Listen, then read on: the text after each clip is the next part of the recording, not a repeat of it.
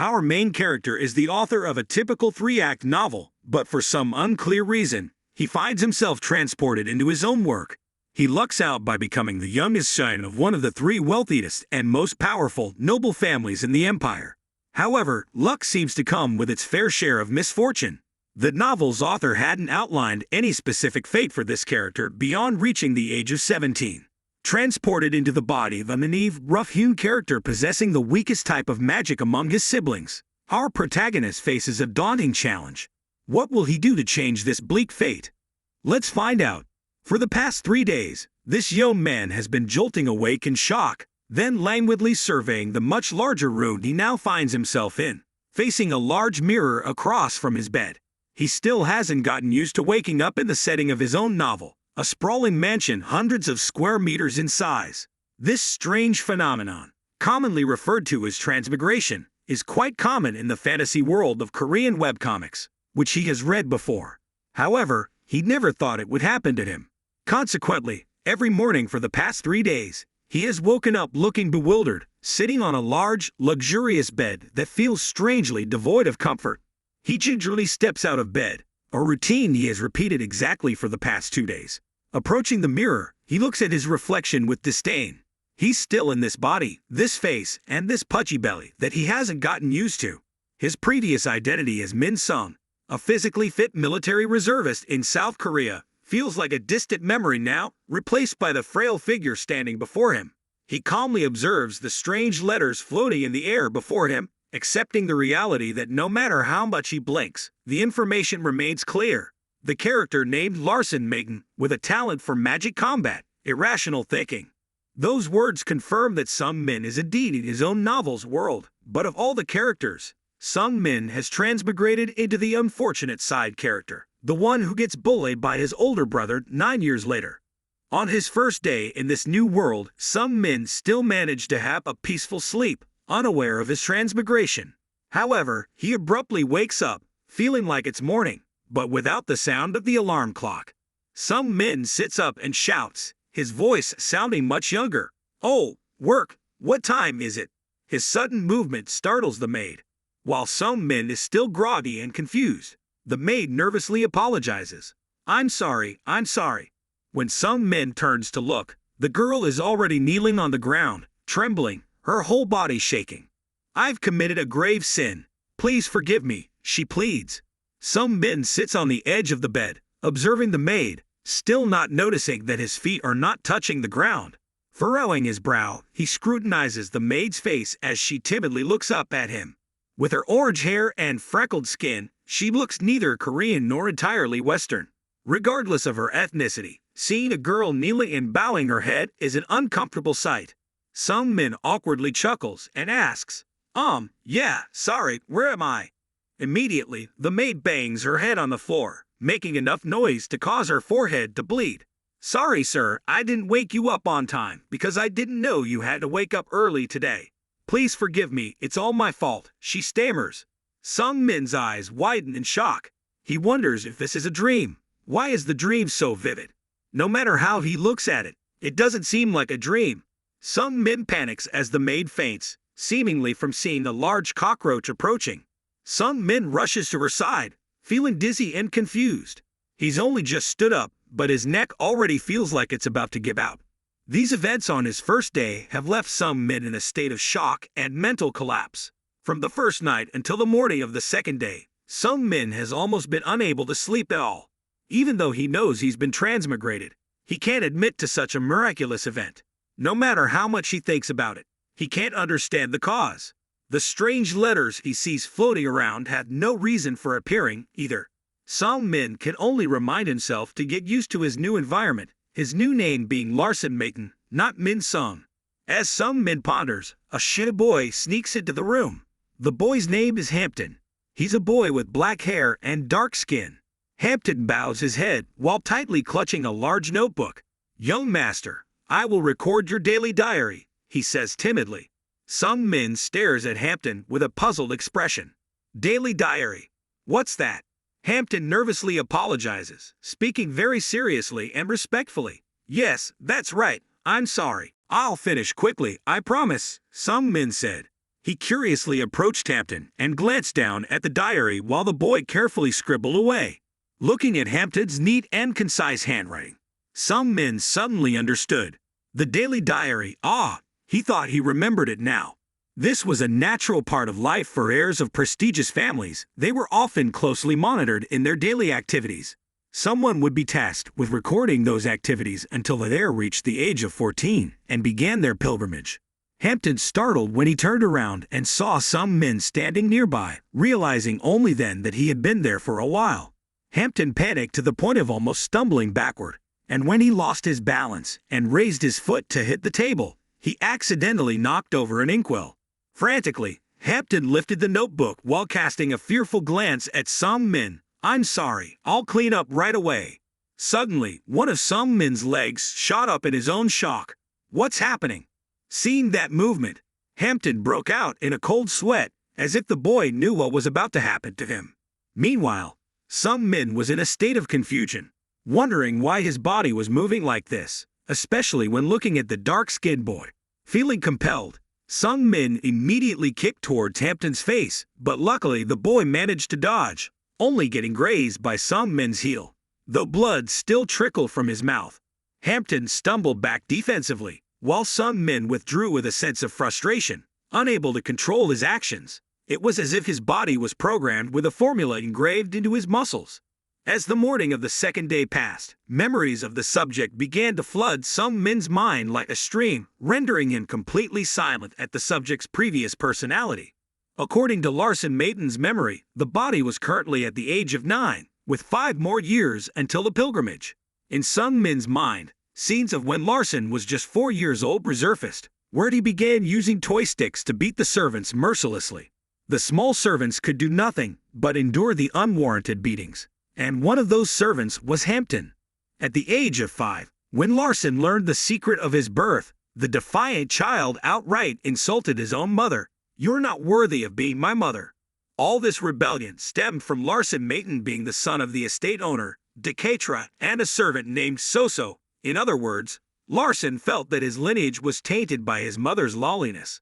While Larsen feared Deketra because he was the estate owner, he showed no fear towards Soso. Unable to speak against Deketra, he had no qualms hurling harsh words at Soso. By the time he was 7, Larsen even spat in his mother's face and ordered her to leave. Sung-min couldn't help but feel disgusted as these terrible memories poured into his head. It felt humiliating to have these memories now belong to him. Nevertheless, at the age of 7, Larsen was undeniably remarkably talented at being a terrible person. There were many more instances of mistreatment towards the servants and other defiant actions, so much so that Sung-min couldn't recall all the memories clearly. After spending his 7th year engaging in a series of horrifying rebellious acts without restraint or discipline, the most terrible incident that changed Larsen's life occurred when he was 8.5. Sung-min couldn't remember why Larsen had beaten a girl, but it was another typical event considering his rebellious nature. Sung-min vaguely remembered Larsen grabbing the girl's clothes and swinging a stick with harsh words and an arrogant expression. "This little wretch, making me angry." Larsen, an extremely arrogant child, boasted everywhere that he had beaten Rosalind, the only daughter of a renowned martial arts family, when she was just 6. Thanks to his unruly son, his father, Deketra, had to bow his head and apologize to Grandel's family. As a natural consequence of such disruptive behavior, before Larsen turned 9, he was sent away to a remote estate called Maple. According to Larsen's memories, even after such punishment, his character remained unchanged. Just a few days before, he had wreaked havoc for a trivial reason in Sung-min's eyes. Sung-min remembered that Larsen had yelled, "Bring me some verdant chocolate here." Sung-min couldn't help but laugh at the absurdity of it all. This kid is obsessed with chocolate. No wonder he's got a potbelly. Sung-min chuckled at how ridiculous it was. Larsen Maiden was clearly a character in Sung-min's novel named Sade, and Sung-min had indeed written him as an incredibly wicked teenager, acting like a fool. But Sung-min had never written such detailed life events for a supporting character. In other words, even the author himself was amazed by the detailed background and past memories of Larsen. This is not the world Sung-min directly described, but a world that has never been written before, created spontaneously in the hidden world of the novel. Therefore, there are events that unfold automatically according to the dynamics of this world, which only the original storyline Sung Min can grasp. On the second day of his transmigration, Sung Min remembered almost all of Larson's memories, even though they were all junk, making him even more frustrated. By the third day, Sung Min had no choice but to accept that he had transmigrated into a character he had no affection for. Sung Min began to shake off his confusion, realizing this wasn't a dream but reality. After regaining his spirits, Sung Min began to contemplate what to do next in this world, where Larson Mayton was just a despicable side character from the famous novel Sade. Sung Min remembered how Larson had never described the appearance or abilities of the brat in the story, only providing basic, even vague, settings. Regardless, Larson was just an occasional character in the novel, so everything about him was mentioned roughly and sporadically. Since there was no specific plan for this character, Sung Min only gave him the talent for magical combat, just for the sake of it, and he never let the character use that talent. Therefore, even the longest-standing reader of the novel he wrote didn't know where this character came from in Chapter 83. Who is Larson? When did this name belong to the Mayton family? Because Larson's abilities were left open and never used in the novel, most readers only paid attention to this character when he stepped onto the stage. A chill ran down Sung Min's spine as he thought about how Larson was too confident in his pedigree and behaved like a despicable person, ultimately being murdered at the age of 17, specifically having his head chopped off. When Sung Min was Sung Min, he wrote about Larson without any emotion, but now that he had transmigrated into the character, he felt horrified. Sung Min earnestly told himself, "All right, survival must be the top priority." Currently, Larson is 9 years old, and Sung Min has 8 years left. Sung Min's eyes became sharp and determined. He had 8 years to change the future, not even considering how to return to reality. After a moment of determination, Sung Min's face turned horrified again, but the issue was what would happen next. Sung Min thought that even if he could change the future in 8 years, he would eventually have to face the main character of the novel.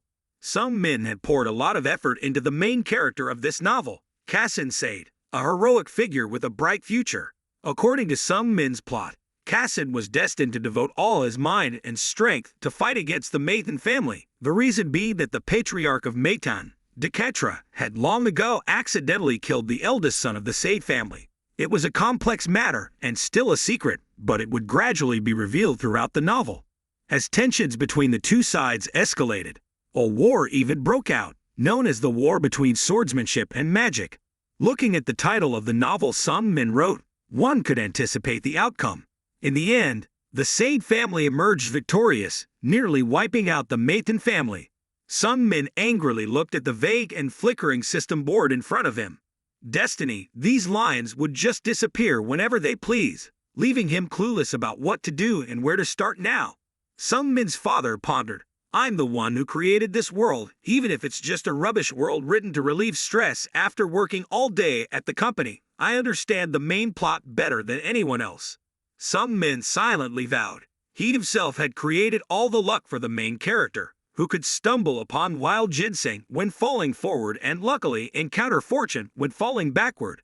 Sung Min looked at his small outstretched hand confidently and said to himself, "I even know the future, so as long as I make good use of it, I can live comfortably like in my past life, except for one threat of death." Sung Min suddenly clenched his hands tightly, his heart surging with passion. No, it didn't stop there.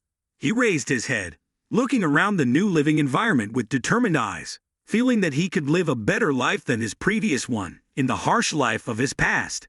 In his previous life, Sung Min had few friends and no family. He often worried about expenses to the point of resorting to using free Wi-Fi. But now, the living space spread out before Sung Min was an unimaginable dream. Even the bathroom in this house was bigger than his previous apartment. Sung Min's mind began to relax as he looked at the luxurious room arrangement. Even though it was considered a mansion for Larson, Sung Min felt at ease. After all, you only live once, and being the youngest son of a wealthy family wasn't too bad. Sung Min eagerly stretched his arms forward in a boxing stance because his magical combat abilities had not yet been revealed, so Larson didn't know what he was capable of. Sung Min was sure that even though not even the author knew how to use them, being born into the Mayton lineage meant he must be a genius in this field. According to some Min's storyline, the Maiden family was one of the 3 great families in this world. Therefore, some Min became even more confident, thinking positively. However, he still couldn't help but feel a chill as he contemplated the possibility of his fate if he didn't change anything. He might end up losing his head by the age of 17, so living a better life than some Min's in Korea seemed plausible. Some Min took a deep breath and became determined again. He just needed to do something to avoid the risk of death.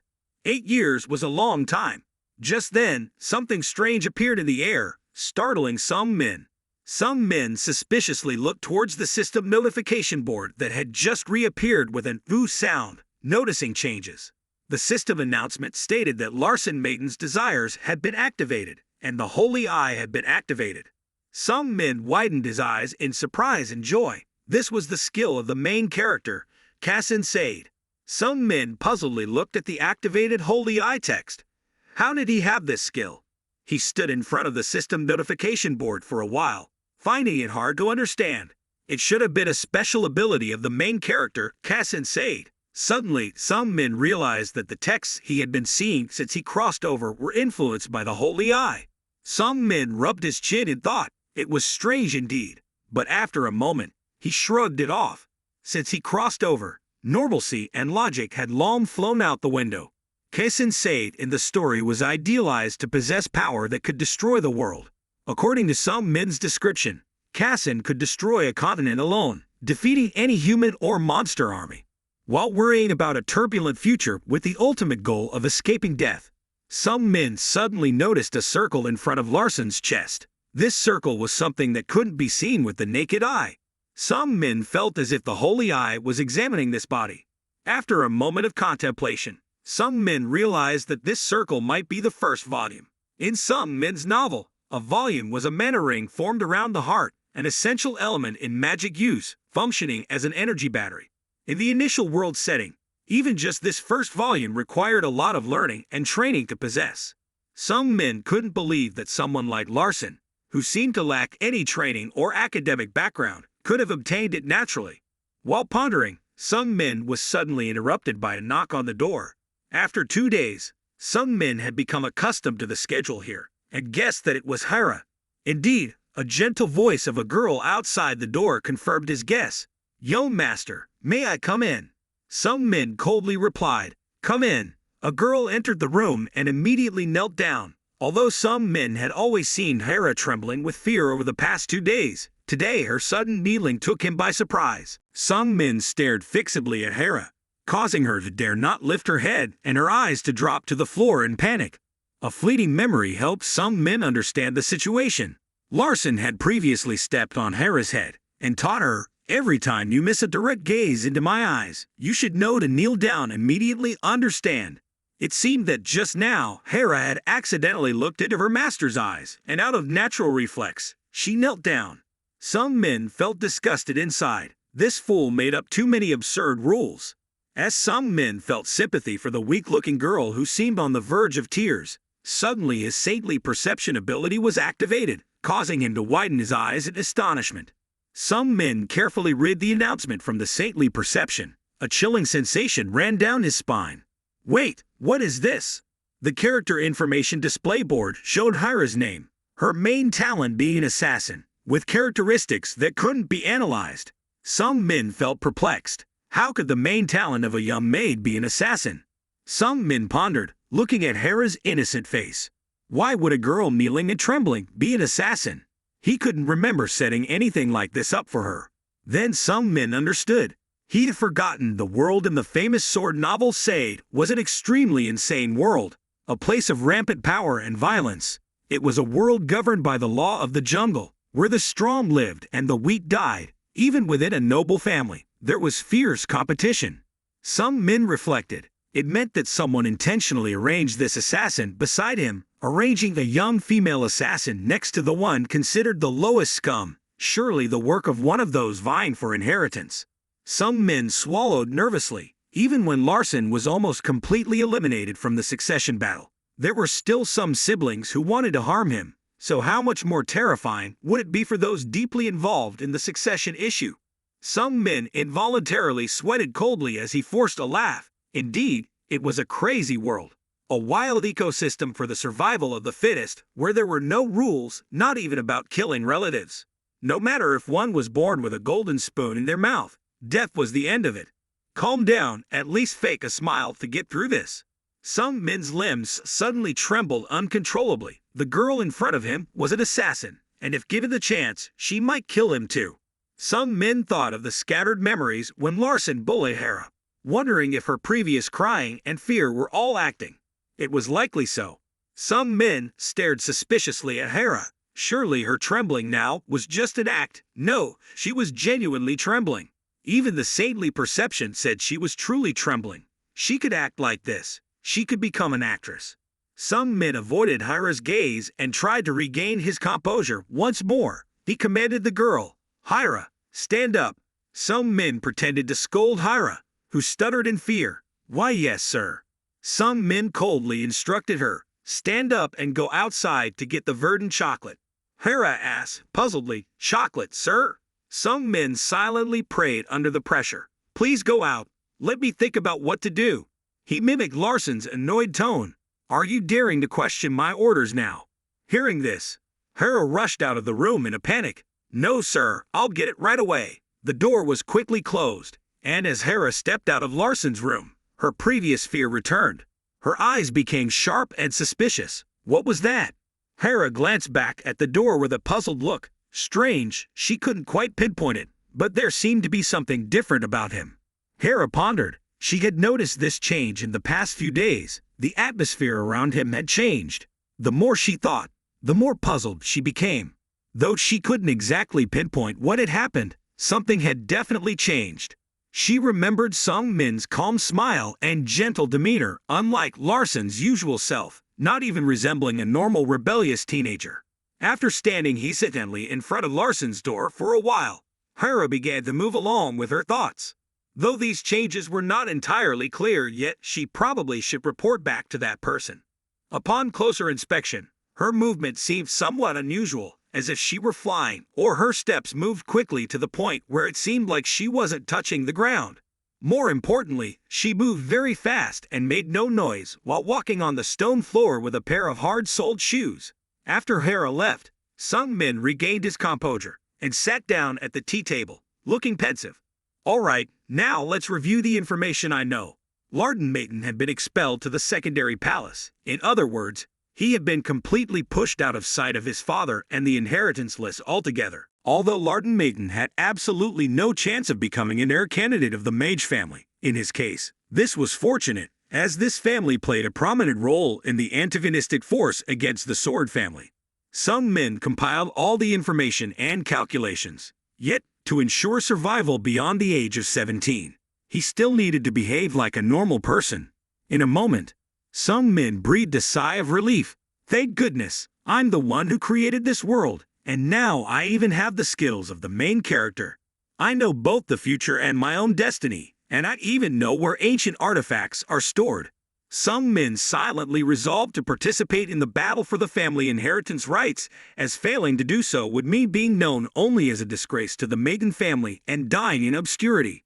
Despite his determination, Sung Min couldn't shake off his worries. Things seemed fine now since he was only 9 years old, but the struggle for inheritance rights would officially begin for him after his 10th birthday. He silently lamented Larson's life in the novel, how the poor fellow continued his wretched life after turning 10, leading to his transfer to the other world at 17. Immediately after, Sung Min thought about the bright future awaiting him. He couldn't afford to be as naive as Larson. Here, he could comfortably eat, without worrying about money, and even travel. He could live a carefree life different from before as long as he maintained his position among the heirs, not acting weak or too extravagant. The more Sung Min thought, the more confident he became. He had done this many times before. It was the survival strategy in the South Korean army. With clarity of thought, Sung Min's eyes lit up. "All right, I know how I should behave in this world, and now it's time to act accordingly." Suddenly, the system notified Sung Min that due to insufficient mana, the effects of his divine eye would be closed. Just then, Hera knocked on the door and timidly entered, apologizing for not being able to bring Sokolov in, as it was really hard to find. Some men coldly glanced at Hera and said he didn't mind, though inwardly he thought he didn't really want chocolate. He just needed some time to think. Hera tried to explain further but was stunned by some men's indifferent attitude. When Hera hesitated to leave, some men bluntly told her to go away. Some men glanced at Hera with a hint of awkwardness.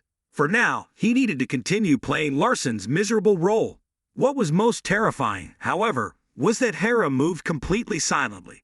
Hera couldn't believe that someone who loved chocolate as much as Larson could easily dismiss her like that. She stood hesitantly at the door, unsure, until some men finally urged her to leave. As Hera left, her mind raced with chaotic thoughts. Did she mishear him? He had clearly said it was fine. She had to observe a little longer before deciding whether to report this incident or not. Meanwhile, some men was feeling apprehensive because in this world, not only heroes hid their powers, even the servants did. The world was too dangerous and unpredictable. A week later, some men ordered Hampton to prepare for significant changes in Larson's life and to get ready to leave for training. Hampton looked bewildered, asking what they were preparing for. Some men calmly replied that they were heading to the training area, leaving Hampton perplexed about what training area he was referring to. Some men immediately shouted, "Stop interrogating me! Do I need to repeat the order for you to understand?"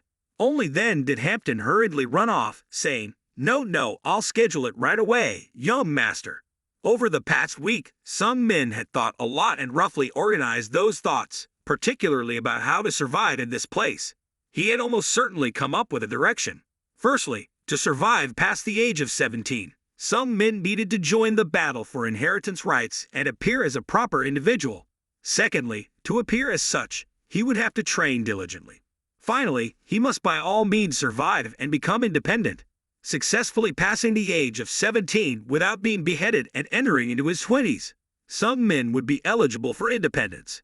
His goal was to live happily in a place where Cassin couldn't reach, and because Cassin was a typical hero type, only those directly involved in the fight as villains would be killed. This gave some men confidence in his ability to survive in the distant future. However, before achieving that, there was something extremely important some men needed to verify: the effects of Volume 1, the magical combat abilities, and the Divine Eye. That's why some men decided he needed to go to the Maiden family's training area to test them in combat. Meanwhile, Hampton was rushing off to prepare the carriage for some men. "Young Master Larson, things have changed," he muttered to himself. Despite being shocked, Hampton seemed rather cheerful. Within Hampton, there was a mix of astonishment and excitement because the young master had noticed the changes in his behavior over the past few days. However, everything wasn't quite clear until now. Hampton thought to himself, suspecting that the reason he had bruised was because the young master had hit him. But that wasn't something to be angry about, but rather regrettable because he couldn't assist him in his play. Hampton's steps became lighter with happiness upon confirming the change in his master. Now that the young master wanted to go to the training area, the change had become evident. Previously, some men had used his clairvoyance to read Hampton's character information, his primary attribute being poison, and his trait being a timid shadow. This made some men almost rush forward in anger. First, he was an assassin, and now he was someone who used poison. What on earth was going on? Some men couldn't help but shudder as he looked at Hampton's innocent face. When did he start learning about poison? Surely he wanted to secretly oppose him. However, upon reading Hampton's trait as a shadow, some men breathed a sigh of relief. Every heir of the Mage family would have a properly trained aide. They were trained and brainwashed from childhood to support their master, pledging loyalty and readiness to sacrifice their lives for them. It could be said that these loyal shadows were almost foolishly devoted, believing that a dung heap was soybeans if their master said so, and some men's shadow was Hampton. This made some men both astonished and relieved. Even someone as despicable as him had a shadow. Thanks to this information, some men felt more confident in Hampton. After all, he was a properly trained aide, and every shadow lived solely for their master's service. Shortly after, some men in Hampton arrived at the Maiden family's training building, and Hampton felt ecstatic. He couldn't believe his master had come here for training. He was so happy. However, as some men leisurely stepped into the training area, Hampton felt uneasy. Why the sudden change? It wasn't that he feared some men would cause trouble or anything. But every action of his was looked down upon by others, making him uncomfortable. Hampton felt a pang in his heart as he remembered Larson's disruptive past, but in the next moment, a deep sense of trust shone in his eyes. No, he had to trust the young master. While Hampton was fretting, Sung Min stood still, gazing at the massive training building in front of him. It was a modern structure in the fantastical world, and it made Sung Min bitterly laugh. He was lazy with these setups. Sung Min consoled himself. Well, at least he could use it comfortably like what he was used to in Korea. As he stepped towards the entrance of the building, his system notified him of the current location. Training Area 1. A scheduled trainer stepped out to welcome Sung Min. Usually, each training area had at least one operational manager. The manager wore the loose robe of a mage, but sported cool sunglasses. He warmly greeted Sung Min. "Young master, here you are." The manager introduced himself. "I'm Noah, the manager of Leaf Training Area." Sung Min politely nodded. "Yes, nice to meet you." Noah bowed deeply. "Yes, it's my honor, young master." As he bowed deeply, a hint of resentment appeared on Noah's face. "I'm the one you slapped a year ago just because I didn't bow enough when greeting. You rascal, you don't even bother to remember my face now." Sung Min silently followed Noah into the training area, quietly observing him. Why couldn't he rid him with his clairvoyance? He must be stronger than Larson now. Well, it was normal for a training area manager. Sung Min thought to himself, he shouldn't be rude. It's best to treat him kindly. With the softest tone possible, Sung Min said to Noah, "From today onwards, I'll begin training. What kind of creatures are suitable for me?" Noah couldn't help but look surprised at Sung Min's determination in training. Sung Min nodded firmly in response. "Yes, give me some advice. Something suitable for my age." Noah hesitated before asking Sung Min, "How old are you?" Sung Min didn't hesitate to reply, "I'm 9 years old." Sung Min failed to notice the gleam of hostility in Noah's eyes. "Of course I know," Noah calculated silently. "You wretch, it's been 396 days, 8 hours, and 32 minutes since you slapped me." Noah pondered how to handle the situation now. He wanted to deal with it in the most tactful and rational way possible, to the extent that no one could hold him responsible. After a moment, Noah laughed heartily and said to Sung Min, "The young master has successfully defeated a monster at the age of 9. Sung Min furrowed his brow, wondering, a monster? Fortunately, he still remembered its configuration, about 50 centimeters tall, shaped like a large mushroom, moving by jumping around. It was a low-level monster. So Sung Min quickly nodded and said, "All right, let's set it up that way." Noah eagerly replied, "Yes, I'll prepare it right away. I'll set the battlefield as a mushroom forest."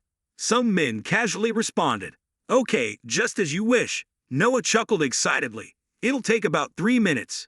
Sung Min watched Noah's enthusiastic movements with some hesitation, but he didn't dwell too much on Noah's unusual behavior. He closed his eyes and contemplated. The monster isn't too difficult, he thought. No wonder that young master could defeat it at the age of 9. Sung Min took steady breaths and reassured himself. Focus for about 3 minutes. I can feel the circle in my chest. My talent is combat magic. Be confident. After all, I've inherited the bloodline of the strongest magical family. Sung Min recalled what he had written in his novel. For the members of the Maton family, using magic was as natural as breathing. It's lucky that I'm aware of how to use magic, even though I don't fully understand it. 3 minutes later, Noah returned with a radiant face, indicating the direction they should go. The scenery around Sung Min changed as he entered the training area with the holographic forest still active, indicating the current location. Noah's voice echoed as he closed the simulated space. "Good luck, young master." Sung Min quietly surveyed the forest. It seemed like an ordinary mushroom forest until he noticed a boulder in the distance and felt the presence of a monster behind it. Something dark lurked behind the rock. Sung Min squinted. "Is that it?" When the monster leaped out and roared, Noah casually instructed Sung Min, "The weakness of this monster is its plant-like body. Being a mushroom-type monster, it's weak against fire." Sung Min stared at the monster with a disgusted look. "This is the monster I created. But it's still creepy to see a moving mushroom." Sung Min clenched his fist and looked at the monster with cold determination. "All right, let's do this." Green mana quickly emanated from his fist. As some men prepared to attack the monster, a new notification window suddenly appeared. System notification. Body's will has been confirmed. Combat magic skill within the body has been activated. At the same time, the mana pool in some men's heart began to whirl violently. Meanwhile, outside the simulation room, Noah observed some men through a crystal ball with an eager attitude. I was quite a famous magician in the Dorothy region before joining the Mayton family. Though my appearance isn't remarkable, I was called a genius in my hometown. Noah was confident and quite fond of himself. Hence, he couldn't forget the shock from a year ago when he was slapped by someone. Noah still resented Larson for that. How dare you call me as a gentleman when you only bow at 82 degrees? Noah harbored deep resentment towards Larson. Since then, you humiliated me just because I didn't bow exactly at 90 degrees. When some men confidently entered the simulation room, Noah was ecstatic. Today, I'll pay you back. I've upgraded the monster to the highest level. At that moment, the monster in the training room began to move and attack some men. Its speed was so fast that ordinary eyes couldn't keep up. Watching the monster charge at some men, Noah was overjoyed.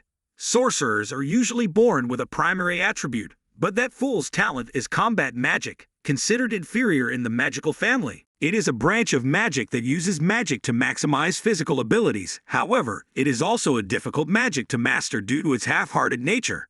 Noah was sure in his heart that with just your fighting magic, you would never be able to hurt those monsters. Can't even touch it. Noah secretly smiled smugly. I just reminded you about the monster's attributes just to fulfill your manager's duties. But I still didn't tell you it has excellent resistance to physical shock. Now my revenge has begun. The brat's mouth still smelled of milk, however. Before Noah was happy for long, his face changed color. Noah couldn't continue laughing evilly because an unbelievable situation happened. Some men captured the monster's movements and jumped directly towards it with a glowing punch. Surrounding some men's fist was a brilliant blue light of mana.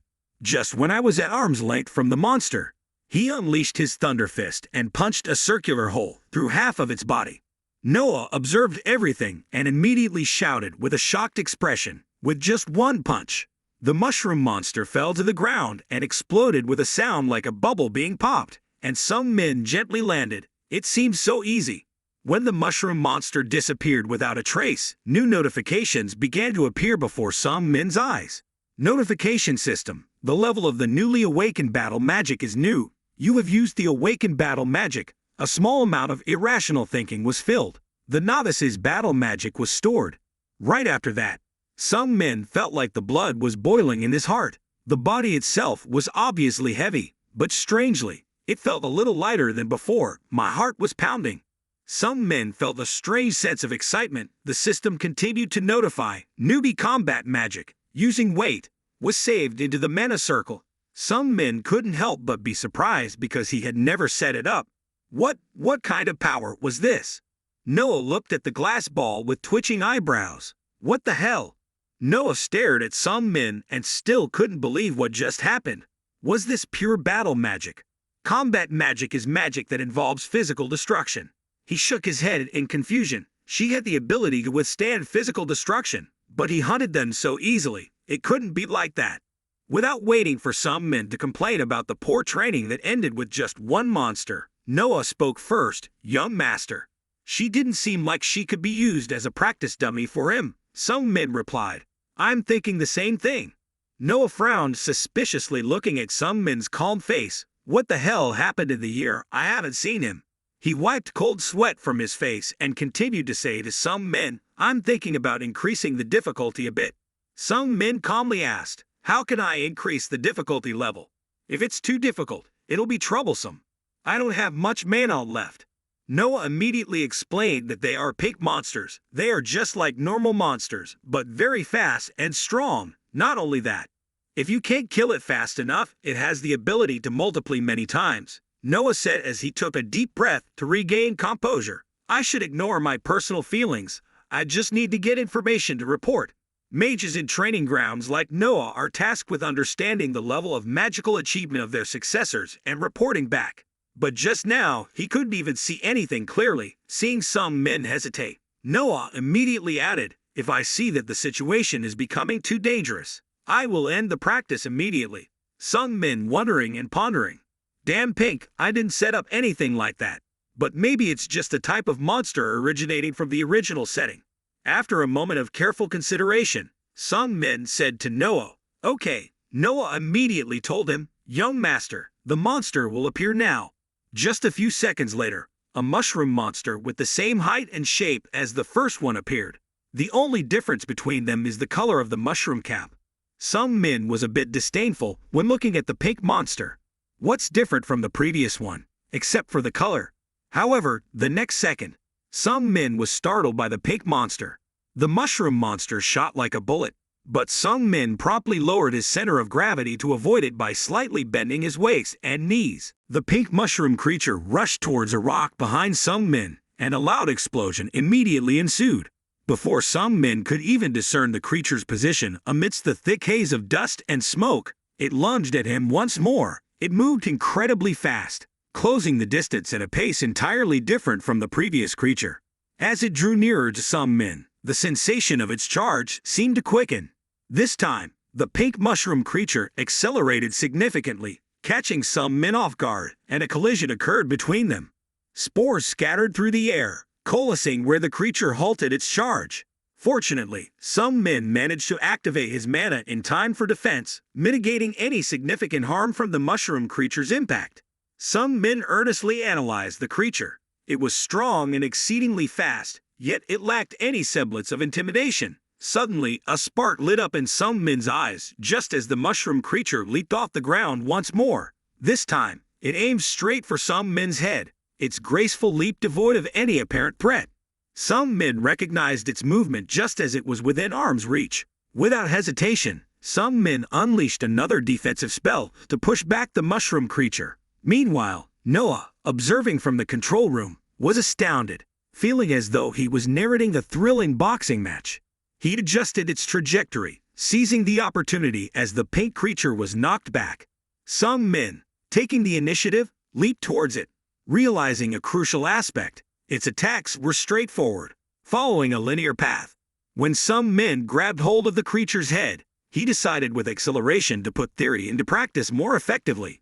He would use the newly unlocked ability he had just discovered, as Sung Min applied his novice combat magic, utilizing weight engraved within his mana circle. He sensed that mana could be drawn upon more rapidly and conveniently than before.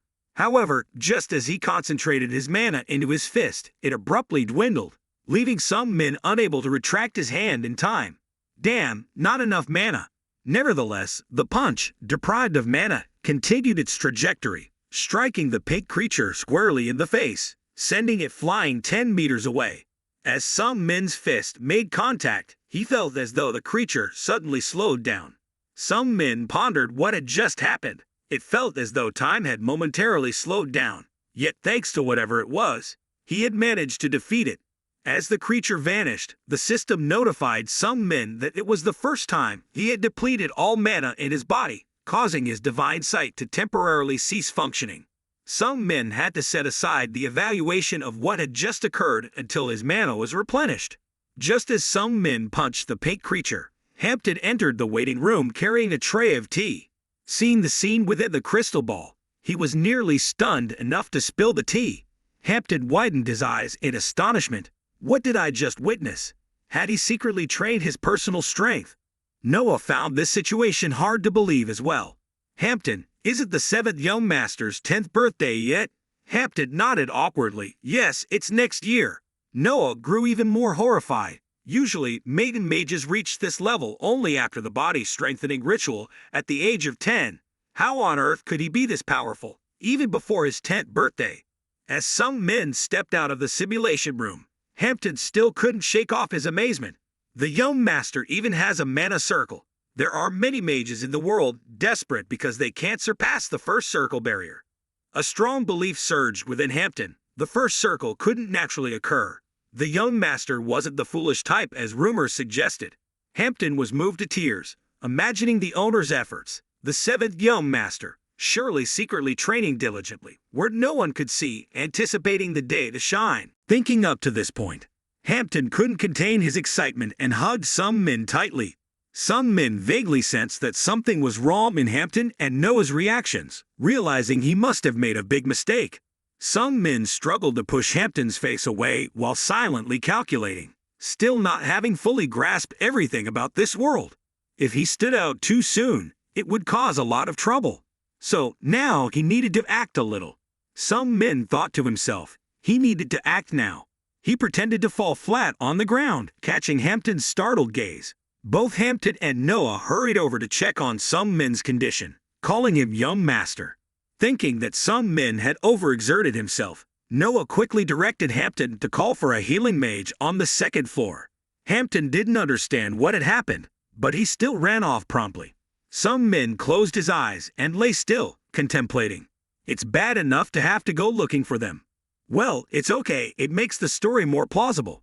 Surely there must be some healing potion or healing mage on the 2nd floor. At this moment, there was a plump mage napping in the 2nd floor lobby. Hampton immediately called out to wake him up, asking if there was any healing mage around. The mage jolted awake with a startled expression, asking what was happening. Hampton urgently explained that the young master was injured. The healing mage quickly got up, realizing it was indeed a serious matter. However, just as he was about to rush off, he hesitated, asking, "The young master, not the 6th young master?" Hampton urged him on, confirming that it was the 7th young master. The healing mage still seemed incredulous. "Are you the attendant of the 7th young master?" Hampton hurriedly clarified, "Yes, I'm Hampton, the attendant of the 7th young master." The healing mage continued to hesitate. "Wait, so the 7th young master is really here? What's that useless guy doing here then?" Hampton felt annoyed by the disdainful remarks and explained, "He defeated a Crimson Lotus demon and took a fatal blow from it." The healing mage widened his eyes in shock. "What? How?"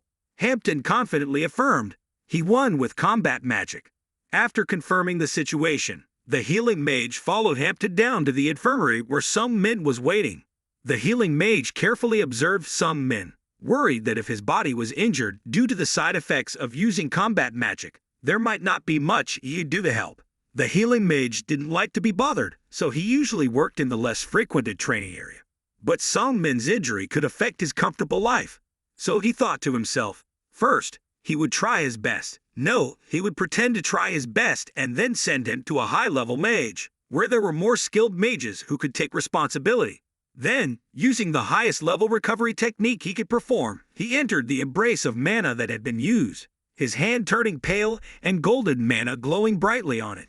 However, Sung Min still showed no signs of waking up. Sweat of worry dripped from the healing mage's forehead, running down his cheeks and chin. As predicted, there was no response. Yet, he knew it wouldn't work right away. The healing mage appeared to be exerting himself to the point of trembling, quickly finishing this and sending him to the main house. "Hurry up!" At that moment, Sung Min suddenly opened his eyes as if the healing mage's efforts had been effective. Everyone around Sung Min's bed was shocked and exclaimed. The healing mage was even more bewildered than anyone else. "Has my magical ability improved?" "No, I didn't do anything."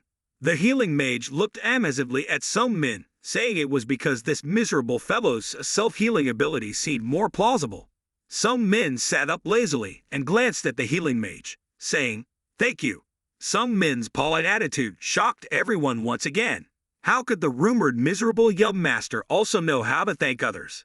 After Sung Min returned to Maple Manor, he decided to take a temporary rest until his mana recovered.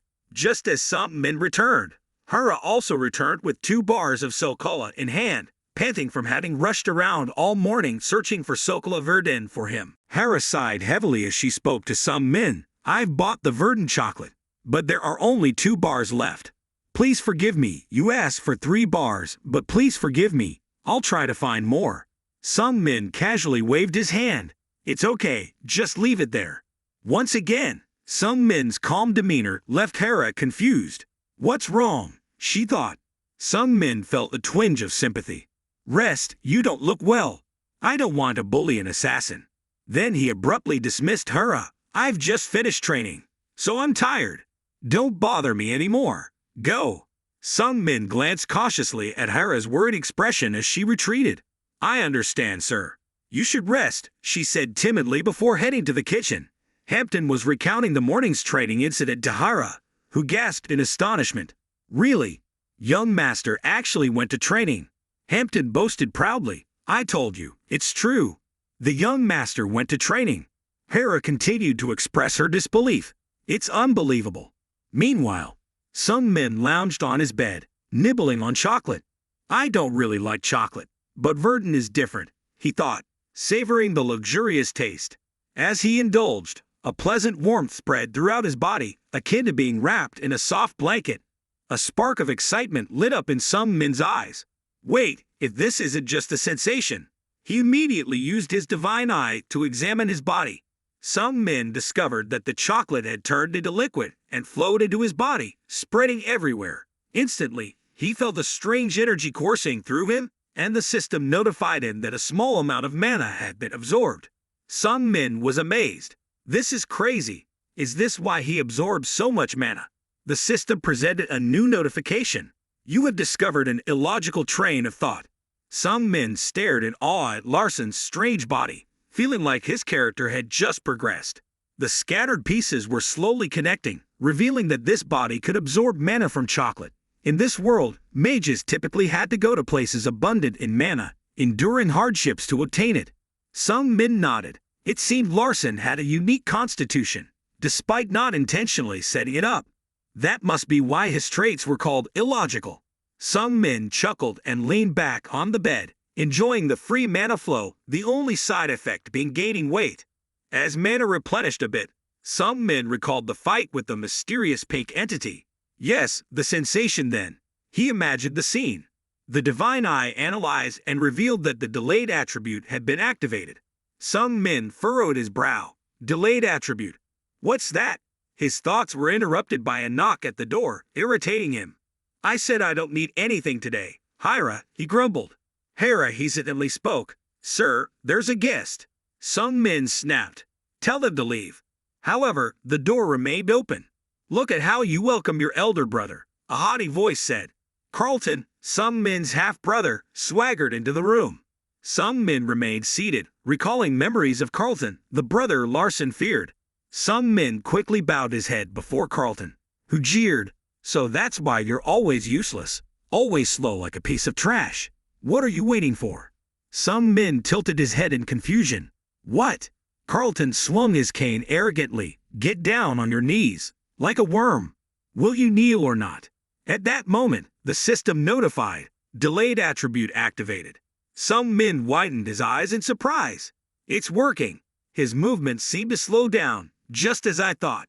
This delayed attribute is truly significant. The image of Carlton swinging his cane slowed down, giving Sung Min the opportunity to easily evade and push the cane aside.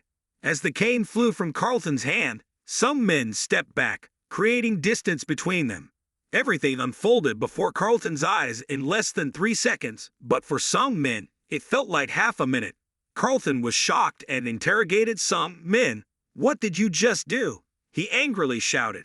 How dare you, you piece of trash? Sung Min calmly replied, I was just defending myself. Carlton glared at Sung Min warningly and reiterated harshly. Say that dead dog line again, you piece of trash. Sung Min innocently asked. What? Carlton angrily reminded him. Say the dead dog line again, you piece of trash. Sung Min nonchalantly responded. Dead dog. Sung Min's indifferent expression infuriated Carlton. What's that supposed to mean? But Sung Min remained indifferent and said, You told me to say dead dog. Carlton exploded in rage, shouting curses at Sung Min. You insect, your mother's child. Immediately after, he prepared to attack Sung Min using magic. I'll kill you, Carlton threatened. Sung Min quickly noticed a circle forming around Carlton's heart as well. Thanks to his saintly eye, Sung Min could see that Carlton was about to unleash energy from that circle. The saintly eye also provided Sung Min with information about Carlton, his water attribute, and his impulsive nature. As Carlton began to use his attribute magic, small water rings appeared around him. With his delay spell, Carlton's movement slowed once again in front of Sung Min. He would release the attribute power in front and near the chest. I anticipated his actions, and the next steps required finesse. As Carlton swung his fist towards Sung Min moved like lightning, circling behind Carlton, leaving him momentarily bewildered. Sung Min struck forcefully at Carlton's right shoulder from behind, causing him to cry out in a hoarse voice. In the blink of an eye, Sung Min circled to the front of Carlton and delivered a punch to his abdomen. Though Sung Min tried to control his strength to avoid killing Carlton, he still inflicted serious injuries, causing him to cough up blood. Carlton slumped down, vomiting a large pool of blood on the floor, leaving Sung Min bewildered. Sung Min blamed himself, cursing, "Damn it, I thought I had restrained my strength enough." Then he shouted for Hampton. "Quick, call the doctor." Sung Min pondered as he imagined the fight just now, realizing that perhaps his magic control was still not as precise as he desired. Hampton rushed in anxiously, asking what was wrong. Sung Min didn't explain but shouted, "I told you to call the doctor." Hampton, seeing Carlton kneeling before Sung Min, became even more alarmed. Yes, I understand," he stammered. Sung Min sighed inwardly as he watched Carlton still coughing up blood. "Seems like I went a bit too far with punching that idiot brother of mine," he muttered. However, he silently smirked afterward, thinking he had found the most effective way to deal with sorcerers. "My first goal is to survive until I'm 17, Sung Min thought, feeling a glimmer of hope. The next day, an argument erupted between Hampton and Hera. Hera exclaimed in shock, "Did that fool defeat the sixth young master?" Hera's reaction was sharp. "No way. How could that happen?" Hampton sighed. "Of course, it sounds absurd. If you hadn't seen it with your own eyes, you wouldn't believe it." After a moment of contemplation, Hampton hesitated and asked sincerely, "Could you speak honestly, sister?" Hera calmly replied, "What's up?" Hampton was astonished when Hera casually revealed, "Are you going to say that I'm just a shadow?" Hampton was speechless. Hera sat down nonchalantly, and everyone except that foolish young master knew she was his shadow. Hampton bluntly exposed Hera. "I don't think you're just an ordinary maid either. Your steps move so lightly and almost silently." Hera chuckled mischievously. "Oh, that's something everyone can see, except for that fool." Hampton adamantly continued, "I think you're onto something. I think it's because his 10th birthday is coming up. The last young master is finally beginning to change." While Hampton and Hera were engaged in heated debate, Sung Min was alone, finding his way to the family library. It had a dignified ancient architecture, but unusually massive in size. After the duel with Carlton, Sung Min thought it wise to learn strict mana control. Sung Min couldn't help but be overwhelmed by the grandeur of this structure. "This is where I will study to control mana," he thought, staring at the Starlight Library. He marveled at the library, resembling more of a shopping center than a typical library. It was no surprise that Larson had never been here before. Upon entering the library, Sung Min was even more astonished. "This is insane. It's all books." Sung Min wandered through the library feeling a bit perplexed. Every floor of the library seemed the same.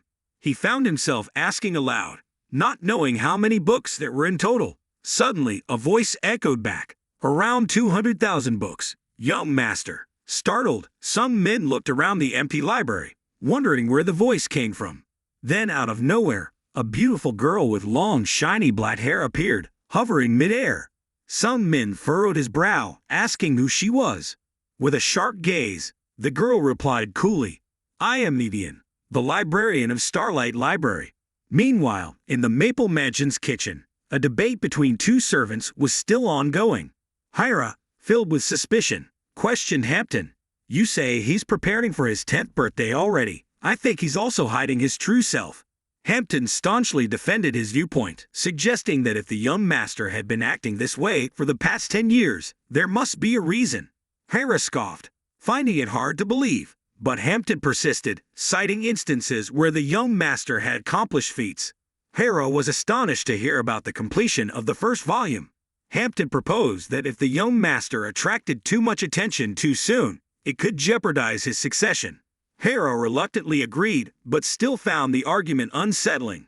Back in the library, Sung Min was still bewildered by Evian's presence. Apologizing for his forgetfulness, he asked again who she was.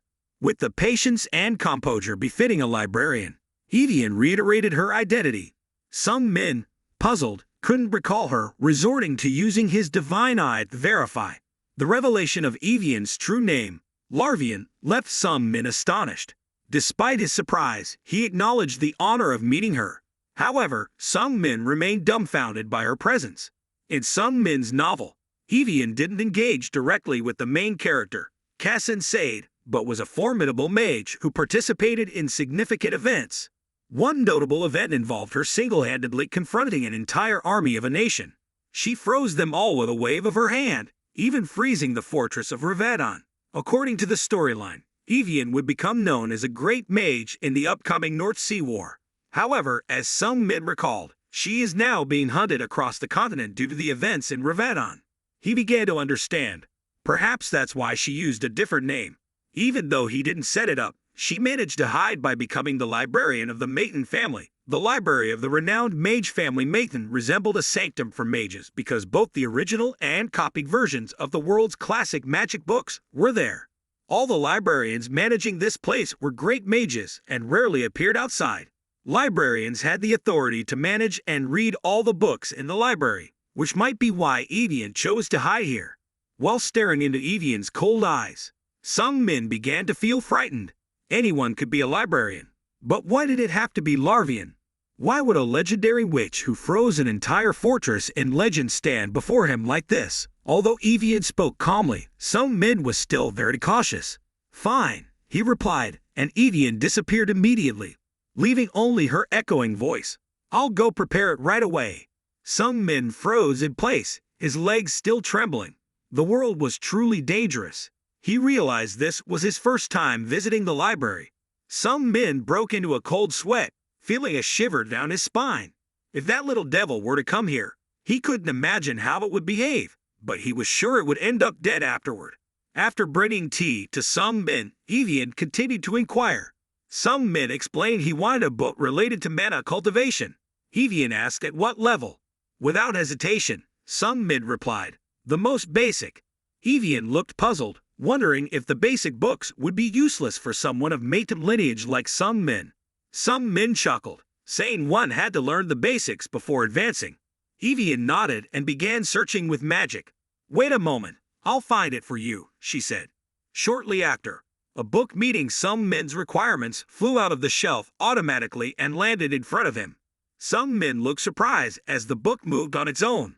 Evian disappeared immediately after, leaving only her voice echoing. I hope you will gain something from it. Sung Min started reading the book attentively. Mana was a term encompassing all types of energy in nature. They had to store mana in their hearts and create a tome to become a mage. However, Sung Min could only understand the first few pages. Later, the 8th theorem of Largo and the 7th mathematical formula of Prato were mentioned, explaining why the answer to e to the power of 648 is what it is. Sung Min didn't take long to collapse with a sigh. How could this be a basic book? It's impossible for a modern person like me to self-study such peculiar knowledge. It's too difficult, it's all incomprehensible. While feeling desperate, a ray of light flashed in Sung Min's mind. Wait a minute, if I can't learn it, there's still the Holy Eye. After using the Holy Eye to analyze the book, Sung Min felt much more excited. Just trying to see if it works, but didn't expect it could analyze it. While I couldn't understand anything while reading, it looks like a computer screen. Really cool. Thanks to the Holy Eye, Sung Min could both read and understand the book and contemplate vaguely. This skill is really amazing. The problem here is that in this world, there is a monster that can use this skill even better than me. After half an hour, the system notified that it had analyzed 22% of the introductory magic book. The Holy Eye could not continue to be used because of a mana shortage. Sung Min then thought, what if it reaches 100%? Then I can understand all of this, right? I should prioritize solving the mana shortage issue. He joyfully closed the book immediately after that. Stopping here for today is enough. Until dusk, Sung Min returned to the Maple Mansion. Hampton ran out to greet him with a puzzled look. Oh, young master, Madame Soso has come to visit you. Sung Min was pondering, trying to remember Soso's face in Larson's memory. Then suddenly her appearance startled him. Soso was standing waiting for Sung Min in the hallway leading to the mansion. Her face youthful and gentle, seemingly not holding any grudges against Larson despite that brat's insolence towards her mother. As Sung Min looked closely at Larson's mother, he was stunned. Even from a distance, Sung Min could still recognize Soso's resemblance to his real mother. What's going on? Why is my mother appearing here? Sung-min always remembered his mother because he could never see her again. Sung-min's mother died of cancer when he was just a 9-year-old child, Larson's current age. After that tragedy, Sung-min's life became filled with sorrow. Since his mother's death, Sung-min has often been bullied, beaten, and mocked as an orphan. Sung-min had longed to meet his mother again many times, but he never imagined that Larson's mother would resemble his own mother so much. Sung-min couldn't help but stare at So-So in bewilderment. Why does she look like my mother? However, that wasn't the only shocking thing for Sung-min. He was even more astonished when he read So-So's information through the Holy Eye. According to what the Holy Eye read, So-So was in the early stages of lymphoma. Even her health condition was similar to Sung-min's mother's. After that, Sung-min didn't drive So-So away like Larson had done in previous encounters. He politely invited her to a separate room. Sitting across from So-So, whose face resembled his mother's so much, Sung-min couldn't even lift his head to look into her eyes. In Sung-min's heart, there was an overwhelming sense of guilt for what Larson had done in the past. He felt the pain of pain when he recalled Larson's criticisms of So-So. Why did Larson, speak to his mother like that? After a while of contemplation, Sung-min took a deep breath and looked into So-So's eyes, his mother's voice trembling from his mouth. Just one word, but it was enough to make So-So widen her eyes in tears. She was surprised by Sung-min's polite behavior in inviting her to the separate room, but couldn't imagine that one day she would hear such a loving call from her son's mouth. Sung-min awkwardly conversed with So-So. Son, I don't know where to start anymore, while Hera silently stood behind him, observing him with suspicion. Truly, the supposed useless young master isn't a wretched one, just pretending all this time, isn't he? Hera's gaze towards Sung-min was still incredibly sharp and icy. Is that part of the plan for the family inheritance battle? Anyway, I can't underestimate him anymore. At this moment, Sung-min gathered up the courage to speak to So-So, apologizing for his past actions. So-So remained silent, but her eyes widened slightly, unable to hide her surprise at her son's change. Sung-min chuckled awkwardly, telling So-So that he wasn't sure if she believed him, but now he understood a bit more. His demeanor had changed significantly, and So-So tried to maintain her composure, lifting the teacup. Mother understands, she said. Subsequently, Sung-min apologized several times for everything Larson had done to her, while So-So listened silently without any reaction. However, just hearing So-So's choked voice and a few brief words earlier made Sung-min understand why she wanted to remain silent. She was trying to suppress her emotions. When tears were about to burst, So-So immediately stood up to leave, saying she had something to attend to. Sung-min didn't stop her, knowing she was no longer a servant and had no obligation to stay. As So-So left, Sung-min pondered on her rare illness, leukemia. It was a rare disease marked by 3 green dots on the chest, with no known cure. If it reached the 3rd stage, treatment was impossible. Luckily, she only had 1 dot. So-So rushed out of her son's room and quickly closed the door, trying to hold back her tears. Finally, unable to contain her tears, So-So could only cover her mouth to muffle her sobs. On such a joyful day, why did she want to cry? The more she thought, the more emotional she became. Her only son had finally called her, for the first time in such a manner. Sung-min knew So-So was still outside and unexpectedly asked softly, "Mother, could you spare an hour for me every day?" Sung-min's earnest voice came from inside the room. "I will prepare Karon grape tea from the Shapelian mountain range. Shall we drink tea together at this hour every day, mother?" So-So tried to stifle her sobs and replied to her son, "Yes, we shall." Sung-min, the one who devised this illness, knew how to change So-So's fate. He felt a bit relieved, knowing that Karutan grape tea from the Shapelian mountain range, although rarely consumed, could cure leukemia if taken regularly for a month. Afterward, Sung-min silently watched So-So's figure leaving the mansion. Regardless of what others said about her being a seducer of the family head and her son being foolish, she was still his mother. More importantly, no matter how Larson treated her, she never abandoned him. Sung-min silently felt grateful for once again seeing his mother, even if it was just a simulated image. Sung-min tried to suppress a sigh. "Don't let the illness worsen, mother." That night, So-So returned to her small, isolated house far from the Maiden family estates. So-So still couldn't believe what had happened at Maple Mansion. She tossed and turned in bed, wondering if it was all a dream. She felt a mixture of happiness and worry. If it wasn't a dream, what was it? Larson had changed just before the boy's 10th birthday, as if he were a different person. Unable to contain her emotions, So spoke with a trembling voice. "Did you hear me there?" She spoke as if confiding in someone. "Every day, I'll have tea with Larson. He's changed so much. Seeing him change so much, I'm amazed. But I'm also very happy. It's strange, isn't it, dear?" So's voice choked with tears of happiness as they streamed down her cheeks. The candle in the completely sealed room suddenly flickered as if someone had just passed by, a subtle reaction, but enough for So to know that someone had heard her speak. The next day, some men specifically called Hara, causing her to feel a bit anxious. "Yes, sir," Hara said seriously, wondering what was so important. In her mind, she briefly felt perplexed. Why did he want to see her? Had he discovered her identity already? Was he testing her loyalty? He wouldn't order her to assassinate anyone, would he? However, what some men said next caught Hara off guard. "Verdant chocolate," some men innocently requested, sounding like a child asking for a treat, but with a serious expression. "I want the best quality as much as possible." Hera felt a twinge of disappointment. So that was it, but before she could dwell on it, some men interrupted her thoughts. "Oh, and one more thing," he added, catching her eagerly awaiting his command.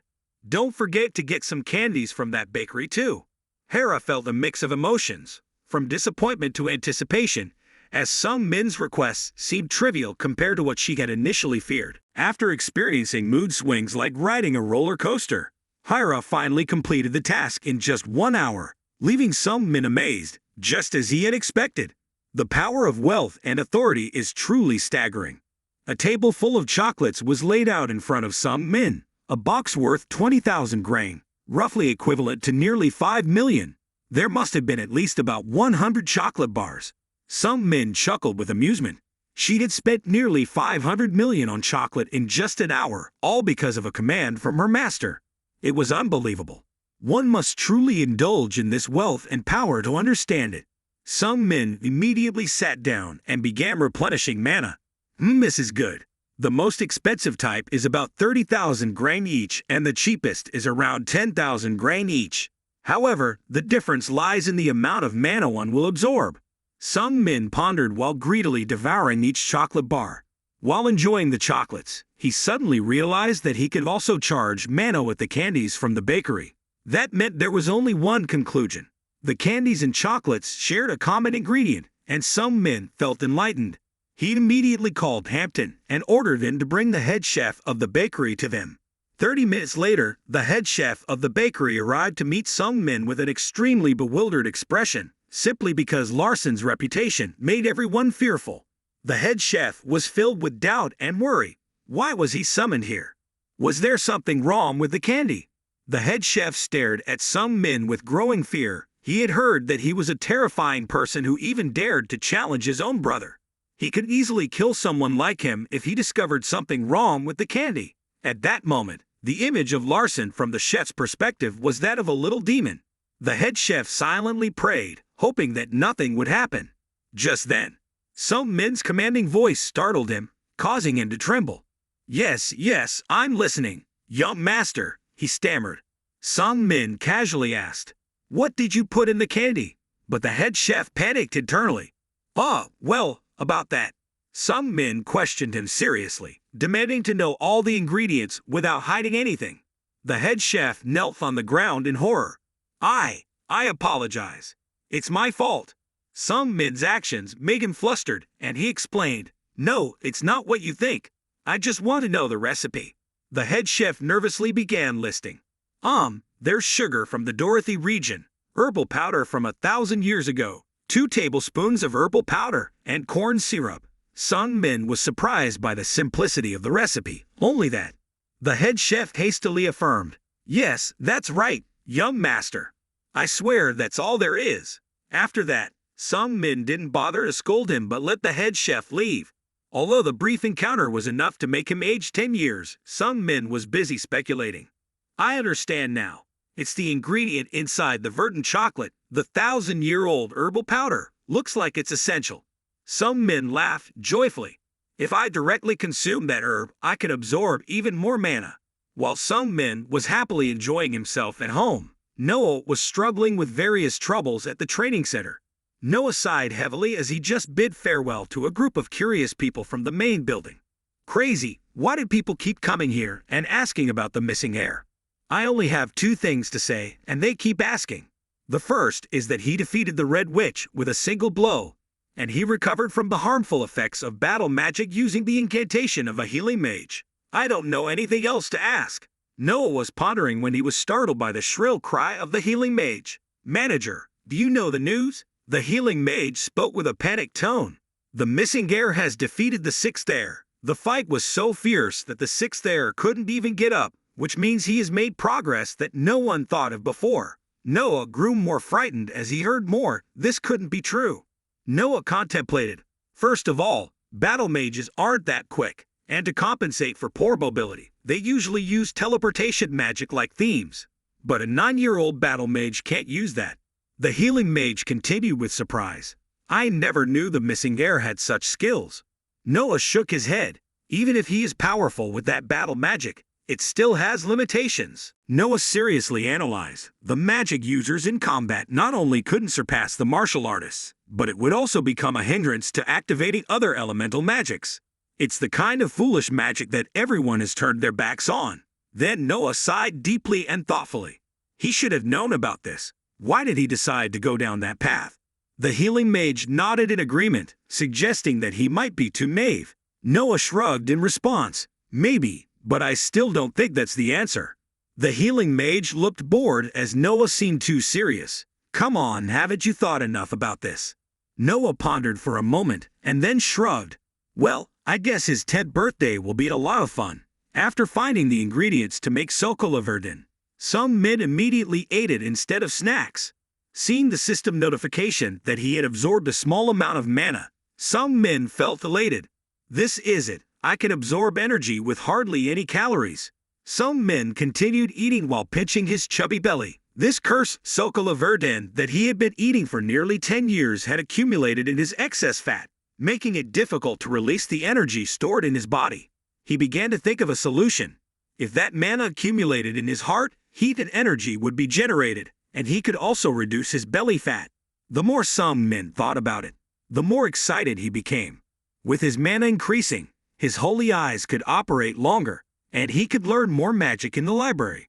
With that plan, just 3 days later, Sung Min had finished reading the basic book. The system displayed that information about the magic introduction had been analyzed, and the holy eyes had absorbed information about the magic introduction. When Sung Min thought it was over, another notification appeared. It was about a book on easily cultivating energy by the great philosopher Alberto, revealing a hidden page. Suddenly, the book automatically flipped to find something. A line in the book lit up, giving Sung Min instructions to find the simplicity of cultivating energy, the 77th book of the great philosopher Alberto. Sung Min frowned skeptically. Who is the great philosopher Alberto anyway? Suddenly, Sung Min sighed heavily. More importantly, if he wanted to know what it was, he had to go to the Starlight Library again. Hera, at this moment, was monitoring his every move from above the ceiling. Hera's eyes were as cold as if a dagger wanted to take Sung Min's life at any moment, but she was just observing Sung Min more closely at the request of her true master. Sung Min entered the Starlight Library, again with hesitant steps. This library seemed colder, fitting for the Ice Witch, but where was Evian? Suddenly, Evian appeared behind Sung Min, whispering in a voice that made him jump. You're done reading. Sung Min tried to calm himself and handed the book to Evian. Here you go. Evian looked a bit surprised. You read fast. Sung Min chuckled awkwardly. Well, it's just the basics of using magic. Evian took the book back and threw it away, making Sung Min jump again. Watching the book disappear in an instant, Sung Min couldn't help but be astonished. How could she use magic without an incantation? Evian calmly asked Sung Min if he wanted to find another book. Sung Min nodded hesitantly. Yes, do you know about the 77th book of the great philosopher Alberto, The Simplicity of Energy Cultivation? Evian nodded. Yes, it's here. Sung Min eagerly requested. Then please give it to me. but Evian hesitated to explain that the book was classified as B because its content was quite difficult for beginners. Sung-min casually said, "That's okay, I'll just read it for fun." Unexpectedly, Evian closed her eyes and began to sniff. She leaned close to Sung-min and sniffed as if sensing something on him. Sung-min froze in place, feeling a strange sensation. He tried to suppress the scream rising in his throat. It felt like a predator was sniffing its prey. After sniffing for a while, Evian looked at Sung-min strangely. "Young master, you have a very pleasant scent on you."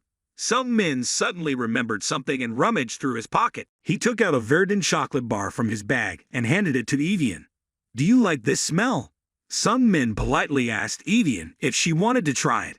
Evian hesitated for a moment before replying, "No, thank you." However, her hands instinctively reached out for the chocolate bar, as if afraid Sung-min might change his mind. Evian reluctantly accepted the chocolate, saying, "But if you insist on giving it to me, then I'll take it." Evian's reaction surprised Sung-min. Have I established this behavior?" He tilted his head, looking at Evian with a puzzled expression. "Something doesn't seem right here," he thought. Though feeling uneasy, Sung-min didn't want to cause trouble, so he quickly left, saying, "Well then, I'll be on my way." As Evian escorted him to the door, he politely invited her. "There's plenty of chocolate in the Maple Mansion, so feel free to drop by sometime. I'll ask Hera to arrange it for you."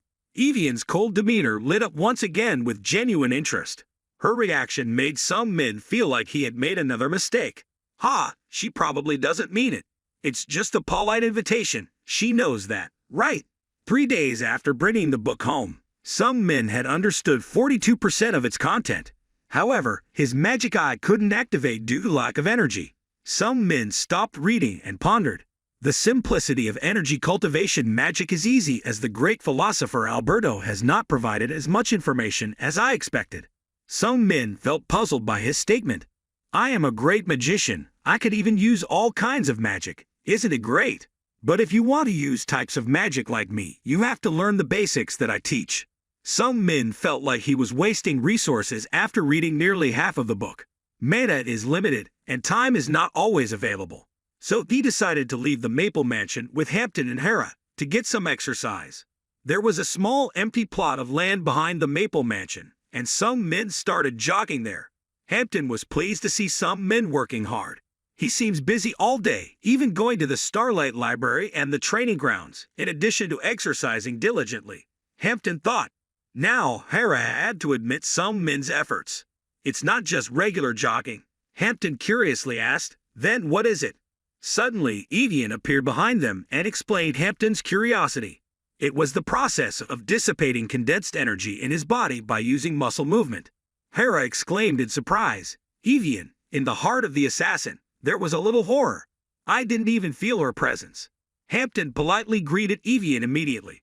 "You came to visit the Maple Mansion, the steward, Evian." Evian replied coldly. "Yes, that's right." Hampton asked again, "Should I tell the young master about this?" But Evian seemed hesitant, so she shook her head and said it wasn't necessary. Hampton looked puzzled. Why did Evian come to the Maple Mansion? She's a steward, so she must be a high-level mage. The boy kept guessing as he looked at Evian. Did she come here to evaluate the young master's progress, or to support him in the upcoming battle? No, the steward is supposed to be neutral. Evian observed Sung-min for a while before nodding. He doesn't seem like the rumored 7th young master. Suddenly, Hera remembered Sung-min's instructions and took something out of her bag. "Evian, the young master told me to give you this." Hera handed Evian a verdant chocolate bar. Seeing Evian hesitate to accept it, Hera explained awkwardly. "I never thought someone like you, a steward, would like chocolate, but the young master told me to do it." Hera began to feel worried as she looked at Evian's cold expression. When giving someone a gift, it's important to consider whether the gift is appropriate for their status. Hera felt anxious when she saw Evian's unmoved eyes. If chocolate were given to a distinguished steward like Evian, it could be seen as an insult. After some hesitation, Evian finally couldn't resist the allure of the chocolate bar. "All right, I can't refuse the sincerity of the 7th young master," she said. Evian accepted the chocolate with an indifferent expression. Cold sweat ran down Hera's back as she glanced at Evian, observing Sung-min. her expression remaining impassive as if it were her trademark, neither good nor bad. Hera couldn't help but wonder, what was she thinking when she instructed me to give her that chocolate bar? What kind of relationship do they have? 3 days later, Sung-min finally completed reading the second book. The notification system, the simplicity of energy cultivation magic, had been completely analyzed. The holy insignia would engrave the easily understandable mana heart method into your mind. Sung-min chuckled with delight as the notification popped up, finally achieving mastery over the easy energy cultivation book. However, his joy quickly faded as the deep engraving process began unexpectedly. Sung-min collapsed to the ground in agony, a swirling sensation in his head. He felt suffocated. What was happening? His energy was spiraling out of control. If he couldn't rein it in, his heart would explode. The moment Sung-min's heart tightened, his mind went blank, struggling for breath, feeling as if he was about to die just from reading the book. Another surge of abundant energy coursing through Sung-min's body shocked him. If he couldn't analyze this flow correctly, his heart would explode. Damn it! Despite the pain, Sung-min remained alert. He needed to use his celestial eye to analyze it. What kind of demonic world was this, where failing to read a book could cost him his life? Immediately, Sung-min regulated his breathing deeply and evenly. His mana was still sufficient. He had to concentrate. After half a day, until the sun began to set, Sung-min was able to finish reading. Sung-min closed his eyes in a meditation position. The system informed him, "You have engraved the easy energy cultivation method into your heart." Then, thanks to the effect of the easy energy cultivation method, previously invisible settings will be revealed. Sung-min continued to close his eyes and think about Edian. Until now, he still didn't know anything other than her real name. When the other world settings revealed themselves, Sung-min was able to understand why looking at Edian felt like the character was flawed. Information: Edian is 27 years old, ice attribute, cold personality, innocent, but a bit cruel. Especially the last line in the character setup shocked him. What the hell? Chocolate is the best number. What is that? Sung-min pondered for a long time, until he remembered there was only one reason to explain this setup error. It was so small that he completely forgot about it. It happened when he was helping a friend babysit his child. That kid scribbled on Sung-min's novel outline book that chocolate was the best number, but since it was just a sketchbook, he didn't pay too much attention. Sung-min nodded thoughtfully. That's why Evian was attracted to the smell of chocolate. I finally understood that strange action. I thought she saw me as prey. Suddenly, Sung-min's room changed color to bright red, and a sour, mocking voice rang out. Concentrating like that won't do you any good. Sung-min looked around in bewilderment at the room full of flying sparks and filled with a scary orange-red color. Fire, huh? What happened? A figure boldly walked through the flames and approached Sung-min, shocking him. The fire was not hot, and there was someone over there. Who's that? A girl appeared with skin as white as a peeled egg and flowing hair the color of lava, however. Her voice was sour. Hey, that pig. The girl sneered in a threatening manner. Why are you pretending to be so focused that you don't recognize me? Do you have anything to say? The Holy Eye immediately displays character information. Persia, 29 years old, attributes: fire, earth, water, brutal, cruel, aggressive personality. Sung-min recognized this character in fear. Did I create a crazy female magician like this, possessing 3 attributes? But why did she come here? Persia giggled and continued jokingly, I just interrupted you. I really can't help myself when I see you. Sung-min wondered what she was holding back, until he carefully read her personality, looking down on the weak and pitiful. Has a hobby of dissecting bodies. Sung-min gulped in horror. What kind of hobby was that? Disgusting. Seeing his younger brother sitting there blankly like an idiot, Persia immediately urged him to quickly answer. Why do I have to pretend I'm concentrating? Sung-min was startled and naturally reflexively blurted out, I'm so sorry. Halfway through his words, he stopped himself. Sung-min silently sighed in his heart. Damn, I almost apologize. She hates people who are both weak and pitiful. If I apologize, she might cut off my arms and legs. Sung-min thought carefully. She definitely didn't come here to punish me for hitting that guy. Is this some kind of test for her? Sung-min ventured to reply in a tough voice. I don't pretend to be concentrating. Persia looked annoyed and asked, Honey, What did you just say? Cold sweat ran down Sung Min's spine. I know I had to say this, but it still feels terrible. Whatever, damn it. Just go after it. He mustered up the courage to say to Persha, I didn't expect your abilities to be so weak, sister. Persha then smirked disdainfully, barking at something else. Sung Min continued to speak in a calm voice. With your ability, you should have known that I was really concentrating. Persha replied indifferently. So what? Sung Min didn't flinch and looked straight into Persha's eyes. She only said that because she wanted to know if I would humbly apologize like before or not. Persha suddenly burst out laughing, making Sung Min's heart almost jump out. Like this, was it a success? Persha said with interest. So you're like this, those rumors saying you changed are indeed true. In Sung Min's heart, he was both relieved and confused. Even though he had passed through a door, there were no more rumors. However, he didn't have much time to think, so he could only calmly reply, I'm just trying to straighten myself out. Persha said sarcastically, don't you think it's a bit late to do that now? Sung Min calmly responded with the idiom, when she thought it was too late, it was actually the best time to start. Seeing that her younger brother dared to open his mouth to teach her with learned sentences, Persha immediately released a fiery snake and wheezed in Sung Min's face as a warning. Persha giggled. When something is too late, it means it's really too late. Her snake wiggled in front of Sung Min, showing its authority and reminding him not to try to fight for something that cannot belong to him. Even though Sung Min's toes were shaking, he understood what Persha meant and continued to act calmly. I know very well that I cannot become a homeowner. I know my own weight. When the snake wrapped around his neck loosened a bit, Sung Min continued to persuade Persha, but I can help the person who will become the homeowner. Persha's eyes lit up with a bit of interest. I heard that. Keep talking.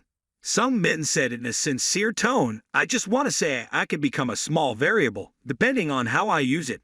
Persha still jiggled with a disdainful voice. Trash like you, but also useful. Sung Min seriously looked straight into Persha's eyes. It also depends on the ability of the person I support. Just like how a pencil can change the world. Persha started to loosen the snake on Sung Min's neck a little more. So who do you want to change? Sung Min immediately speculated that she was testing who he would choose. Sung Min answered vaguely, to be honest, I don't know you very well. So I don't know who will become the next homeowner, nor have I determined who I will support. Sung Min lied without blinking an eye because in reality, he knew clearly that the person who would successfully step into the position of the next homeowner was Evelia, who he nicknamed the last great magician. Sung Min decided to bet again on his answer, even though he didn't know much, but I still know that the person she is most afraid of is her second sister. As expected, Persha's face changed in the blink of an eye. With the smile fading from her lips, the fiery snake immediately tightened and let out threatening hissing sounds. Sung Min began to have difficulty breathing, and his whole body burned when he felt the fire heating up quickly. If this keeps up, I'll become a roast pig. Persha's voice was sharp. She only listened to you because she thought you were cute, but now you're saying nonsense like this. Hearing that, Sung Min had a hunch that she was in a good mood. Now was the decisive moment, so even though he was very miserable, he still said with a calm expression, I also know that you hate lies the most. And I despise flatterers more than those who know how to speak the truth even if it's hard to hear. I don't want to make her remember me as a weak, pitiful younger brother, Sung Min said in one go with an increasingly loud volume despite the fire growing stronger.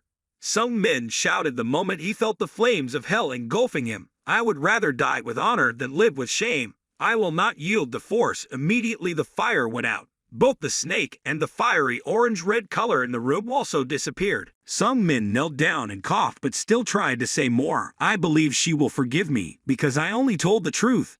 Persha giggled at those words, foolishly. At the same time, something spherical was created in her hand. Persha threw it towards Sung Min, and it hit his chest with a loud thud. Luckily, it wasn't a fireball. However, the force of the throw, like that of a baseball player, made Sung Min cough and choke again in pain. He wheezed while silently complaining, feeling like he had just eaten an entire bowling ball. When he looked down at the ground, Sung Min discovered that he had just been knocked down by an apple. The more surprising thing happened right after that when the system displayed, Beginner Combat Magic Skill protected your heart from high-level ability. Beginner Combat Magic Skill, Determined Will, engraved into your magic circle. Sung Min couldn't help but be shocked. What kind of determination? He was engraved with a new magic move just because he was hit by an apple. While Sung Min was still in a daze, Persia said, "Eat it." Sung Min bewilderedly asked again, "What?" But Persia had disappeared in a burst of fire, leaving only her voice echoing. "She told me to eat it. I found it on the way here." Sung Min wondered, did she want me to eat this apple? Sung Min picked up the apple with suspicious eyes. After a moment of contemplation, his eyes lit up. Wait, could this be magic items?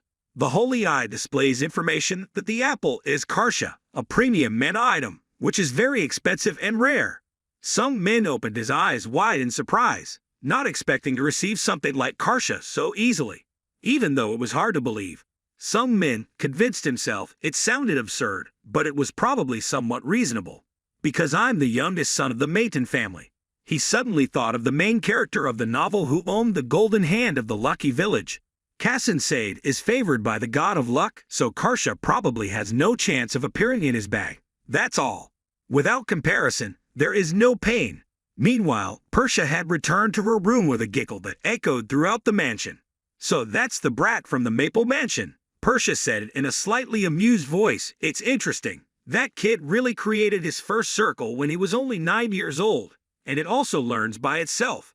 Persia muttered to herself with suspicious eyes. If she had only pretended to be miserable all this time, then she really was a cunning snake.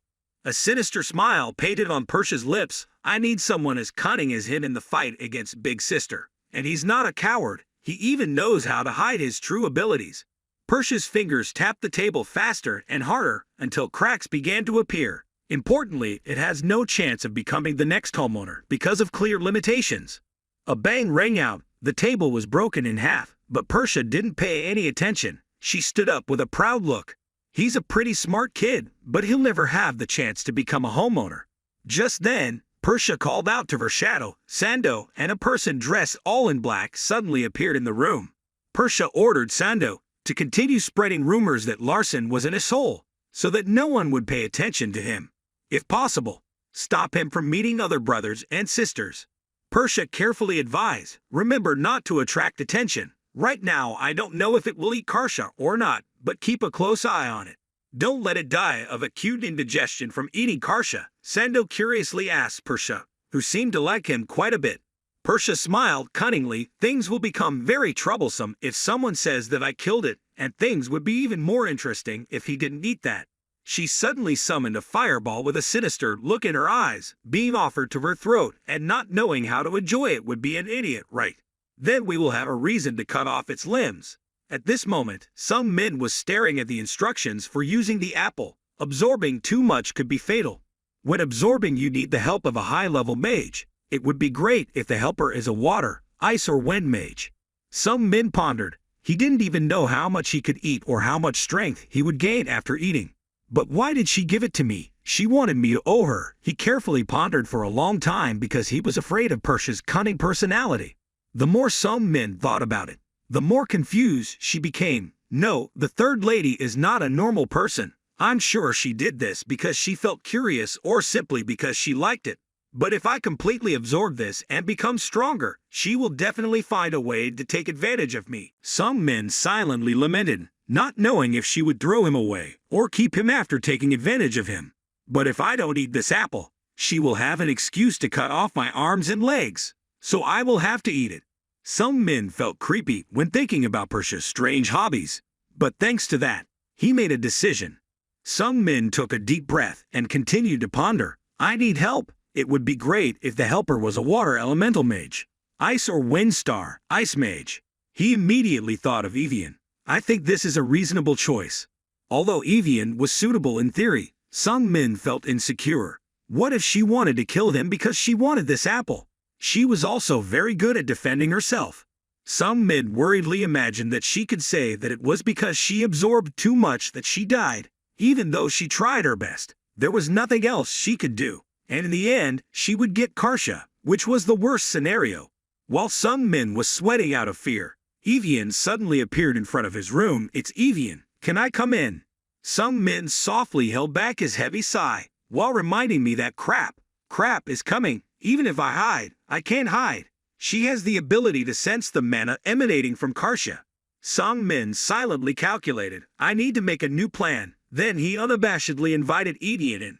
Sung Min said frankly, Evian, I won't try to avoid it because I know you've already discovered it. He looked at the apple on the table with a serious look. As you see, this is Karsha. Evian just nodded slightly, Sung Min without hesitation suggested, I want to trade with you. Evian showed interest and asked, what do you want to trade? Sung Min explained, I can't absorb this on my own, so I hope you can help me. Evian didn't need to think twice and immediately replied stiffly, as a librarian, I must maintain a neutral position. I do not participate in any successor candidates battle, in any form. Sung Min had predicted that Evian would not agree easily. He frowned slightly and added, I didn't ask you to help me participate in the war. Sung Min firmly stated, I only want to advance as a magician who aspires to enhance pure magical will. Sung Min's answer made Evian slightly surprised. What is this? Sung Min turned a steady gaze towards Evian while she was thinking. He mentioned magical will. That's something that standard magicians aim for. Evian's eyes suddenly wavered as her view of Sung Min changed. So someone malicious has spread false rumors about the seventh young master. Seeing Evian still silent, Sung Min continued, I have no intention of becoming the head of the family. Evian appeared skeptical. I heard that members of the Maiden family will fight with their lives to become the head of the family. Sung Min firmly affirmed that I have no interest in that. I simply want to enhance my attributes. Evian still coldly refused. Even so, as a librarian I still couldn't interfere.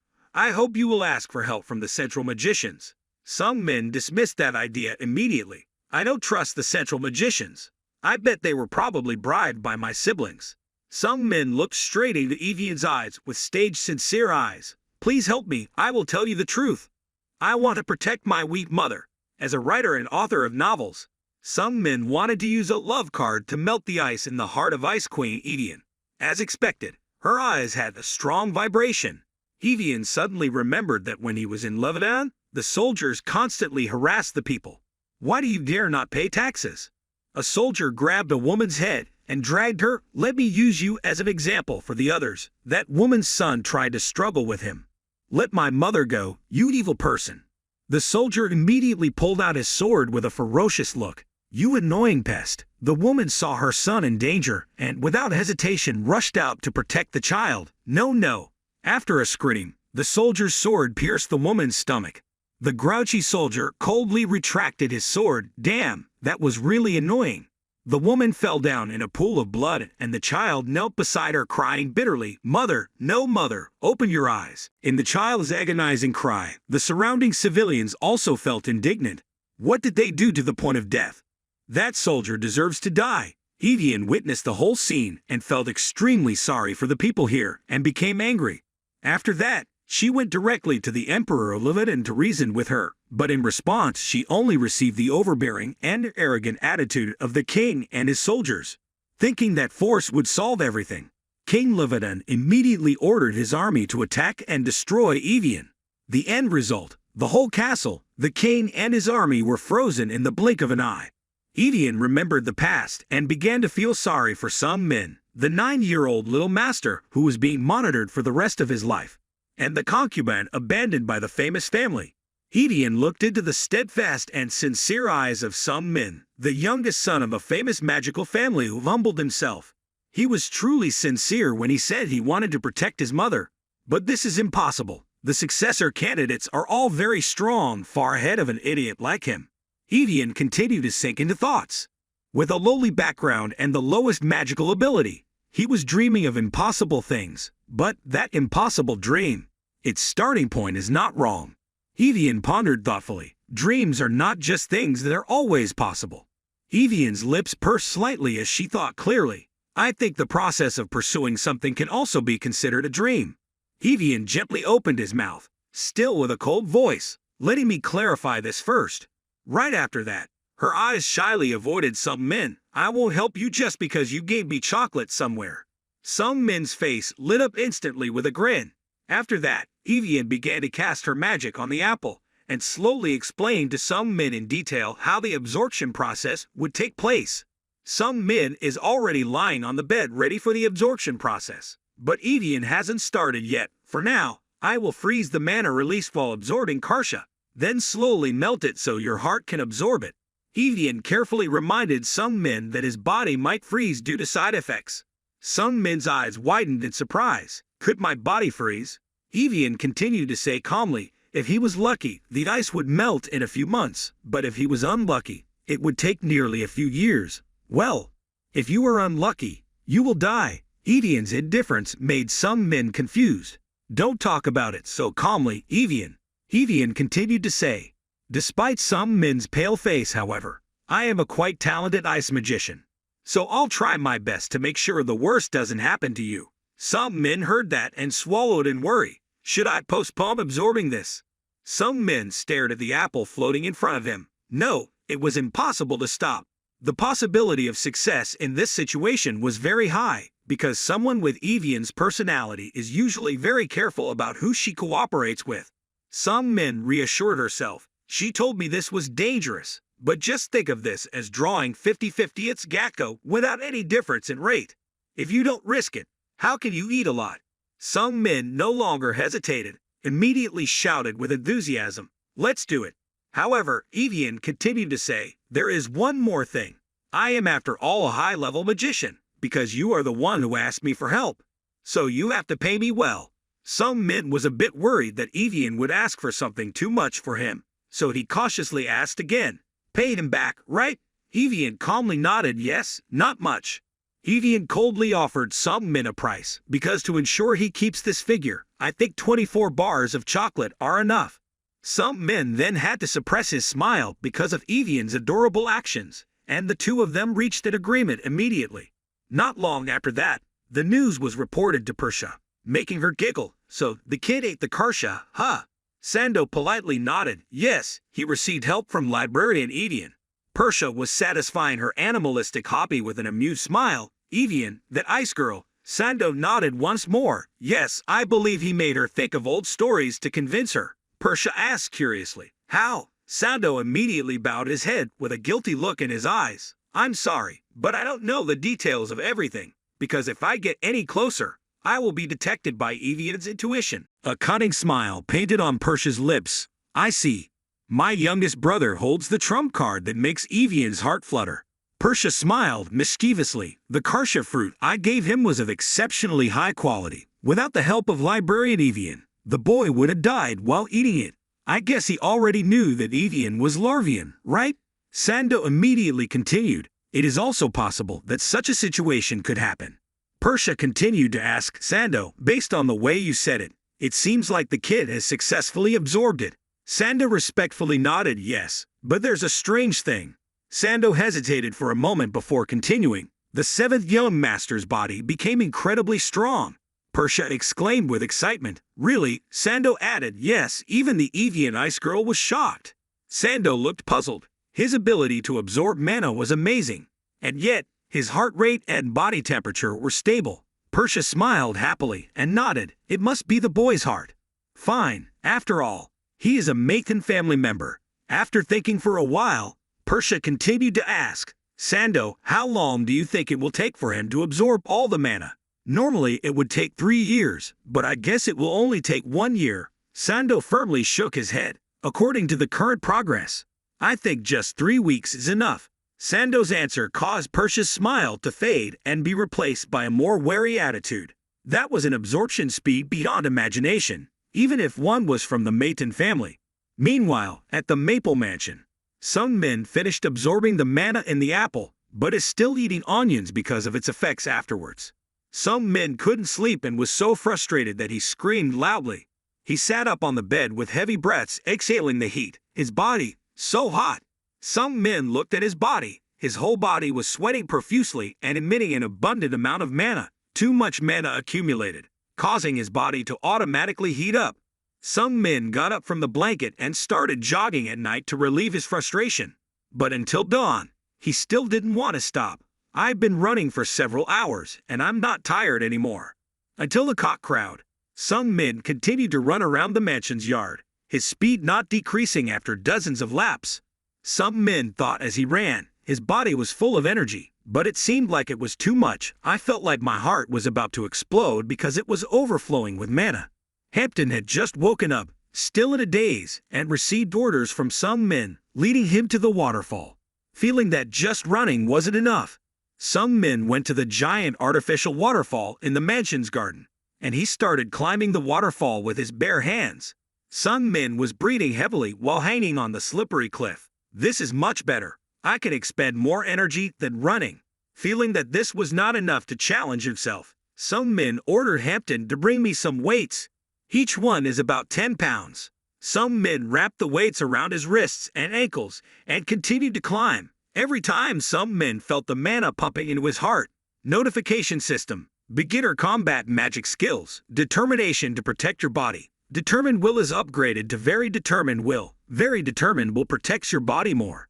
As he continued to activate his entire body to climb the cliffs, he was also promoted to another combat magic technique.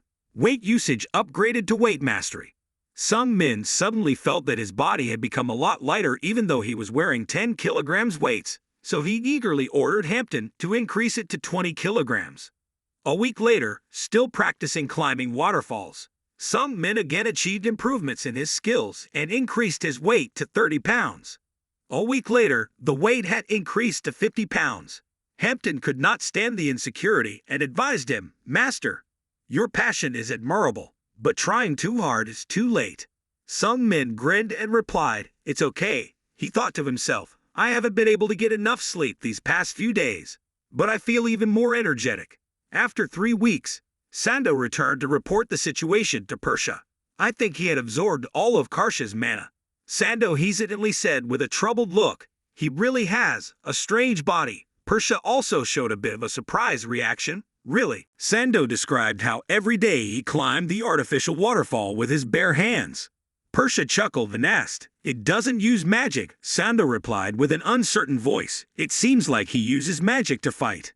Persha said somewhat disdainfully, "Combat magic developed very early and quickly in the early stages, but it had a certain limit. It should just settle down and do a minor detail." Sando seemed hesitant again, but he was climbing the waterfall every day with 50-pound dumbbells. Persha raised her eyebrows in suspicion. "Isn't it 5 kilos?" Sando nodded firmly, yes, and he could climb to the top of the 30-meter waterfall in less than 5 minutes. Persha immediately burst into laughter. "Ha ha ha! It must have too much energy. I don't know how many days it will survive." Sando suddenly became worried. "If we keep this up, he will die within 3 months. Sando did not hide his feeling of insecurity. His body contained too much mana, without a special power to protect his body. "He will explode," she timidly suggested to Persha. "He can survive, if you help him, Lady Persha." However, Persha showed an indifferent face, not liking it. "Giving him Karsha is enough. Let me see how he can survive." After that, Persha showed a sinister smile. "If it is really about to die, we must at least make it say a way to make Evian's heart move." On the other hand, after only 3 weeks of hard training, some men's appearance completely changed. He happily groomed himself in front of the mirror and admired his difference. The layer of fat on some men's body has disappeared, leaving only a strong and muscular body that makes him extremely proud. "It seems like I've changed quite a bit thanks to the process of absorbing mana." After changing clothes, some men spent time drinking tea with his mother as promised. Soso asked his son a little worriedly, "Don't you think you lost too much weight?" Some men grinned and shook his head. "It's just about losing excess fat after a little exercise, Mom." Soso still feels insecure. Appearance is important, but health is much more important. Some men laughed loudly and showed off his muscles to her. "I've never felt this strong, Mom. Don't worry." Seeing her son so happy, Soso just smiled gently. Then she said to Hera, "Your tea-making skills are getting better and better." Hera blushed slightly with shyness. "Thank you for the compliment. You are also getting more and more beautiful, Mrs. Soso." Some men was a bit confused when looking at Hera's sincere acting expression. Hera seemed quite friendly with her mother, a bit unusual. But whatever, being friendly is a good thing after all. Then he looked back at Soso with a relieved smile. His mother's seeds had almost disappeared. Everything is going quite well. That night, Some Min stayed in his room, activating his holy eye while using an easy energy cultivation method to double his cultivation effectiveness. He lay on the bed contemplating while feeling refreshed with mana running through his body. Today is December 20, 218. According to the Hyphaean calendar, it is almost December 24, Stella de Shido night, that is, the evening before a star is born. According to Some Min's novel, the star here refers to the person who gathered all the demi-humans and primitive tribes and founded the first empire. King Hyphaean, in short, December 24 is the day before King Hyphaean was born. Of course, Some Min doesn't care much about the king or any holiday. That's just a timeline that he randomly placed in his novel. The focus that makes him remember this day is something else. According to Some Min's storyline, Rudia will arrive at the west gate of the main house on December 24, who will later be known as the Fireball, the natural enemy of the magician, the bloody butcher, the one-armed archmage. That night, Rudia would be driven out of the domain of the famous Mage family, after suffering a humiliating defeat, however. Some Min did not clarify this detail in the novel. He just wrote that Rudia was captured by the third lady. A chill ran down his spine when he thought about Persia's hobby. Now I understand why Rudia lost an arm. Ultimately, Rudia bore a deep hatred for the Maiden family and became one of Kaysen's most important comrades. She is a character who possesses a special power called Fireball. Kaysen forms a fire contract with Fireball, and together they bombed all the battlefields. Some Min silently calculated, it would be great if I could get at least one artifact that, according to the script, Kaysen got from Rudia, like the Holy Grail of Fire. Suddenly at this moment, something strange appeared in the room that was caught by the holy eye. Some Min was startled but did not dare to move. Someone sneaked in here. Character information. Is it a subordinate of the third lady? Some Min frowned and wondered, since when I should pretend not to see him? If I don't use my holy eyes, I won't be able to see him anymore. However, when Some Min tried to stop using the holy eye, the system announced that you cannot turn off the holy eye while using the easy energy cultivation method. If you forcibly turn off the holy eye, you will leak. Mana leak.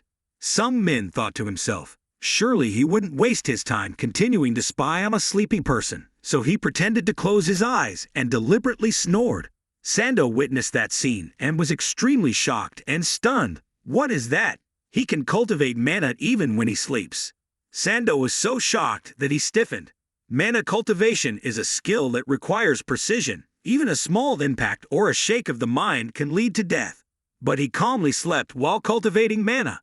Worried drops of sweat started pouring down Sando's face. This isn't logical at all. But how should I report this to the young lady? This is a phenomenon that goes far beyond the common perception of ordinary magicians.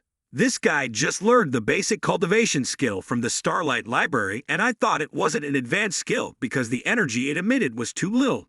But he can still cultivate even when he sleeps, and his mana is still stable. I've read Introduction to Magic and the book on easy energy cultivation, but I don't see any mana cultivation skills in there. The more Sando thought about it, the more confused he became. He successfully absorbed mana from Kartia with the help of Edian, and changed a lot physically. According to his guess, he collected the mana scattered in his body into his heart. But the problem was that his heart was abnormally healthy, and there seemed to be no harm even though he had accumulated so much mana in his heart. On the contrary, his mana became more and more stable, even though he could not create the second circle yet. There is also no body-strengthening magic. The endurance of that heart is too unusual. I will have to report the details to the young lady tomorrow. Right after once again synthesizing the necessary information, Sando left with a splitting headache. Some Min's unusual behavior left her stunned. When he could no longer feel Sando's presence in the room, Some Min cautiously opened his eyes to look. Was he gone? That's really annoying. 4 days later, Hyphaean solar year 218, December 24, Stella de Shido night is also celebrated like Christmas Eve in Korea. In the courtyard of the main house of the Mage family, there was a giant pine tree decorated brightly and sparkling. While everyone came here to pray in front of the pine tree, some men called Hara and Hampton to go somewhere. Hampton confusedly asked some men, young master, where are we going? Some men calmly replied, to the end of the west gate. Hampton was confused and didn't understand some men's purpose, at the very end of the west gate. But what was that for? Maiden is one of the 3 largest families in the empire. Their territory is of course extremely large. People must pass through 4 gates in the west to enter the Maiden family's territory. Where Sung Min was heading was the western gate, which as its name suggests, was the furthest gate. Sung Min is wanting to go there to meet Rudia, the future bloody butcher, natural enemy of magicians, one-armed great magician. According to the novel, Rudia is currently 9 years old, the same age as Larson. Sung Min's eyes look towards the gate full of determination and expectation. I have to meet her. At this time, Rudia was already at the west gate, but the situation she was in didn't seem to be very good. Rudia was fighting with the guards guarding the west gate, and she shouted in a very angry voice, "You bastards! I will kill you all!" Rudia fought fiercely with red fireballs in her hands. She really has strong growth potential compared to other magician children her age. Meanwhile, 3 people from Sung Min's group were heading to the gate. Hampton seemed unusually excited, all the way to the west gate. If you want to visit the 6th young master's mansion, I have prepared a lot of paralysis poison. Rudia coldly replied, "No." Suddenly Hampton's face fell like a rice cake dipped in water. The boy felt strangely regretful. Even though he didn't look, Sung Min could still feel it intuitively. "Are you disappointed?" The question made Hampton startled and confused. "Yes, very. No, I'm not disappointed at all." At this moment, the guard's screams came from outside the west gate, interrupting the story of Hampton, the strange demon. "Stop her!" Sung Min hurriedly ran over to see the situation, and quickly his holy eyes identified the girl summoning the fireball as Rudia. Simple-minded personality. Loyal, loving father. Sung Min looked at Rudia with worried eyes. "I can't believe that she was built into an extremely simple-minded person. I set it up too half-heartedly." Hampton also approached with curiosity and worry. "What's wrong with that girl?" Sung Min silently thought about how to defuse the conflict. He suddenly remembered that she had no poison resistance right now, so he immediately called Hampton. "There's a use for your paralysis poison. Throw it away." Sung Min eagerly looked at Rudia's angry expression and urged Hampton. That girl was the target. Paralyze her at any cost. Quickly. Hampton excitedly threw the poison bag at Rudia. Yes, paralyzing poison. Open fire. The poisonous bag soared over Rudia's head. She was so excited that she didn't even notice it. "I will burn everything." When Rudia was about to launch the fireball again, the poisonous bag burst open in the air. The curses that were spewing from Rudia's mouth began to fade as the numbing chalk dust fell on her body.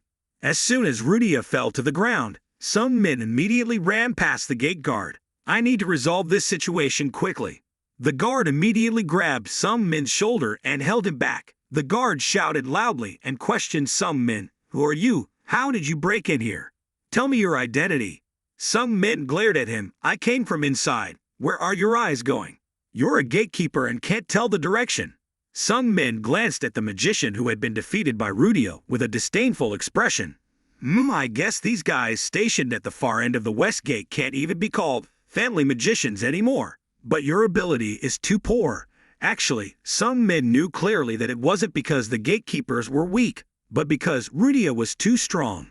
But he also knew, sometimes acting like an asshole makes things a lot easier. Sure enough, the gatekeeper was momentarily intimidated by Sung Min's confident tone. He stammered and asked again, "You, who are you?" But Sung Min did not bother to answer and instead declared, "I will take her away." The guard tried to stop Sung Min. I can't let you do that. Tell me your identity first." Seeing his master being questioned in a harsh voice, Hampton immediately cleared his throat.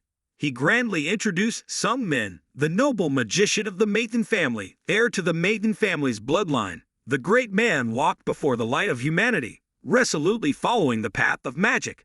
Hampton passionately flatters Sung Min despite his shy face, an extraordinary person about to embark on an amazing journey.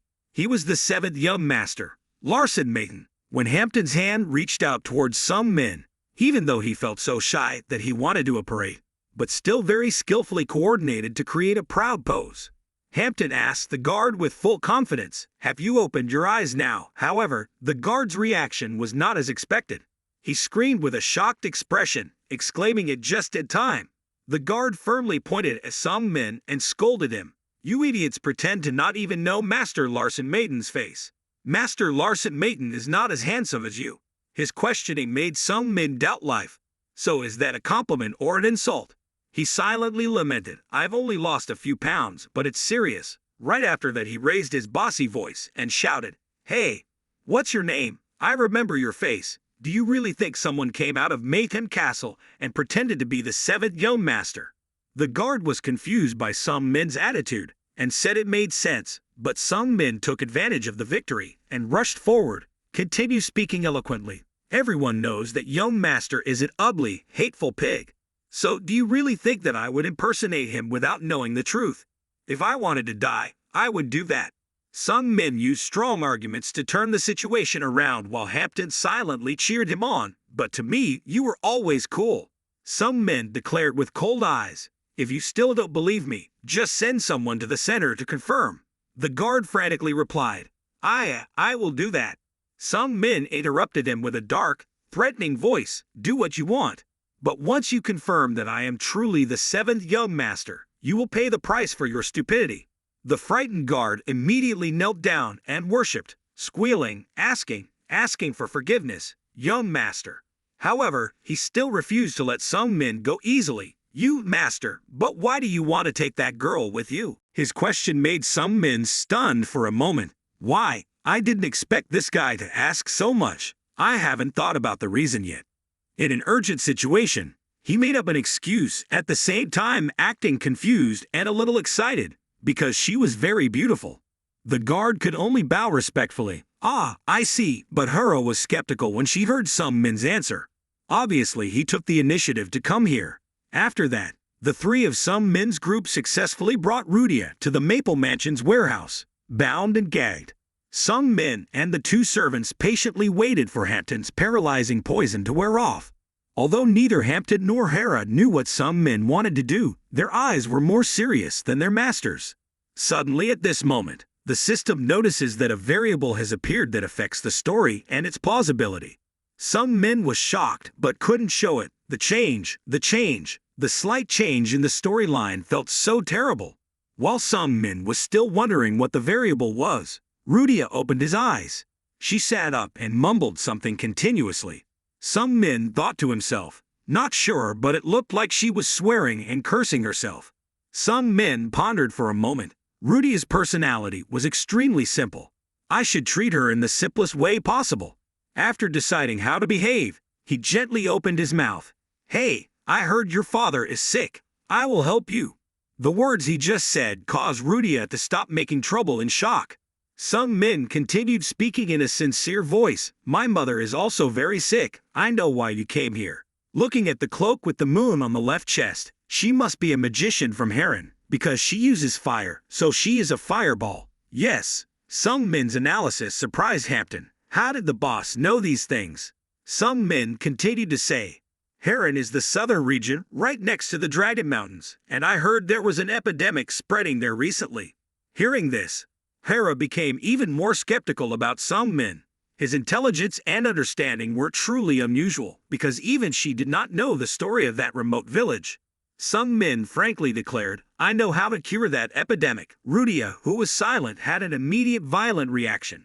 Seeing her eyes light up, Sung Min knew he was starting to attract her. I knew she came to the Mayton family without any plans. She simply thought we knew how to cure her. That disease. Seeing Rudia keep muttering, Sung Min immediately said, Okay, if you understand what I say, then nod twice. Rudia obediently nodded twice following Sung Min's instructions. Immediately afterwards, Sung Min ordered Hera to remove the tape from her mouth. Sung Min gently asked Rudia, Okay, have you calmed down a bit? Rudia opened her sparkling eyes full of expectation and looked at Sung Min. Are you really going to help me? Sung Min thought to himself. She spoke quite carelessly. Perhaps Cassin also said that to persuade her to join his side. Immediately after that he nodded resolutely. Yes, I said I would help. Rudia asked bewilderedly, Why did you help me? Sung Min raised his eyebrows and looked at her suspiciously. Was the reason that important? Rudia bowed her head in confusion. I heard that people with noble status will not help others unconditionally. Sung Min asked the girl back, who said that. Rudia immediately replied, My father. Sung Min continued to question. Then why did you still come to my family even though you thought we wouldn't help unconditionally? Rudia replied honestly, I was going to give a reason for help, because I had some good items. Min's eyes immediately flashed a light of interest. Reason, good stuff, that must be it. Holy Grail of Fire, which Cass and Sade received in the original work. Min felt much more excited when thinking about that magical artifact. He firmly affirmed again, I will cure your father. Rudia then grinned. Really? Min took the opportunity right after that, but everything has its price. Rudia nonchalantly answered him, I don't have money. Min said generously, you could pay later. Rudia had some hope of asking clearly, so how much do you need? Min didn't want to reveal that he knew about the Holy Grail of Fire, so he replied, I don't know yet. We'll have to finish the treatment to know. Rudia smiled brightly and looked at him expectantly, so please cure him. Min asked again, you will definitely repay me. Rudia nodded firmly, of course, at any cost. Min continued to lead, didn't you say you had some good things? Without waiting for Min to say more, Rudia hastily agreed, I will also give it to you.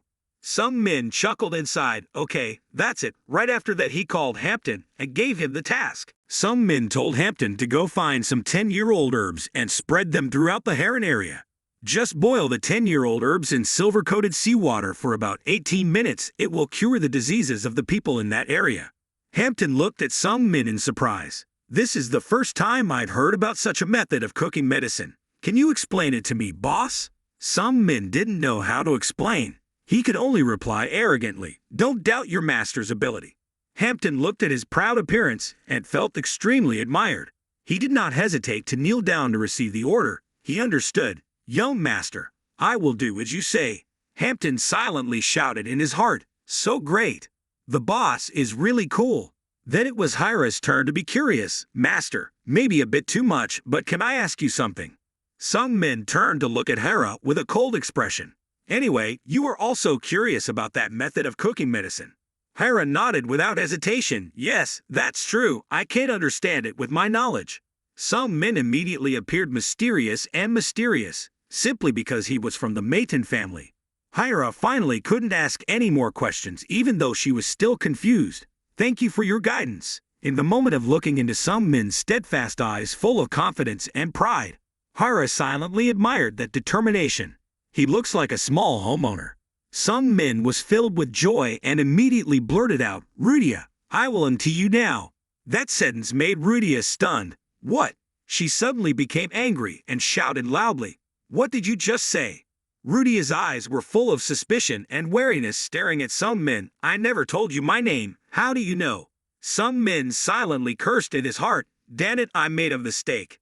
Min was bewildered, looking at the fiery anger rising from Rudia's body, leaving the mother, accidentally speaking.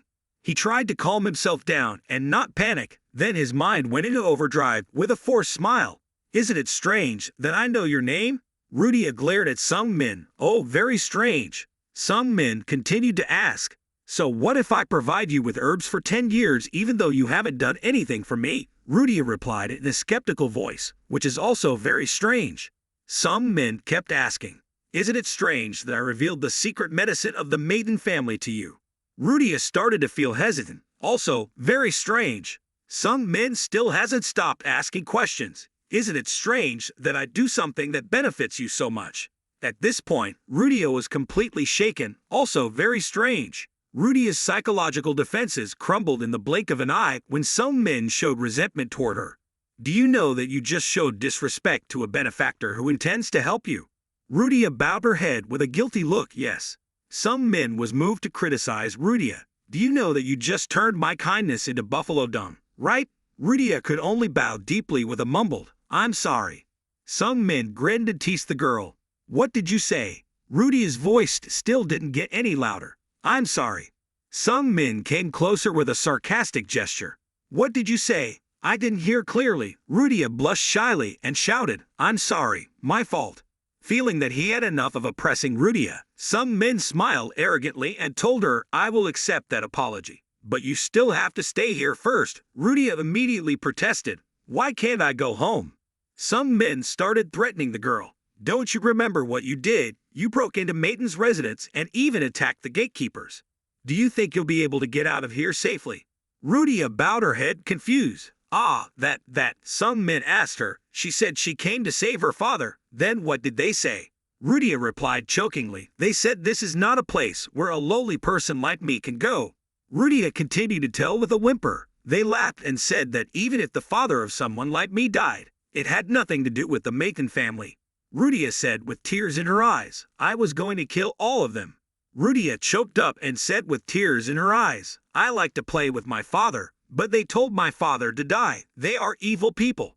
Some men felt sorry for Rudia. He immediately ordered Hera to let her go. Even though Hera still has many doubts, he still does his duty. Yes, master. Rudia sobbed, wiped her tears, and looked up at some men with curious eyes. But who are you? Why do you treat me so kindly? Some men without hesitation replied, I am Larson Mathan. Rudia pondered for a moment. Larson, Mathan. Then she exclaimed with innocent eyes. Rudia pointed straight at some men. Are you the worst bastard in the world? Her question made all three of them dumbfounded.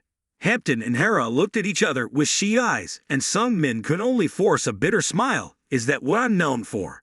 Rudia nodded innocently. That's right. People say he's extremely trash. Rudia grinned right after that. But he's not like that. He's a kind person. Suddenly, the system displays a notification that a variable affecting the plot has appeared. Some men looked at Rudia wonderingly for a long time. Kaison's ally, cold-blooded butcher and great one-armed magician. Is it right to make Rudia my ally? Looking at the girl's innocent and pure smile, some men reassured himself, just slowly see what happened. Late at night, Hampton knocked on some men's door when it was past 11 o'clock. The boy carried a large backpack into some men's room. I have collected all the herbs for 10 years like you said, master. I will go to Heron right away. Some men nodded. Okay, how long will it take to get there? Hampton politely replied, it will take 3 days. Before leaving, Hampton suddenly knelt down on one knee. Master, please excuse me, but can I ask you a question, sir? May I know the reason why you helped Rudia? Some men replied with sad, distant eyes. Just dying from a disease that can be cured is such a pity. It's even more pitiful when it's her father. Helping her is not such a big deal. Some men is speaking with sincerity right now because he understands better than anyone the pain of losing his parents. Hampton bowed his head with tears of emotion, thanking the master for this profound lesson. Some men bewilderedly asked the boy, what lesson? Hampton thought to himself, we are a famous family. The master probably means that we should not be indifferent to other people's difficulties. This is the path that a famous family should follow. Hampton's eyes filled with admiration for some men. I have found the light of truth. Immediately after that, the boy began his journey to save people with a love for life. Some men didn't understand what Hampton was thinking, but he knew for sure that the boy was worshiping his master again, nonchalantly. To be honest, the main reason for this is because I want to get that holy grail, but saying it this way is partly true. 2 days later, an uninvited guest arrived at the Maple Mansion. As soon as the maids in the mansion heard the sound of high heels clicking on the floor, they were startled and frightened. Persia's voice echoed throughout the hallway. I heard that P has a pretty cool new toy. Persia opened the door to some men's room and rushed in like no one was there. Let's see, I wonder what toy our worst kid in the world brought back. While having fun, Persia's face stiffened when she saw some men. She looked suspicious and asked some men, who are you? There's no one so handsome in our family's history. Some men glanced at Persia arrogantly. Larson Mathan. I am your youngest brother. Persia giggled again. You're quite interesting. You always make me curious. It's like you're hiding a lot of things. Some men said in an indifferent voice, I have nothing to hide. In his heart, he silently said, except that I am the creator of this world. Persia suddenly came closer and grabbed some men's chin. But you know, why are you so cute? Boys have to be handsome, right? Although Persia's movements were very gentle, her cold eyes made some men's heart feel like it had just frozen. Luckily, the beginner's determined willpower skill was protecting his body. Some Min appeared calm even though he was stressed to death inside. His combat magic even activated automatically with just a look from her. Persia giggled again when looking at some Min's tough look. That's interesting. How could you become like this in just 3 weeks? Persia happily patted some Min's head. Very good, I approve. If you grow up and still be like that, your sister will love you very much. Sung Min angrily pushed Persha's hand away. I don't need you to love me. Persha looked regretful and asked her brother, what's wrong? Sung Min saw that this was just another test for Persha, so he answered with a firm attitude. I want to become a great person, not a pet for you to pamper. Persha continued to laugh and tease Sung Min. Even with this expression, it was cute. Right after that, Persha calmly let out a threat that shocked Sung Min. If your head is placed on a stake, it will be a beautiful work of art. Sung Min got goosebumps and jumped back, but his tone was still very strong. Don't joke like that. Persha laughed happily. Ha ha ha. Honey, you think that's a joke? Persha stared at Sung Min with sinister eyes. More importantly, she wanted to see the toy she just brought home. Sung Min was confused and wondered why she wanted to meet Rudia, since she knew how to use fire magic. Sung Min couldn't help but feel scared in his heart. Persha was a peerless fire magician. Perhaps she had seen that Rudia was a fireball with the same power as her. If she captured Rudia then, or not, I can't let it happen like in the original. Sung Min unabashedly declared to Persha, that toy is mine. Sung Min raised his eyes to challenge Persha's authority. It was a toy I found. I have no obligation to show it to you, and have no intention of doing so anyway.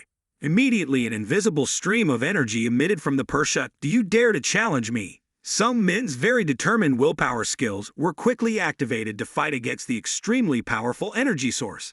Persha glared and threatened Sung Min's spirit. Look at you. How dare you dare to oppose me? You're just a brat with nothing but combat magic. Under the oppression of Persha, the easy energy cultivation method complemented the activation of the Holy Eye. Sung Min was thus able to see the flow of Persha's mana trying to crush him. At this moment, Persha narrowed her eyes in amusement because even the 5 Yom Masters couldn't withstand that oppression. She suddenly announced, I will give you one more chance. Sung Min looked at Persha suspiciously. What chance? Persha smiled cunningly. You're learning combat magic, right? Sung Min nodded, yes, even though it's just at the basic level. Persha proudly raised one finger. She would only use one finger to cast combat magic. I will eliminate all elements and only use pure combat magic. Sung Min frowned in doubt. Have you learned combat magic? Persha shrugged and replied, just a little. I just read it about 5 minutes before coming here. A reluctant smile appeared on Sung Min's lips. Anyway, this is the optimal way if you want to keep Rudia. Right after taking a deep breath, Sung Min quickly entered a fighting stance. I will try to defeat you, third sister. Persha giggled and created a fiery snake from one finger. Our youngest brother is quite brave. I like that. The fiery snake rushed towards Sung Min with all its fastest speed. While the snake rushes forward, the Holy Eye discovered it was just an illusion, and Sung Min's mana fist swung towards it without hesitation. In the blink of an eye, the punch along with the power of the Holy Eye destroyed the illusion of the fiery snake. Persha didn't feel angry, but on the contrary, he was very excited. The boy had definitely improved compared to last time. She excitedly encouraged Sung Min, keep going. If you win, I will ignore your idea of taking that toy. Behind her sinister smile is a harsh, challenging voice. You have to try to do your best. The moment Persha looked down at Sung Min, the image of an evil god appeared. If she doesn't find it interesting, she will crush your toy. In fact, against Sung Min, Persha is feeling excited for the first time in a long time. Sung Min challenged Persha with arrogance and confidence. I will definitely defeat you at all costs, third sister. Persha thought to herself, I never thought I would hear such energetic words, not from the 5th or 6th person, but from the 7th person. Moreover, whoever that 7th person is, isn't he the disgrace of the Maiden family and a bastard abandoned by his father? Persha felt even more amused when Sung Min began to counterattack, charging forward with an energetic punch. Persha silently mocked Sung Min. So slow, she still only used one finger, didn't even leave her place. Then invisible energy radiated from Persha's finger like a whip towards Sung Min. Sung Min couldn't avoid Persha's counterattack in time, so he was knocked back. Luckily, he still had time to raise his hands to block the damage to his chest and abdomen. Sung Min jumped back a few steps and then landed in a kneeling position because of the vibrations on his body that Persha had just caused. Persha saw that and immediately smirked. This brat chose to resist even though he could have dodged that attack. Persha suddenly remembered that at that time, a blue aura protected some men, so he learned defensive magic in combat. That's the right choice. In fact, some men knew that the longer this match lasted, the more disadvantageous he would become, so he deliberately endured the blow. In exchange for something special, like the last time I was hit by an apple, a beginner combat magic skill, very determined will has evolved into a high-level iron will to protect the body. Some men tried to take advantage of that because the difference in strength was so large that dodging and counterattacking became more difficult for him. Suddenly, a stomachache shook Sung Min's body. She just used one yang thread, and it caused her to have a mana shock. At that moment, the easy mana cultivation method began to control the mana cycle and stabilize the mana fluctuations. Sung Min endured the pain and moved at maximum speed to seize the unique opportunity, activating the beginner combat magic technique. Use high-level weights to make the footsteps faster and stronger. Sung Min aimed straight at his eye level, the target being her right thigh. Sung Min then grabbed and hugged Persha's right leg with both hands while she was subjective. Thanks to maintaining precise balance, Sung Min was able to hook his right leg onto Persha's left leg. Put your weight on it and knock her down. When Persha's body slid down following Sung Min's hook, she still didn't understand what was happening. Sung Min used his head to push Persha's stomach and completely knocked her down. Persha's whole body hit the ground with a shocking sound. Beginner combat magic skills, using high-level weights, were continuously applied. They both fell, but Sung Min still kept his balance. He quickly jumped up, raising his fist with blue mana pouring out menacingly. Without hesitation, Sung Min punched Persha straight in her beautiful face. Blood splashed immediately afterward, but Sung Min was not happy. On the contrary, he gritted his teeth and tried to hold back his scream. Sung Min's hand bones were all shattered, but he still endured the pain, telling Persha, "Looks like you used defensive magic." Persha reluctantly smiled. Yes. Persha smacked her lips regretfully. "You already predicted that I would let my guard down, so you intentionally rushed at me right from the start, huh?" Sung Min calmly replied, "Yes, that was my only choice." Persha pouted dejectedly. "You want to take advantage of that to surprise me and throw me down in such a rude and disrespectful way." Sung Min smiled arrogantly. "Wasn't magic fighting always like this?" Persha continued to grumble. "That's why I've always hated combat magic. It's so inelegant." Sung Min smiled bitterly. Maybe it wasn't very luxurious, but for better or worse, she was still defeated by me. Persha slightly pouted, looking unconvinced. However, as soon as she rolled her eyes and saw Sung Min's broken hand, her attitude completely changed. "Yeah, that's right." Then Persha moved her finger with a small spot of light on the tip of her finger. At the same time, Sung Min's body suddenly floated in the air, but he couldn't do anything to fight it. The next second, Sung Min's body slammed against the wall. The sound of the wall and bones cracking at the same time echoed throughout the room. Blood spurted out from Sung Min's mouth, and Persha giggled. "I won the bet." She leisurely walked towards her brother with a sinister smile. "I won't be keeping an eye on your toys anymore, however. I'm becoming more and more interested in you." Persha thought to herself, just like Sando said, "This kid's body is really strong, even if it's just a finger. But with that move, I put in quite a large amount of destructive energy, yet it was blocked by that flesh body." Persha looked at Sung Min with the eyes of a predator. "I'm curious about this kid's toughness. Let's see how much it can reach, although it's still quite weak right now." Just then, Persha said to Sung Min, "See you later, little brother," and she disappeared in a burst of flames. Persha returned to her mansion and pondered. What was more remarkable was that it absorbed her mana. I can't believe it was absorbed on purpose. Persha couldn't help but wonder with a bit of interest. Magicians with the absorption type do indeed exist, but that kid was a bit different from that situation, so I tried to exaggerate it a bit. Persha didn't show it, but her eyes lit up with excitement because I also gave her mana recovery. If she used it well, it can achieve new progress. Sando suddenly spoke behind Persha's back. "You must really appreciate that young master." Persha giggled. "That kid is very interesting, isn't he?" Sando curiously asked Persha. "It seems like the lady just gave him another gift. Is that right?" Persha smiled happily and replied, "Yes, but that thing could destroy its body if not handled properly." Meanwhile, Sung Min was still kneeling on the floor and coughing up large pools of blood. Special status notification system. Elementary combat magic techniques. Self-regeneration. Engraved on the activated body. Some men held his chest in pain and lamented. It was a special situation. Every time Persia came, it was like something strange happened. Very soon after, elementary combat magic techniques. Self-regeneration helped some men recover his body. The broken bones healed quickly despite consuming a large amount of mana. Some men breathed a sigh of relief, thinking that all the suffering was over, but the system displayed a new notification. Elementary combat magic techniques.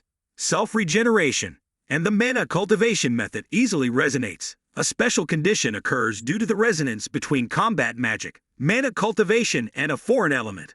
The system continues to notify that the conditions for body restructuring have been reached, starting the restructuring process. Some men frowned and looked at the announcement with confused eyes. What? Restructuring? What was that? For a moment, some men felt like the world was turning black. Everything around him was spinning, making him feel dizzy. For a moment, some men couldn't think of anything. His mind went blank even when he closed his eyes. He still saw the message from the system. Restructuring his body would come with intensely painful side effects.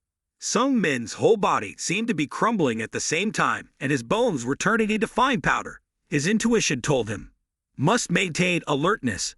Some men gradually collapsed to the floor. Black liquid began to leak from his ears. Not only in his ears, but also in his eyes. Even in his nose and in his mouth, black slimy liquid flowed out as if he had been poisoned. Finally, some men couldn't bear it anymore and screamed. Black liquid also started to leak out from his pores. His skin felt burned, and his joints were broken. Joints separated and then reassembled themselves at breakneck speed. Elementary combat magic techniques. High-level iron will poured into the restructuring body. The easy mana cultivation method was controlling the entire process. Hearing some men's terrible scream, both Hirat and Rudia ran in at the same time, looking worried. Seeing the room covered in a dark gas, Hira assessed the situation immediately. It seemed to be poison. The smell was so strong, like river water, that Hira quickly took a towel and pressed it to her nose. No, it wasn't poisonous. The poison couldn't be this strong, or did his body produce this mist? Black smoke filled the room, making some men's body only vaguely visible, requiring a large amount of mana to restructure his body. But his mana was almost depleted, making him confused. Where did all that mana go? Warning system. Not enough mana, the restructuring process will be interrupted. If the mana shortage continues to interrupt the restructuring, it will cause huge side effects. Some men is miserable and struggling in pain. Damn it, I don't have any mana left. What should I do? Suddenly some men felt something while in pain. A purifier dispelled the black smoke in the room. Rudia charged forward and released a large amount of purifier to dispel the mist that she thought was poisonous gas. Larson, I'm not sure what's going on, but I'll help you. Thanks to that, some men was able to absorb pure mana. The thing Rudia was using was red flame. The fire carries enormous energy related to the setting of purification that he created in the novel.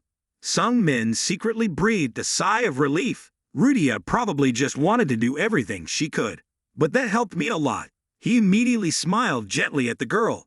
Thank you, Rudia. After that, the entire room was engulfed in flames. More precisely, the only thing burning was the black waste leaking from some men's body. A moment later, the body restructuring process was completed, and the system announced that the segment of the novel related to the unfinished plot had been opened. When some men emerged from the flames, both girls' eyes widened in surprise.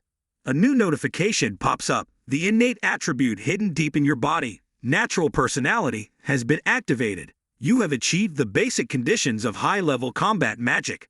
Some men walked out of the fire with a completely new body state, taller and with stronger muscles. Some men looked at his transformed body in surprise. His natural personality is the most advanced physical attribute I set up just for the main character. Heavenly personality combined with the Sword Saint will create an ultimate attribute. Heavenly God, this is the hidden innate physical attribute of the main character. Some men couldn't help but wonder, even the Holy Eye, thinking over and over again, wondering how he could have the main character's attributes. However, some men knew that he wouldn't be able to understand anything if he thought about it any longer. So he dismissed that thought. Never mind. First of all, I must not reveal this to anyone. A few days later, a letter arrived from Heron Village, making Rudia extremely happy. Really, my father is really getting better. Hira smiled and gave her an envelope. Yes, this is a letter from him. In the letter, Father Rudia wrote that the villagers were much better, and thanks to the secret medicine of the seventh young master, the epidemic disappeared completely. Rudia was so happy that she cried. Hee hee hee, that's so good. Looking at Rudia's bright smile, Sung Min also suddenly smiled. I like this feeling. Rudia turned to Sung Min and said, I will definitely repay this favor. Sung Min looked at the girl bewilderedly. How grateful. Rudia grinned. Of course, now you are my benefactor. Sung Min nodded and replied, well, that's quite true. Right after that, Rudia eagerly proposed to Sung Min that I would become his fake contract, a fake contract of fire. Sung Min quickly remembered that the fire contract was the contract that Keisen and Rudia signed at the Great Normandy Canyon. The Fire Pact is a contract that firebenders can only sign once in their lifetime. Those who sign the Fire Pact must remain loyal to the contract until their last breath. For firebenders, this is considered a lifetime contract. Sung Min knows it's beneficial but is still very hesitant. If I sign a pact with Rudia right here, right now, the original plot will change radically. Keisen's powerful ally, the Blood Assassin, will completely disappear from this world. However, very quickly after that, Sung Min understood his thoughts. Wait, what does that have to do with me? I'm the one in danger. From now until I turn 17, I have to escape death and the risk of confronting Keisen Sade. Sung Min arrogantly cleared his throat and told Rudia, go ahead if you really want to. The little girl smiled brightly when she received Sung Min's approval. Right after that, Rudia began to recite the oath. I, Firebender Rudia, hereby swear a lifelong oath before the eternal fire. Even though Sung Min is the author of the story, he still had to admire this scene that he had never described in detail. Wow, this is the fire wish. Suddenly a notification appeared. The Holy Eye was encoding new information, displaying the settings of another world.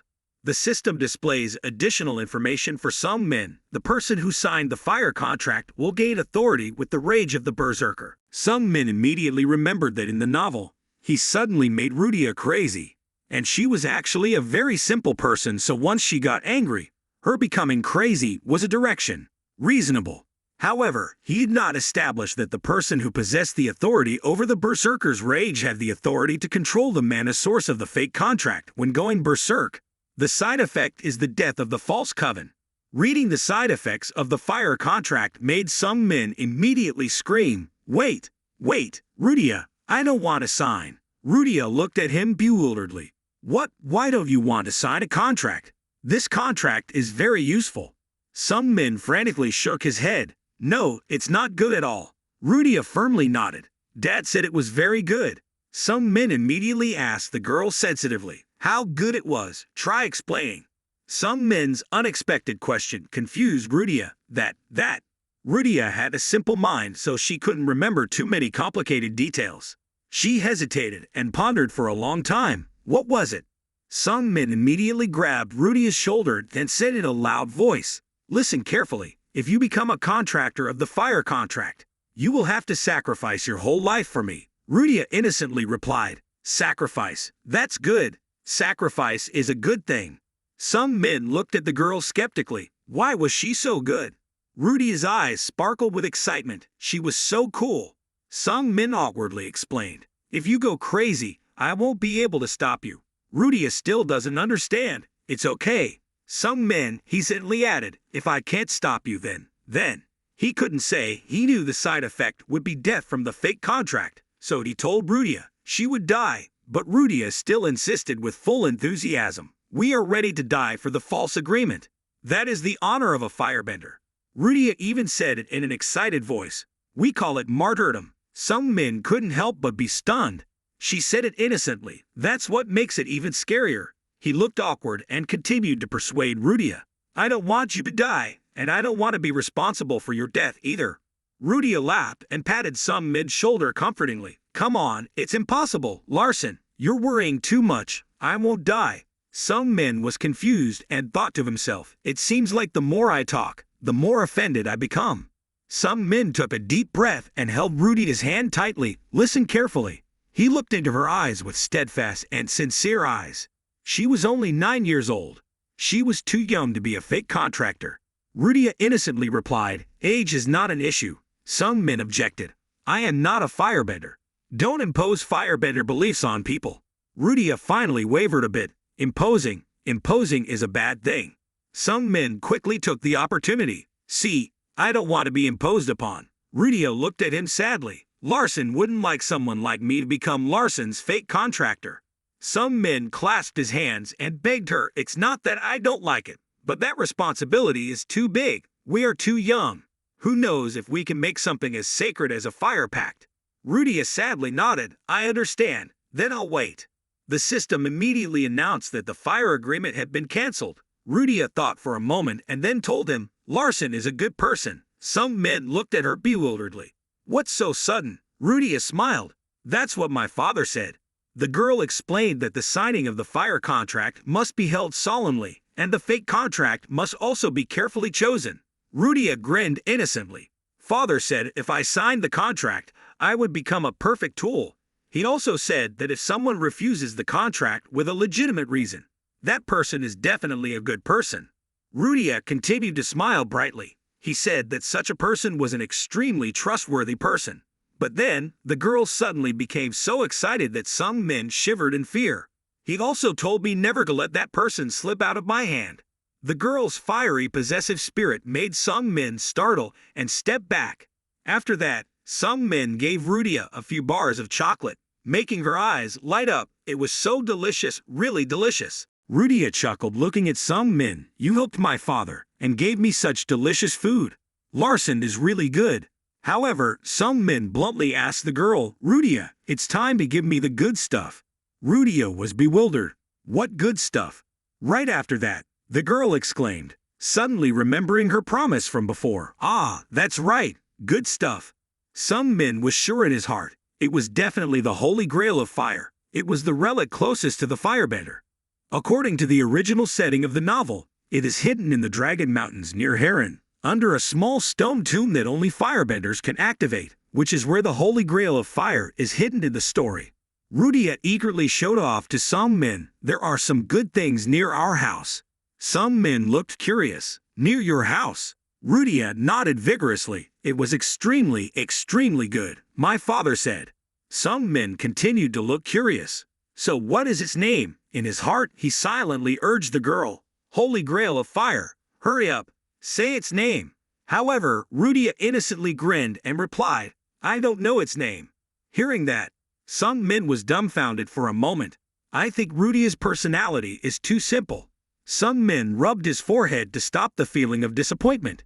Don't you know, Rudia happily nibbled on chocolate and said, people just say it's a good cup. Sung Min tried to suppress a sigh and then used his holy eye to research more about the Holy Grail of Fire. The Holy Grail of Fire can create a type of water called fire water, which only happens once every 100 years. That type of water has the ability to purify. It can purify and remove anything that invades the mind and body, or it can be stored. Sung Min skimmed through the information and eagerly thought to himself, if I have this, I will never be poisoned or affected by magic like mind control. Even if you eat spoiled food, you will never get a stomachache, an item that can help people live a life without illness. But what can be stored? Sung Min was a bit nervous, but didn't worry too much and immediately prepared to go to Heron Village. Let's go, Rudia. Rudia eagerly ran after him. Let's go. Let's go. Before Sung Min went out, Hira asked him, Young master, do you need me to call the envoy? Sung Min frowned and thought, what about the envoy? It took him a moment to remember that it was also one of his settings in the novel. Whenever they go out, the main line of the Maiden family always brings a magician with them. They are called guardians. Sung Min rubbed his chin and thought, even I, the youngest child, is no exception. But what reasonable reason should I give for going to Rudia's hometown? Would they be okay if I said I was there just to get a good cup? The more Sung Min thought, the more confused he became. I couldn't lie. A level 7 magic circle mage always follows me even when I go to the bathroom. No matter what I do, there's no way to hide it. The important thing is that each guardian is an assistant to one of their brothers and sisters. The battle for the throne is a battle to attract as many human resources to their side as possible, so they must definitely be on someone's side. Some men confusedly tapped his foot on the floor. I really don't want to give up the Holy Grail of fire. Should I risk my life to get the Holy Grail, or should I give it up? Suddenly a bold idea flashed in some men's head. Okay, it's decided. Afterwards, some men asked Hera to contact the guardian mage Japel. He had such a bad impression of Larson that when he heard the request from the Maple Mansion, his expression darkened immediately. That idiot chose me to be his guardian. 3 years ago, Larson made Japel kneel down and patted his face like a puppy. You're just a dog guarding the door, and I am your master. Do you understand? Larson shouted at Japel with an overbearing attitude. Once you understand, stop that attitude immediately, you vile person. Some men looked at that piece of Larson's memory and felt depressed. Oh God, I was only 6 years old and already like that. What the hell am I doing? My bodyguards at that time were all great magicians with at least 7th level magic circle. A while ago, Hera heard some men's request and was a little hesitant to ask him, young master, how should I write the reason? Some men continued to think thoughtfully. What is the reason? After a while, he innocently said, let's just say we're going out to play. There's a lot of delicious chocolate out there. Hera swallowed in worry. How could saying that be approved? However, she did not expect that her request to leave the family's territory with such lame reasons would be approved so quickly. It seems that the homeowner especially pampers his youngest child. Just an hour later, Japel was reluctantly at the Maple Mansion. He entered the mansion with a grim expression, more like an assassin coming to take some men's life than a bodyguard. Some men stood on the balcony facing Japel with an arrogant expression, welcoming Japel. His proud, confident smile and leisurely attitude made Japel even more frustrated. Japel greeted back with obvious hostility. Hello, young master, how are you? Japel quickly appeared on the balcony with judgmental eyes. You've changed a lot. Some men replied in an indifferent voice, yes, a little. Japel bluntly said to some men, can I ask this question? Some men did not hesitate to read his mood. I'm sure you're curious why I chose you to be my bodyguard. Japel nodded. That's right. He said in a sarcastic tone, to you I am no different than a gate dog. Some men smacked his lips and silently lamented. He still remembers every word and sentence. Possessing level 7 circle magic is indeed a very good memory. Some men was not humble at all. On the contrary, he was deliberately provocative. Because you are a guard dog, you obviously have to protect your owner too. Seeing Japel's face turn red with anger, some men gulped slightly. To be honest, facing a high-level magician was also very difficult. But in this case, apologizing doesn't seem to solve anything. Some men looked arrogant and said, in my opinion, you are the most loyal dog in that group of dogs. At least you will never stab me in the back. Japel was momentarily surprised. Do you trust me? Some men calmly shrugged. No, the answer shocked Japel once again. What? Some men smiled cunningly and replied, people believe it is not a man named Japel, but a bodyguard named Japel. And I know you are a very ambitious person. According to the novel, Japel is a person with many ambitions. As long as he has the same ambition, he is willing to go all out with that person. So he is very trustworthy, but not too trustworthy. Initially, he was very loyal to the 4th young master Scion, but later suddenly changed hands with Second Lady Evilia, all because of different aspirations. Japel curiously asked some men, why would my ambition make this young master consider choosing me? Some men smirked, because I believe that one day I could help you. Japel looked puzzled. What do you mean by that? In his heart, Japel secretly laughed at some men who was just a useless guy without any power, but wanted to help him pursue his ambitions. However, Japel's smile quickly disappeared when some men said frankly, although on the outside you still appear loyal to my 4th brother, in your heart you want to support my 2nd sister. That's right, Japel was startled. What? How did he know? Japel immediately argued, I am a guardian. I do not swear loyalty to anyone. Some men laughed complacently. If it was nothing, then why did he have to be so overly expressive? Some men then acted indifferent, but it didn't matter to me. The key is whether the guardian needs another reason to protect his master. Japel is confused by some men's tough attitude. You're right. Immediately some men said with a sharp voice, I am ordering you as a member of the Mage family. You must protect me. Japel seriously bowed his head before Sung Min's sharp eyes, asking to obey. His mind couldn't help but be stunned. Why is this happening? Now, he's just an idiot. Japel secretly tested Sung Min's abilities. I heard rumors that he had just attacked the 6th young master. Moreover, he can create a level 1 magic circle even without anyone teaching him. But to my surprise, it wasn't a normal first-level magic circle.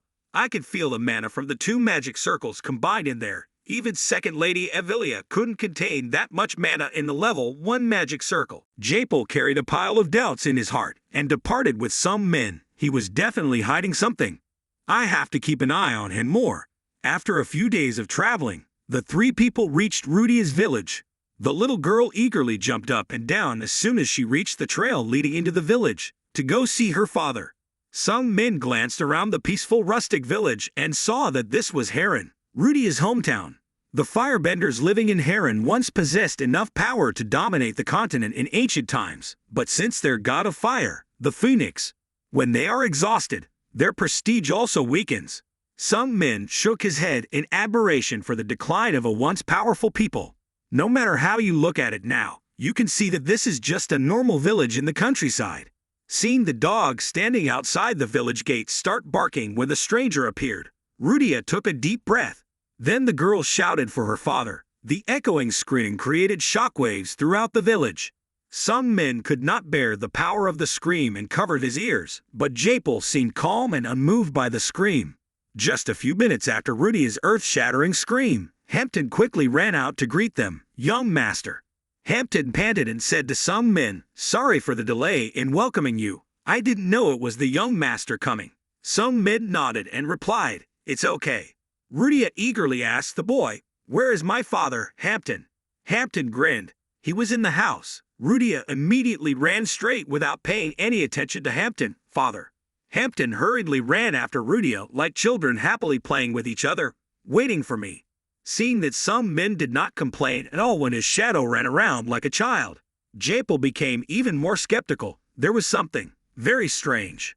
He remembered how Sung Min had said before with the tone of an adult, "Even though on the surface you still seem loyal to my 4th brother, but in your heart you still want to help my 2nd sister, right? I believe that one day I can help you." The more Japel thought about it, the more he wondered. This brat had changed so much, and yet I had never revealed my intentions. Moments later, a group of people gathered in front of Rudia's house and watched the father and son reunite with happy tears. Rudia's father and the girl bowed respectfully to Sung Min together. "Thank you, young master." Japel stared at Rudia. "I can't believe that a 9-year-old girl has so much mana, and since when did the young master become friends with her?" After greeting, Rudia eagerly told his father, "Dad, Larson is very kind. Dad, I brought him home to give him a gift." The girl's father smiled brightly and patted her head. "That's right, you have to repay a favor." Their conversation made Japel feel even more strange. What, did that girl just praise this evil guy for being kind? What other favors do you have to repay? Japel's sharp eyes constantly observed his surroundings, and not only that, the villagers here also seemed to like him very much. Why is he so welcome? But no, it doesn't matter what he does. The important thing is that the Guardians don't know about these things. What else is he doing behind our backs? And since then, the more Japel thinks, the more curious he becomes. While Japel was still immersed in unanswered concerns, Rudia suddenly pulled Sung Min away. "Follow me, I'll show you something." The girl dragged him to the forest near the village. The scene before her eyes made Japel wonder even more. What else was going on? Rudia pointed to a stone tomb and said to Sung Min, "It's here." Japel looked suspiciously deep into the stone tomb to probe, but he was even more confused when he couldn't discover anything special about it. After that, Rudia began chanting a special spell to open the tomb. A bright yellow light covered the entire tomb and large and small stones vibrated and clanged against each other. Just a moment later, the rocks automatically parted and revealed the treasure below. The holy grail of fire flew out from the tomb with a bright light as if it were on fire.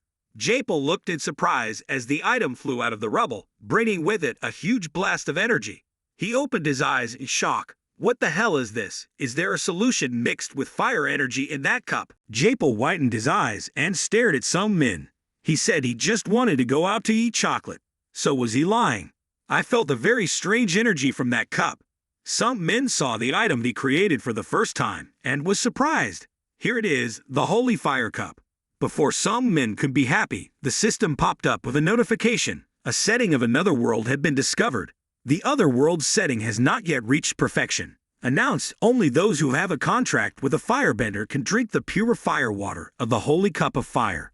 Those who do not associate with firebenders, once they drink pure fire water, will vomit and have stomachaches until they die. In that moment, some men almost died. So if I want to drink this, I have to make a fire pact. The system did not give some men time to hesitate. It continuously announced that the pure fire and water in the Holy Grail was gradually oxidizing due to the impact of outside air. The longer you leave it, the more effective it will become.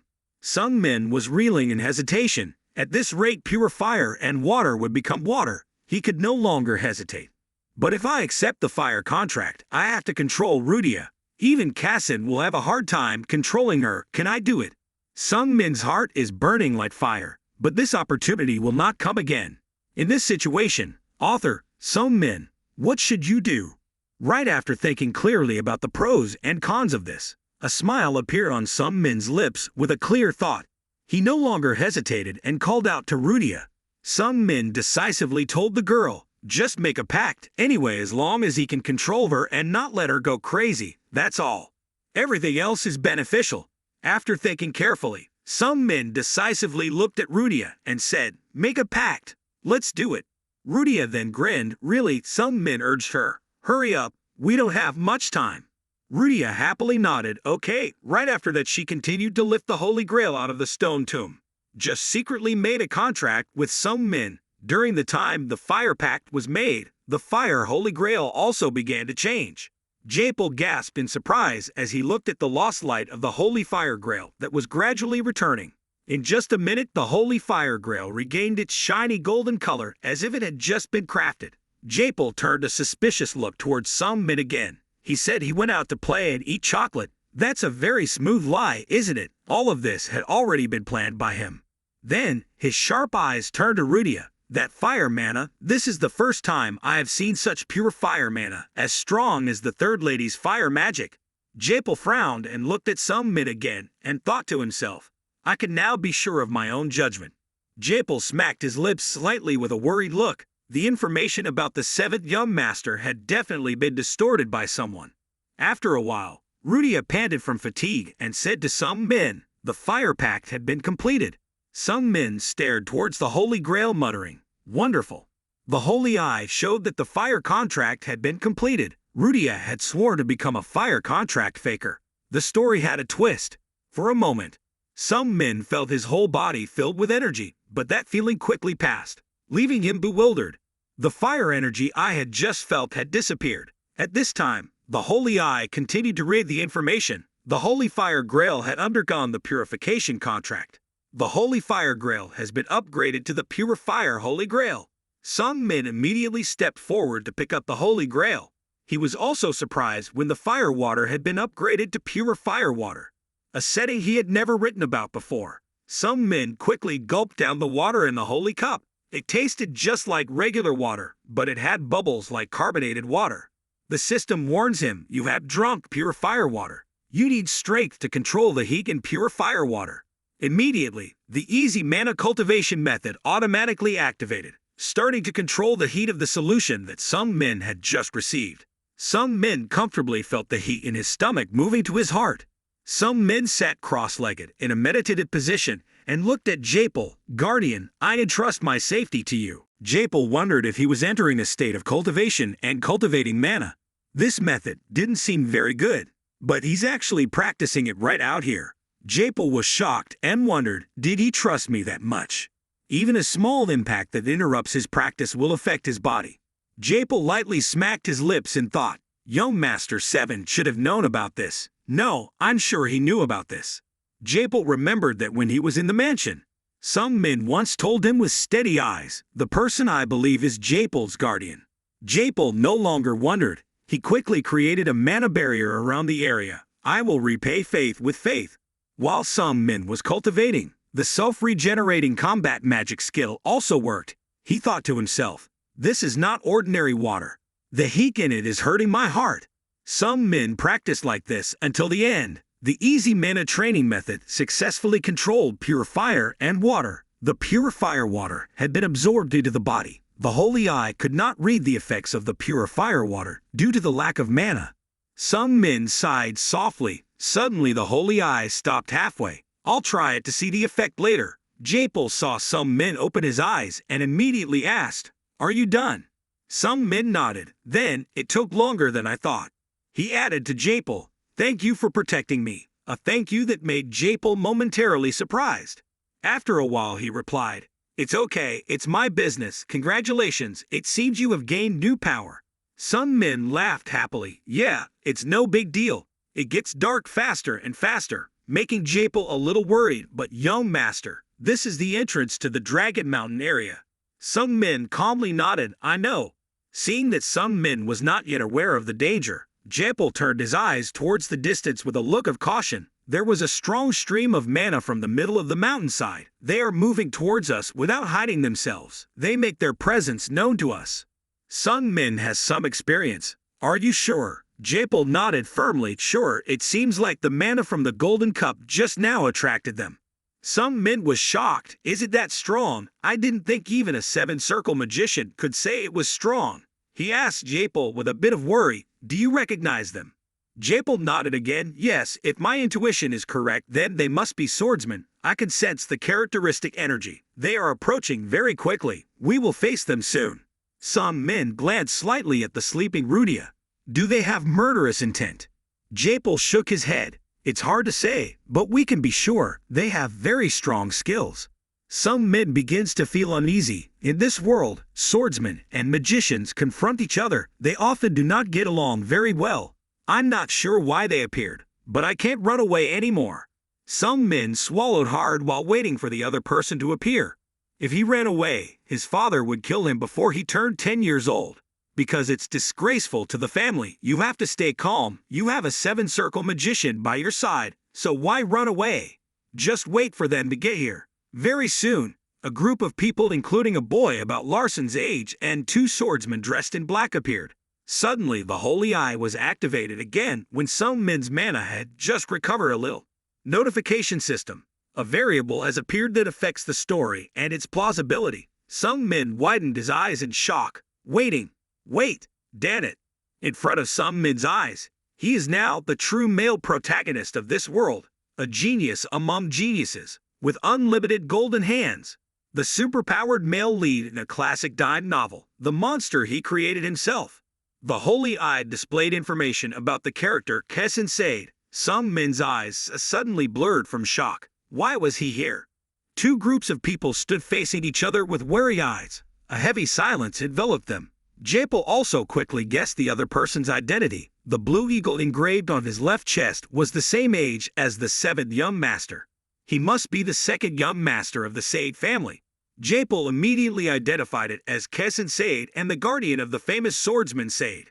The three top famous families in the empire have the ability to recognize each other. This ability is available in their mana and is similar to how monsters recognize each other. Some men stared at Kessen, trying to stay calm even though his heart was filled with anxiety.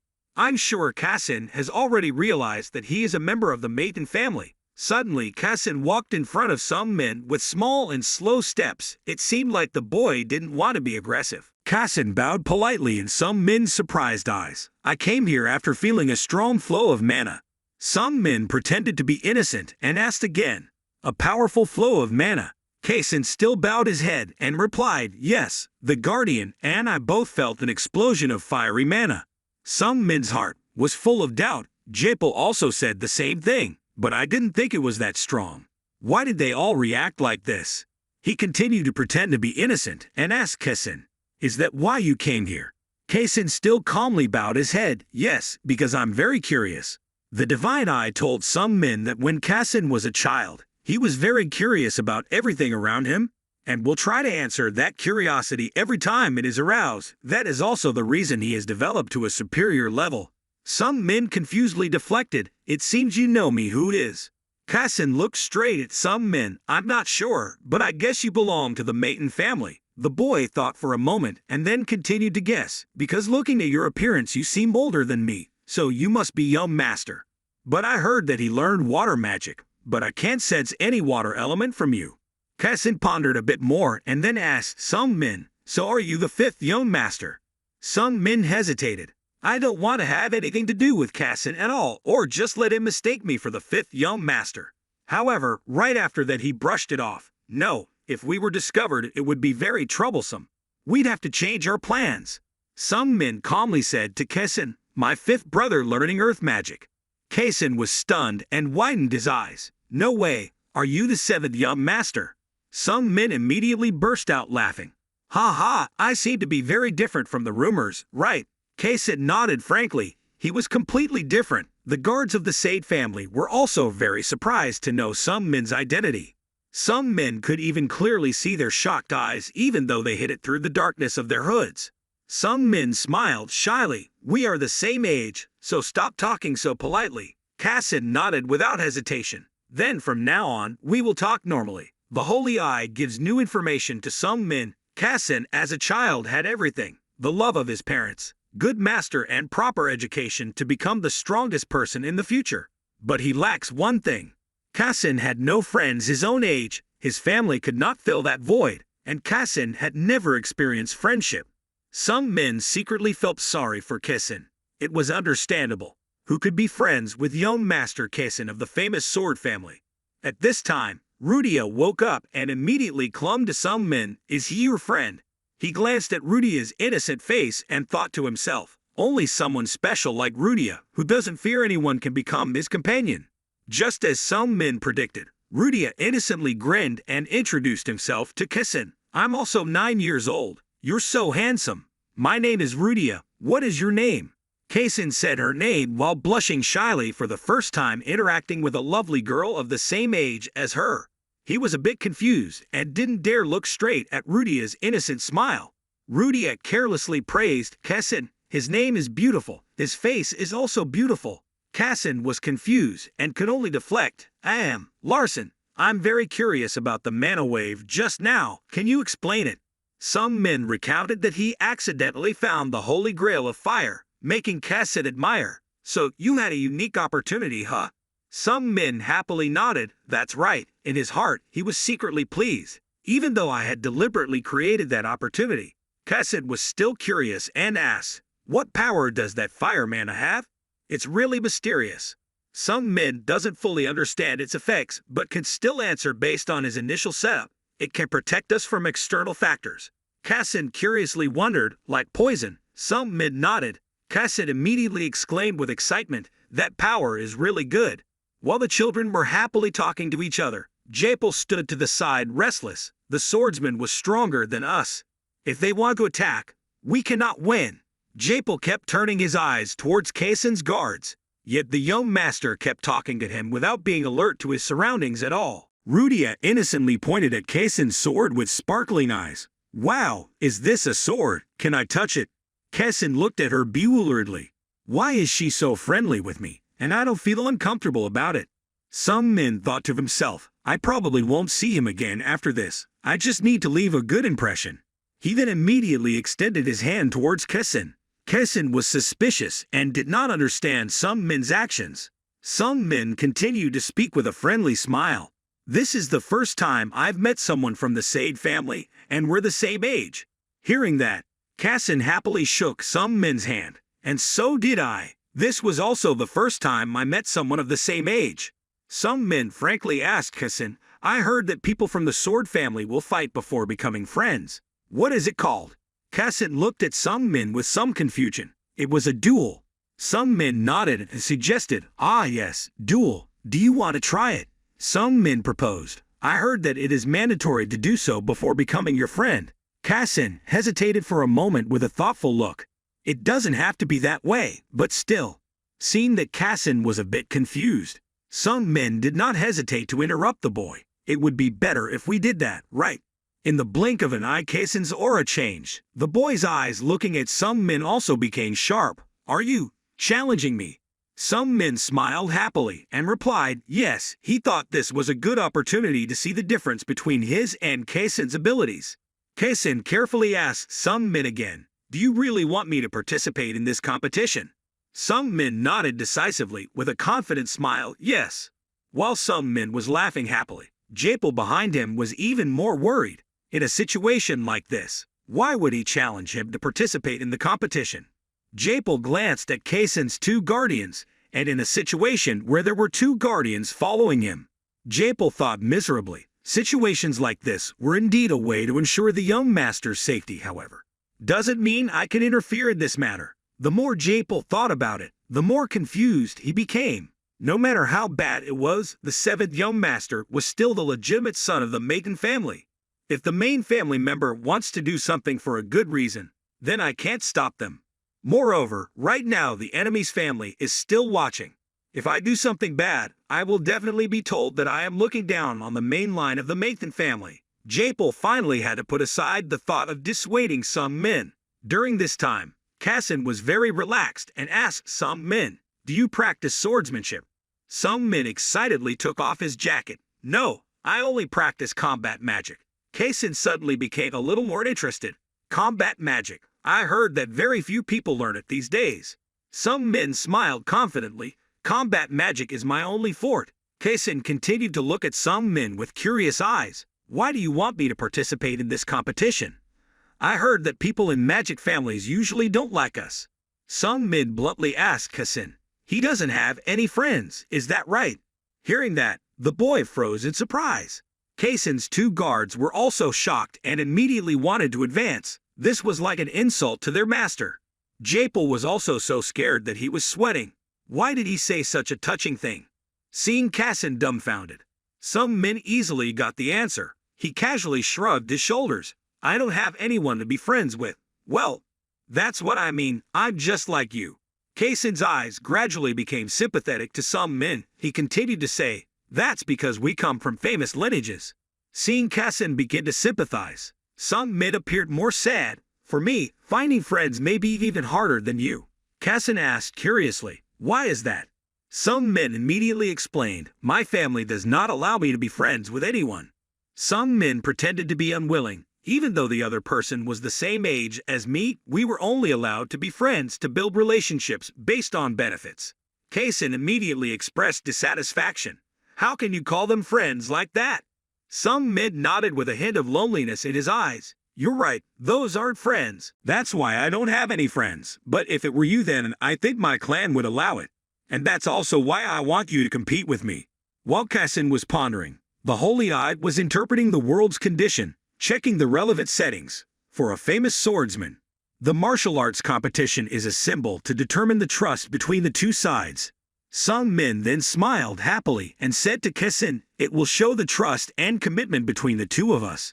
And if we can't truly trust each other, it can easily end up causing serious injury to our opponents, right?"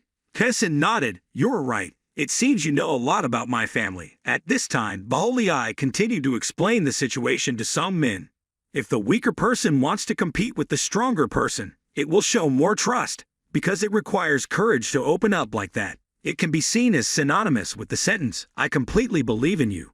Sung Min was sure he was the weaker one, and Kaisen was the stronger one.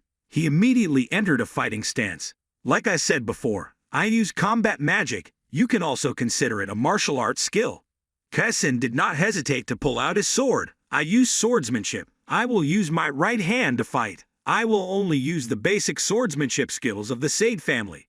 Kaisen pointed his sword at Sung Min because he was fighting with his bare hands and I was using a weapon.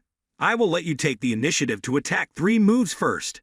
Sung Min was momentarily surprised when looking at the boy's fighting posture, which looked much neater and more solid than his age. Sung Min suddenly asked Kaisen, "Before you and I started the competition, who do you think will win?" Kaisen hesitated, not knowing how to answer. "I thought." Sung Min did not hesitate to say it directly. "Of course he won."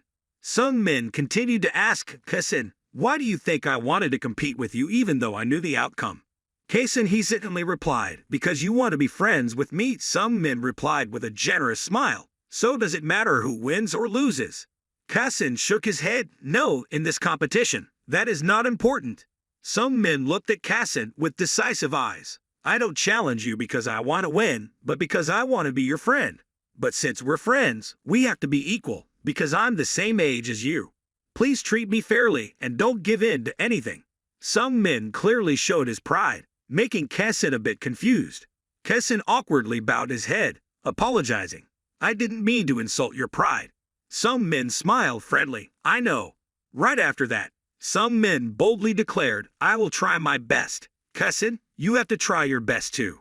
After that, both guards were very tense as they watched the 7 young masters of the Maiden family and the 2nd young masters of the Sade family begin the contest. When Kesin shouted loudly and stabbed his sword, the move was also performed immediately. The delay movement skill was automatically activated, causing the sword to slow down. Thanks to that, Sung-min was able to narrowly avoid the sharp blade. Sung-min sucked his stomach in and leaned to one side, looking in shock at the blade slowly dragging across his eyes. It was crazy. As soon as he shouted the name of the skill, the sword immediately rushed towards him. After that, beginner combat magic using high-level weight was activated.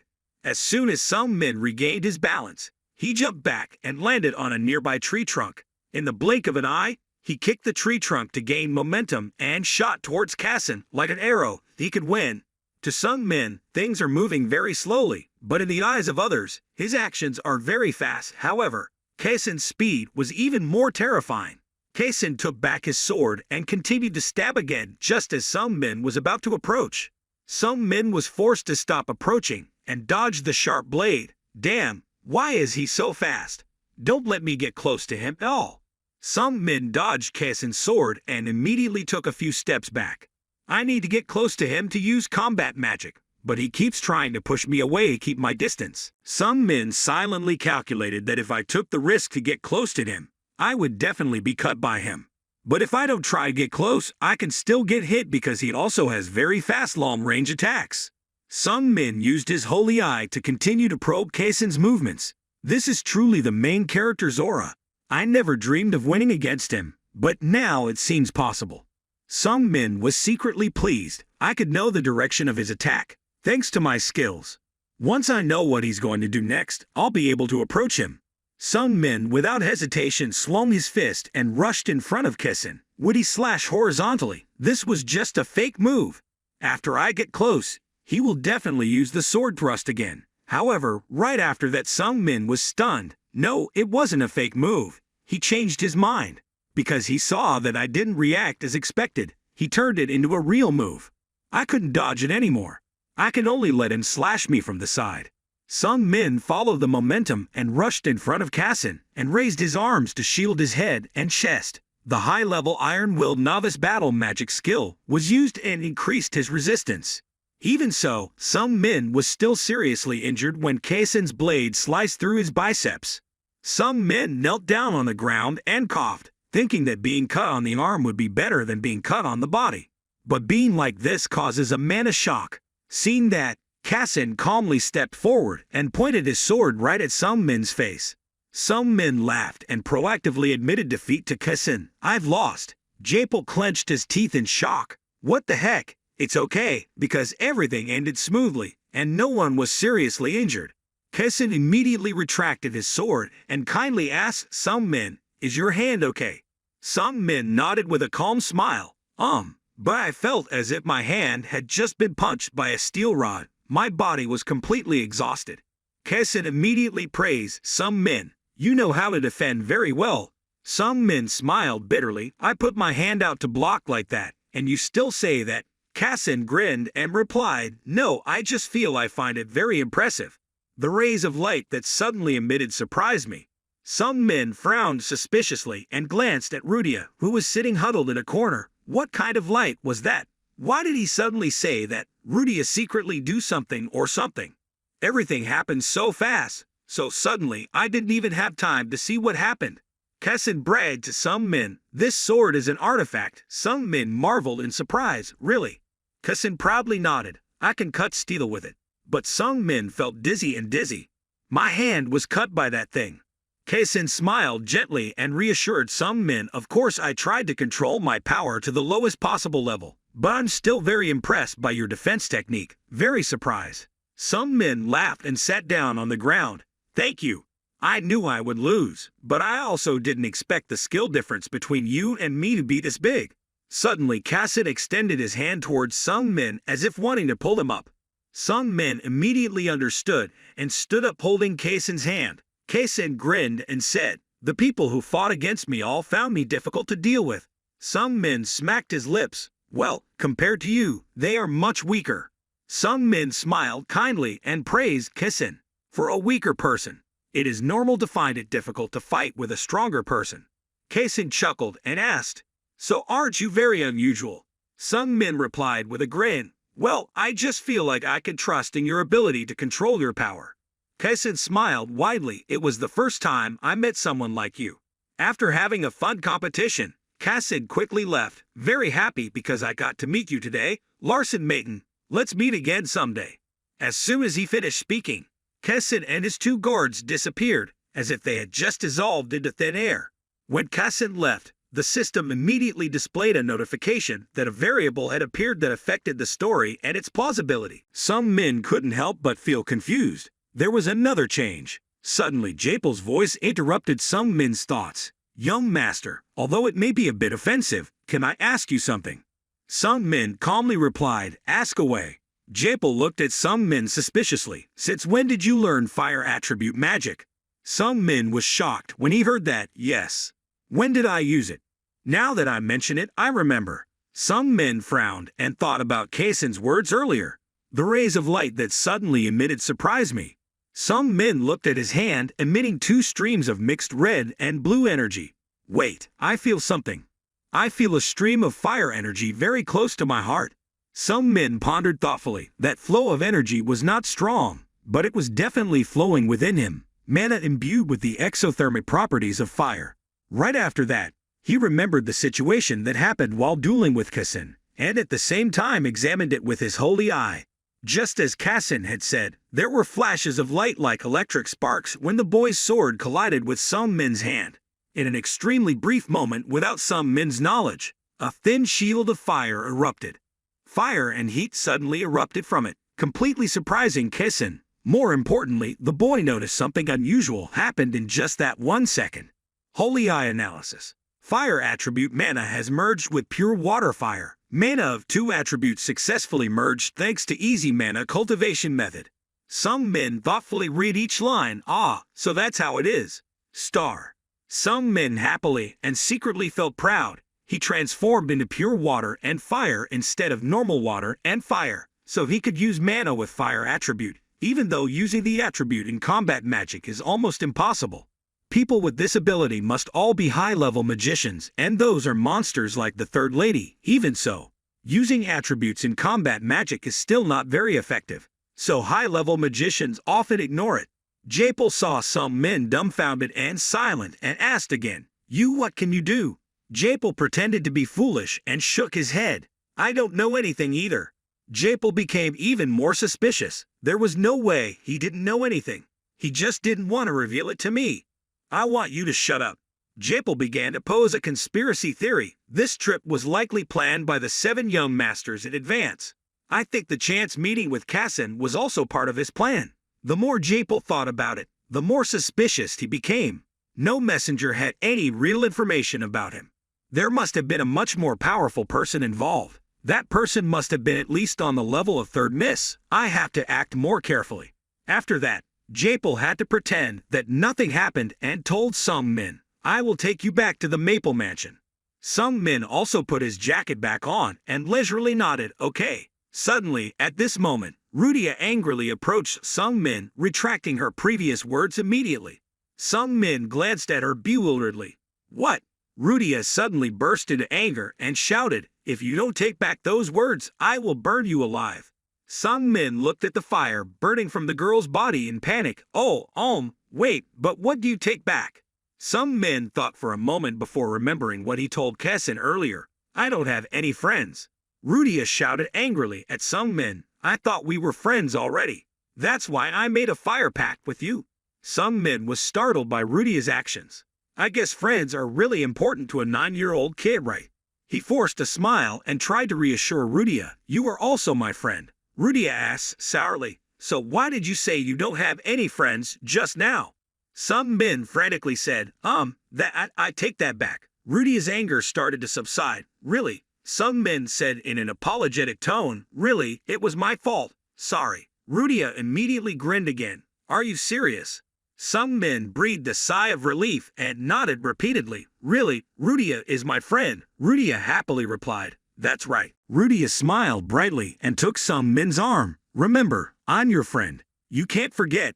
Sung Min smiled and flattered her, of course. Rudia nodded innocently. I forgive you because this is the first time. After returning to the Maiden family's area, Japel still couldn't believe what had happened, but he couldn't tell anyone else.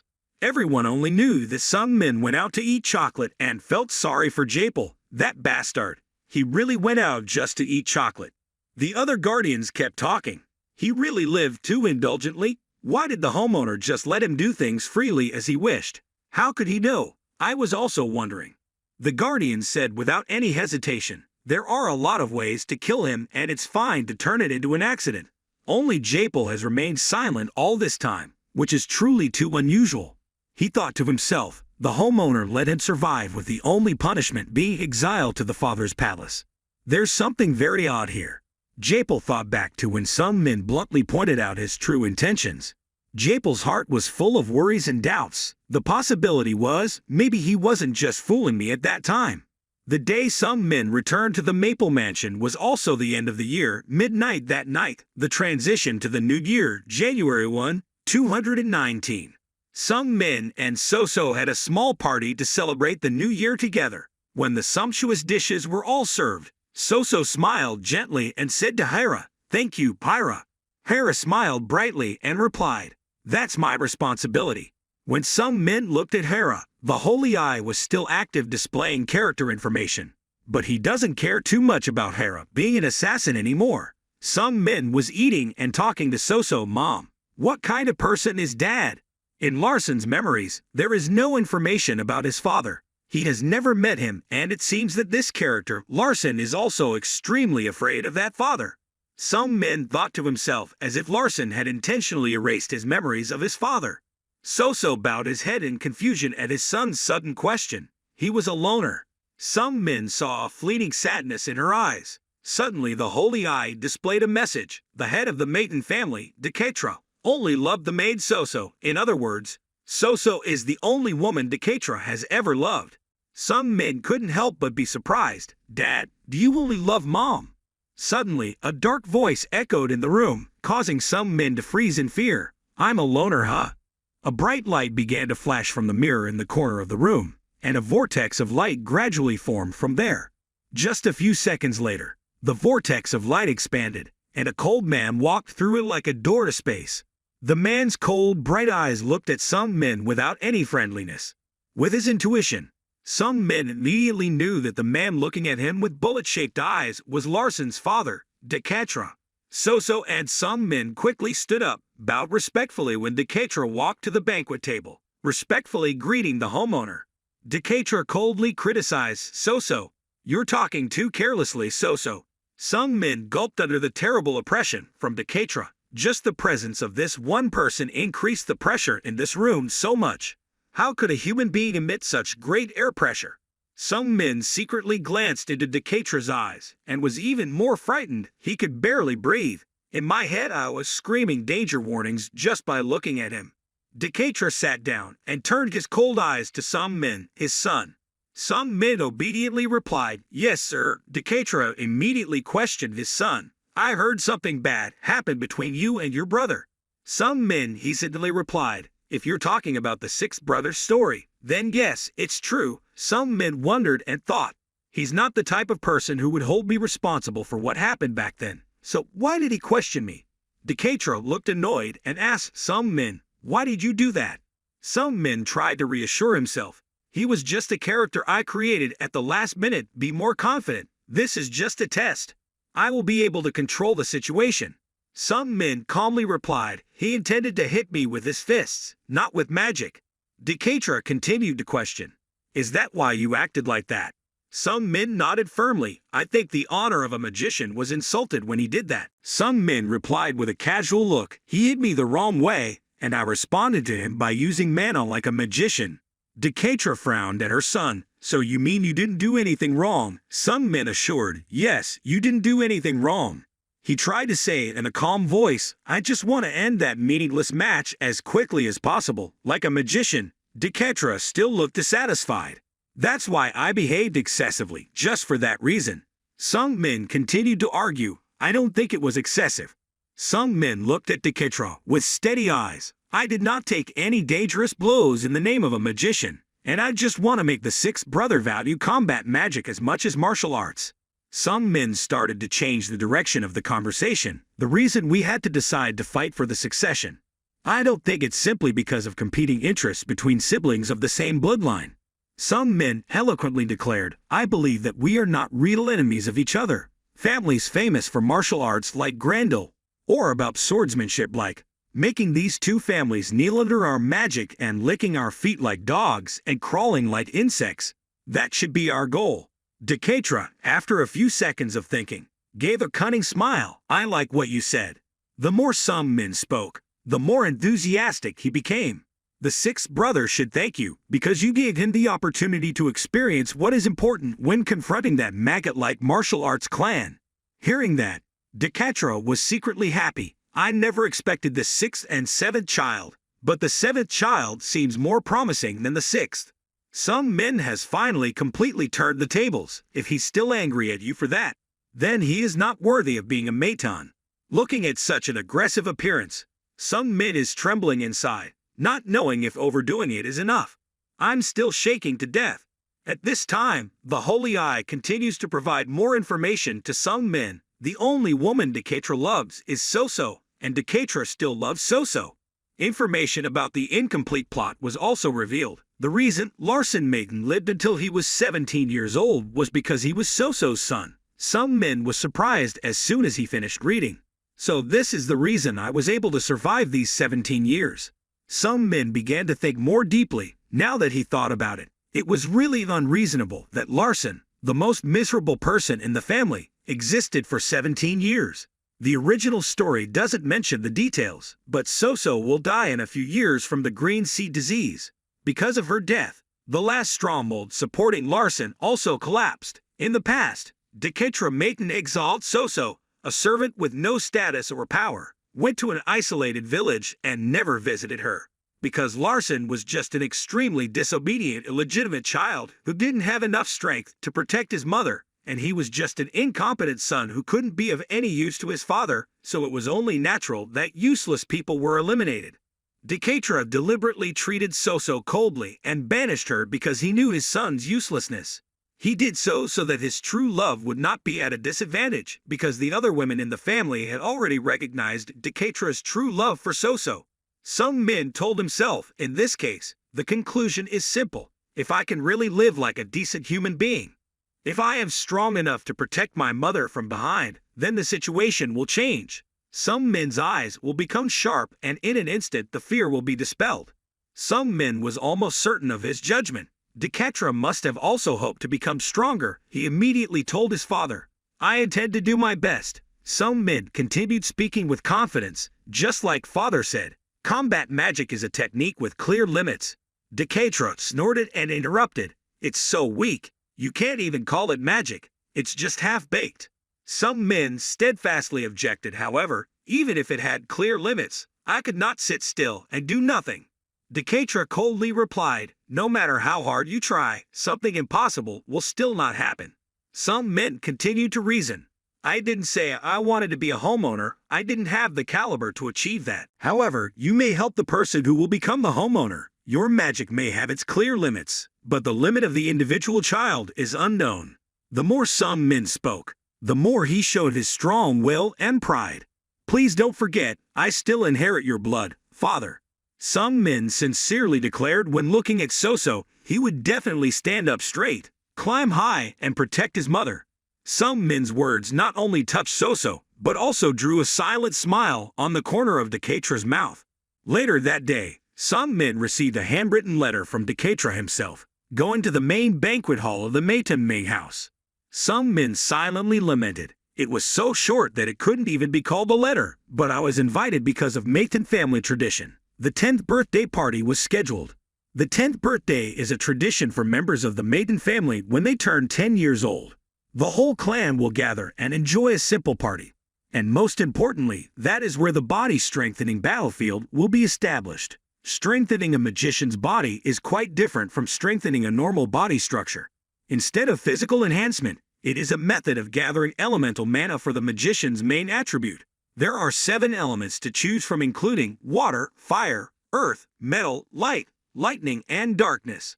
Sung Min was extremely looking forward to this day. He wore a neat suit with a poise. Sung Min was proud to see that he was quite different from the first day he came here. Not only his appearance but also his mental state were better. That afternoon, Sung Min took Hera to the main banquet hall of the Mathan main house very early. Sung Min nervously stepped inside. It turned out this was the location of the 10th birthday party. The main banquet hall I set up is like this. The holy eye appeared. The effect of the liberating magic was permanently embedded in this table. Sung Min couldn't help but be overwhelmed. Forever, they really spend too lavishly. Sung Min asked Hera, "Where is my seat?" She respectfully replied, "The young master's position is here, facing the homeowner." Sung Min continued to ask, "What about my mother?" Hera hesitantly said, "From what I know, Lady Soso was not invited." Sung Min did not appear disappointed, just as I thought. At this moment, a familiar shrill voice rang out, "That guy." Carlton aggressively pointed his stick at Sung Min and shouted, "Are you Larson?" Sung Min nonchalantly teased him, "Oh, hello, Carlton, is the place you get better." Carlton bitterly stared at Sung Min warily. "This bastard, there's something different about it. How could a sandbag that I trample on every day dare to be so arrogant?" Sung Min continued to say in a sarcastic tone, "Carlton, there's no way you think you lost just because you let your guard down, right? Feel free to challenge me anytime you want, however. Next time it will hurt even more. From now on, my skills have improved quite a bit." Carlton angrily walked past Sung Min. "Soon, I will kick you down, you pest." As Carlton passed by, Sung Min smirked challengingly. "Sure, if you can, just do your best, okay." In Sung Min's heart, he was a little excited. Instead of trembling with fear, he was much more interesting like this. After Carlton's appearance came the familiar clicking sound of Persia's heels. As soon as Persia entered, she giggled and teased Sung Min. "Oh, our adorable youngest, you're here early." Persia smiled cunningly and asked Sung Min, "Do you like playing with the toy you got last time?" Sung Min also smiled arrogantly. "Yes, I had fun playing with fire." Persia made a regretful gesture. "That's why I want to give that toy away. What a pity." Sung Min shrugged indifferently. After all, a bet is still a bet. As soon as Carlton heard it, he felt impatient. Third sister even bets with that trash. Carlton's heart began to panic. Not only that, that stupid thing also won that bet. No way. Then, the sound of high heels hitting the stone floor sounded again. But this time the sound was softer and more delicate. Sung Min glanced towards the door and was a bit surprised. Appearing before him was the last archmage, Evelia Maiden, Larson's second sister and the next head of the house. She's an extremely impressive magician, but Sung Min didn't think this character's appearance would be that beautiful. Although she has a calm appearance, if she is working for the family's honor, she is a character willing to do anything, just like her third sister Persia. Second sister Evelia is a level 7 magician. Her main attribute is light and her secondary attribute is darkness. Furthermore, she is an important character who was beheaded by the main character Kasin. Ironically, this character is also Kasin's first love. After settling down, Evelia glanced at Sung Min and then coldly turned away. "The youngest has changed so much." Sung Min happily replied, "I'll take that as a compliment." Evelia said in an indifferent but gentle voice, "Of course." Sung Min silently lamented, "I'm going crazy. Now that I see both Persia and Evelia near each other, I'm completely sure." Sung Min swallowed hard as he looked at the energy emanating from his two older sisters. Just focusing his half-hearted ability was not enough. No, even if I exhaust everything I have to climb as high as possible, I'm not even sure if I can reach this family's mid-level position. I've been too arrogant. After that, 2 other brothers and 3 stepmothers also appeared and sat in their positions. Decatur was the last person in the room, and his expression was as grim as ever, except the eldest son who was missing, including Decatur and his 3 wives, along with 6 children. A total of 10 people gathered here. Decatra opened her mouth to break the tense silence that covered the room. The youngest child turned 10 years old. Congratulations. Everyone followed suit and said congratulations to some men. Receiving these wishes made him shiver but still forced a smile, thanking everyone. After a few seconds of wishing a happy birthday, the birthday party turned into a family meeting when Evelia stood up to report, following her father's orders. I have returned after slaying the evil Balgro that rose from the stream of chaos and darkness. Some men also did not feel dissatisfied about that. He knew clearly that this meeting was not simply a party to drink some tea and then end, but a gathering where the clan brothers and sisters can brag about what they have accomplished. Larson's third brother stood up as soon as Evelia sat down. You captured the northern necromancer, Karen, and sealed her into the devil's coffin. We also murdered more than 20 necromancers under Karen's command. Decatra coldly asked, what about the damage to my family? The third brother proudly replied, you are the only one who went out to conquer the necromancers. Decatra praised him. Good job. The third brother thanked him and sat down. Immediately after that it was Persia's turn to stand up. Persia said with an arrogant smile, I brought back Sylvia's wings, which were stored in the abandoned temple. Some men was shocked when looking at Persia's sinister smile. A creepy feeling came over him when the Holy Eye told him the details of Persia's feat. Persia stole the relic of Sylvia's wings, which was guarding the so-called abandoned temple. Sylvia's wings are a sacred item that can greatly increase the wind affinity of magicians with wind attribute. 30 priests, the 7 monks, and 17 paladins who protected Sylvia's wings were slaughtered. Decatra looked satisfied and asked Persia, it seems we have used the temple as an example, so what is the reaction of the Holy Kingdom? Persia immediately replied, there hasn't been any announcement yet. I think there will be an official announcement soon. Decatra said indifferently, anyway, all those people can ask is for us to apologize. Persia asked his father for his opinion. What should I do next? Decatra calmly replied, just ignore them. Some men couldn't help but be overwhelmed. It was a powerful move that showed the extreme confidence of the Maiden family. Someone from the Holy Kingdom insulted a member of the Maiden family, so Decatra decided to retaliate. After all, they would never declare war against the Maiden family. When all the new achievements had been shown off, there was a knock on the door. Decatra didn't need to ask to know who it was. Come in. The heavy door opened. Decatra's claws. Sinkid entered with a tray in his hand. Sinkid placed the tray in front of some men, and on the tray were 7 bibliographies of 7 different colors. Decatra told some men, choose. He immediately recognized that these were magic books for body-enhancing formations that Decatra would personally undertake. When some men looked intently at the books, the Holy Eye was automatically activated. Thanks to his Holy Eye, some men saw the wavelength of mana spilling out from the 7 scrolls gathered together and form a single multicolored roll. Some men without hesitation raised his hand to grasp the colorful scroll that had just appeared. The sight made Persia's eyes widen in surprise. What? The other Larson brothers, except Carlton, were all shocked. He saw that thing right away. Even Evelia, who was normally very calm, could not hide her surprise. She chose the transcendent attribute. Some men confidently grasped the colorful scroll in his hand. He chose this scroll. The whole room fell into an eerie silence after some men's statement. Decatra was also stunned by his son's choice. After a while, he opened his mouth to break the tense atmosphere in the room. Evelia then turned to look at Decatra. Yes, father. Decatra asked Evelia, have I told the boy about this? Evelia returned to her calm expression. No, father. Before Decatra asked, Persia automatically answered, neither do I. My third brother also did the same. Neither do I, father. Decatra looked at some men suspiciously. So, you guys are telling me that a 10-year-old child is analyzing mana wavelengths on his own. Even you, Evelia, can't do this at 10 years old. You're old. Evelia humbly replied, I think she had better eyesight than I did then. Persia silently smiled with excitement. How interesting. I didn't think that kid could do this.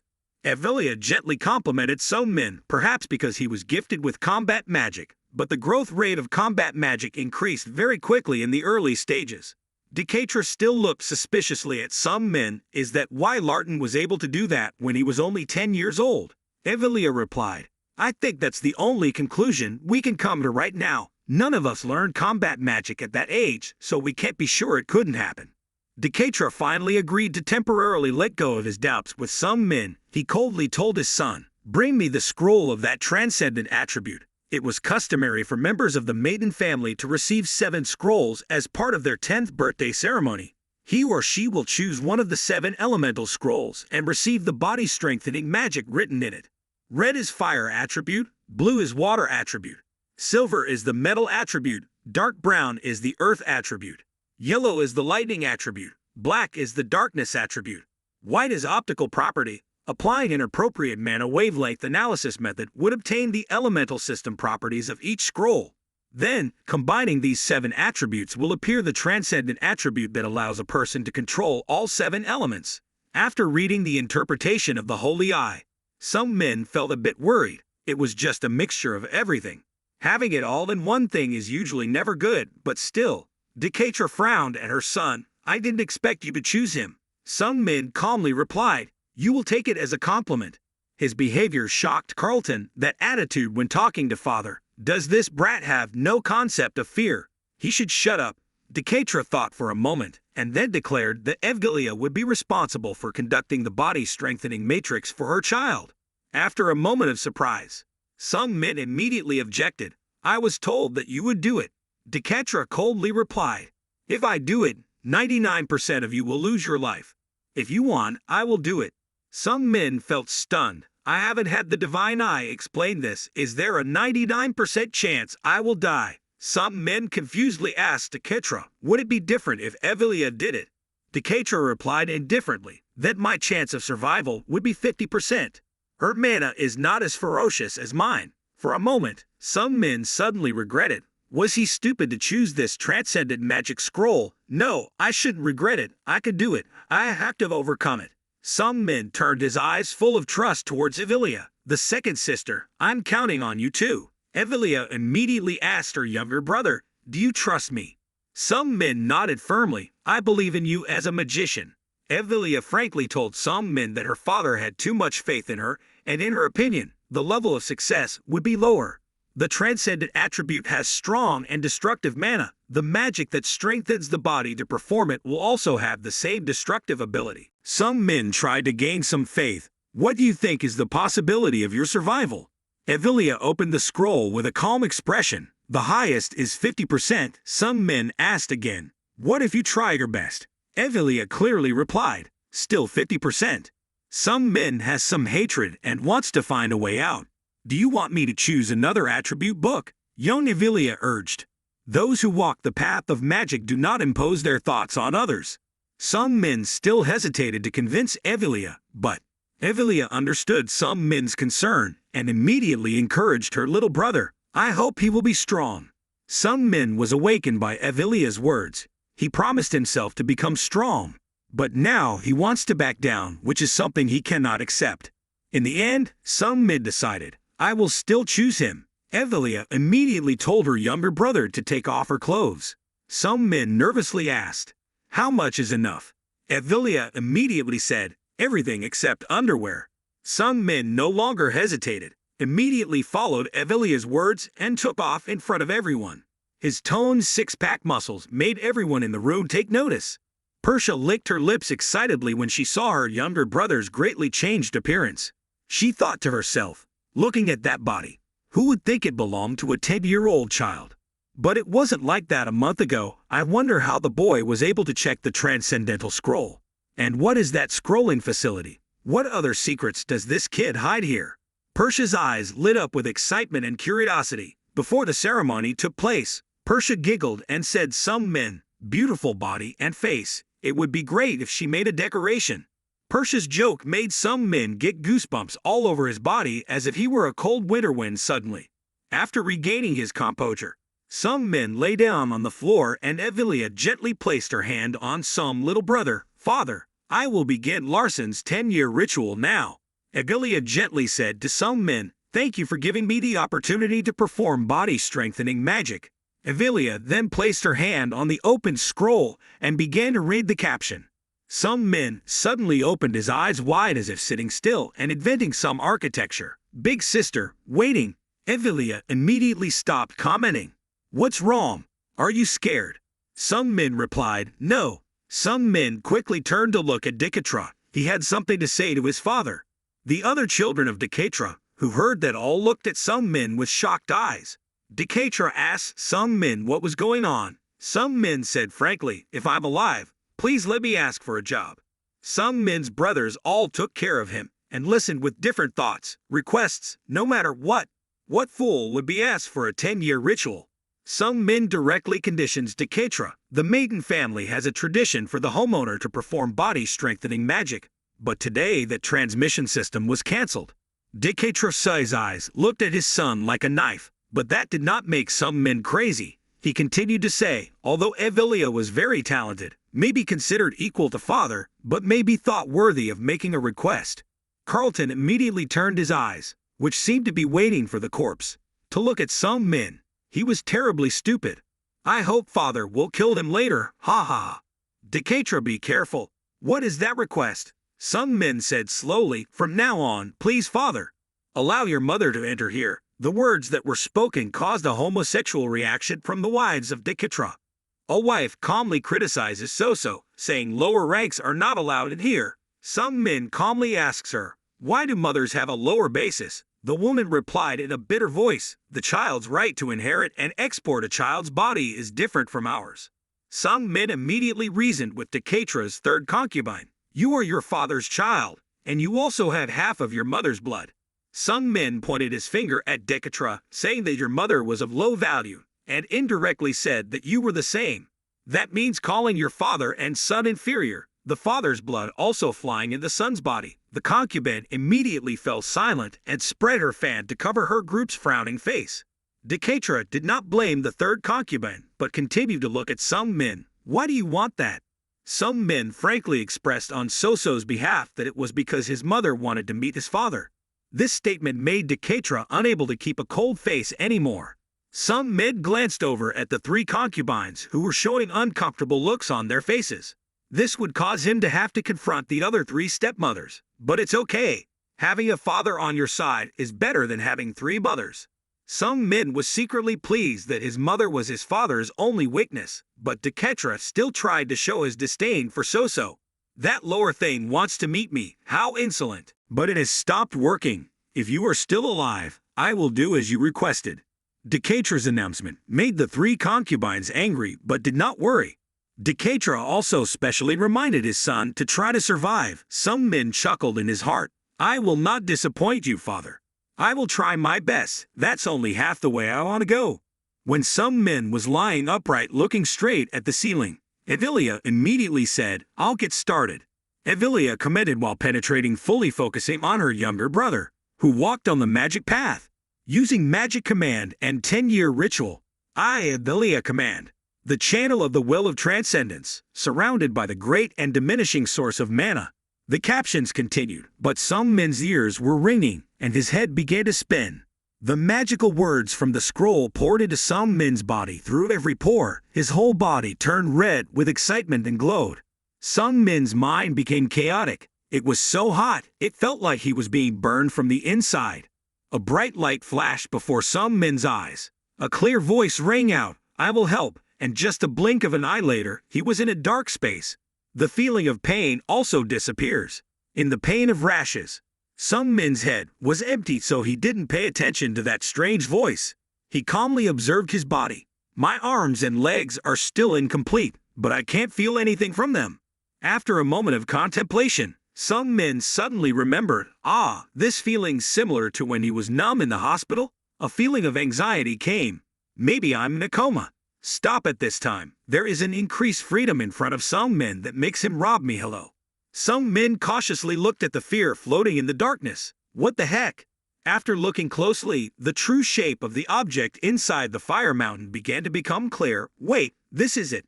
Sung Min couldn't help but feel confused when he saw that the Holy Grail had created eyes and a mouth. It was definitely not a fake attached because it could still move. The Holy Grail asked Sung Min, "You remember who I am?" Sung Min hesitantly responded with doubt. "Holy Grail fire, huh?" Sung Min wondered how difficult it was. I was being indoctrinated with mechanical enhancement magic. Where was I, and why was that kind of thing here? The Holy Grail was thrown out noisily and shook its head. Wrong. Some men looked at it even more blankly. What? The Holy Bowl immediately replied. I'm not the Holy Grail. Some men eagerly asked, what is that? The Holy Grail proudly replied, I am a transcendent saint. Some men's answer was completely shocking. He doesn't remember setting up this task.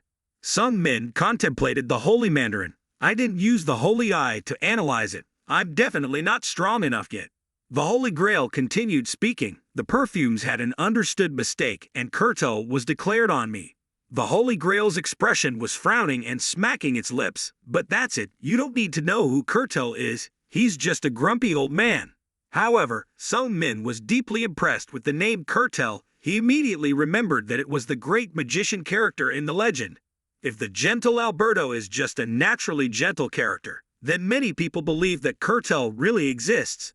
The Holy Grail returned to his mean face and said to Sung Min, anyway, I want to help you. Sung Min heard that and became even more stubborn. What about you? Why would a powder be like this in the first place? Sung Min was curious about the Holy Saint, how he intended to help me. The Holy Grail immediately explained, you have a special body. Sung Min zooms in. What's so special about the engine?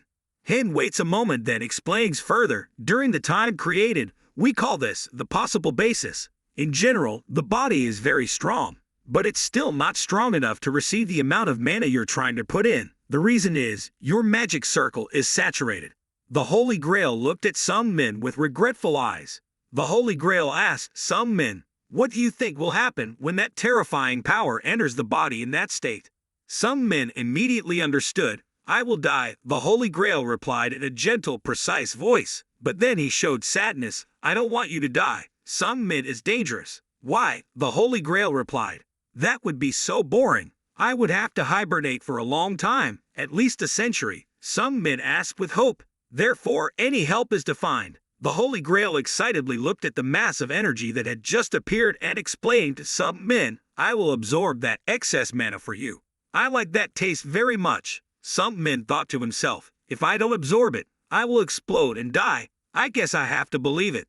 When the Holy Grail looked at Sung Min with war eyes, the holy eyes showed that the Holy Grail of Fire was desperately searching for its true owner. Sung Min thought to himself, in the original work, the Holy Grail belonged to Kasin. At that time there was no such problem.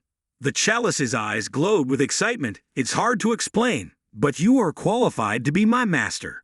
Sung Min curiously asked him why. The Holy Grail chuckled and replied, your existence is full of holes. That is what is needed to attract me. Sung Min frowned and looked at it. What did it mean?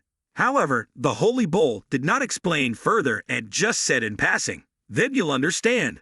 I don't have much time now, so I'll say it right away. Be my master. The Holy Grail grinned and strived to reach the flower-shooting peak above its head. It looks at the growing energy potential. Now I will melt into your heart, then absorb that mana.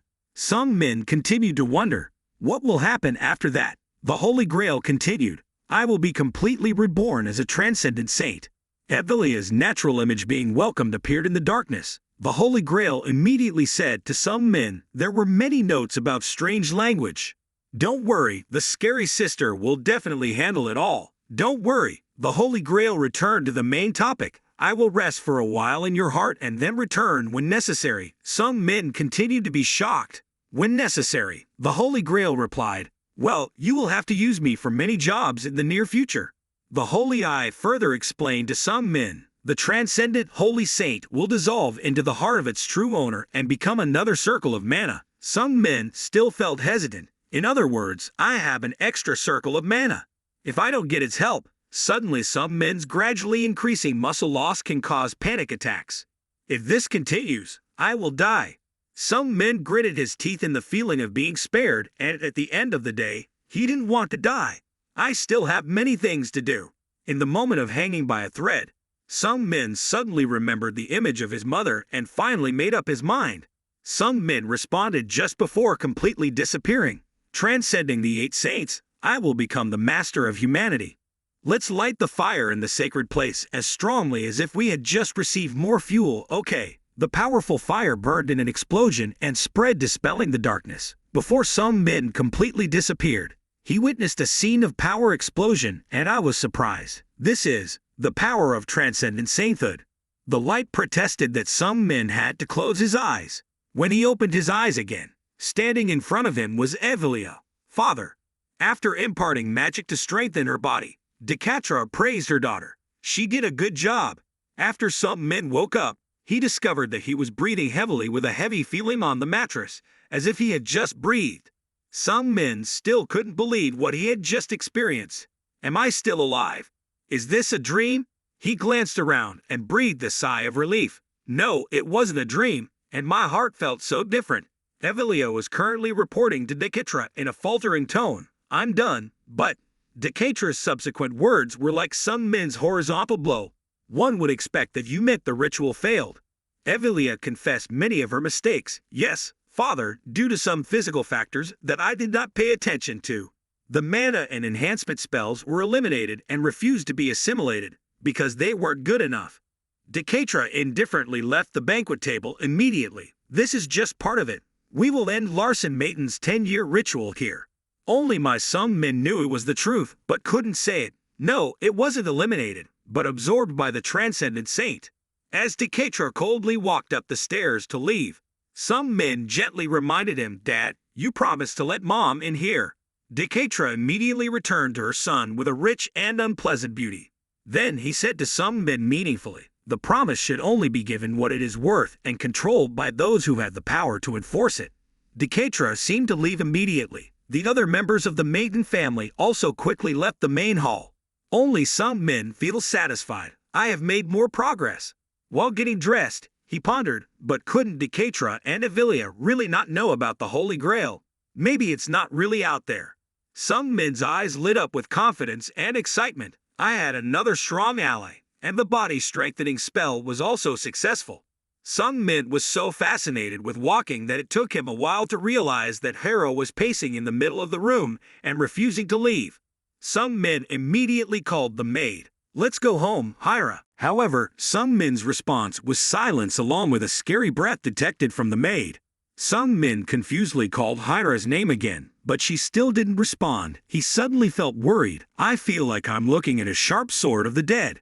Hera is emitting aura. It took a while for Hera to part her lips. A cold sound like metal hitting each other. I want to ask you something. Even the Holy Eye couldn't analyze Hera, which made some men even more relieved. At least there should be some basic information, right? Is she showing her true colors even when Father is here? Although Hera cannot analyze, the Holy Eye can still provide information about the present. The banquet hall has the highest level of protection.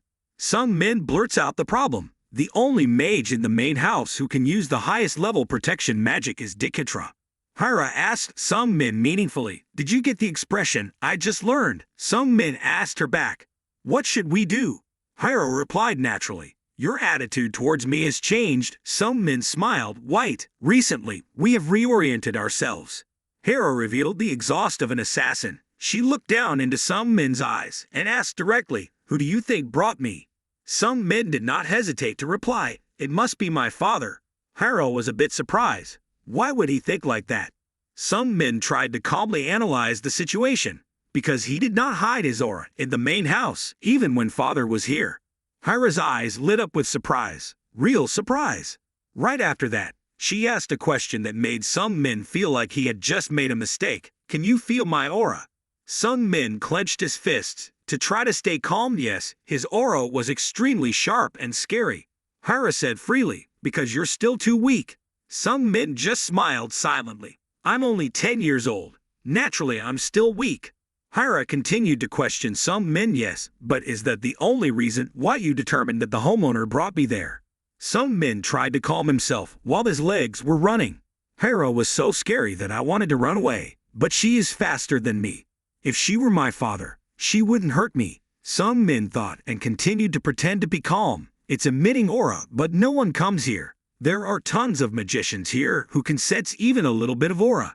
So there must be something blocking the aura so that no one can feel it. Something like a limited protective dharma. Some men quiet analysis state. He convinced Hera with strong arguments. No one could cast protective magic here without father's permission. So I must have received his order and shown the actual set of products to me.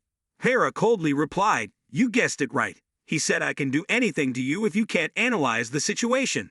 Some men's legs ran a little more when she sensed danger, whatever she wanted. Hera continued speaking with an indifferent voice, but he also said, "If you are of the Mathan clan, then you should at least do the same." Some men laughed again. "It's true that my father..." Hera was a bit curious about some men's reaction. "You are not disappointed at all." Some men laughed again. "I'm disappointed, there's a lot of it. The more important issue is, why recreate the nature now? Inwal has been hiding very well for so long." Some men did not expect Hera to answer, but instead reasoned for himself. "If according to my thoughts, this is the most appropriate time, right? Today is the day I officially arrive at the main building, and it's also the day I meet my father." Some men started to show more confidence and prepared his fighting stance. "The day he created a secret barrier is the day my father..." Wanting to learn from my experience, some men suppressed his fear and immediately entered a state of readiness to fight Hera. Seeing that some men had expected everything, Hera did not hesitate to pull out the dagger, the knife's shape glistening as soon as it emerged from the scabbard. Hera looked at some men with cold eyes and raised the dagger. "You were right again." Hera didn't attack right away, but also chatted some more with some men. "To be honest, I don't think you will be able to find out this story." Some men asked her, thinking what would happen. Hera said in a sarcastic tone, "I imagined you would be afraid of your lipstick spilling on your pants as soon as I revealed my aura." Some men tried to smile arrogantly. "Isn't it too underrated?" Hera suddenly changed the schedule to talk to some men. "I will honestly introduce myself." Hera bowed her head solemnly and said, "My real name is Takvo, but you can continue to call me Hera." As soon as some men saw this honor, he immediately used the sauce and said nothing. That was the character he created himself. The soundless principle in the novel is so scary that I'm afraid people will use the name of a child's ignition. If you keep thinking like that, the soundless system will come and take you away. In other words, the soundless switch claw is an assassin that even the strongest people in the world fear. The prestigious swordsmanship family also searched for the silent rule but ultimately failed. The silent rule was extremely dangerous, and no information about her was accurately known. Some men couldn't escape the fear in his heart. That voiceless guy was now standing right in front of him. "Damn it! Such a strong assassin is this young," he boldly said to Hera. "I had heard of old people before. The prestigious swordsmanship family might be in pursuit." Hera immediately replied, "That was 10 years ago. I'm surprised that even you know about this." As soon as some men heard that it was a story from 15 years ago, he immediately became suspicious. "So what is his current style like?" Hera replied bluntly, "I will not answer that question." Some men copied one, and then got ready to punch and punch manually. "That's it, so try the steps like this. We'll give me the assignment." Hera coldly replied, "Surely you already know my special is serious. If you can reduce my attack speed even just once, then you win." Hera just finished speaking and disappeared from some men's sight, making him confused. The holy eye was activated, but even after using it, some men could not detect any other artifacts in the room outside himself. Some men silently lamented while the scene looked around. Even the holy eye could not detect Hera. What to do? Hera's soft voice rang out like the wind. "The homeowner told me, destroy you if you are too weak." The words were said in a gentle way that caused some men to grow cold and lit down, destroying himself. Some men raised his fingernails and shouted loudly, "Wait, wait!" Hera's voice rang in his ears but still couldn't see her. Say, even when he was about to die, some men still thought about fairness and benefits and demands for himself. "If we win, what will we get?" After a period of silence, Hera had to appear to tell the story. "I didn't expect to ask for a reward." Some men was startled and immediately turned around to look at Hera. What was behind him? He must have found her voice in front of him. Hera reluctantly asked some men, "What do you want?" Some men immediately replied, "From now on side with me." Hera frowned in doubt. "I am your servant, sir. Of course I will do so." Some men smiled mischievously and added, "No, not just as a servant. I want to exempt myself from protecting me. As I said, I'm very weak." Some men looked at Hera with sincere eyes. "So until I am strong enough, please protect me." After a moment of praise, seeing that this was not impossible, Hera agreed to accept. "Okay." Some men secretly laughed. Good, that's enough. Right after that, Hera disappeared again with a resounding sound in the air. Now the test will begin. Some men's eyes became sharp and carefully observed his surroundings while admiring. I was quite confident, but to do anything, I have to feel something before even my holy eyes can't detect her. Some men slowly looked around. If he couldn't see with his holy eyes, he wouldn't be able to rate her method of movement. She was definitely muttering to me in a museum state. She spoke in a scary voice, but she wouldn't kill me. Some men was sure in his heart, destroying me was just an empty threat, which meant she wouldn't attack my neck and upper neck or even time.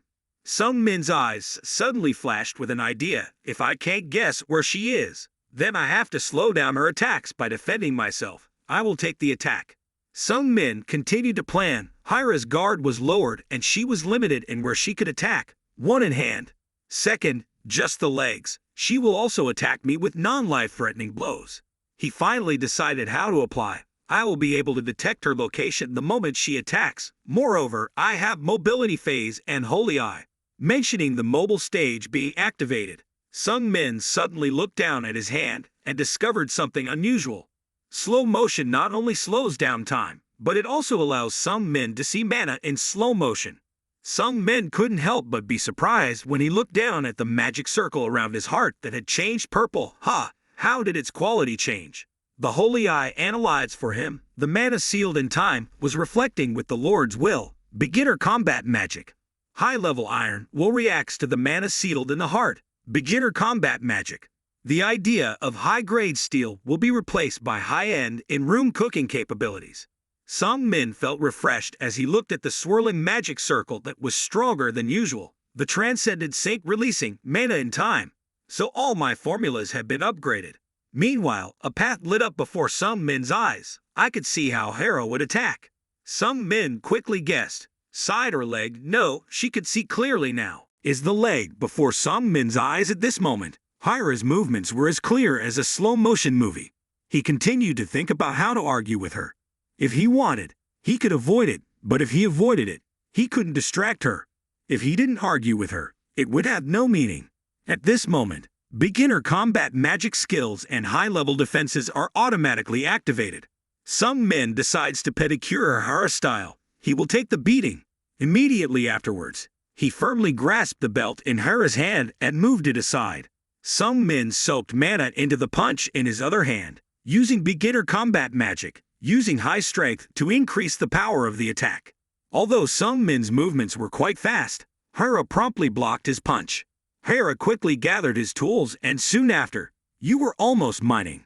Some men made Hera sit quietly on the floor. He asked her, how is it? Is that considered a dedication? Hera admitted yes. She put the dagger away and stood up. I will keep my promise. Then Hera rode respectfully before some men from today onwards. I swear I will give everything I have to protect you. Missing Larson Master.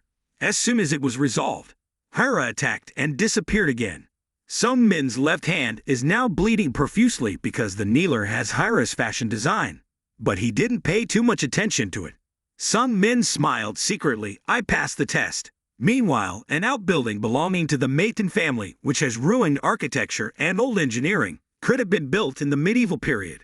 In the action of this decommissioned castle building there is no one in sight. The door to the room at the end of the hallway, located on the top floor of the war castle, opened. Soon it will automatically close when no one appears there. The inside of the room is as meticulous and primitive as other places in the castle.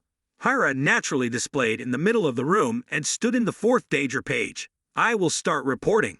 Hera talked alone in the room as if someone was silently listening to her. It seemed like the failed master was expecting to know my method of attack. Otherwise, I cannot resolve in what way he made the speed attacked. Hera continued speaking to the opposite wall. I also believe that this problem has no attack. I expected you to have expected that I would not try to kill it. There was no other way I could record my attack direction. I thought it was a smart decision. But there was something very special. Hera recalled about what happened during the fight. My dagger was laced with a poison called Melia, but he used his bare hands to sample that dagger. Surely the dagger had been put in his hand, but even if the poison had its basis, he was still fine. She walked out onto the slope. I'm trying to figure out why, but right now I think the reason is that his mana neutralized the poison. The important part is not knowing if this problem is trying to do so or if it's just luck. Hera summarized the information in a few short sentences and then disappeared again. I'll try to figure that out. Hera's shadowy figure opened the door again.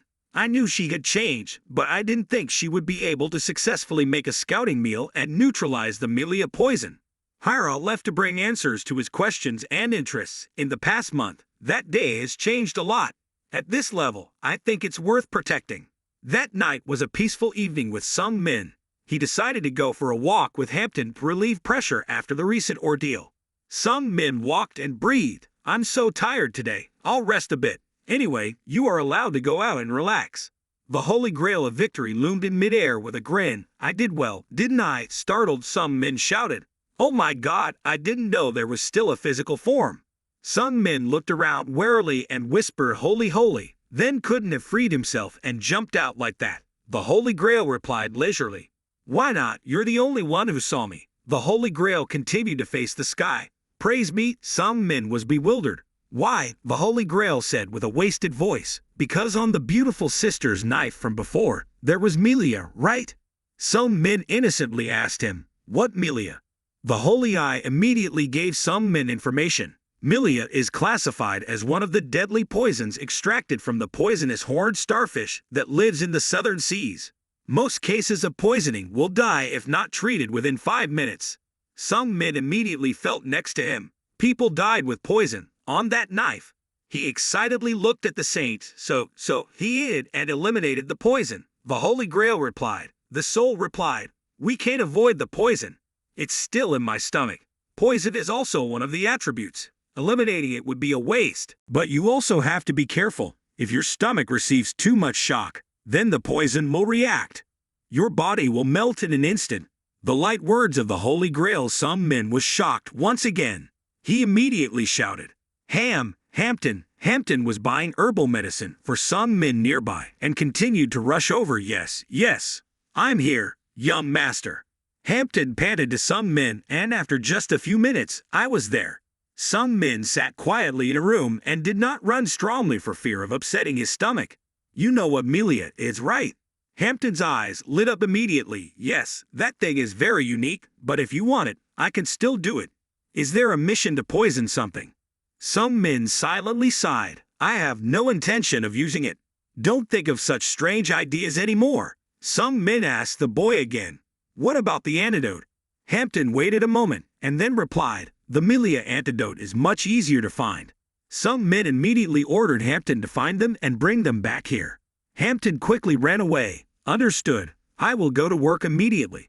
Sung Min sighed. Maybe my shadow has the main attribute of poison, not to mention my maid is also an assassin. What a talented couple. As soon as Sung Min thought of Hera immediately appeared, but her dressing style changed, making Sung Min a bit surprised. Hera no longer wore a maid outfit but dressed in a business suit like a housekeeper. Her expression was also cold, different from her usual face as a maid. Sung Min was surprised and asked Hera, why are you so slow in changing pages? Hera replied coldly, so I can support you the best I can. Hera further announced, another maid will take my place. Sung Min hesitantly asked her, so I will have 2 shadows, right? Hera nodded leisurely. Yes, is there a problem? Sung Min was confused. No problem. But his attitude had also changed. Hera replied coldly, I don't need to wear that fake mask anymore. Sung Min laughed, wondering if the show was excellent. Hera replied as if it were natural. Acting is a necessary requirement to become an assassin. Seeing Hera's indifferent expression, Sung Min somewhat hesitantly asked her, you soaked that knife in poisoned wine, right? Hera retracted her lips for a moment. Then she looked at Sung Min with suspicious eyes. You know, Sung Min replied angrily, yes. At first, I pretended not to notice, but the more I thought about it, the more immediate I became. I can definitely minimize the intention to kill me, so why do you still have to soak the knife in poison? Hera avoided Sung Min's question. Why did you pretend not to know? Sung Min also improvised very quickly, so that even without needing an antidote we are still stable. The goal is to no longer underestimate the process. Hera frankly doubted. Milia is a deadly poison. Some men still spoke confidently. I know, it was taken from the poisonous horned starfish in the southern sea, right? Hera was not surprised. Do you still know so much? Some men still pretends to know it all even though he only knows you. Of course I know. In Hera's eyes, there was a change in the way he viewed some men. Not only did he possess an amazing poison, but he's also very smart. I underestimate him so much. Fat Hera looked into some men's eyes. You will become even stronger, and I promise to protect you. Seeing that Hera was speechless, some men immediately said, but what else? Hera continued, I have set a time limit until you are strong enough. You must become strong to make me escape this mission. Some men smacked his lips and nodded, okay, I will try my best. Hera also nodded at him, I will also skate for you. Some men asked her curiously, but how was she planning to help me? Hera naturally relaxed and replied, I will consider the matter more carefully as your second shadow. I will keep you safe at all costs. Some men sighed bitterly, then please act a little more thoughtfully. Suddenly some men asked, Hera, please bring me some oriental cactus powder. Hera immediately replied, yes, surely I can find some around here. Some men asked her, so bring me a few pounds, quickly. When Hera left, some men put his hand on his neck and bowed. Why do I keep feeling so thirsty? Some men called after Hera, bringing water as well. He silently screamed. He was so thirsty. The oriental cactus powder was very bitter. Although I don't know why, I suddenly wanted to drink that powder with water. Just a few minutes later, Hera came back with a packet of powder and water. Why don't you go back home and find a doctor? Some men refute her opinion. There's no time left. Some men scooped up a large amount of powder and put it in his mouth. This wasn't enough. More. Seeing him drinking alkaline water powder as if he had been left alone in the desert for days. Hera immediately left. It was clear. Please wait a little longer.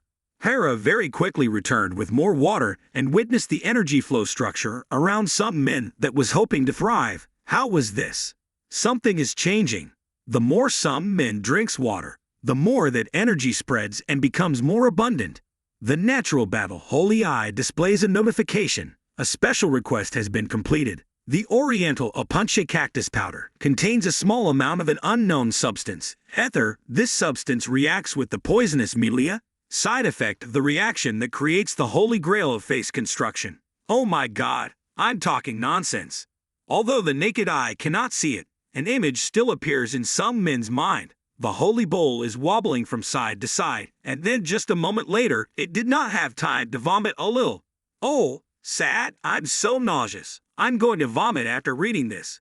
The deadly poison milia spewed out from within the holy saint. It was not the original milia. As milia has been purified through the filter of the Holy Grail, some men can feel it, and the pain that rushes into time causes him to drop the stone ring in his hand. Some men, the process of looking at the gun cage suddenly stretched out with an abundant flow of energy. The movement, his heart, was gradually moving forward. Hera also saw that scene. What? Mana explosion mist. This was a phenomenon she had never seen before. It only existed in theory, the phenomenon of exploding when mana was absorbed or grew too quickly. Hera became lax because she only knows how to kill people and not researchers. Should I take you to see a healing mage? No, if I meet her at this time, she will lose her life. I have to protect him. That's my duty. Hera thought more and more. I promised to protect you until you became stronger, but I'm not a magician, so now I don't know how to help you anymore. After thinking for a while, Hera finally remembered. Then, there was only one solution left. Absorbing that amount of mana into her body and greeting the student for her. Hera's eyes were filled with thoughts and was ready to die immediately. Meanwhile, the Holy Eye is on the forum solving the problem for some men. When ether and milia react, which does not have the property of rapid expansion, only those with total mana, also known as transcendent attribute mana, can control that energy. Some men, standing at the boundary between life and death, has a lot of anxiety in his heart. Why do I have to go through such close-ups of life and death? My heart is rising, but I can't control it with transcendent attribute mana. The easy mana cultivation method tries to help the process of controlling the reaction of the poison, but the feeling of pain is reduced. Some men's heart felt like it was about to explode. It felt like a large rock was pressed against him and his ribs were aligned. The Holy Eye continues to interpret, however, even those with superscience cannot fully control the reactive expansion of ether and milia. This is just a necessary condition. Some men feels even more confused. Is it just a necessary condition? The Holy Eye continues to explain, if you do not possess the facility granted the power of a martial arts expert, you won't be able to fully extract yourself from the extension. Some men is even more terrified, unable to escape completely. That means I will sleep, nothing else. However, soon a little hope rekindled in some men's heart. In addition, people with special qualities will have this expanded ability, for example saints. Some men was happy to see a glimmer of hope appear. Holy man, I will endure. Holding his breath, the cold voice of the transcendent Holy Grail echoed in some men's head. Ah, it's better now, big brother, believe in me. The Holy Grail of transcendence began to take effect. It quickly absorbed the energy that spiked during some men's time. Although the saints existed during his time, their archival power was exceptional. Holy Grail filled with excitement while absorbing abundant mana. Your ability also helps me a lot. Some men silently answered it. Surely memory is an easy way to cultivate mana. When Hera saw this scene, she didn't know what to do other than watch from the outside. Hera no longer appeared as calm as before. Once the mana-bursting heavy work had begun, it could not be stopped in any way. This can only be done with the help of minimal solutions in the 7th round. Before Hera's eyes, some men's swollen face was gradually returning to normal, causing her to have a fever. The blasting process has obviously started, so it can still stop automatically. After some time, some men's heart returned to its original state. A fire suddenly increased. Transcendent mana reacts with air and creates flames. When Hera had yet to respond, the fire broke out and refreshed some men in the blink of an eye. Hera shielded her eyes from the heat and light, but she still did not obscure the feeling of what was changing in some men's body. As the heat from the fire dissipated, Hera jumped up to look at some men and used a speechless fever, another phenomenon that can often occur in front of her. Hera looked in shock at the 2 rounds allowed on Boxer some men. As far as he knew, it was impossible.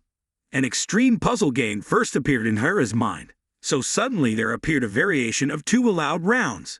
An extreme curiosity appeared in Hera's mind when looking at the 2 magic rings on props some men.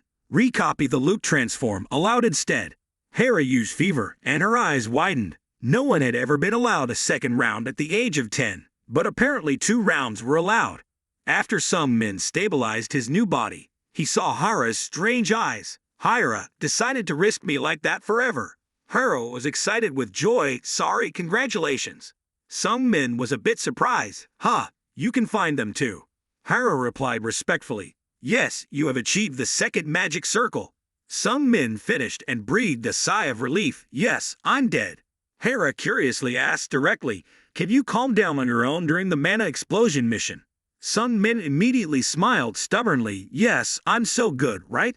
Cold Hera, no, you were born into the Maiden family with your heart and mana safe, so I can't think of anything surprising. Seeing Hera's indifference, some men couldn't help but feel frustrated. She never complimented him. Some men chuckled as he looked at the lucky move, Human Death Melia Poison and Northeast Prickly Pear Cactus Powder. The Transcendent and Holy Mana, the Easy and Transcendent Holy Mana Training Method. The 6 requirements somehow happened to come together. After enjoying the feeling of owning golden hands like the main character, some men turned his excited eyes towards Hera. He asked the female assassin, do you want to try that, like last time? Hera looked skeptical and asked again, that you mean? That same night, some men and Hera headed to the training house.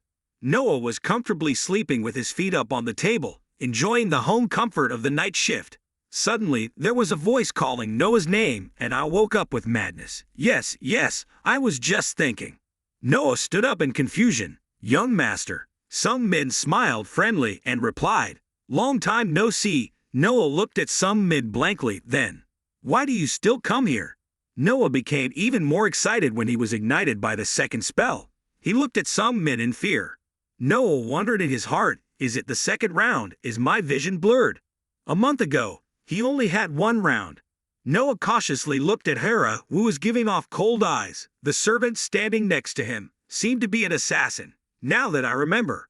Last time it was said in Japanese. Before that, when returning from the Some Men trip, Japel told Noah, I think it seems like someone's big plan. We better get ready. Noah expressed skepticism. Planning? Japel said with a serious look. Someone was plotting something with the young master's failure. Now Noah thought about his skills and saw that he was right. Noah, don't worry about some men. For a 10-year-old with a second round, he's too comfortable.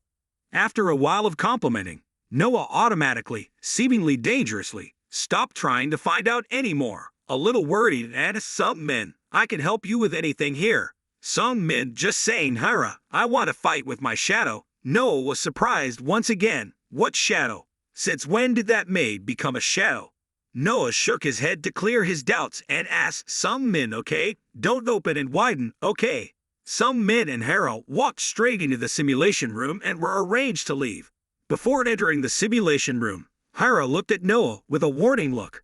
Her actions made Noah so scared that he gasped, turned his eyes away, pretended to be stupid. When some men entered the simulation room, the system displayed the current information location. Training center, empty area. Some men locked his shirt and immediately got into a position to prepare to punch each other. Hira, you already understood my skills last time, right? Hira also coldly took out his dagger, yes. Some men smiled, full of energy, relying on my skill level alone. Hira asked him again, aren't you thinking about doing another spell? Some men nodded excitedly. I want to try out something new. Hira dangerously asked again, what should I do? Some men immediately replied, don't try to kill me, and just attack a little slower. Hearing that, Hira's eyes became sharper and colder. The enemy is not that kind. Some men replied leisurely, hell, not the enemy.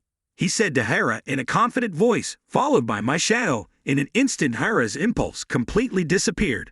Some men's confident words deeply penetrated Hira's cold thoughts. She automatically stopped herself, now facing some men who is not an assassin anymore, and told him, okay. Some men looked down at the bar to check the activity of the new allowed rounds. Now he had 2 authorized rounds. The amount of mana you hold will change when the 2 rounds repeat together. After a moment of contemplation, some men's eyes radiated the green color of mana. I understood. I could transfer mana at will. He uses his mind to control the mana flowing from his heart. I will transmit it throughout my body. When the 2 magic circles were spinning as strong as spinning tops, the system announced that beginner combat magic had high mana influence. The beginner's combat magic had upgraded from ordinary to skilled. Some men automatically shouted to Hira, okay, go ahead. As soon as some men finished preparing, Hira immediately disappeared into thin air. Some men's eyes became sharp, observing the surroundings, fighting in the same way as before. Some men lay quietly looking around. Even though he had just leveled up his skills, he still couldn't see her style. However, the Holy Eye was now able to observe Hira's every movement. Some men understood that is the difference between 1 and 2 rounds allowed. Some men is sure that his mother's feelings have become stronger. Hira is very stubborn. Some men activated the skill under mobility and immediately saw Hira's shining style coming from the front. She'll fall in love with her feet again. When the knife was about to reach his leg, some men automatically said, this time I will avoid it. Right after that, he steps the target's feet back and jerks his muscles back a short distance. Hira couldn't help but be surprised. He avoided it. He could see the movement of his star. As Hira finished attacking, some men enjoyed a moment before she could move to charge at his fastest speed. Some men jumped behind Hira with a mana-filled punch, and he charged her in the face. Although Hira was affected by the flash, her speed was still fast enough to see some men's punch coming at her face. The moment some men's empowered punch was about to reach Hira's feet, she disappeared from his sight. Less than a second later, a cold, sharp knife was close to some men's neck, causing him to stop his activities in shock.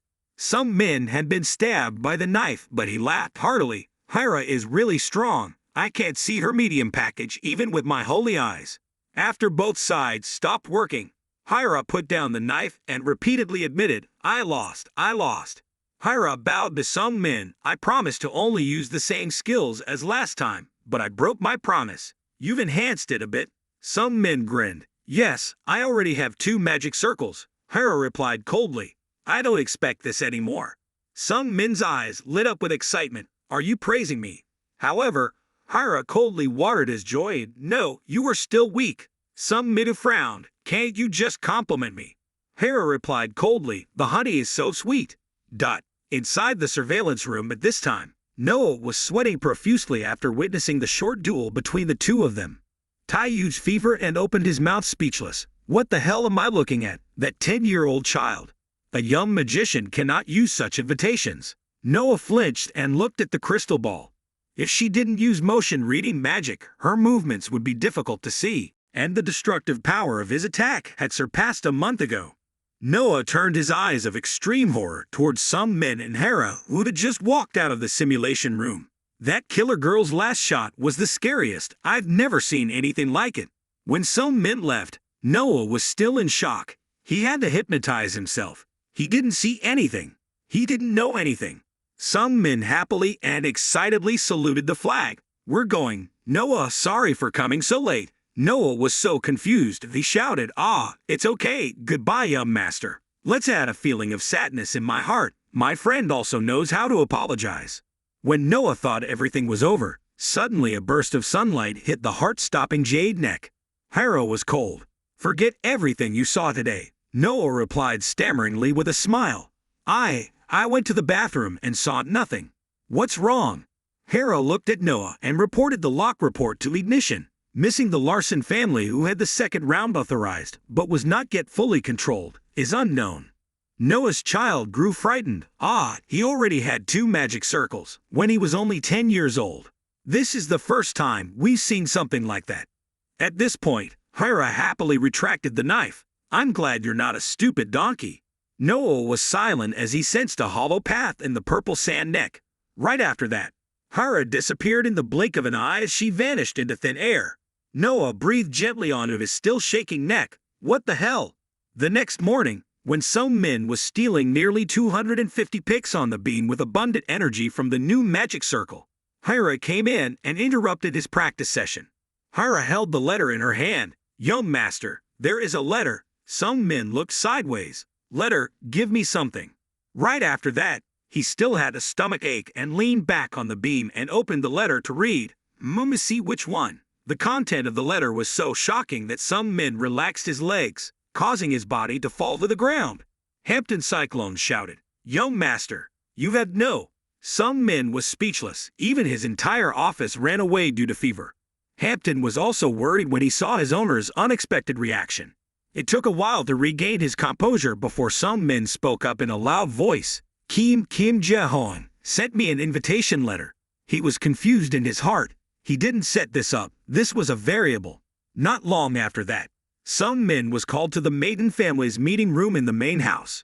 Sun Min was thinking as he walked. Dick Katra called him, probably because of the invitation from the Sade family. Before that, when he finished reading the letter, he protected Hera, telling the main house to go. Hera continuously did not understand Sun Min's intentions. Main house, in her mind, the Sade family and the Maiden family are enemies after all. So this invitation was likely to make Dekatra angry. However, some men thought differently. He told Hera, I have passed the 10-year-old ritual. Now I must also participate in the battle for inheritance. Some men said meaningfully about Sade's invitation. You have to go into the tiger's den to catch the tiger cub, right? In his heart, he really thought that it was better to side with the tiger if possible. After all, Cassin is the main character of the novel. At this moment, Rudia, who was sitting on a nearby tree branch, became excited. Me too, I also wanted to catch the tiger cub. Some men smiled gently and told the girl, Rudia, the clan to follow too. He said liberally, Cassin wants to connect with you too. Rudia grinned, what about you? I want to have more friends too. When some men stood in front of the conference room, he silently encouraged himself, using his writer's ability to imagine the future. The invitation from the family is considered our greatest revenge, and has a lot of meaning. When some men opened the door and walked in, Dekatra and Evelia were already waiting. Some men looked at them like he looked at the mountain. The top of the mountain is so high that if one makes a mistake, a small circumference of land is enough to plow him. Dekatra turned back to some men, but even without looking at his face, some men felt a cold wind down his spine. Evelia stood next to her expressionless face as always, although Sung-min was not afraid of this older sister's personality. But there was no making a mistake in front of a level 7 magician. Sung-min took a deep breath and told himself, "This world was created by me. Let's change it and write new pages." At this time, the system also notified him, appearing to have many effects on the plot. Sung-min stood in the middle of the discussion room and asked in a solemn voice, "Dad, why did you call me?" Dekatra coldly said. Sung-min pretended to think for a while, then opened his mouth. "What task do you want to give me, father?" Dekatra looked at her son with cold eyes. "You should know why I called you to come." Sung-min pretended to think for a moment and then carefully answered, "Was it an invitation from the Sade family?" During the resolution, a breeze blew and extinguished the candles in the room. Right after that, the air behind Sung-min froze. He felt a cold wind attacking him and then turned around. At that exact moment, an explosive moment came and stopped right before Sung-min's valet evolution arrived. Sung-min clearly felt the pressure. He was not moved, could only rid the Dekatra. "Why are you trying to do this?" Dekatra frowned. "Is that on purpose?" "Why do you think I did that on purpose?" Sung-min still calmly discussed with him. "If you really wanted to kill me, I would have died already." But father did not kill his son. Sung-min's eyes became sharp and visible. At the same time, the icy coolness behind him completely evaporated.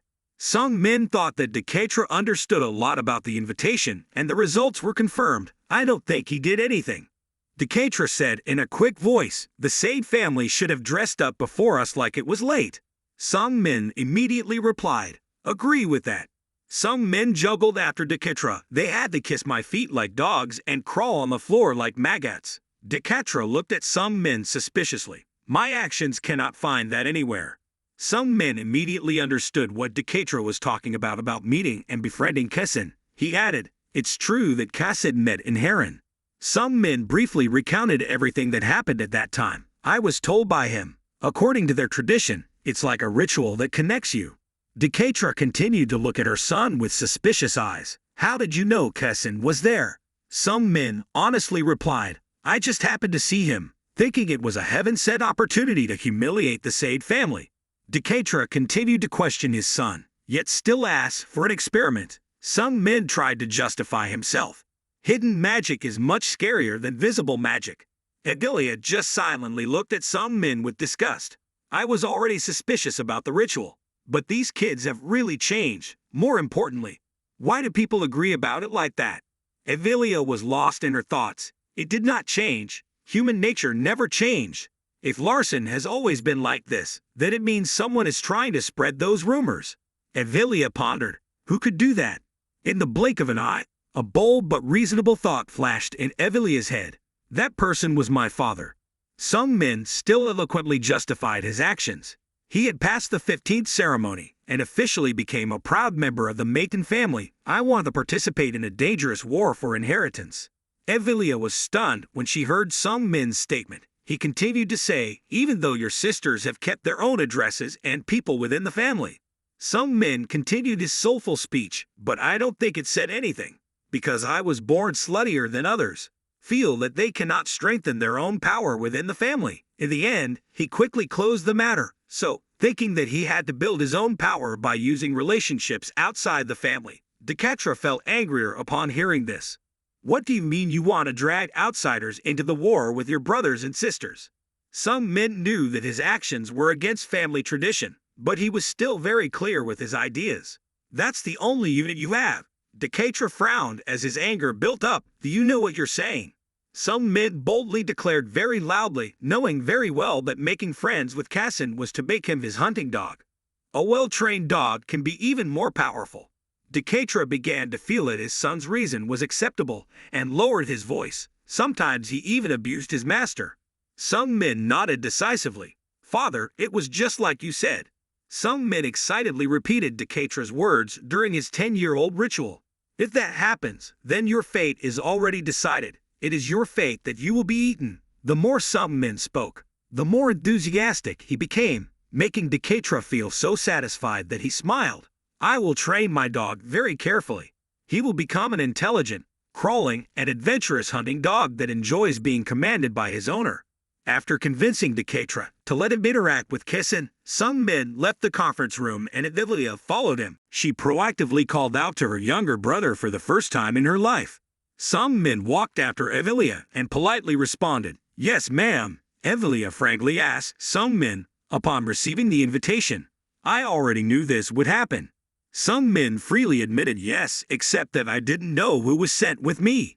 Sung-min thought to himself, "Father will not let me go to the Sade family alone, so a guard will be sent to follow. A trustworthy and capable person." Evilia was also like that to her father.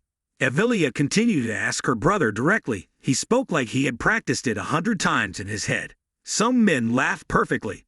"Ha ha, that's right. If you practice first, you can easily be fooled." Evilia expressed a bit of admiration for Sung-min. "When she was your age, she couldn't talk to her father like that." After a moment of admiration, Evilia stopped walking and said in a heavier voice, "Larson, I want to ask you one more question." In the moment of settlement, change, it became a dark world leaving its surroundings. Evilia used a surprise technique that briefly stunned Sung-min. Evilia used her starry eyes to examine her brother. Did the magic strengthening ritual really fail? Sung-min thought for a moment and understood that Evilia already knew it didn't fail. So he decided not to lie. It failed. Evilia continued to question. What happened to the transcendent mana on that scroll? Sung-min couldn't say the reason, but instead of being gentle, he acted fat. "I'm sorry, but I can't say it." Evilia was even more curious and asked why. Start Min Sung-min in just a few seconds. He had forcefully used a name with such weight in the maiden family that Evilia would never be able to identify herself as genuine. "Dad told me to keep it a secret." Effective, Evilia reluctantly accepted the reason. "I get it," she thought to herself. "I'm sure." Evilia deduced to herself that Larton was the variable her father had given her, otherwise she wouldn't be able to talk to her father like that. Evilia continued to ponder. How she takes advantage of this variable depends on her own abilities. If I can't use it, Dad will give Larson to another child. Evilia's eyes lit up with excitement. Her father had chosen this opportunity for her first, although at present, it could not be considered a variable. In the end, Evilia herself deduced Sung-min's answer into a profound problem, so there was only one thing her father wanted from her: teaching Larson to become more human-like. If I do that, then, one day it can act as a large number. Sung-min is an author who can capture the psychology of the main character he builds. He knew Evilia had misunderstood as expected and had time to open her mouth. "I want to show you something." Evilia is completely carried away with Sung-min. "What is that?" Sung-min started to rotate mana in his heart. Mana spewed out from his heart, and the mana can be directed at his will to any possible location. When Sung-min opened his hand in front of Evilia, a rich stream of mana was taken out and condensed, amidst brilliant light. Sung-min smiled proudly and enthusiastically about his own abilities. He wanted Evilia to see herself as a valuable variable. Evilia opened her eyes wide in surprise because it was the first time she witnessed such a phenomenon in a 10-year-old child. Evilia intently observed the glowing mass of mana with eyes of disbelief. No, it couldn't be. That was transcendent mana. The mana block maintained a spherical configuration on the outside, but inside it was twisted in many irregular directions. Sung-min smiled cheerfully at Evilia. "You see, this is transcendent attribute mana. You can feel its full power. At its core is mana fire." Evilia guessed correctly, and she was also looking straight at the mana inside her brother. After one time, she opened her mouth. "Larson." Sung-min nervously replied, "Yes, ma'am." Evilia is about to pour cold water on Sung-min's private parts. "Don't try too hard. I've realized your potential." The mana ball floating in Sung-min's hand disappeared like dust blown away by the wind. Evilia sincerely advises her younger brother. Keeping the essence of mana is very heavy on the heart. Sung-min Duong made a surprised sound and then fell silent. "I didn't know about that." He simply thought he was copying the techniques used by the main character in an animated movie with ninjas that he watched as a child. Evilia kindly reminded Sung-min, "You're still young. You can't stand the pain. Your heart must have struggled when you got your second magic circle at such a young age. If you keep trying, you won't be able to become a famous magician." Evilia continued speaking with a sincere voice. "I want to see you continue to develop further." Sung-min confusedly replied, "Yes, big sister." He looked at Evilia's expression. It seemed like she didn't lie but still made fun of him. Why was she so kind? Now that some men noticed, Decatra was not quick to get a job with a second round allowed. Even Evelia realized it, so there was no reason why Decatra didn't know. Some men had a feeling that this father was planning something. Her brother's pensive expression made Evelia curious. Larson, what are you going to do now? Some men continued talking about the main issue. The mighty swordsman invited more than just us. Evelia nodded. Of course, the Grandol's family was definitely invited too. The alliance between those two families could change the world.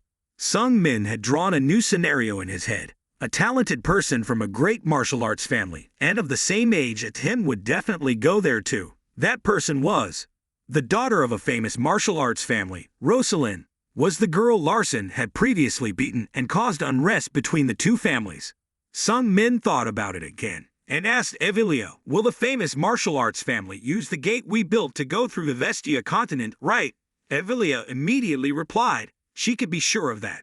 Some men didn't make an offer. I'll go there and wait for them first. Evelia asked suspiciously why. Some men embarrassedly admitted Larson's mistakes because he had behaved inappropriately with them. Some men has no hatred when thinking back to Larson's actions and words at that time, looking like a fish. Some men sighed. After all, the reason I was kept behind was because I beat Rosalind. Some men calmly told Evelia, I will apologize to Rosalind. Evelia once again looked at her brother in surprise, apologizing. Some men asserted, yes, I did wrong. However, Evelia expressed disagreement with some men. Our family does not welcome anyone. Some men is full of the definition of a doctor, a magician who will not bow to anyone, even though their honor is pure. But even though he had lost his honor because of one bad act, it was a different story. Some men showed a sincere attitude that left Evelia speechless. Some men continued to persuade Evelia, you hit Rosalind, you did it without permission, so you have to apologize. Some men suddenly felt excited. Wait, before I entered, this body didn't have any fighting skills. How could he beat the main daughter of the best fighter line? Answering some men's question, the Holy Eye provides the hidden plot of this world. The only daughter of the famous martial arts family Grandol L. Rosalind is a sensitive and kind person. Unlike her family, she doesn't like harming others and hates violence. Some men briefly felt feverish in his heart. I understand. Future Rosalind is completely different. She is violent and outstanding. The reason may be because of yourself. Just as some men predicted, in the hidden plot, Rosalind is angry about the failure of the famous magic family. She realizes the importance of strength. Therefore, Rosalind tried her best to train the head of the Grandol L family. Fawn Grandol L stopped teaching his daughter. She is an extremely talented person. Before, she just didn't want to learn martial arts. Thanks to her energy, she improved extremely quickly. Her talent made the Grandol L family very excited. Some men couldn't help but be surprised. It was the butterfly effect again. A small supporting character like me could influence one of the most important characters in the novel. While some men was thinking, Evelia suddenly regained her dark magic. She was the invitee and the main character of this event. Evelia smiled gently while leaving the main house with some men. Do whatever you want. I will just be there to support you. Some men smiled and replied, yes, ma'am. While some men brought along Rudia and his two shadows, Evelia went alone. The five of them quickly reached Sunflower Square, the third gate to start the trip. Rudia happily shouted, so excited. There must be a lot of delicious food in Kaysen's room. Some men smiled and told her yes, there are so many. Rudia had a good feeling for Kaysen and grinned. Kaysen is really nice. Hampton quietly followed behind the owner with admiring eyes. Interacting with the enemy is a dangerous enemy. The boy was full of hidden enthusiasm. One day, we will have to defeat the Sade family. No, Mr. Larson will definitely spare them. She is very kind. Hampton was even moved to discover that because of his inferences about some men, Larson definitely had a plan in mind. The project was truly glorious to be with him. Meanwhile, Hira coldly looked at Hampton like a fool. Shadows are trained from normal to squared like this boy. After that, some men and his group moved through many gates. Through each place, the system gives some men current location information. First, they teleported to a small forest called Midnight, the 7th gate. Then they went through space again to the Black Sea location. The first gate. Through many gates to a place called Sword One, the central gate, they arrived at their destination. To get here, they went through 22 gates. Hampton was high and Hera had to carry the boy on his back. The boy woke up dizzy and out of breath. I'm sorry, I'm so weak. In fact, some men was also very uncomfortable. He felt physically heavy and mentally had a slight pulse. Some men went back to the gate floor to regain his composure, looking for one of the largest gates near the Sade family. Some men quietly looked down at the angry urban area below with bright eyes. It had a rather unlucky-sounding name, but it's another vibrant city.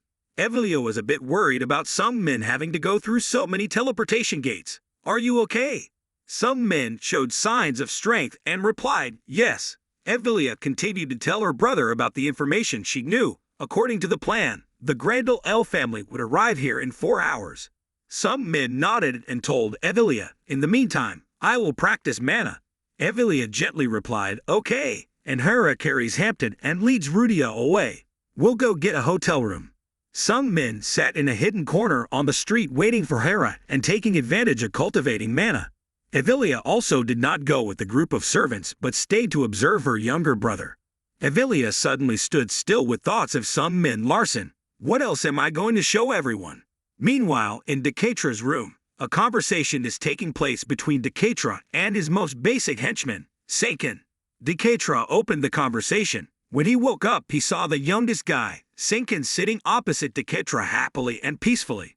Do you mean Larson?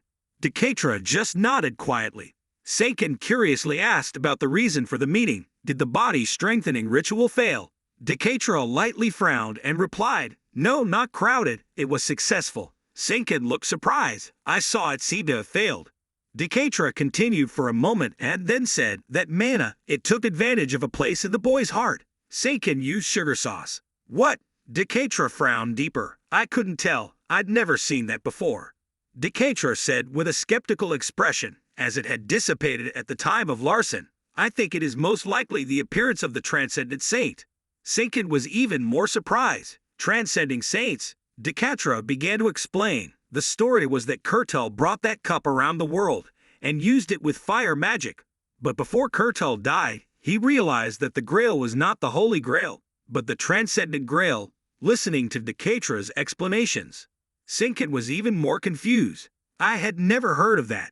Decatra nodded. Of course, it is only recorded in the Maiden family history.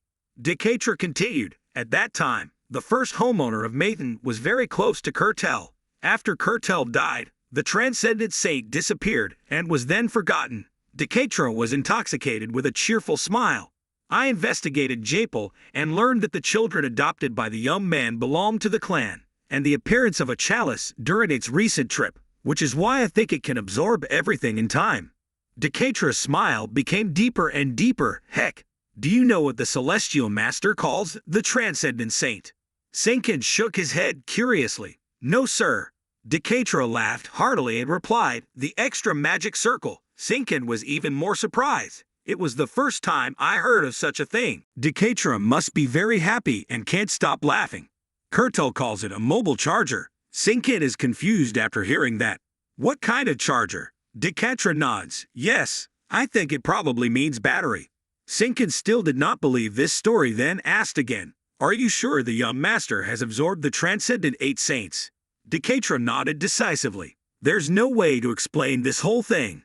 Seiken looked at Decatra breathlessly. I'm not sure what you're talking about.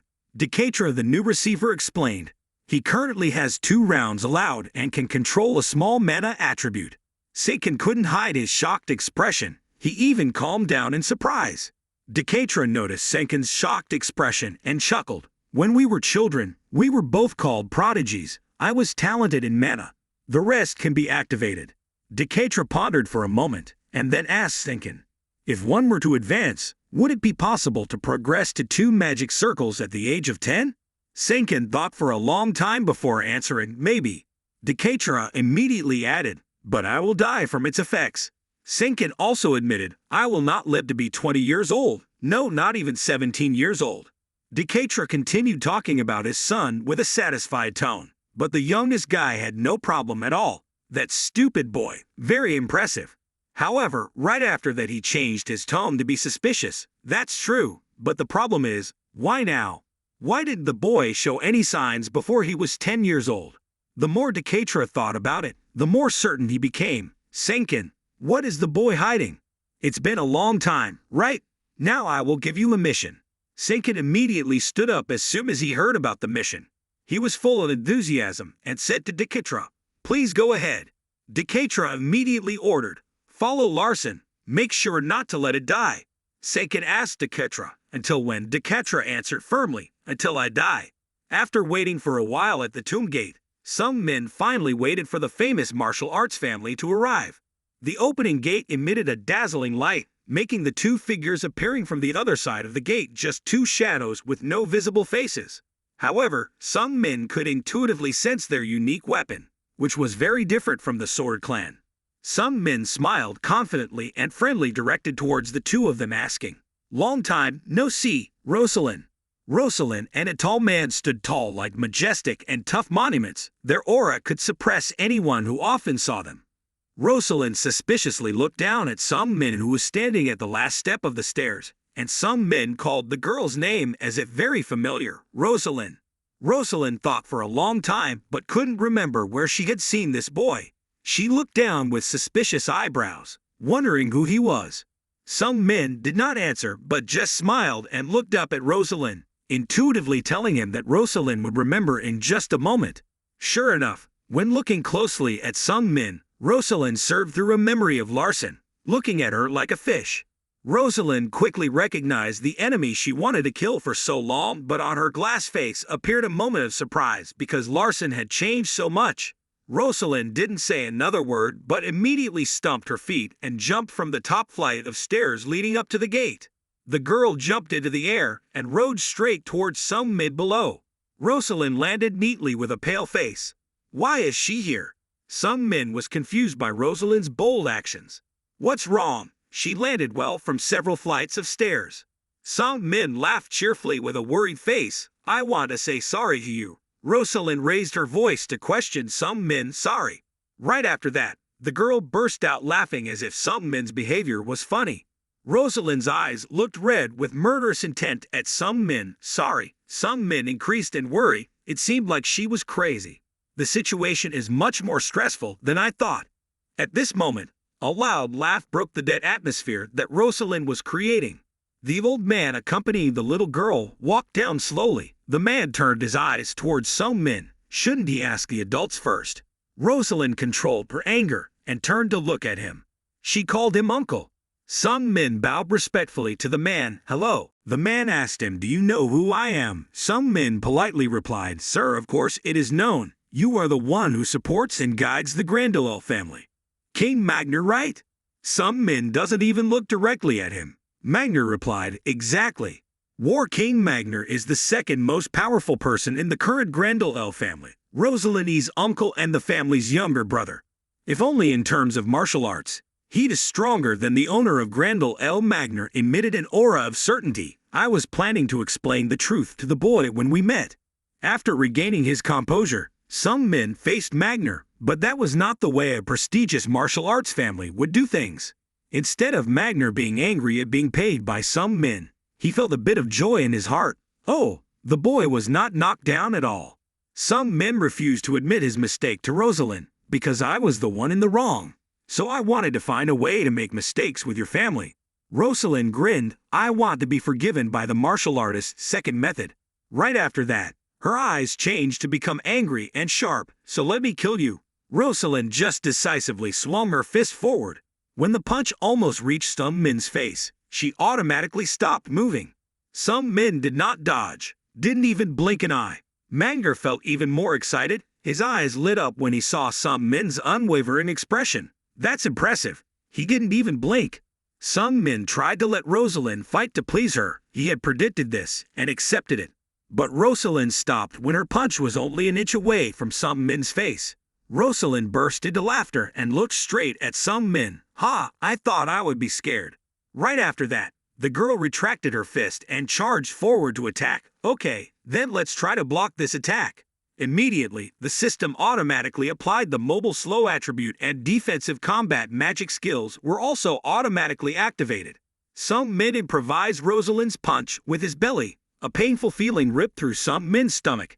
He felt like everything had just calmed down after 22 steps of teleportation and was now preparing to move forward again. When Sung Min fell backwards, Rosalind also gave him a kick to his right leg, but luckily the kick did not hit him in the shin, only hitting his back calf. Sung Min felt the full impact of Rosalind's punches and kicks and was immediately carried a distance above the ground.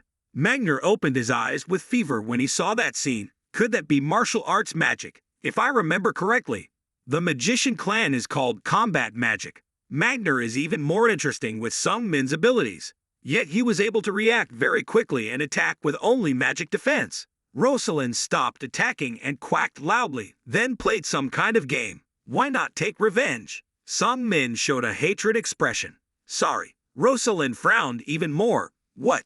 Sung Min smiled and apologized to the girl again. I said it 2 years ago. I mean, please forgive me. In his heart, he secretly thought, I have lived in a modern society, so apologizing like this is not difficult at all.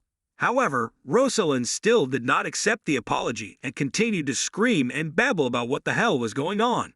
Sung Min began to give a reason to justify her actions, just because she was so beautiful. When Rosalind heard that, she immediately felt like, what? Sung Min saw that and continued to draw a 3-cent story.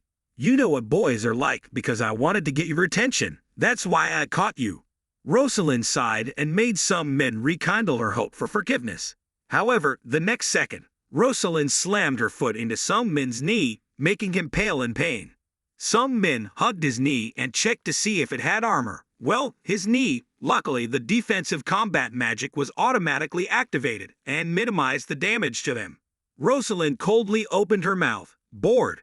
Her criticism made Sung Min doubt his own creative ability as an author. What? Instead of being moved, Rosalind was startled at Sung Min.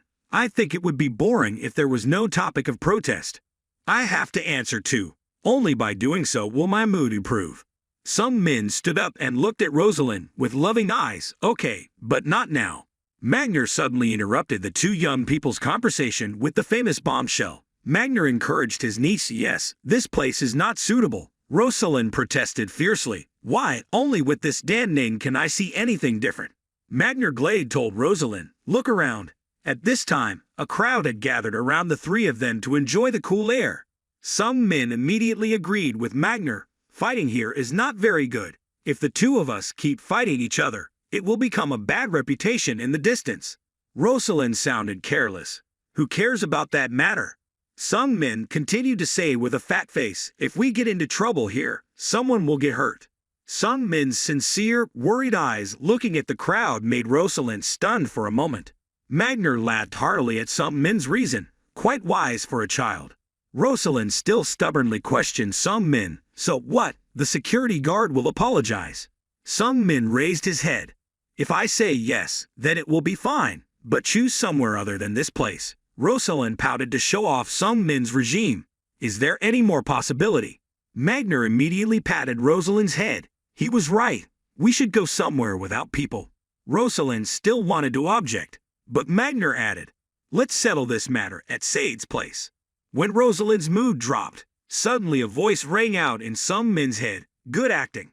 Magner gave a friendly smile, looked at Sung Min and whispered into his ear, from now on try to pretend to be friendly. Don't let rumors spread that there was a conflict between the Grandel L family and the Maiden family. That's all. Sung Min looked at him in shock. Is this Magner's voice? He's not speaking softly, but I can still hear his voice. At this moment, the system announced that the warrior king Magner was interested in Larson Mayton. This character will analyze and evaluate all of Larson's actions. There are a number of variables that can affect the plot of the process. Sung Min couldn't help but be surprised. He could see how he would judge his actions. What will King Magner do to me? Immediately after that, another notification appeared. The heavenly magician had suspicions about the lack of authenticity. 3 times an incident has occurred that affects the features and plot. There is doubt about the possibility of this world's existence, although Sung Min did not fully understand the message. He could tell that the heavenly magician was the Kitra. The system continues to notify. The two conditions have been satisfied. You have successfully been able to think about an influential figure through primarily goal-oriented behavior. Sung-min begins to understand that it is the heavenly magician and the war king, both of whom were suspicious about the corpse that happened. The system still has the next message. A new authentication is being created. The character Larson Maiden will be given creative privileges. At the same time, the scene around Sung-min changed with a series of lines of letters and numbers running down from the sky. Sung-min was confused and didn't understand what creator privileges meant, but the system couldn't explain anything further and continued to display a new notification. Systems lacking authentication will be forwarded immediately. Then, amidst the blurred virtual space of numbers and digits, an object was forming into Sung-min's eyes. A notebook fell into Sung-min's hand, and he immediately read a remarkable scribble. "Chocolate is a notebook." Sung-min's eyes opened wide in surprise and shock. He quickly realized what the notebook in his hand was. That is the sketch that sets up this novel created by Sung-min himself in the real world in Korea. Sung-min, she flipped through a few manuscript pages with more blank spaces than words. It contained what she had written at that time. Larvian, chocolate list. Persia Maiden, a lover of killing. Silent, an assassin that even the strongest people in the world fear. Sung-min skimmed through the character information pages and suddenly understood. There were more spaces than words. Performance was lacking. What is certain is that the setup is not yet complete. A series of questions thickened in Sung-min's mind, questions that he had been ignoring all this time. Could it be? Why did I reincarnate into Larson? Why were these opportunities and plot links created? When Sung-min had not reached his thoughts, the notebook in his hand disappeared. The system announced, "You have reached your time limit for viewing settings." Sung-min was curious when the surrounding space also turned back to normal in the blink of an eye. It disappeared. "I can only look at it for a certain amount of time. It seems like it lasts about a minute. I'll definitely have to wait a certain amount of time or meet any requirements before I can watch it again." Magner stepped forward and suggested to Sung-min, "Let's go to Evilia restaurant, which is waiting for us." Sung-min responded with a polite voice, "Yes, Warring Kingdom." He walked in a dreamy stream of thoughts, not knowing what would change in the future here. Just a moment later, the three of them arrived at the restaurant where Evilia had booked a table. As soon as he entered the restaurant, Magner excitedly shouted, "Evilia, long time no see." Evilia greeted him with an expressionless face. "Long time no see." Magner burst out laughing throughout the restaurant.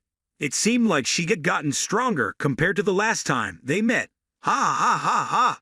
Evilia suddenly declared, "I think I will be able to defeat you in the next 5 years. Magner laughed even louder, sounding really happy. "Ha ha ha ha! I will accept anyone's recipe anytime." A smile appeared on Evilia's lips with eyes full of nostalgia. "When I was a child, I could give first aid anytime I wanted. But now that is no longer possible." Evilia is now a high-level magician and one of the competitors for the position of head of the family in charge of Mayton. So she can't set up Magner for fun anymore. Magner smiled back with a look full of nostalgia. She had lost the childishness of her childhood. Magner recounted in a somewhat regretful voice that when she was a child, she used to attack him everywhere, at all times. Magner chuckled, recalling the fierce memories of the war. "One time she even burned all my hair while I was still sleeping." Evilia laughed along with Magner. "I tried to burn your head, but failed." Sung-min watched the conversation between the two of them without longing. It was difficult to satisfy their conversation. "Cousin." At this moment, Rosalind's voice turned purple, and she spoke up to Evilia, saying hello. The little girl blushed. "I am Grandel L's daughter, Rosalind Grandel L. I met you 2 years ago. Do you still remember me?"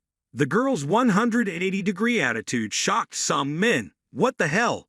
He looked skeptically at Rosalind's appearance and then wondered if these were the same children from before. Rosalind shouted excitedly to Evilia, "I want to become strong like you." Because female martial artists are normally at a disadvantage compared to men, Evilia smiled obediently at the girl. "That's right. You still can't use your soul, huh? Warriors are a type of setting in this world. Swordsmen use weapons and magicians use magic. Meanwhile, martial artists will use their physical abilities. Human base is limited, but they can use soul fighting to defy the laws of physics and do mildly imaginary things cannot." The more Rosalind spoke, The more excited she became. I will train my soul to become a strong person like you. Evelia smiled at her. I will wait. After eating and talking boredly, Evelia brought up politics again. The space portal will be reactivated today at 7:17 p.m. Evelia asked Magner. I will operate it myself. Do you want to come with me? Magner smiled gently and replied, sure. Meanwhile, some men had a moment of shock looking at the pile of plates in front of the two Grandel L family members. These two people ate all of it. Evelia continued to tell Magner, there's still about an hour left until the time. I have something to tell the youngest. Can we please excuse us for a moment? Hearing that, some men immediately felt uncomfortable and talked to his star. Magner and Rosalind immediately got up and greeted their cousins. So, we'll meet you at the space gate at 7:17, okay? Evelia friendly smile. Yes, see you then. After that, Evelia and some men walked on the beach in Hometown City. Evelia said with an unusual voice, my cute little brother. Should we talk about what happened then? Some men followed Evelia and thought for a moment before asking her back. What do you mean about what happened at the space gate?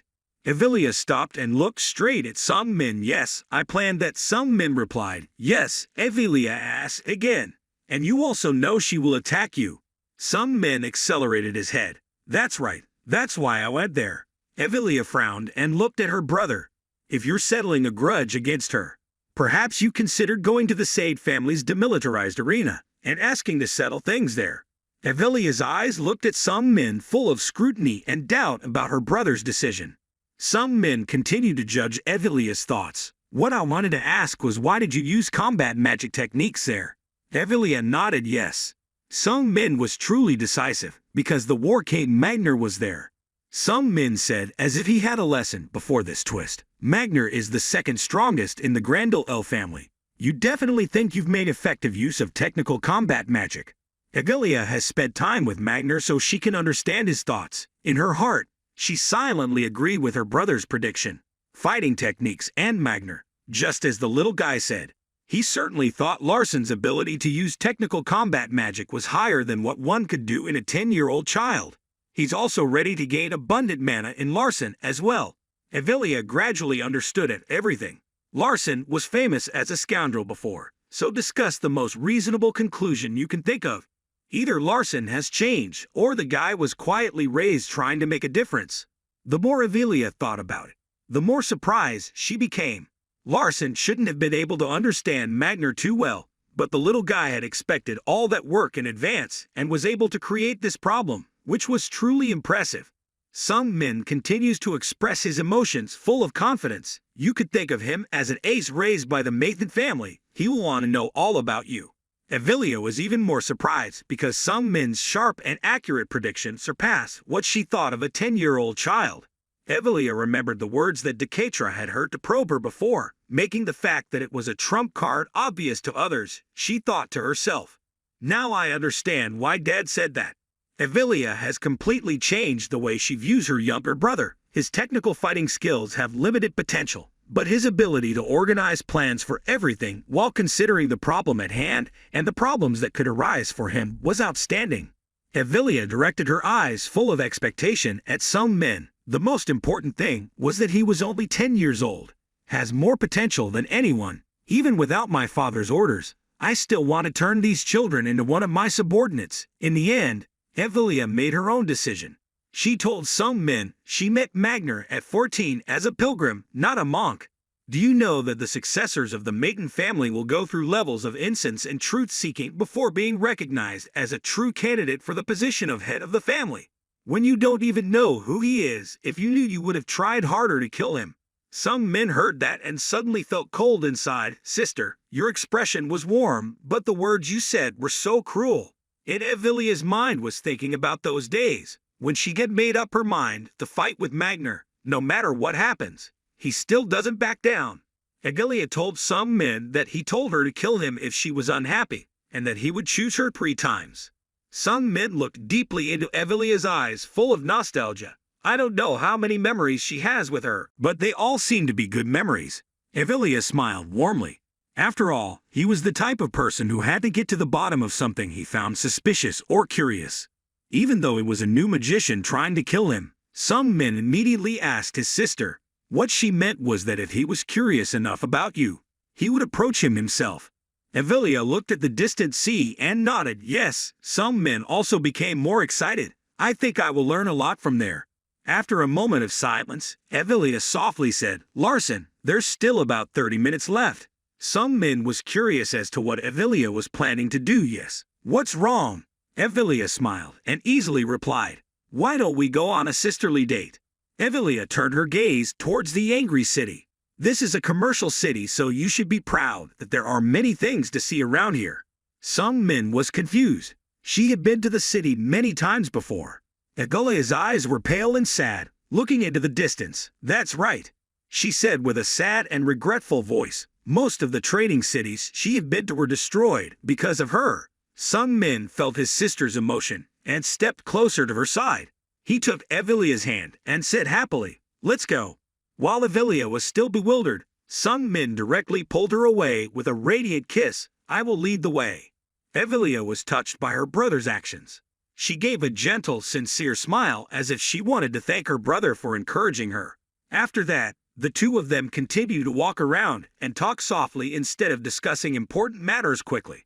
At this time, Magner was also taking Rosalind for a walk in the city. Even though the two of them had just filled their stomachs with rice, they could still continue to eat along the way. Magner walked and thought. 2 years ago, 8-year-old Larson was rumored to be an extremely scoundrel. Magner felt that the brash brat in the report being able to care about people's danger was a significant change. It has now succeeded someone else entirely. He thought to himself, how can one person change so much in 2 years? It's impossible. People can never change their nature. Which surely means his previous image was fake. Icon of you is already built. The more Magner thought, the more skeptical he became, wondering what Maiden wanted to achieve by doing so. He started to establish conspiracy theories. There must be a conspiracy with anyone. The Sade family also invited us, but only as an extra. What they really wanted was the relationship between Sade and Maiden. Magner was exactly as expected by Evelia. The more he thought about it, the more curious he became. Was there something going on that he didn't know about? The Grandel L family is weaker than the Maiden family and the Sade family. Finally, Magner, filled with surprise and danger, came to the conclusion. If an unforeseen problem were to arise, perhaps the Grandel L clan would be happy by the other two clans. With a cheerful smile, Magner resolved that if Larson was at the heart of what those two families were plotting, then I'll find out what that sound is. Half an hour later, 2 groups of people from 2 families arrived in front of the space gate. Evelia has opened a path of dazzling light to a level that cannot be seen on the other side. Before stepping in, Magner even laughed and teased Evelia. It was an honor to operate the space gate herself. Evelia smiled back. Be careful when moving. Her eyes turned sharp with a sly smile. You remember I still have a chance. Magner laughed in response to the joke. Oh my God, that's right, I'll be careful. After that, everyone once seemed to pass through a space gate. Rosalind's ability was still weak, so she couldn't help but feel dizzy so quickly, it felt like her body and mind were separating.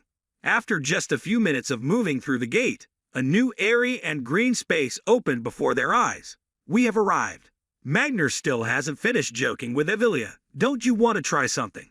Evelia giggled and replied, well, I have to handle it a little better. After all, I have a cute little child with me. As soon as they arrived, Casson ran out to greet them with a look of joy to know Larson, Rudia. A boy dressed simply ran to the wing with a grin. Everyone must be tired from such a long journey. Magner was completely surprised by the appearance of Casson. Casson Sade, who was the most likely to inherit the Sade family. The Sade family never came to get us themselves. Some men smiled and greeted Casson. It's been a long time since we've seen him. Casson also happily welcomed him. Compared to the last time we met, you've grown up a lot.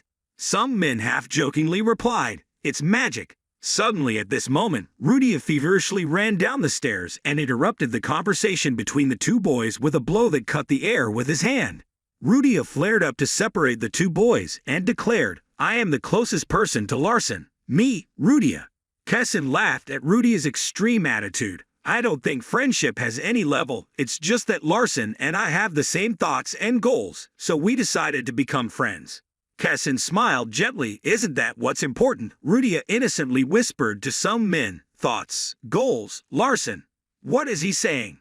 Rudia stubbornly asserted once again, after all, I am still closest to him. Casson said innocently, but we can also be friends. Rudia started to become confused. That is also true. The next second, the simple-minded girl submitted to Casson's argument and held his hand. I will also be your friend. Casson grinned, thanking him. Rudia smiled shyly. This doesn't count for anything.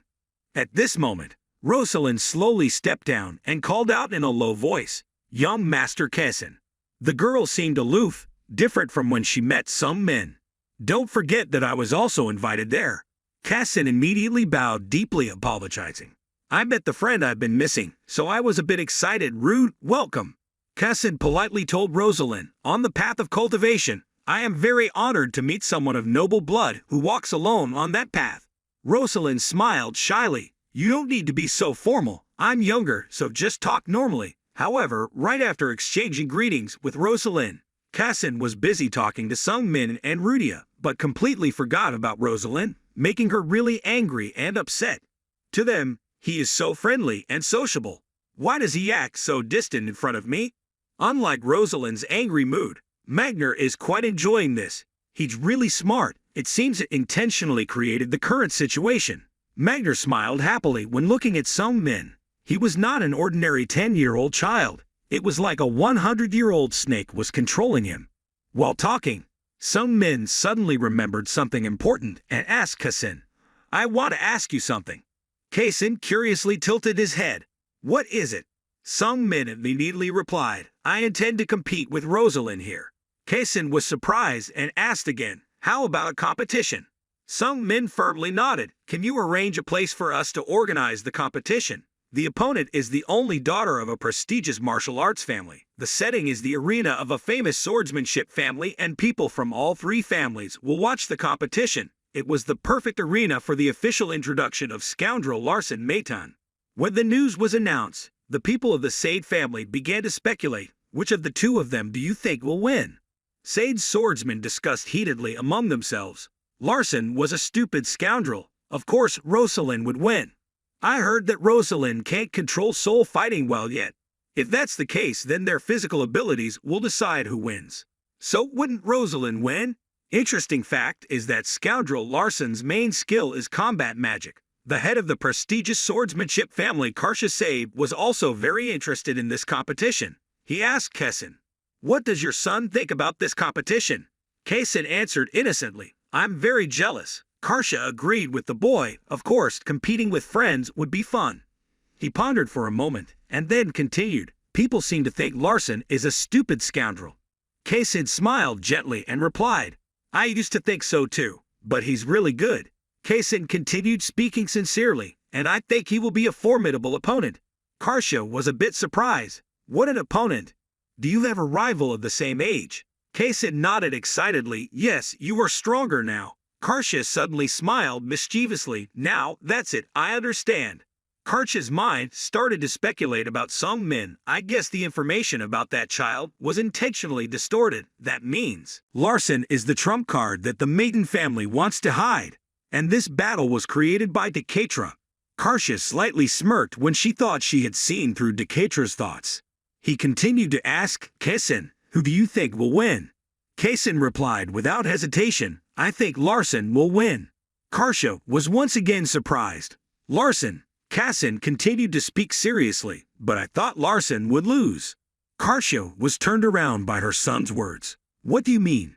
Casson responded by feeling that the boy, Larson, was very kind. That piqued Karsha's interest even more. I guess I'll have to go see the competition tomorrow too. Casson looked at his father in surprise. Are you going to? Right after that, Casson's crisp laughter rang out again. So I can introduce my friend to you. Karsha also smiled along with the boy, my son's friend, really looking forward to it. Tomorrow, everyone involved in the three families was present at the jousting ring to watch the contest between Rosalind and Sung Min. Rosalind excitedly stretched her body to show off her power to Sung Min. I have been looking forward to this day. Sung Min did not respond to Rosalind's provocation, but only silently encouraged himself that he must dominate the ring. Sung Min looked towards the expectant eyes in the stands. Trying to be a normal child here wouldn't gain anything. Sung Min was full of determination and told himself that this was his official debut arena. Meanwhile, Rosalyn was looking at Sung Min with hungry eyes like a hungry tiger. "Here I come." After a powerful scream, the girl rushed towards Sung Min immediately in the posture of a fierce beast pouncing on its prey. In the blink of an eye, the floating delay skill was automatically activated. Sung Min looked at his opponent with eyes filled with mana. If we consider the physical battle, I have an advantage, because Rosalyn cannot yet control her fighting soul. She is at a disadvantage when confronting Sung Min. Furthermore, he could read the girl's movements thanks to the motion delay. According to Sung Min's judgment, next after jumping up, Rosalyn will use the recoil force to kick to the side with her right leg. With a burst of energy, Rosalyn's right leg bent like a whip and aimed at Sung Min's hip, but he read the girl's movements, so he put his hand to the side and bent down, blocking the kick from hitting her ribs. Defensive combat magic techniques were also activated. Rosalyn was stunned for a moment. I even intended to use a move to break his arm and ribs, but it was as if I hit water. Everyone in the stands was surprised by Sung Min's actions. The most surprised and curious person was War King Magner. Rosalyn angrily continued to attack with a challenging scream. "Don't act arrogant just because you're lucky enough to block an attack." The girl threw her body into the air and swung her right leg high again. Rosalyn shot down and aimed at Sung Min's head. "You still have a long way to go." However, this attack of hers was also read by Sung Min, and he raised his hands to block it. As soon as Rosalyn landed on the ground, she attacked again. This time she decided to change from using her feet to using her hands. The girl's fist seemed to emit fire. Immediately, Sung Min used his fist to block Rosalyn's fist in the moment the attack was only an arm's length away from his chest. Sung Min then took advantage of the opportunity, decisively swung his fist from his other hand, and swept it horizontally towards Rosalyn, causing her to crouch down to avoid it. Rosalyn felt that the situation was unfavorable for her, so she immediately jumped back a few steps to create distance with Sung Min. After just a few powerful consecutive attacks, Rosalyn began panting from exhaustion. Meanwhile, Sung Min diligently trained his endurance every day and had a body rich in mana that allowed him to sustain with steady breathing. Sung Min's outstanding endurance and fighting ability surprised everyone present. Magner became more and more interested in Sung Min. The boy was seeing through two of Rosalyn's attacks. Magner judged with excitement that the family tree had neither feathers nor wings, and the rumors about Larson were definitely a fabrication. His mind automatically determined that Larson kid had been strictly trained by the Mathan family and kept hidden until now. Rosalyn gasped for breath and began to get confused with Sung Min's fighting tactics. He just defended and distanced himself. Why? Meanwhile, Magner clearly understood what Sung Min was trying to do. He had just discovered Rosalyn's weakness. The longer it took, the more strength Rosalyn lost. The more she rushed, the more loopholes she exposed and gradually became helpless. Sung Min discovered those loopholes during the fight and took advantage of that disadvantage. Magner saw through Sung Min to only receive attacks when it is not too dangerous. A person can only do so when he or she is much stronger than the opponent. A glint of amusement flashed in Magner's eyes. It just kept defending but still showed that its skills were much better than Rosalyn's. Truly a special product from the Mathan family. Magner continued to watch the competition with a lot of speculations. Battle magic was one of the lowest level forms of magic, but the boy is much better than the fighter. Even though they are children, they both have a lot of potential. Magner was almost certain in his deduction. The boy acted like that for two reasons. One was to show that combat magic could be better than martial arts. The other reason is to show the strength of the Mathan family in a place where all three famous families are located. Kartia also smiled mischievously like Magner and suddenly opened his mouth. "It seems you and I think the same way." Magner clicked his tongue and replied, "Yes, that's for sure." Magner whispered to Kartia. Larson was probably trained as a mage specializing in combat magic in secret. Kartia's smile deepened. I agreed. Kartia continued speaking in a tone that was both confused and as if he already had his own opinion. But why did he reveal it here? Magner immediately understood what it meant. It seemed like it had been secretly practicing combat magic and now wanted to use it in real battle to prove itself and improve its abilities. Magner said with a deep smile, and I'm sure he knew we would find out. Kartia continued, a provocative word. isn't it? Magner calmly replied, yes. Evelia listened to the conversation between the two of them and secretly felt satisfied. So this was Larsen's plan. Even Cassin suddenly looked at some men with eyes full of admiration. Rosalind was tired of being blocked by some men and now looked irritated. How long are you going to keep defending? Some men smiled confidently and replied, until she was no longer angry. Hearing that, Rosalind unleashed her anger even more. She put more force into her fist with a bitter scream. If that is your intention, at least act tired. Rosalind rushed forward as soon as she finished speaking. The fighting spirit inside her was provoked and immediately arose. Rosalind used soul fighting to punch some men with a heavy blow. He read her actions through his holy eyes. But he had no intention of dodging. In the end, he chose to take the full punch in the stomach. A pain like being struck by lightning came from some men's abdomen and chest, feeling like every internal part had been crushed. Seeing some men slump to the ground and coughing up large pools of blood, the kind-hearted Rosalind finally looked at him with worried eyes. What? Why don't you avoid it? Some men smiled resignedly and said to Rosalind, she seemed like she wanted to hit me. Hearing that, Rosalind became even more frustrated and shouted loudly, what kind of competition is that? Rosalind took out a small bottle of solution and threw it at some men with an angry attitude. Drink it. Some men took the bottle with a bewildered look, wondering if it was medicine. After a moment of contemplation, Rosalind looked at the sun in the distance and said in a low voice, I lost. The girl's sudden admission of defeat made some men a bit unbelievable. What? Rosalind immediately glared at some men. You're so annoying. You probably didn't notice, but I used soul fighting just now. You keep trying to be nice, so I don't want to be angry anymore. Rosalind weakly lowered her voice and said to some men, I forgive you. You broke your bones, so I won't hold any grudges for what happened before. Some men smiled with satisfaction and thanked her. As soon as Cassin saw the end of the battle, he rushed down from the stands and shouted Larsen's name excitedly. The Holy Eye reveals new information. Cassin has loved heroic stories since childhood. He looks at life with a positive perspective. Because he was lonely and had no friends, he really liked things like friends, trust, and friendship. Cassin eagerly ran to some men with a bright smile. You have improved a lot. Some men couldn't help but doubt in his heart. I mean, he likes the match between me and Rosalind. Some men didn't have time to think and immediately smiled along with Cassin. Well, combat magic progresses very quickly in the early stages. Cassin continued to express his excitement. I'm so happy that my friend has become stronger like this. Suddenly some men felt insecure. Wait, probably. Right after that, Cassin laughed loudly and suggested to some men, I officially challenge you, Larsen Mayton.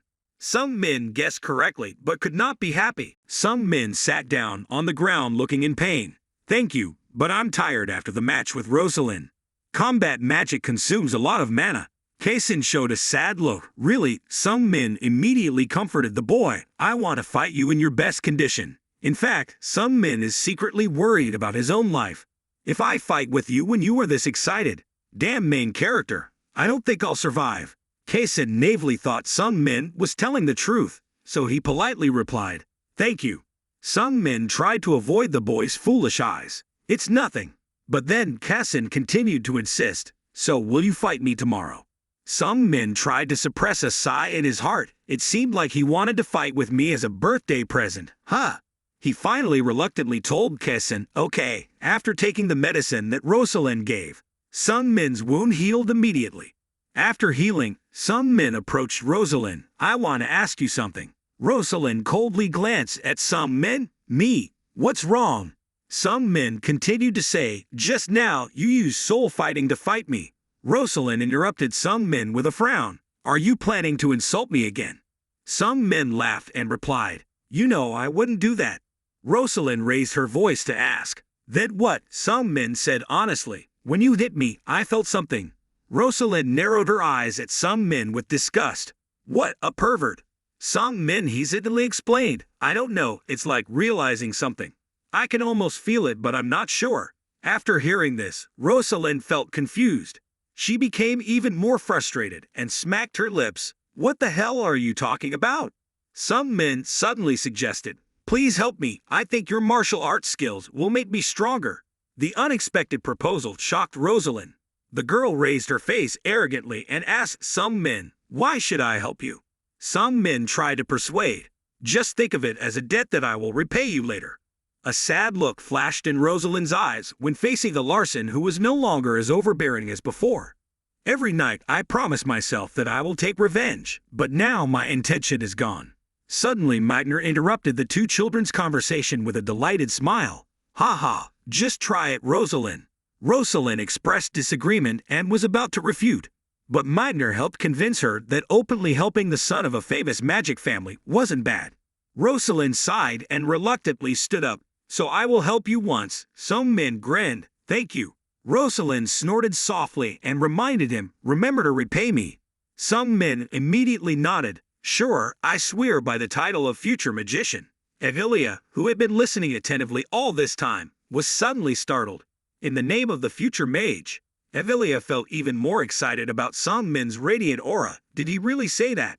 Saying that was the same as asserting that the boy would participate in the inheritance war as a potential heir of the Mage family. Evelia glanced at Magner and Karsha, who were also equally surprised. She said so in front of the heads of two famous families. Truly the spirit of Meitan.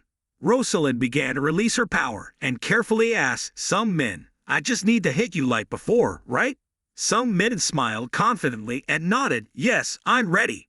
Rosalind frowned slightly in worry. "I can't even call it martial arts." The girl knew that she could not control her soul fighting, so it was very dangerous. Rosalind obeyed Sung-min's will, closed her eyes, and punched straight with all her strength. "It's not my fault that you were injured." Sung-min stood and took the attack in the middle of his stomach, causing his stomach to churn.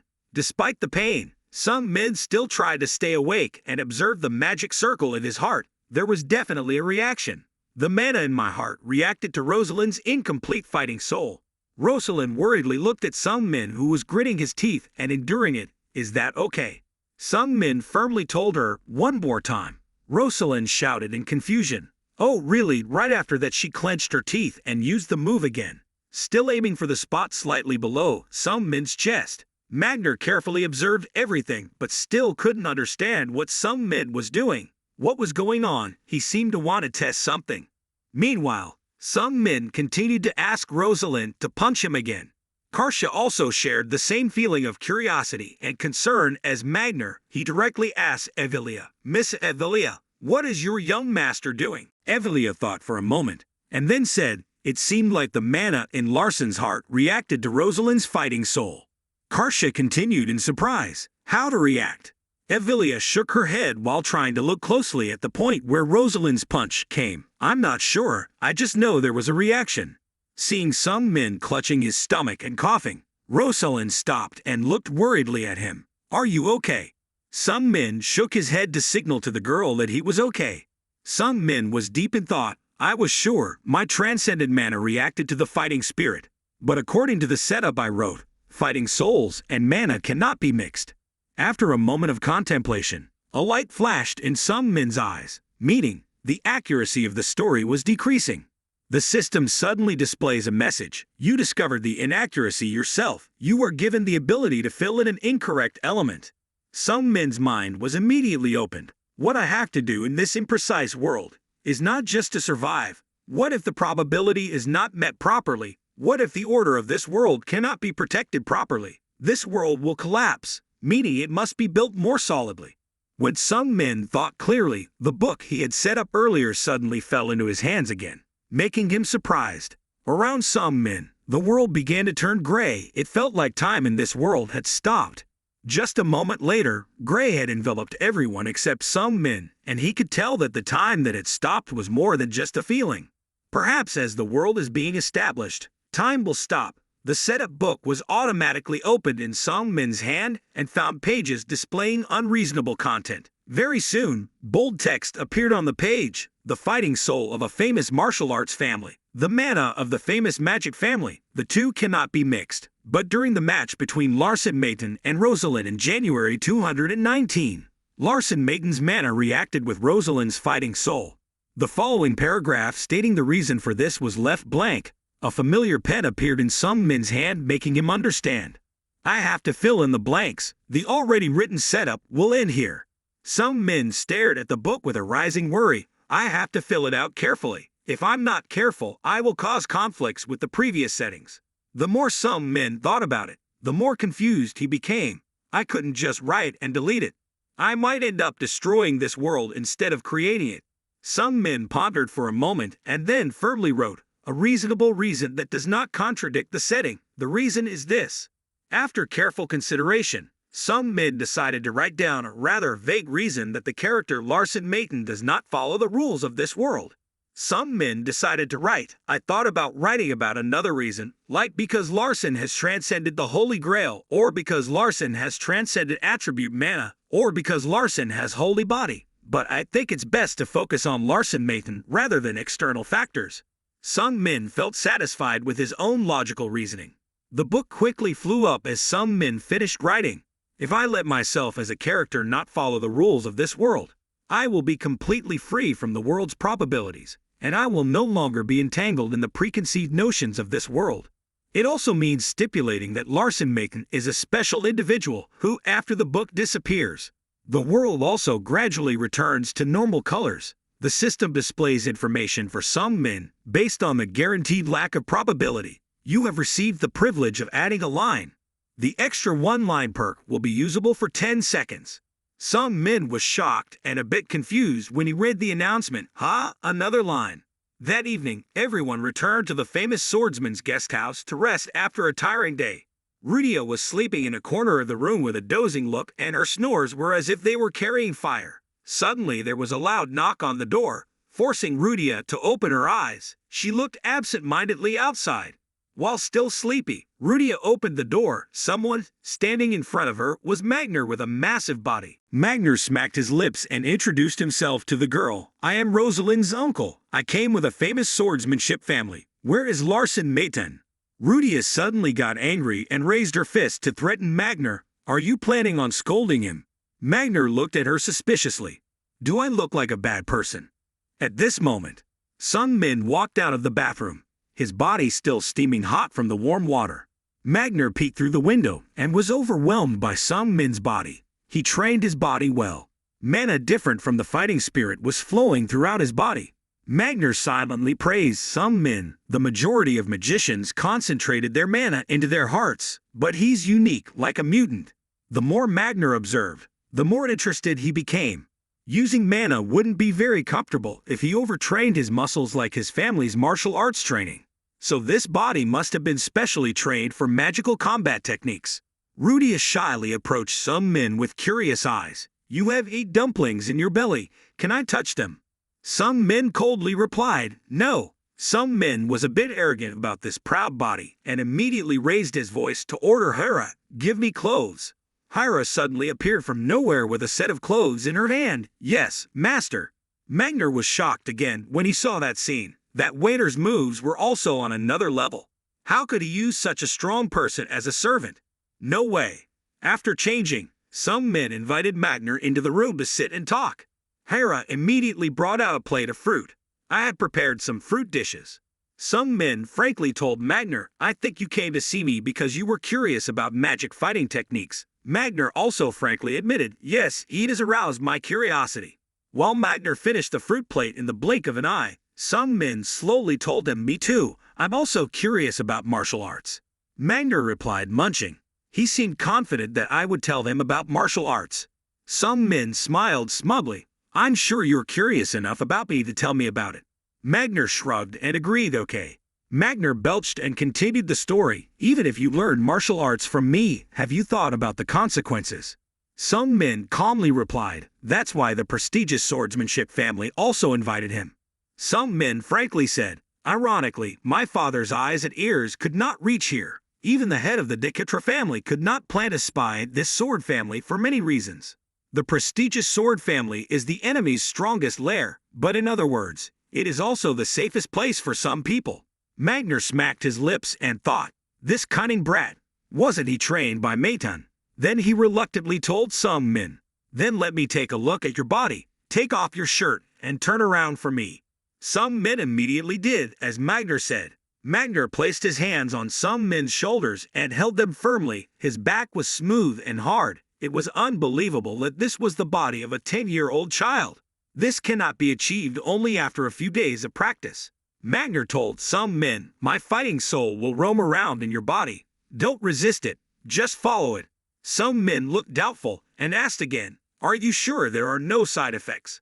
Magner clicked his tongue and replied, just trust me. Magner grumbled to some men, what can you do if you don't trust me? Some men took a deep breath and replied, I will believe you.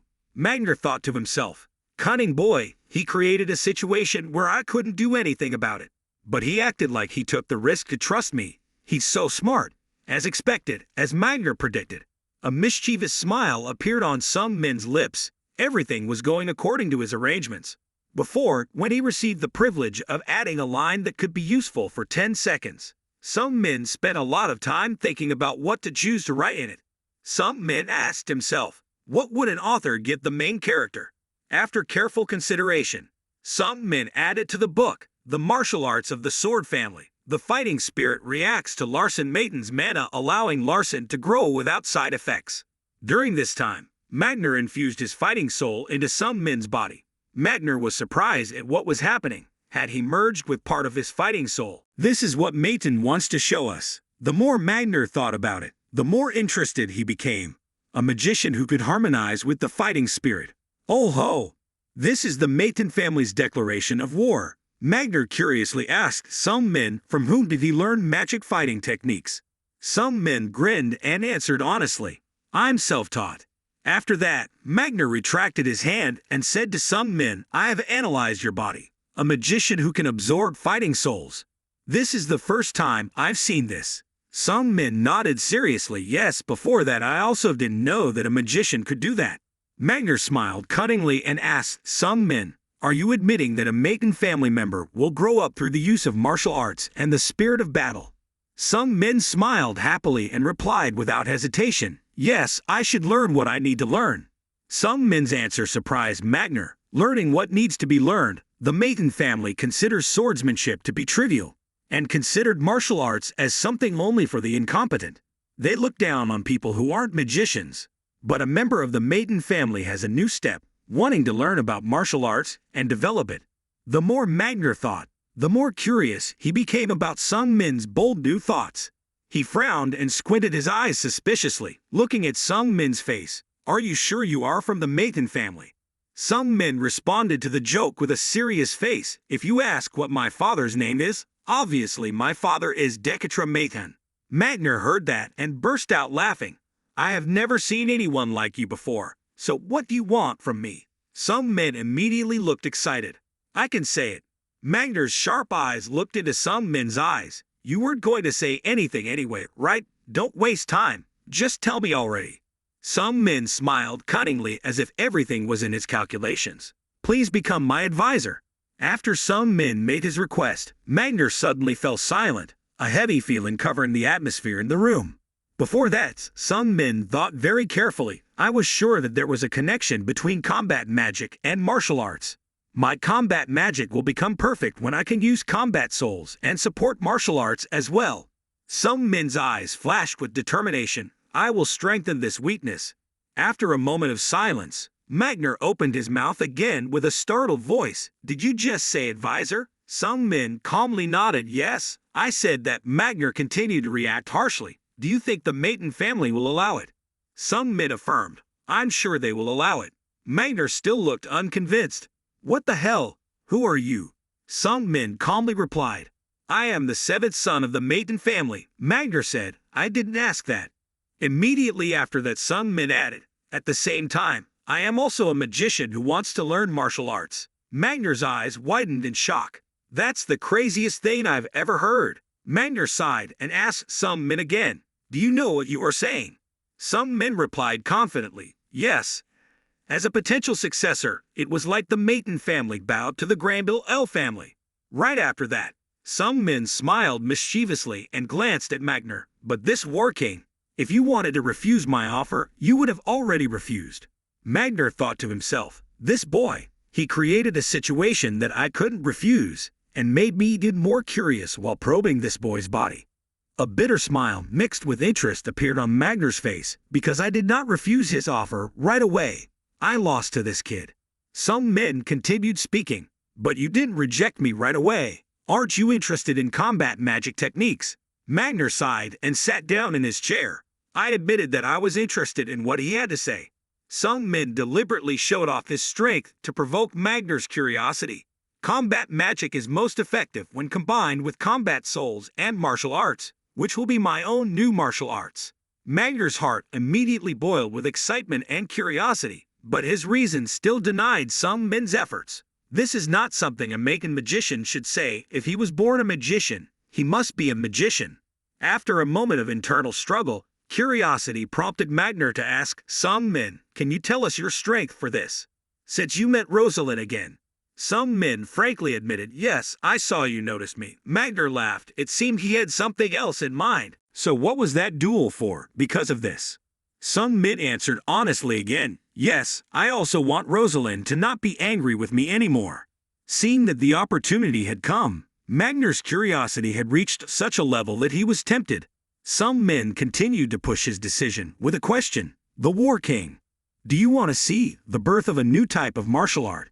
Sung Min gave a mischievous and cunning smile. He was sure that someone as curious as Magner could not refuse such an attractive idea. Sung Min showed a mischievous and cunning smile. War King, do you want to see the birth of a new type of martial art? Magner was silent, but his heart was boiling with curiosity. Sung Min continued to state his plan. I'm planning on letting the prestigious Sage sword family take care of me here. Hearing that, Magner immediately expressed shock and protested harshly. The others would think he was a hostage. Sung Min turned his steady gaze towards Magner. Because I'm just a damn brat, so it doesn't matter whether I'm in the family or not. In exchange for me staying in the Sade family, father will definitely reap some benefits. Magner bluntly exposed Sung Min. The main reason you want us to take care of you is because this is the safest place for you, right? Sung Min nodded without hesitation. I'll say it straight. It's true. Magner's eyebrows immediately frowned. This is really too crazy. Magner squinted his eyes and looked at Sung Min suspiciously. I really don't understand that this is because he was raised like that by the Mayton family. Or are you some kind of weird mutant? Sung Min smiled calmly. I'll take that as a compliment. Magner wondered in his heart. This kid, he's so calm. He immediately understood that this was not an impulsive decision, but a pre-planned plan. Magner snorted and continued the story. I guess we'll have to find out about that ourselves later. Sung Min showed that he did not understand Magner's meaning and forced him to say it himself, which meant that Magner indeed continued. That's right. He smiled happily and told Sung Min, you can start from being my disciple. I will analyze your fighting techniques and magic little by little and stare at the changes in your body and mana like an eagle. Magner said in a tone that was both interested and provocative, I will discover everything that Mayton has been secretly preparing. During that time, you should try to learn everything you can from me. Sung Min's eyes immediately lit up and he shouted loudly with excitement, okay, that's what I want. After a while, even though it was midnight, Hampton was still sitting alone in the competition yard. Young master, is someone so great that I cannot understand? The boy thought thoughtfully about what had just happened in Sung Min's room. He was willing to let me eavesdrop because he completely trusted me. Hampton's tears suddenly flowed out of emotion. Moreover, I discovered that the world the young master dreamed about is a world where all three families live together in peace, a beautiful world where everyone is happy. Seeing Hampton sobbing unsightly, Hira suddenly appeared with a towel. Hey, a handkerchief.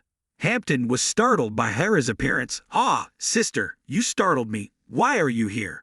Hira coldly told the boy. Don't cry. Hampton wiped his tears and lamented. I still can't believe that you are also a shadow. At this rate, I will have a stroke.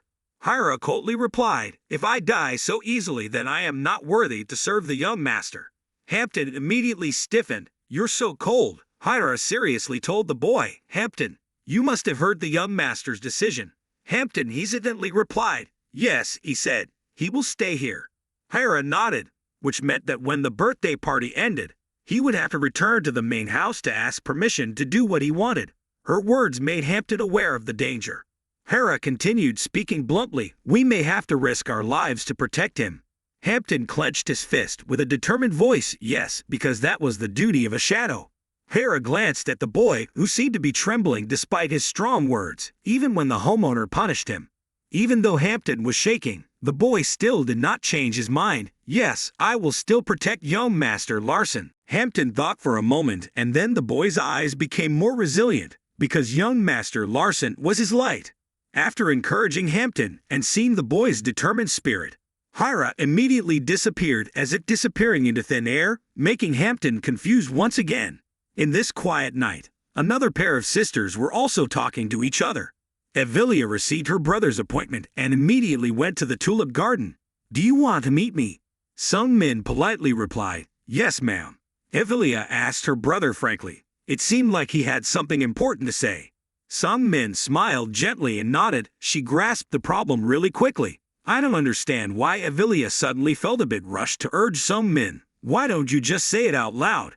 She turned her sad eyes to the vast flower garden in front of her. She felt that simple moments like these were so precious. To talk about something important. Standing in front of a field of flowers shining under the moonlight, Evelia's eyes revealed the light of a fragile and weak soul, different from usual. Sung-min saw Evelia looking intently at the flower garden and asked her, "Do you like tulips?" Evelia nonchalantly replied, "People are always attracted to beautiful things." Sung-min asked his sister again, "I thought for you, magic is the most beautiful thing." Sung-min's question evoked painful memories in Evelia's mind when she was ordered to use magic to conquer everywhere. Evelia said with a sad voice, magic was once the most beautiful thing to her. For a moment the sound seemed to choke in her chest as Evelia thought of the lives that had died at her hands. No matter how many years have passed and how many wars she has gone through, Evelia still cannot forget the angry faces, the pain and destruction her magic can cause. After a few seconds of contemplation, Evelia continued to speak in a pitiful voice. Then magic became the cruelest thing to her. A ripple of pain was breaking the calm like a peaceful lake in Evelia's heart. She looked down at the flowers with heavy eyes. At least flowers don't harm people.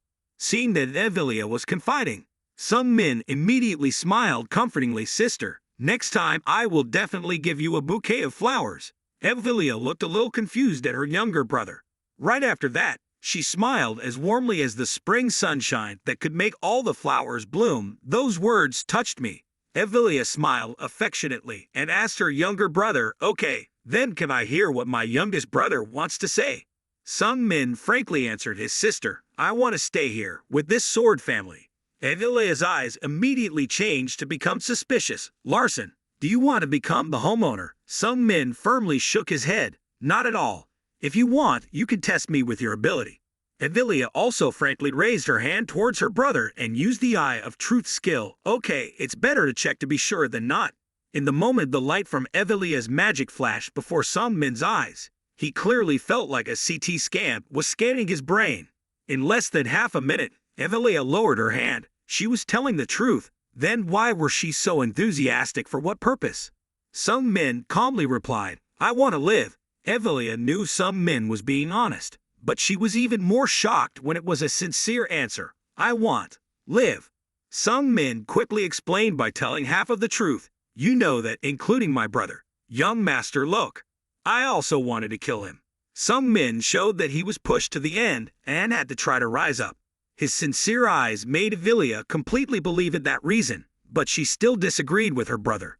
"I know the inheritance war is very cruel, but siblings will not kill each other." Sung-min shook his head. "No, sis, even our father killed his brother to get the position of homeowner."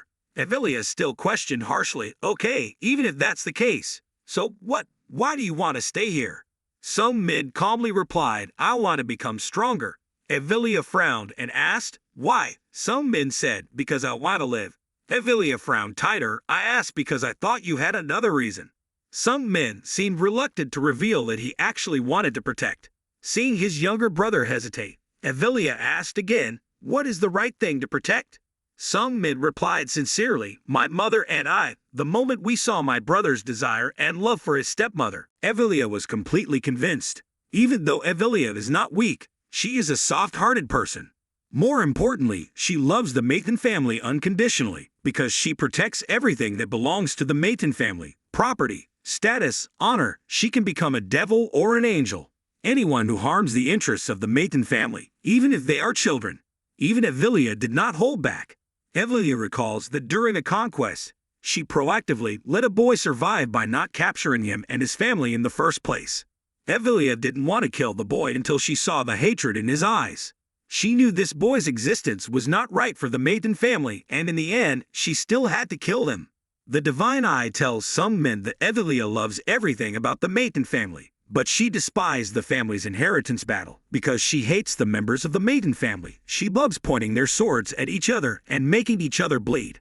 Therefore, Evelia decided to do her best to become the head of the house. She vowed to become the absolute ruler with a reputation for being cold and emotionless in order to stop the war between brothers.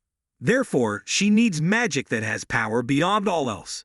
The power to achieve peace. Evelia is a magician who longs for that power, and that's also the reason she hunted the evil spirit Balrog in the 10-year ritual. Some men thought back and remembered that he had set up Evelia to hunt down the evil spirit Balrog. It was a much more difficult quest than the one completed by the other siblings, but she chose to hunt monsters instead of killing people, simply because some men wanted to write like that to highlight Evelia's strength without thinking deeply. But now, facing the character he created, some men suddenly felt pity. All the words I wrote without thinking much became their reality. It's not that difficult to write about someone's death. After all, it's just a few letters on paper. At that time, some men simply thought that this was just a silly fighting novel to kill time, so he skipped going deep into the character's emotions. But looking at Evelia's current appearance and the sad look in her eyes, some men realized that it wasn't just words anymore. Perhaps because of the complex feelings of sympathy and regret for Evelia, some men remained silent for a long time before being able to open his mouth again. Some men steadfastly looked straight into Evelia's eyes if she told her that she wanted to become stronger. To the extent that I could even protect you, do you consider it pride? Some men said with a completely serious expression, causing Evelia to be stunned for a moment.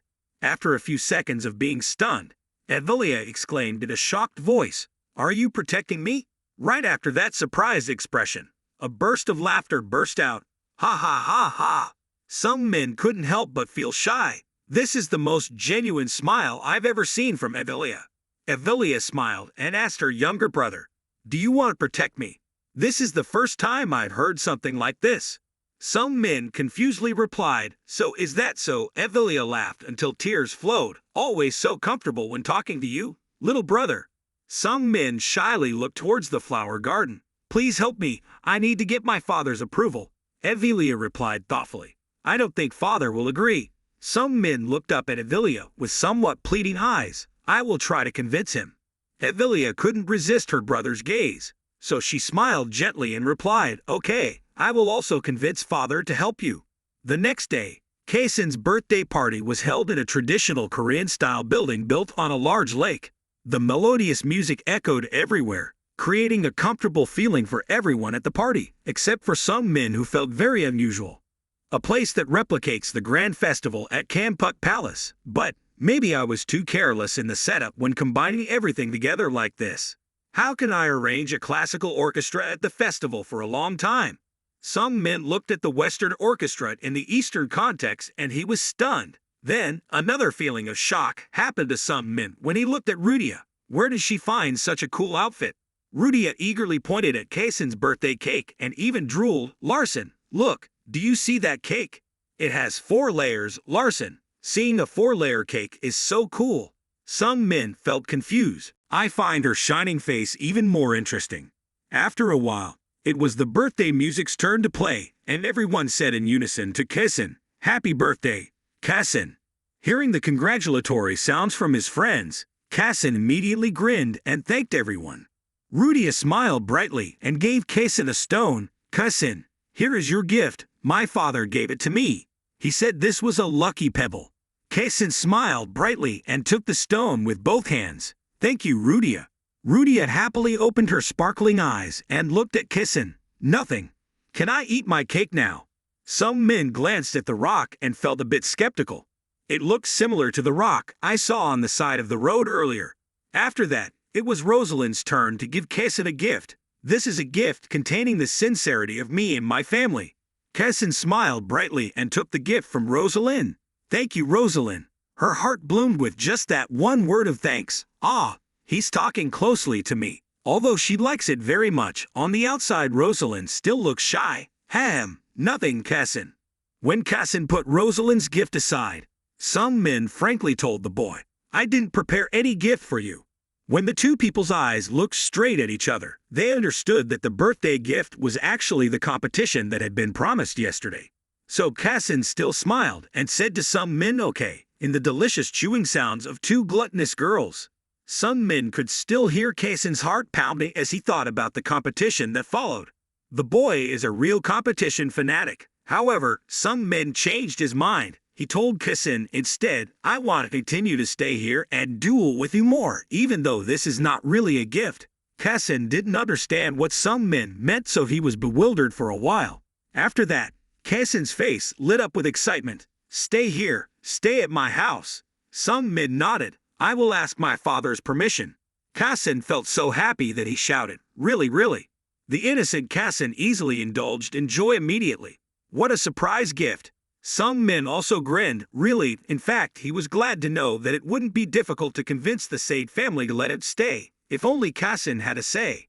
Cassin nodded excitedly, yes, of course, being with friends is always fun. Sung-min immediately told the boy, so, Cassin, please notify the homeowner.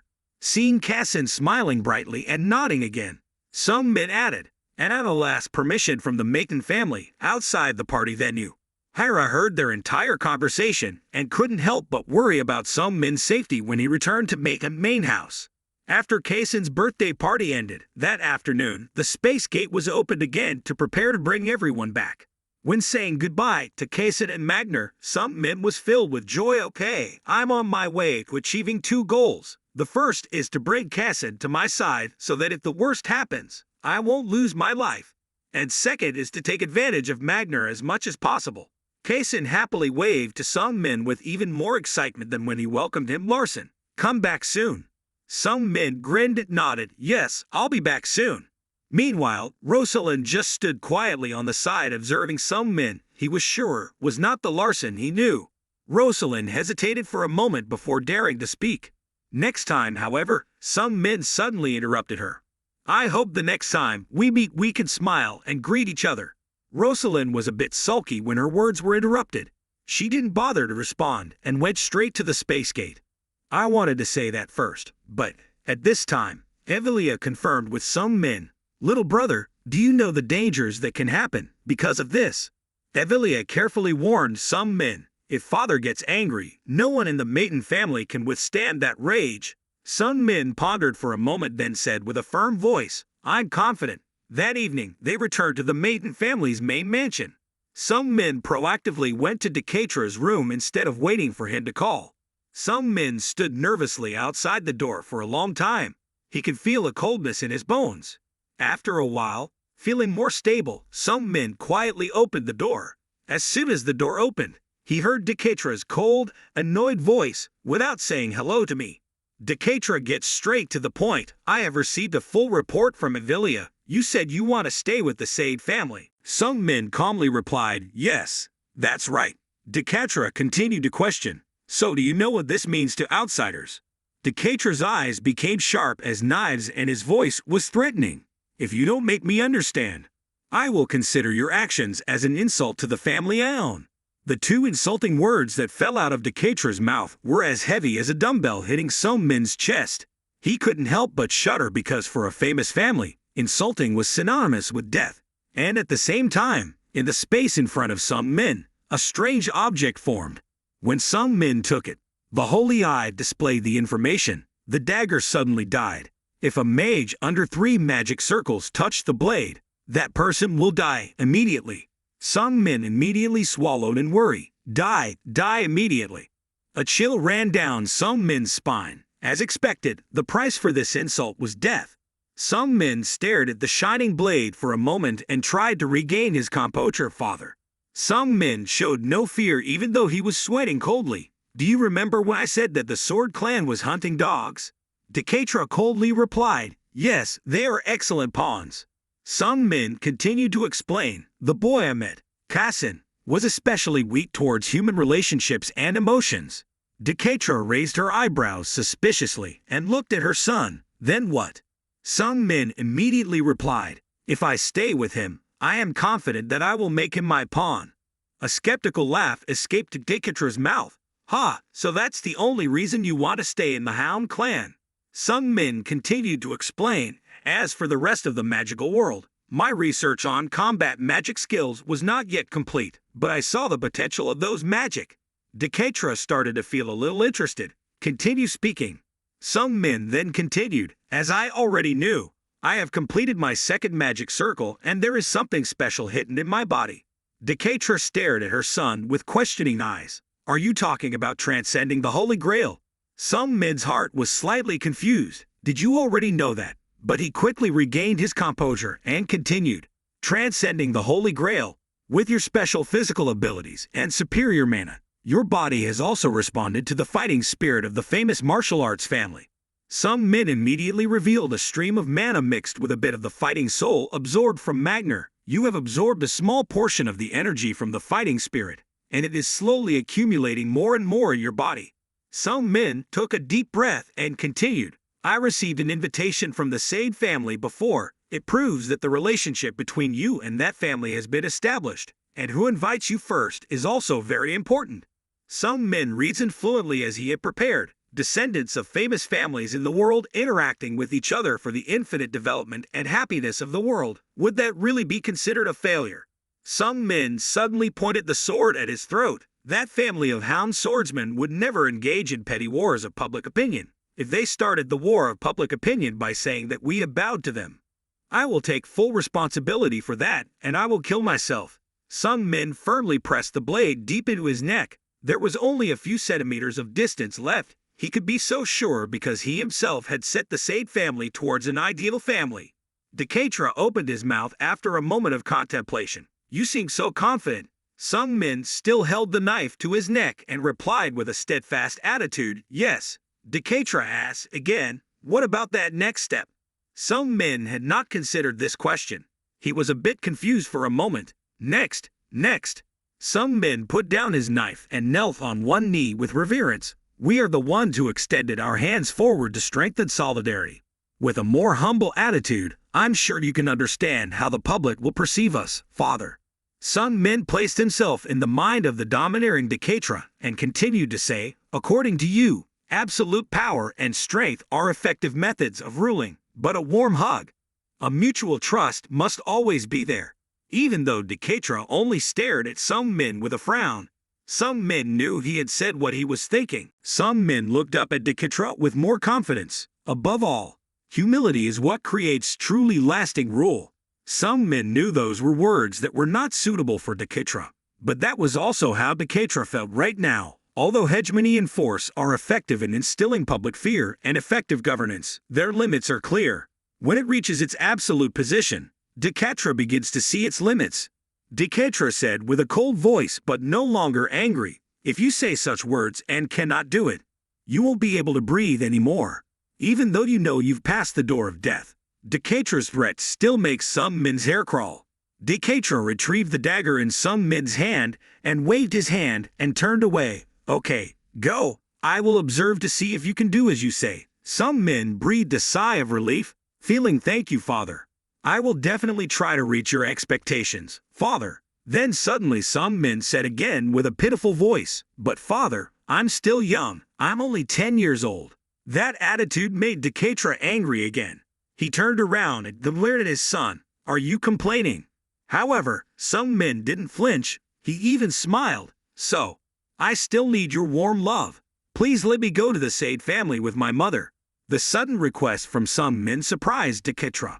Deketra suddenly burst into laughter that echoed throughout the room. Ha ha ha! He himself knew that So staying in this family was really not as safe as going with his son to Sade. But what made him happier was the way Sung Min made his request. Deketra smiled contentedly and looked at Sung Min. Look, you really know how to move others, he silently exclaimed in his heart. It's interesting that such a child is considered a failure. A moment of regret flashed through Deketra's thoughts. Unfortunately, its talent was combat magic, but strangely enough, why didn't anyone recognize his talent sooner? Just as Sung Min had just brushed off his pants and stood up in a relieved mood, the holy eyes sent him a shocking message. Notification system. The magician of the sky has suspected the world's lack of probability. The probability has partially collapsed. Cold sweat ran down some men's back. The probability had partially collapsed. If the probability was completely destroyed, this world would collapse.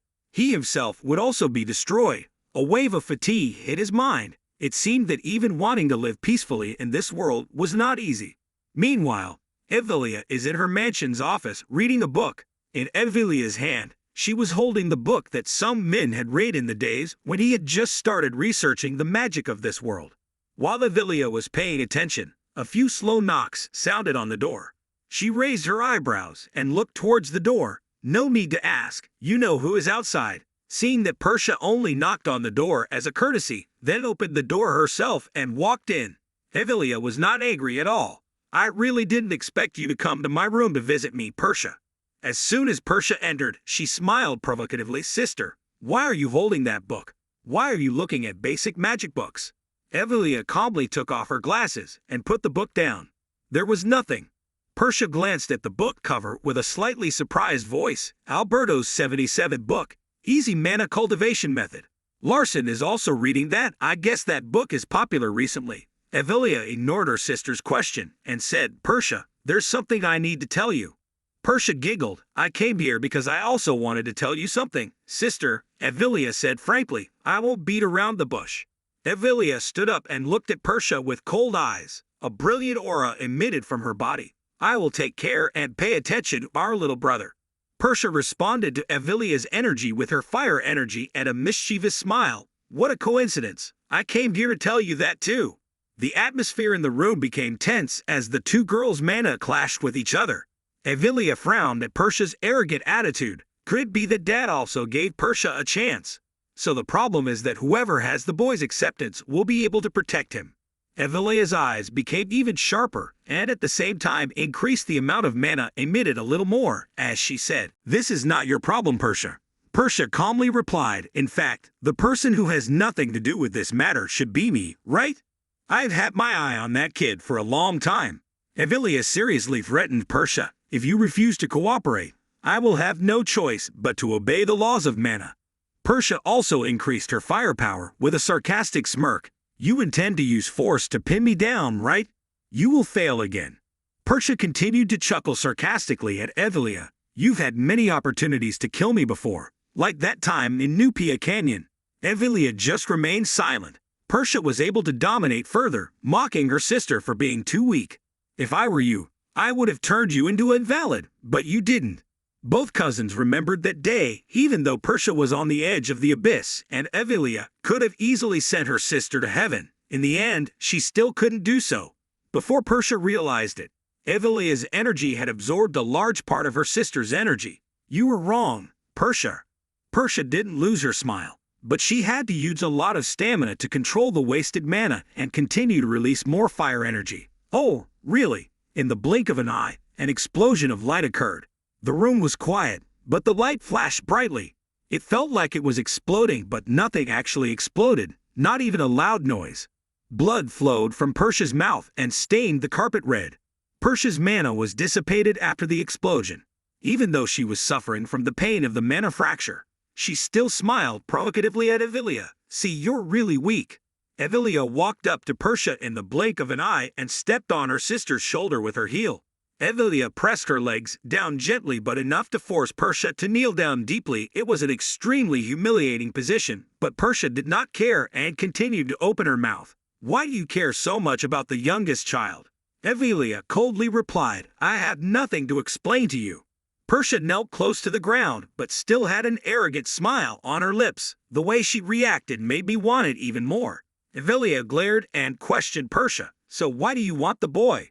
Persia giggled and replied in a casual voice. It was cute. Hearing an answer that was unimaginable based on her standards, Evelia immediately angrily kicked her foot hard, causing Persia to face down on the ground and stop joking around. After a cry, Persia continued to giggle. I heard that he had reached the second magic circle. You think I don't know? There must be a reason why a kid has such a special body, right?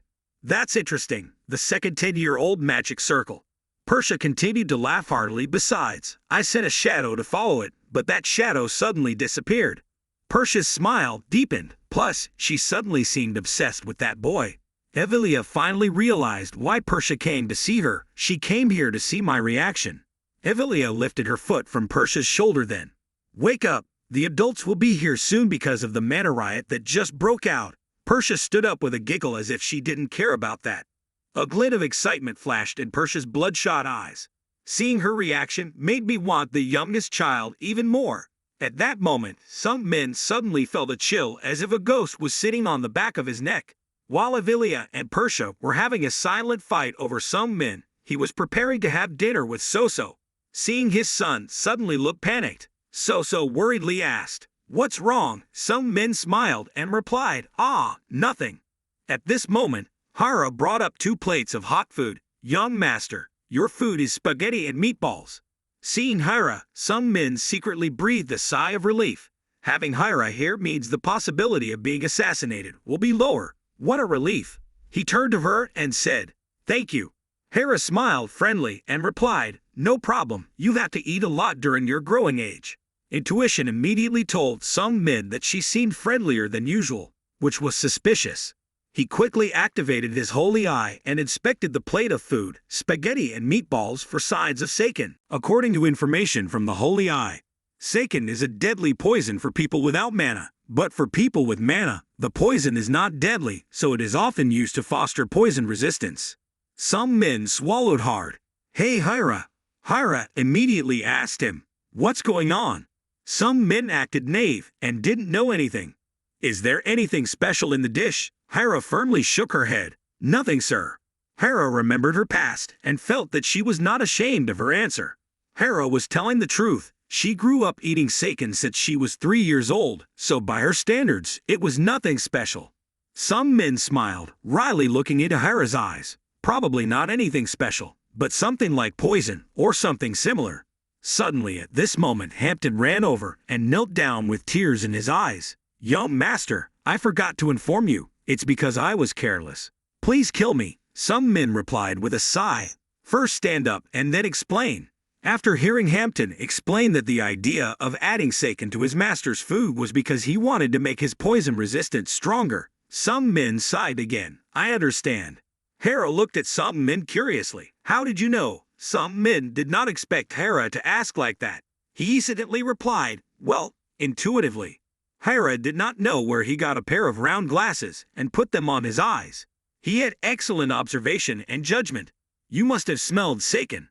Hera's eyes seemed very satisfied. He was also very smart to answer that it was intuition. Some men didn't pay too much attention to Hera's praise, but just stared at her glasses. Where did she get those glasses from? In her heart. Hera silently praised some men. "You always exceed my expectations." She calmly declared, "I will continue to do my best to be your shadow and help you become stronger." Right after that, Hera looked towards the bewildered Soso. "Ah, there's more. Miss Soso's dish is specially flavor adjusted by me. You don't need to worry about anything strange in it." Hira looked at Soso with warm eyes, different from when talking to some men. Soso smiled brightly at the female assassin's kindness, thanking Hera. After finishing the meal, some men returned to his room still worried. The Holy Grail appeared to reassure him. "I'm already here." Some men grimly replied, "After all, it's still poison." The Holy Grail told him confidently, "That kind of poison is nothing." Some men looked at the staggering appearance of the Holy Grail and said that, "But you look so drunk." The Holy Grail said in a drawling voice, "Hey, listen, back in the day, I was better." Just as the Holy Grail was about to brag about its past achievements, Rudia opened the door and peered in after just one knock. Rudia couldn't wait to eat the 5-layer cake again, so she went to ask some men, "When are we going to leave?" Some men immediately replied. At 8 a.m., Rudia looked disappointed and pleaded, "Can we go now? I want to eat cake too." Some men shook his head. "Now we can't go through the portal." Rudia quickly approached some men's bed with a regretful look. "Really?" And then, completely naturally, Rudia lay down on the bed to some men's surprise. "So now I'll go to sleep. As long as I go to sleep, tomorrow will come soon." Rudia fell asleep exactly 2 seconds after finishing his sentence. Some men didn't like having his bed taken over and called Hera. "Can you hear me?" Hera suddenly appeared in the corner of the room. "Yes, young master." Sung Min couldn't help but be startled. Ah, how long has she been there?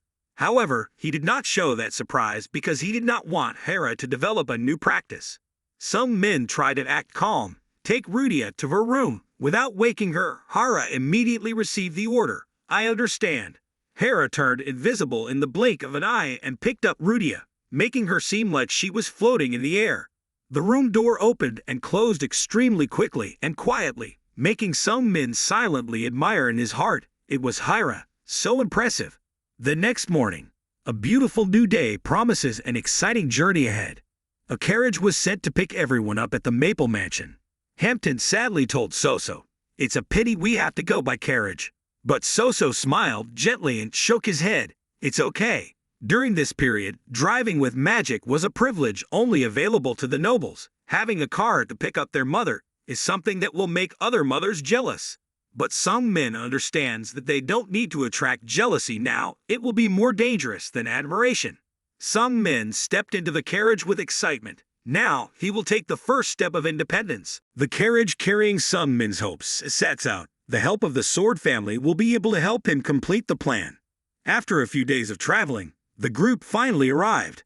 Hera got out of the car first and opened the door for everyone. We have arrived at the Sade family. As soon as Sung Min stepped down from the carriage, Kasen's call rang in his ears. Kasen smiled happily looking at Sung Min. I knew he would come back. Sung Min grinned. I'm here, Kasen. I need to keep my promise. Sung Min freely shouted towards Kasen, who was standing on the top step. Let's have a duel. An arrogant smile painted on Sung Min's lips. Everything was on track according to his plan. Sung Min took off his jacket and confidently declared, This time I won't hold back, Kasen. He couldn't help but feel excited. I will show my full strength. Immediately afterwards, the two boys went to the Sade family's training ground to compete under the supervision of Karshia and Magner. Sung Min's heart was filled with confidence. He had changed a lot since the first time he met Kasen. He was much more proficient in magic fighting techniques. The more Sung Min thought about it, the more excited he became. He had the transcendent Holy Grail, transcendent mana, and many more advanced skills. I need to compare myself with an opponent like Kasen. Sung Min silently made up his mind. I need to see what level I am in compared to him. Sung Min took a deep breath while getting ready to fight, even though I wouldn't be able to beat him. That's the character setup I created for him. According to Sung Min's initial setup, no one of his peers can defeat Kasen. Kasen is a genius among geniuses. He is so talented that he overshadows other talents. Even though he is excellent, he still practices harder than anyone. The youngest son of the Sade family is the strongest crystallizer of both perseverance and talent, the typical heroic character in any dime novel. Even though he knew that, Sung Min was still very excited. He was the same age as him, so failure was inevitable. His abilities must have developed a lot again. Suddenly at this moment, a point of light flashed before Sung Min's eyes. Kasen's movement in the direction of pushing straight forward made the tip of the sword seem to have become a dot. When Kasen's sword stabbed in front of Sung Min, he quickly leaned forward and took a step to dodge. Sure enough, attack speed and damage are much greater than before. At the same time, the mobility delay skill was automatically activated. Sung Min could read Kasen's movements. His heel turned very slightly. He was about to use a deadly sword strike. Sung Min immediately stepped back. Stabbing straight was just the opening move to prepare for the main attack. If he dodged this move, Kasen was sure to close the distance, and as expected by Sung Min, Kasen rushed to follow him. In the blink of an eye, Kasen came closer, within the sword's attack range. But that distance was too far for Sung Min's fist. Kasen's movements were so fast that the movement delay was almost useless. Kasen read the move's name before launching it, the slash spinning. In that moment, Sung Min realized that the sword in Kasen's hand was emitting sword energy. He secretly felt proud. Maybe he didn't mean it, but that actually worked in my favor. A smile flashed across Sung Min's lips as he decided to stop. Don't step back any further. Just as the sword slashed towards Sung Min, Kasen was startled and shocked when he saw the faint sword energy on the blade. Sung Min became even more proud. He probably noticed it too. Using sword energy in a duel is against the law. That's why Kasen flinched. Sung Min immediately knelt down in a running position. He has an opening. Sung Min thought to himself, I have to take advantage of this opportunity. He immediately rushed forward to close the distance with Kasin while the boy was confused. However, Kasin was still quick enough to react to Sung Min's attack. The boy jumped back immediately. Sung Min continued to rush forward with his fist filled with mana. He was avoiding. I had to approach faster. Kasin retreated and thought. Larson kept following him. That would cause him to lose balance. There would be loopholes in his moves. If he takes one more step, I will counterattack. When the attack distance is close enough to throw a punch, Sung Min puts more mana into his fist, causing it to emit electricity. As Sung Min jumped higher, the novice combat magic skill using weight was activated to help him keep his body steady. This was beyond Kasin's expectations, causing the boy to be stunned for a moment. He regained his balance. Although he was a little surprised, Kasin quickly regained his composure. The boy raised his sword to block his face, anticipate the point where Sung Min will attack. This time, Kasin's prediction was correct. Sung Min's fist collided with the blade, creating a deafening sound. Immediately afterwards, an energy explosion erupted, creating a powerful shockwave that shook the entire arena. The scene left both Karshia and Magner stunned speechless, the wave of energy spreading to where they stood in the stands. Kasin was knocked back and landed on one knee. It wasn't serious, but I was still injured. His fighting style is different from everyone I fought. Kasin reminded himself that he would lose if he let his guard down. Then the boy smiled happily and asked Sung Min, how could he have improved so much in just a short period of time, even though he knew that combat magic had a rapid growth rate? But he was almost a completely different person. Seeing Kasin so surprised, Sung Min became even more confident and happy. I still have many things you haven't seen yet. Don't be so surprised, Kasin. Magner attentively watched the match and secretly praised Sung Min. That kid is quite real, if it's Rosalind. The match was over after Kasin's first attack. That spinning slash was no joke. Magner nodded thoughtfully with his own thoughts. For a moment of excitement, Magner wondered what it would be like if Larson had been born into the Grandel L family, but soon he awoke. How could I think like that? Meanwhile, Karshia was also lost in thought. Facing such an opponent, he was not weak at all. But if Kasin had killing intent, he won't last long either. Karshia thought to herself. The most surprising thing was that he could predict Kasin's movements. He chose to move forward when Kasin used sword energy. Karshia was sure in her heart. It wasn't a coincidence. He had a purpose in mind. He took advantage of the sword swing and immediately took advantage of the opening with his magic skills. Karchia's eyes looked towards Sung Min filled with suspicion and scrutiny. Deketra Maton, what message does this child carry from you? Some time had passed and the two boys on the field were exhausted, just as the result was initially expected. Sung Min lost, but neither of them suffered any serious injuries. Sung Min and Kasin sat down on the ground, leaning against each other, gasping for air on the competition ground, which was rolling in dust as a result of the battle. Kasin grinned and said to Sung Min, I heard that mages who learn combat magic develop their strength very quickly, but I didn't expect it to be so fast. Sung Min also smiled back. I still lost. Kasin laughed loudly and said, comparing talent, it doesn't matter who wins and who loses. Kasin smiled and couldn't close his mouth. I was so happy. Sung Min glanced curiously at the boy. What was he so happy about? Kasin smiled brightly because my friend became stronger so quickly. Sung Min remembered that the Holy Eye had once told him that no one of his age could defeat Kasin. A bitter smile passed by. In other words, no matter how fast I improve, Kasin is always one step ahead. Because of this setup, I won't be able to win against him. After that, Sung Min stood up and said in a serious voice, Don't be so happy. Kasin turned to look at him bewilderedly. Why not? Sung Min said seriously, maybe one day we will be enemies. Kasin innocently continued to wonder. What do you mean? Sung Min thoughtfully replied, that is our destiny. Sung Min somewhat coldly told Kasin directly, I am a member of the Maton family and you are a member of the Said family.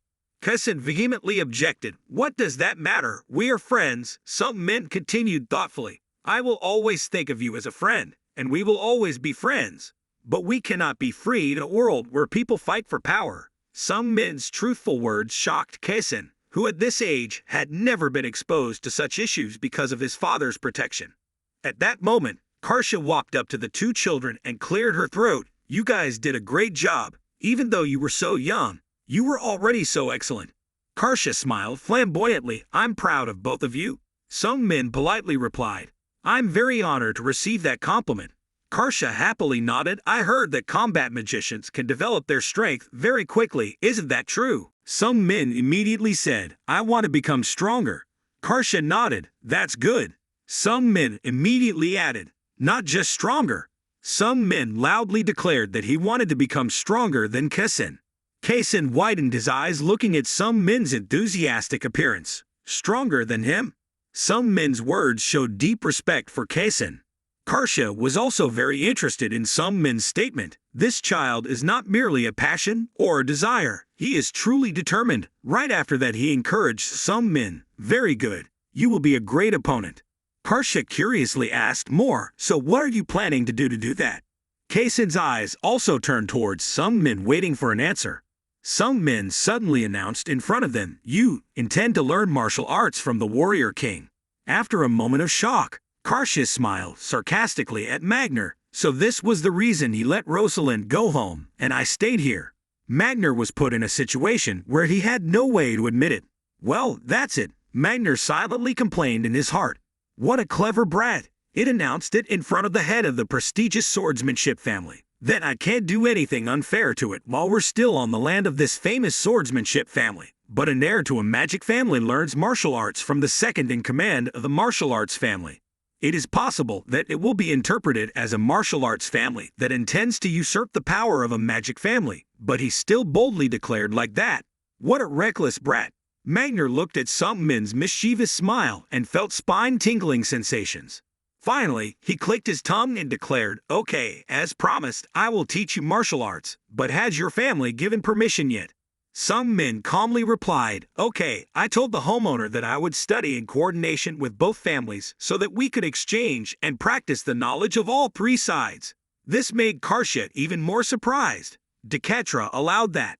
Karsha found it hard to believe and became even more suspicious of Dekatra's true intentions. He told himself many times, it's impossible. Dekatra won't allow that. Magner suddenly smiled mischievously at Sung-min. By the way, there is a test for those who want to learn martial arts. The Holy Eye displays the information that every potential heir to a prestigious martial arts family must take a test before learning martial arts. The test must be taken before the age of 10. The goal is to hunt the blood tiger or white tiger. Adults are not assisted. Sung-min finished reading and immediately started thinking. I understand. Blood tiger or white tiger. I will choose. After a while, Sung-min decisively told Magner, I will hunt the white tiger. Magner was slightly surprised. Oh, I haven't explained yet. You must have researched our family very carefully. Sung-min ignored Magner's question and grabbed Kaesin's neck. Kid Kaesin, come with me. I know I can't get help from adults, but children should be fine, right? Kaesin immediately felt interested. White tiger, huh? Are they strong? Sung-min looked excited, extremely strong, and as big as a house. Kaesin was a bit confused when he heard that. How could a tiger be that big? Magner continued to smile mischievously, interrupting the two children's conversation. Perhaps he misunderstood something. He proudly ordered Sung-min, I never told you to choose between the blood of the tiger or the white tiger. So my command is to kill the blood tiger. However, Sung-min did not complain or object. He was not even surprised at all, just smiled leisurely okay. At that moment, Magner was stunned to realize that he had fallen for the trick. This brat, from the beginning he wanted to hunt tiger blood. Kaesin opened his eyes excitedly. Larson, how do you know these things so well? Sung-min replied with a laugh. I read it in the library. Looking at Sung-min's arrogant smile made Magner feel bitter. He was fooled again by this brat. Magner was a bit frustrated when he saw a flash of pride in Sung-min's eyes. It was very difficult to secretly hunt a white tiger. From the beginning, that brat wanted to hunt tiger blood. But the words had already been said. He could only sigh. You are quite wise. Sung-min smiled teasingly. I learned it all from you. A bit of cold sweat broke out on Magner's forehead. I have accepted a child who is even more excellent than I expected as a student. Meanwhile, Sung-min was still laughing, seemingly innocently talking about the fun of this trip with Kaesin. That night, Cassin eagerly went to Sun Min's room to discuss tomorrow's tiger hunting trip. So it was like going camping, right? Sun Min shook his thighs and leisurely replied, "Well, it's like camping." Cassin eagerly munched on chips. "This is my first time coming to Garen. I heard that the mountains there look amazing." According to Sun Min's setting, Garen is a mid-range city located at the eastern edge of the empire. The blood tiger resides in the Terran Mountains next to Garen. Even if it was right next to Garen, it would still take 4 days of walking to get there. Although the Terran Mountains are quite dangerous, they are also very peaceful, because there are no other strong monsters except the blood tiger. When Rudia heard about going camping, she was also very excited. "Larson, can I go out with you?" Sun Min smacked her lips and told her, "Rudia, I didn't go there to play." Rudia pouted, "But you said you were going camping." "I like camping a lot. I used to camp a lot with my dad." At Rudia's insistence, Sun Min sighed and reluctantly replied, "I will let you go if you have Master's permission." The next day, before leaving, Sun Min put the map and other necessary items in his magic bag, making Cassin admire. "Wow, magic is really great." Sun Min grinned and teased Cassin. "Should I put your sword in too?" Cassin followed the reflexes of a swordsman and immediately pulled his sword close to his side. "Ah, no, I'll take care of my own things." Even though they traveled by space portal, it took half a day for them to reach Garen, by which time the sun had begun to set. Sun Min suggested to his two friends to rest at the inn for a while before continuing, because we had gone through several gates, so we were all tired. Rudia staggered out of the gate and sat down. "Larson, I'm so hungry," her stomach growled. Sun Min said, "There must be a restaurant in the village. Let's go quickly." Sun Min walked down the steps and headed towards the city, so this was Garen. However, his steps suddenly slowed down before stopping completely. Sun Min's eyes widened with surprise and concern. Sun Min frowned suspiciously and looked at the deserted city. It was strange, there was no life in this city at all. Just when Sun Min was confused, a man ran towards them with a panicked look on his face. Sun Min immediately stopped that man and asked him a question. The trembling man asked Sun Min with a still scared voice, "Yes, what's going on?" Sun Min slowly asked, "This place is Garen, right?" The man replied hastily, "Huh, of course." Suddenly the man shouted in a confused voice, "But most of all, I hope you guys can find a hiding place and quickly evacuate." Sun Min and Cassin were both shocked when they heard that and evacuated. The man didn't explain much but just threw out a sentence before running away. The robbers would appear soon. Sun Min was confused by the warning. What bandits? Before he could think clearly, Rudia grabbed his shirt and urged him, "Larson." My stomach kept growling. Sun Min immediately patted her. "Just try to wait a little longer." After that, the three children went to a restaurant in the city and knocked on the door, asking if anyone was here. However, even though they waited for a long time, no one answered. Sun Min started to feel more worried. "I don't think it's because we came at the wrong time." Sun Min pondered thoughtfully, not expecting that something like this could happen in Garen territory. This place should be a relatively peaceful medium-sized city. What kind of robber could cause this? Suddenly, Sun Min's sharp intuition told him there was danger lurking, making his heart beat like a drum. Even Cassin discovered the danger. The two boys immediately took a fighting stance as they turned around and looked back. Only Rudia still had her eyes wide open in amusement. In front of the three children was a blood tiger of terrifying size, and its eyes shone like headlights. On top of the blood tiger's head, there was a man sitting. Compared to the tiger's size, he was just as small as an insect. Sun Min quickly realized what was happening. Not only that, it was not a wild tiger blood. Someone is riding on it. At that moment, the holy eye was activated and the information displayed made Sun Min shocked and dumbfounded. How could it be?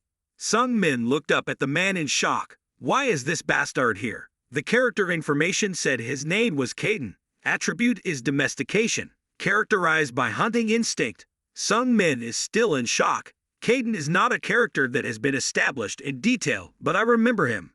According to Sun Min's memory, Caden was a member of a powerful force other than the three great families, a group of notorious robbers known as the Pine Scents. The more Sun Min thought about it, the more unusual it became. Caden was definitely the leader of the Pine Scent, but there was no way a mid-sized city would become this desolate just because of this guy.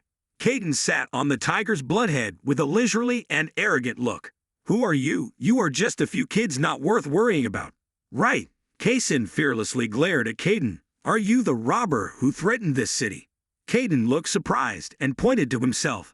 I, a robber. Immediately after that, he burst into a long, arrogant laugh, making Keisen even more uncomfortable.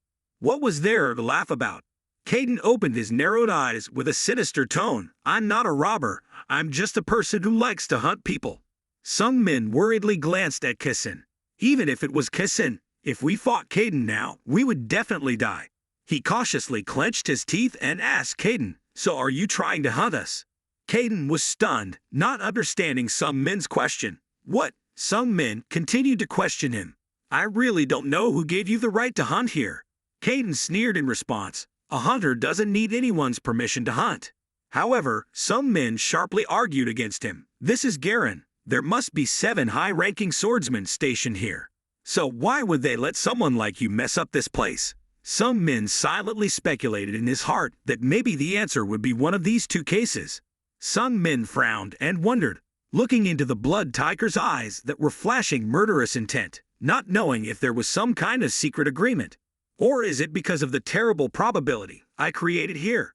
Caden did not answer some men's question. He directly let the blood tiger rush in. Keisen, aware of the increasing murderous aura, warned his 2 friends that it was coming. When the blood tiger was rushing towards the 3 children, the world suddenly turned gray. The system informed some men. Probability-deficient situations have been proactively sought out. Thanks to that discovery, some men received author's privileges related to the character Larson Mayton. As soon as the benefit of the author's privilege was given, the notebook and pen immediately fell into some men's hand.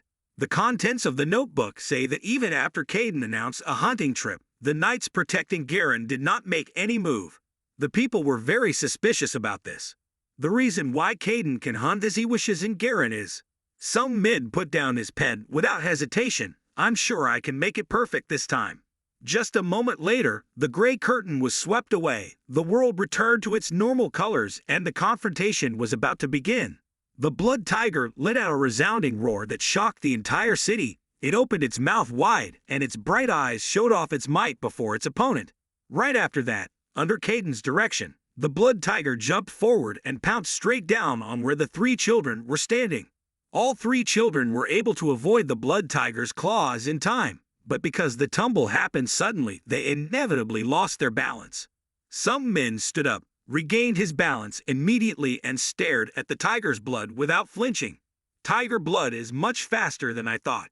He rolled his eyes and looked at his 2 friends beside him. Thank God, neither Keisen nor Rudio were injured. Some men began to make a response plan and advised his 2 friends, Keisen and Rudia. As you can see, that dangerous thing is tiger blood. If we are hit by its direct blows, we will all die.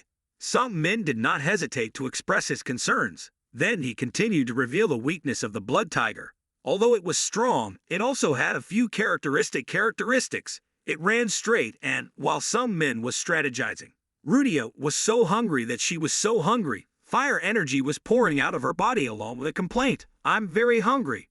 Right after that, in the shocked eyes of his 2 friends, Rudia created a giant fireball as big as a blood tiger's head. Some men panicked and immediately shouted to stop. Wait, Rudia, but she was blinded by hunger. As long as we get rid of that, we can go eat.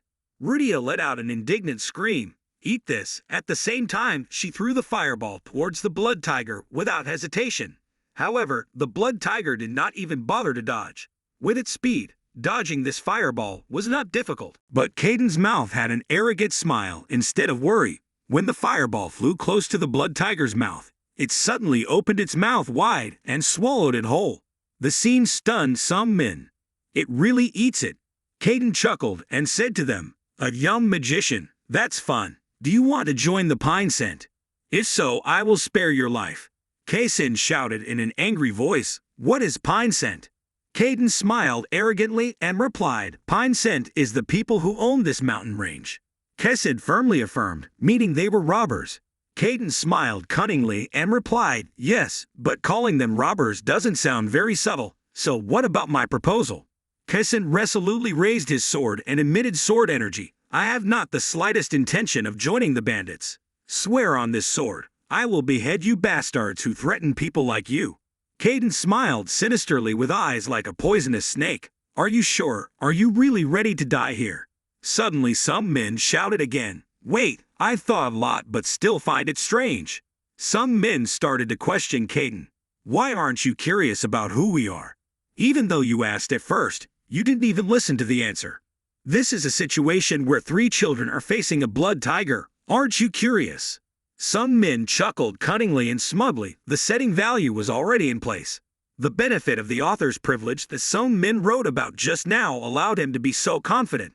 The reason Caden can hunt as he pleases in Garen is not really because he is simply hunting, but also because he received orders from someone to create a test. Right from the start, the test was planned and the marshaled heirs were never really in danger. This is also how Rosalind successfully hunted a white tiger. Based on the setup just created, some men firmly confirmed to Caden, meaning you already know who we are. Some men continued to reason closely. And why do you keep saying nonsense like this even though you clearly know who we are? It means you are placing your trust in something. Caden was completely silent before some men's questions. Some men continued to speak his arguments and what you believe in. At the same time, in the space above Caden's head a magical light appeared. A shadowy figure slowly appeared from within that brilliant circle of light. In a beam of light as bright as the sun's rays, Evelia gradually appeared with her usual calm and leisurely demeanor. Some men continued to finish his sentence with a satisfied smile. Perhaps it was Evelia. Evelia appeared like an angel descending to earth, making Kaysen's eyes widen in surprise, and some men smiling arrogantly because he had guessed correctly. In the moment of seeing the radiantly beautiful Evelia like this, Kaysen's heart suddenly fluttered. The boy who was set to love Evelia had truly had his first crush. Lady Evelia. Meanwhile, Sun Mid was engrossed in his own success. I knew right away that something strange was going on.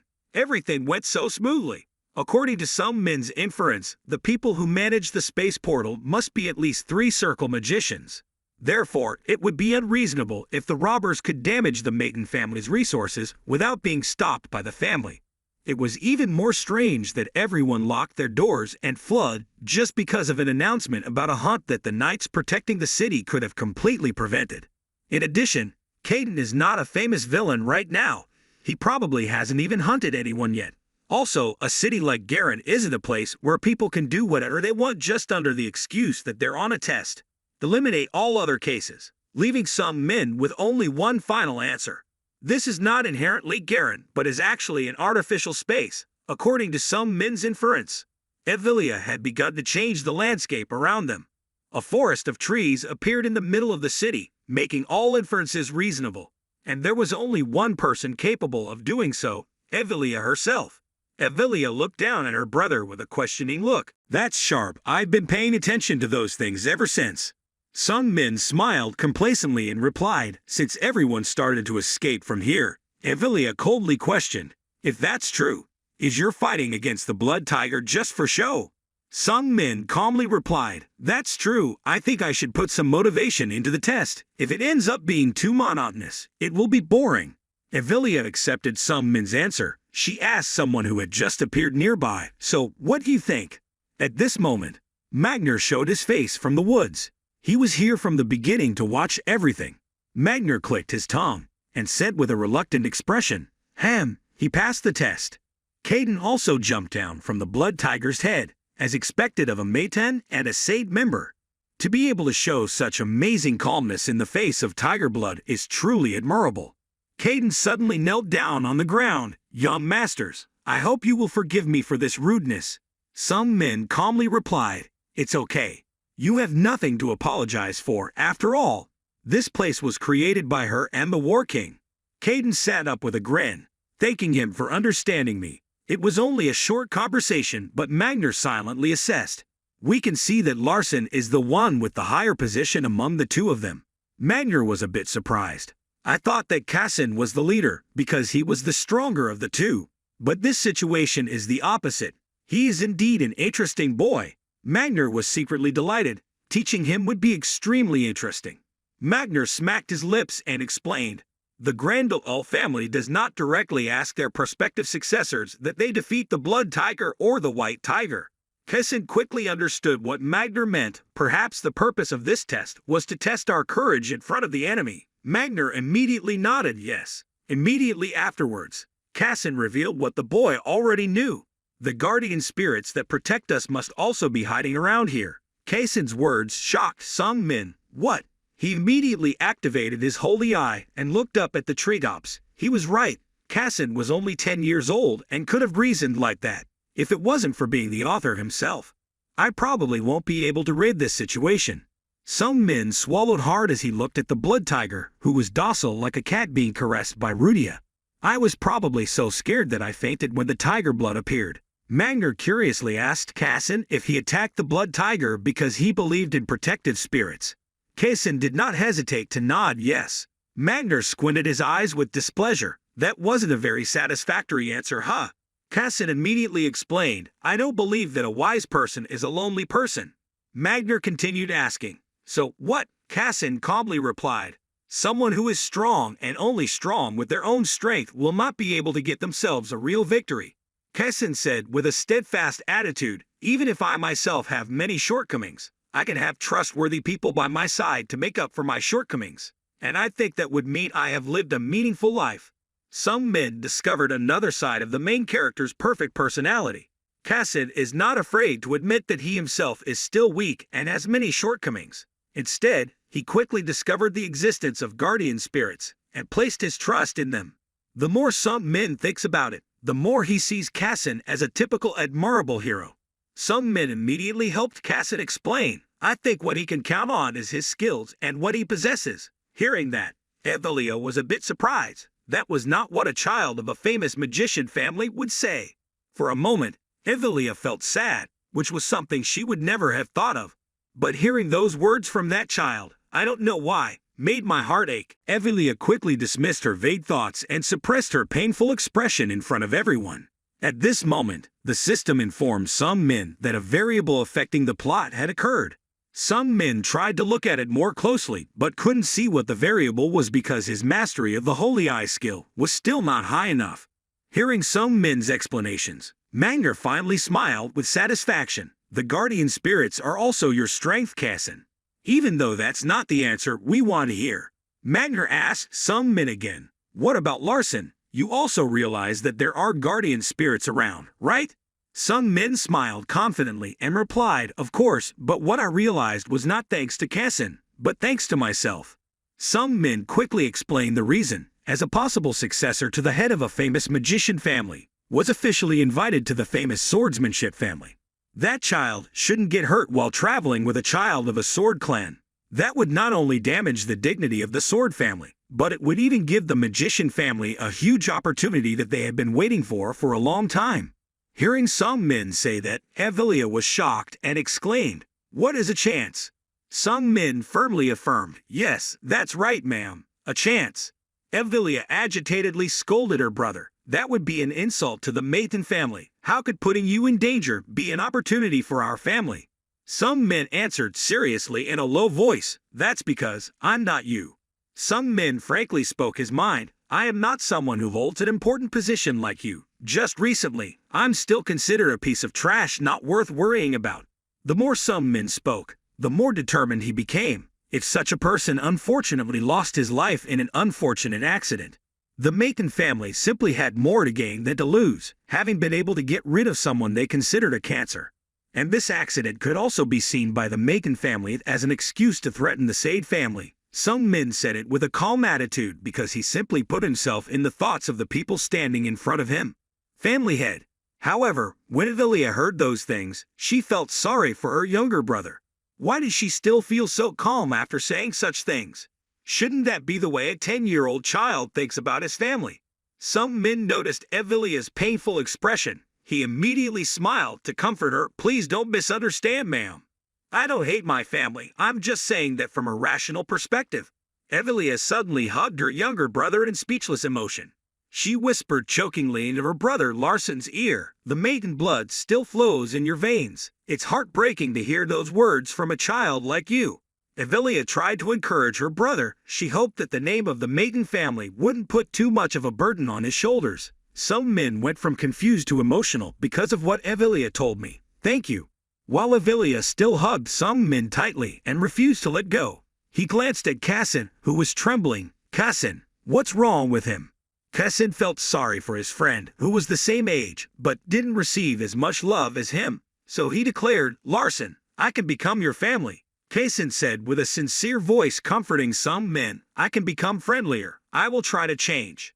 However, some men was completely bewildered by this unexpected situation. What was he saying? He couldn't help but feel confused. Why did the atmosphere change to this? How should I handle this now? Just when some men was confused, Rudia rushed to hug him with a bright smile. Mr. Larson. Rudia rushed forward so hard that she pushed some men to the ground. She innocently cried out, I'm hungry. Rudia smiled brightly and asked some men, the test is over, we can go eat now, right? Some men immediately laughed in relief because he was out of the awkward situation. That's right, Rudia. We should go. A few days later, they returned safely to Sade's house, and while Magner was taking a bath, there was a knock on the door. He did not hesitate to invite the opponent in. Seeing some men walk in while he was taking a shower, Magner teased, What wind brought you here? Some men immediately said, I want to go to the Terran Mountains. Magner asked curiously, To Terran? Some men cleared his throat with an eager expression. I am, yes sir. I heard that the scenery there is extremely beautiful. Some men started making up stories. I wanted to see the real Terran with my own eyes, not the Terran created by magic. Magner sneered and exposed some men. Are you saying you want to go on vacation? Some men immediately shook his head. No sir. Magner smiled mischievously. So what do you want to do? Some men shyly admitted, I found a message in the city in the space my sister created the other day. Magner was a bit surprised. What? Some men hesitantly explained, I thought it was something my sister had prepared for me. Some men thought to himself, of course it's a lie, it's time for me to go get the artifact I set up as the author. Magner asked some men curiously, so what is that thing? Some men replied innocently, I was only told that it was something resting deep in the mountains of Terran. Some men continued to make up stories, even though it was just an artificial space. I could feel the strange flow of magic there. Some men tried to arouse Magner's curiosity. I think that was my sister's way of signaling me that she had arranged something for me in the Terran Mountains. Magner questioned suspiciously, so why didn't we know about the existence of that flow? Some men calmly replied, the maiden family has a unique way of communicating. In Magner's mind, he began to imagine, do they communicate with each other using magic? They are indeed unusual. Magner was a little embarrassed and asked some men, would it be okay if you told me this important thing? Some men happily replied, you are my master. Magner hesitantly nodded, yes, that's true. Some men continued to explain, there were two reasons why my sister communicated with me in such a strange way. Magner immediately felt curious. What is that? Some men said according to the script he had in mind. First, my sister did it to keep it a secret from Kassin, someone who can be considered my future rival. Magner pondered for a moment then nodded, If it were Evelia, she would indeed do that. Some men felt more excited when he grasped Magner. Second, my sister intentionally did that to test whether I would recognize her message or not by communicating with me like that. My sister has killed two birds with one stone. Magner nodded, accepting some men's explanation. He began to sink deeper into curiosity. So, what is in the Terran Mountains? Some men shook his head. I will know what it is when I see it with my own eyes. But she already told me some of the location there. Magner continued to ask, so where is it? Some men's eyes lit up. He knew that Magner had agreed to come along. And of course he knew the exact location of that place. Because it was an opportunity originally reserved for the Sade family in the main plot, the location of the 1,000-year dragon armor. Some men thought to himself, if Magner comes with me, I will have less risk. He pretended to think for a moment before answering. It was near the head of Longshan Mountain, is also one of the 108 mountains of the 100 Mountains. Magner was surprised when he heard that place name. Is it head of Longshan Mountain? Some men raised his eyebrows, looking at Magner's strange expression. Is there something bothering you? Magner adjusted his expression immediately. Nothing. Magner smiled mysteriously and muttered in his mouth, I just had some happy memories there. The next day, the two of them made their way to Terran through the space portals. Sung Min staggered out of the portal closest to the mountains with a languid look. Master. Sung Min choked up and said to Magner, "We went through so many space portals that it made me nauseous. Can we rest here for a day?" Magner coldly smacked his lips. "No, time is money, don't you know?" Sung Min's pale face tried to convince Magner. "I heard that you have to walk for 3 days to reach the head of Longshan Mountain." Magner turned away indifferently. "What are you talking about?" He calmly walked down the stairs. "We only need 1 day." Sung Min was so shocked that he forgot the feeling of nausea. What, but only you can do that." Magner smirked and replied, "If you don't hurry up, I'll leave you there." Sung Min shouted in despair, Take me with you." Magner immediately let out a sarcastic comment. If he couldn't catch up with this crooked old man, what would he do? Sung Min shouted helplessly, "I'm a magician." Magner calmly continued, "Then use teleportation." Sung Min became even more desperate. How can second-round magicians use teleportation? Magner walked straight indifferently, then tried to work harder. Sung Min desperately ran after him with a scream that echoed like Sun Wukong calling a monk, "Master." Sung Min diligently followed Magner and lost all concept of time, but his breathing became increasingly heavier. Sung Min silently lamented, "He's crazy, really crazy. At this rate, I'll probably build a grave before I reach the head of Longshan Mountain." Finally, Sung Min collapsed in the middle of the desert with gasping breaths. I couldn't walk anymore. At this moment, a wave of nausea pushed up from Sung Min's stomach. He couldn't hold it in anymore and vomited on the spot. Magner saw this and immediately mocked Ma. Why is he so timid when he's so young? However, Magner had other thoughts in his heart. In fact, he lasted longer than he thought. I thought he would faint long ago. Magner silently observed Sung Min. Rosalind couldn't go this far, even though he had absorbed a bit of his fighting soul. But for a child with a background as a magician to be able to go this far is impressive. Even though he praises Sung Min like that in his heart, on the outside Magner still acts cold and sarcastic. "So weak, how can you be my disciple?" Sung Min is still in the mood to criticize Magner. "Are you planning on retracting your statement to the homeowner the other day?" Suddenly Magner's eyes widened with a startled scream. "You're good." Immediately after that, he turned around and adjusted his expression. Sung Min was curious as to why Magner suddenly reacted so violently, but he just cleared his throat and replied, "No, nothing." Magner was secretly surprised. This brat, his breathing has returned to normal now. It's really scary. Let's say he has a complete fighting soul. Seeing that Sung Min had stabilized, Magner immediately urged him, "How long do you plan to sit there? The road is still very long." Sung Min smacked his lips and complained, "I told you he usually takes up to 3 days. Magner laughed provocatively. Is that the Maiden family standards? Sung Min did not get angry like the other Maiden members when being mocked like that. He calmly stood up and frankly admitted, "I guess so." Right after that, the two of them continued on their way. Looking at the ground, one could see that the way the two moved was significantly different. Sung Min also observed that difference. Damn, the road is rough, but why is he still going so fast? There wasn't even any dust flying up. The more Sung Min observed Magner, the more confused he felt. He moved like the wind.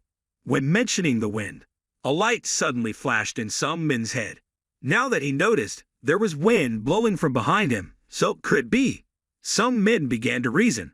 Until now I was only focusing on circulating mana through my entire body, but what if I use mana as a medium to blend with the wind behind me? Sung Min immediately realized that new idea. Indeed, his movement speed skyrocketed and he no longer felt the heavy footsteps like before. Sung Min was excited in his heart. That's right, my movements are much lighter. At the same time, the system informed him, novice combat magic skills, attribute optimization, has been engraved in your body. You have been enlightened with new combat magic skills. Wind attribute optimization has been activated. Sung Min looked in surprise at the surrounding wind as if it was lifting his body up a bit, optimizing his star attributes. The system continues to notify, beginner battle magic, attribute optimization has been stored in your mind. Sung Min unlocked a new skill and immediately felt excited. He couldn't become a pure-blood magician like Rudia. But I can still use all the powers of the multi-elements because I possess a superior source of mana. This is the path a mage learning combat magic should take. Sung Min's eyes flashed with interest and determination. Seeing Sung Min suddenly speed up, Magner also got a little interested. That boy, he just learned something new. However, when the two of them reached the forest near Longshan's head, Sung Min still couldn't help but be exhausted. He lay on the ground panting. He had used up all the mana stored in the Transcendence Holy Grail. He was determined not to go any further. The Holy Grail also appeared at this time and complained, "Hey brother, I think I'm about to starve to death." Sung Min gasped and his whole body trembled. "Master, I can't hold on anymore." Seeing Sung Min unconscious right after, the Holy Grail shouted in panic, "Larson! Wake up! Larson!" However, Magner still stood there indifferently as if nothing was serious. Magner walked over to look at Sung Min, who was snoring and his breathing was returning to normal quickly. "You monster brat.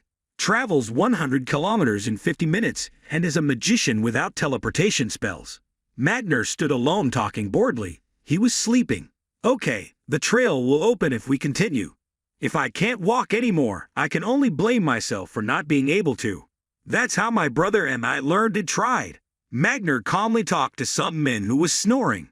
A flash of nostalgia appeared in his eyes. "What was it like when I was 10 years old? 100 kilometers in 50 minutes. Even I couldn't, and neither could my brother." Magner suddenly smiled with satisfaction because of his student's outstanding ability. Then he looked at Sung Min and said, "After all, the more you practice, the more flexible your body becomes."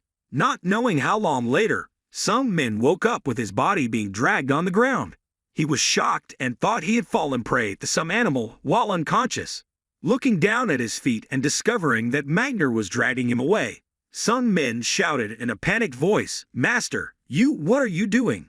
Magner immediately let go with a disapproving expression. "I had to drag you to the head of Longshan Mountain with my barren body, this fragile, while you slept." Sung Min felt pain when hearing those words. "Barren? Fragile?" Magner smacked his lips and grumbled. "Mom, I'm tired. Now you can do it yourself." Magner said indifferently, "I just came here with you to give you a companion." Sung Min smacked his lips and replied, "Okay, thank you." The place they stopped was a village at the head of Longshan Mountain. It looked quite peaceful, but there was not a single person in sight. Sung Min silently planned, "I will pretend to look around for a bit while looking for the well." He looked around the village with curiosity. It seemed to be an abandoned town. Magner replied in a low voice, "It may have been a town of a community of people." A huge question arose in Sung Min's mind. "Didn't you say you had some memories about this place?" Magner coldly dismissed, "You don't need to know about it." Sung Min also didn't ask Magner and turned away immediately. It seemed like there was no one around. "I'll walk around a bit." Magner shrugged indifferently. "Go as you like." As Sung Min walks around, the Holy Eye is activated, revealing the current location to be the Old Town. A small town where bandits lived 30 years ago. Then this place was attacked by Magner when he happened to pass by. Magner alone finished off more than 10 robbers with his bare hands. This incident was not widely known to the public. Sung Min was momentarily surprised because this was something outside of his settings. Did he kill all the bandits? Magner is not the type of person who would take this to heart like that. At this time, the Holy Eye continues to reveal a hidden plot. This is where Magner meets Mai. Mai was a young girl kidnapped by bandits. Magner agreed to be loyal to her and killed all the bandits to save her. But at that time, Mai was poisoned. Mai died before Magner could get her out of the mountains for treatment. Sung Min immediately realized that this must be the reason why he did not get married and lived alone until now. "Because I can't forget my first love." Sung Min was a little curious and asked Magner, "Master, if there was anything special here." Magner indifferently turned his back on him. "Find it yourself." Sung Min looked sulky. "If you help me a little, will you lose anything?" Magner indifferently shrugged his shoulders. "This is none of our business." Sung Min sighed and left. "I'll go look for more clues." Magner still stood still with an indifferent attitude. "Okay, I'll rest a bit, I'm old and weak." However, after Sung Min left, Magner moved forward a bit. The well was still there. Magner stared at the well, but no one paid attention to this abandoned town. Memories rushed back into Magner's mind. "This well is where I threw the corpses of the robbers down here, although I'm not sure if they are robbers or not." Magner curiously walked closer to the well and released his fighting soul. "Should I take a look inside?" After a few seconds of exploring the well, Magner widened his eyes in shock. That's impossible. He frowned suspiciously. There should have been a pile of dry bones down here. But now he couldn't see anything. Someone cleaned them up, but why would they? Magner wondered, looking at the protective shield on the well mouth. Why did they even put a special protective barrier here? After a moment of thinking, Magner smiled happily. If that's the case, then I understand. Magner laughed happily. There was a barrier around the well, so things weren't that simple anymore. Magner silently deduced that the corpses were also gone, so the barrier was used to seal souls. Curiosity rose strongly. Magner swung his fist without hesitation, regardless of what the barrier was used for. I just need to break it. At this moment, some men appeared with an innocent look on his face. Master, what's there? Magner was startled and immediately withdrew his move. No, it's nothing. However, some men still did not take his eyes off the well and saw blood tin, where the 1,000-year-old dragon armor was hidden. The Holy Eye informed some men the well had a dark magic barrier technique. Blood awakening had been activated due to the impact of this high-level barrier. Some men was immediately stunned. What barrier magic? I have never written anything about this barrier. Some men did not have any more information from the Holy Eye, so he was forced to ask Magner, Master, do you know anything about barrier magic? Magner pretended not to know anything. Barrier magic, why do you ask?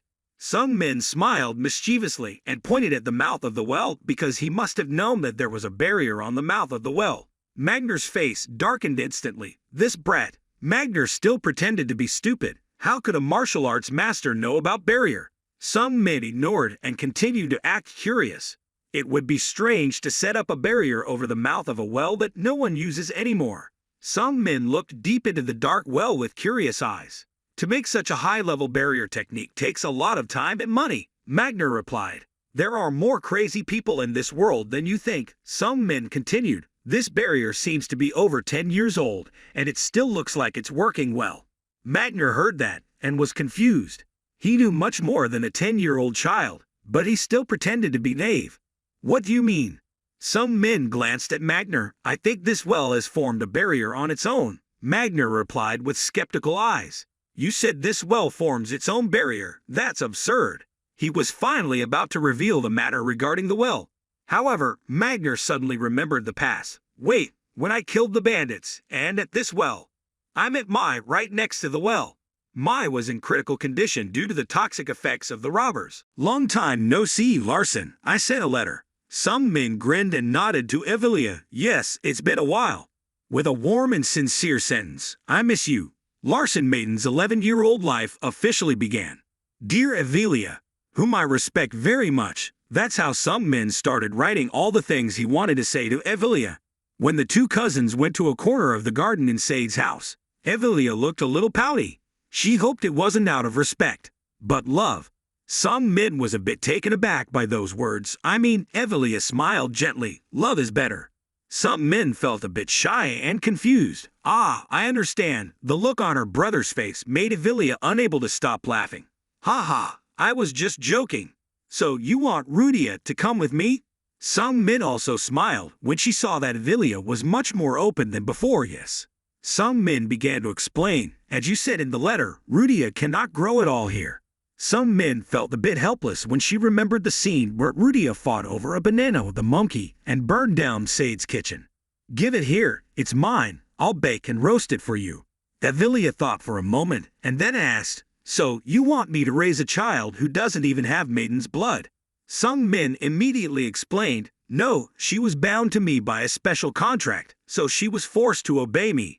Evelia tilted her head to look at her brother. So what? Some men smiled warmly and replied, And you obeyed me.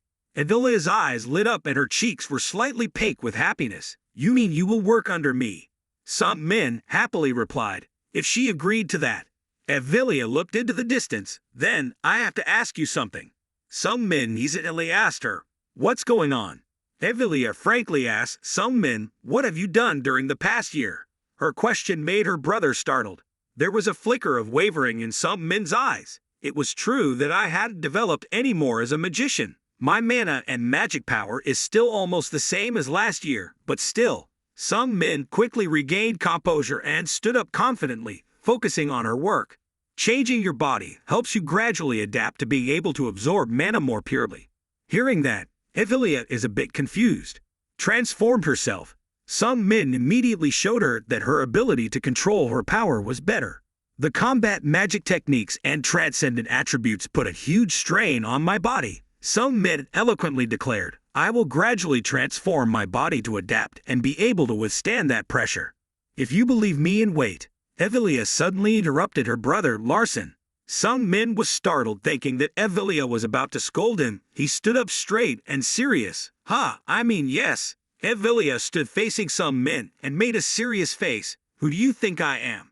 Sung Min cautiously replied, the purest maiden bloodline and the best candidate for the position of head of the family. The one walking on the great path of magic, that's me. Evelia looked at Sung Min with sad eyes. I'm his sister. I'm not talking about the fact that your mana hasn't increased since last year. There was a bit of bitterness in Evelia's voice. She just asked how you lived during the past year. That's all. Sung Min suddenly felt guilty. I see, I misunderstood her. Evelia yearned for affection like Cassin. I'm probably the first person in my family to send a letter to her. Sung Min immediately smiled and tried to appease her sister. Sister, do you want to have dinner with me, like a family?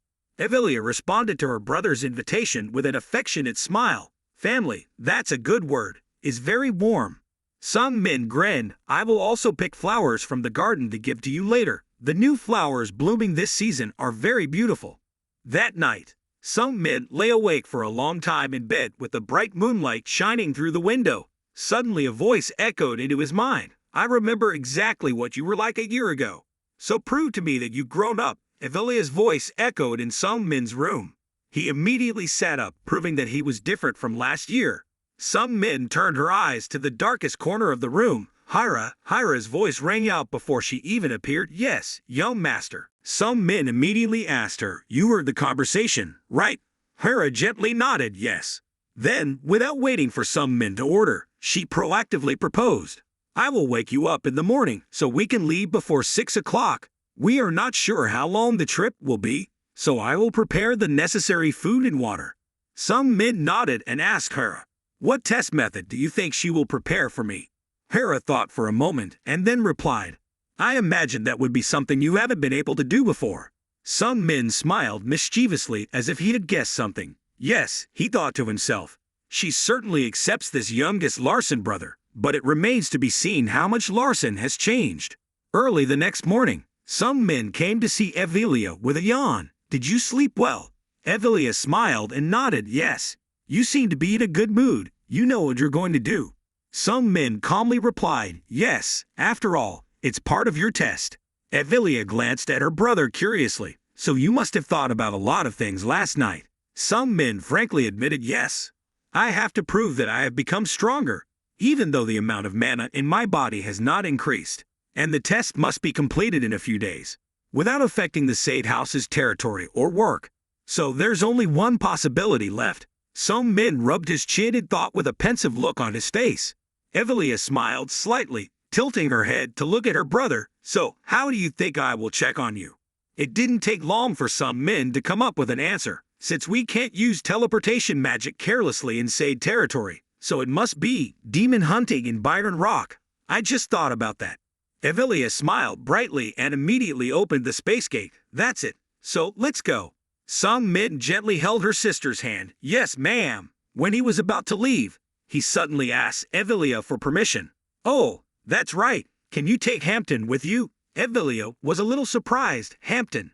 However, after that, she still agreed to Sung Min's request and brought Hampton along. As soon as the boy arrived, he knelt down because of dizziness.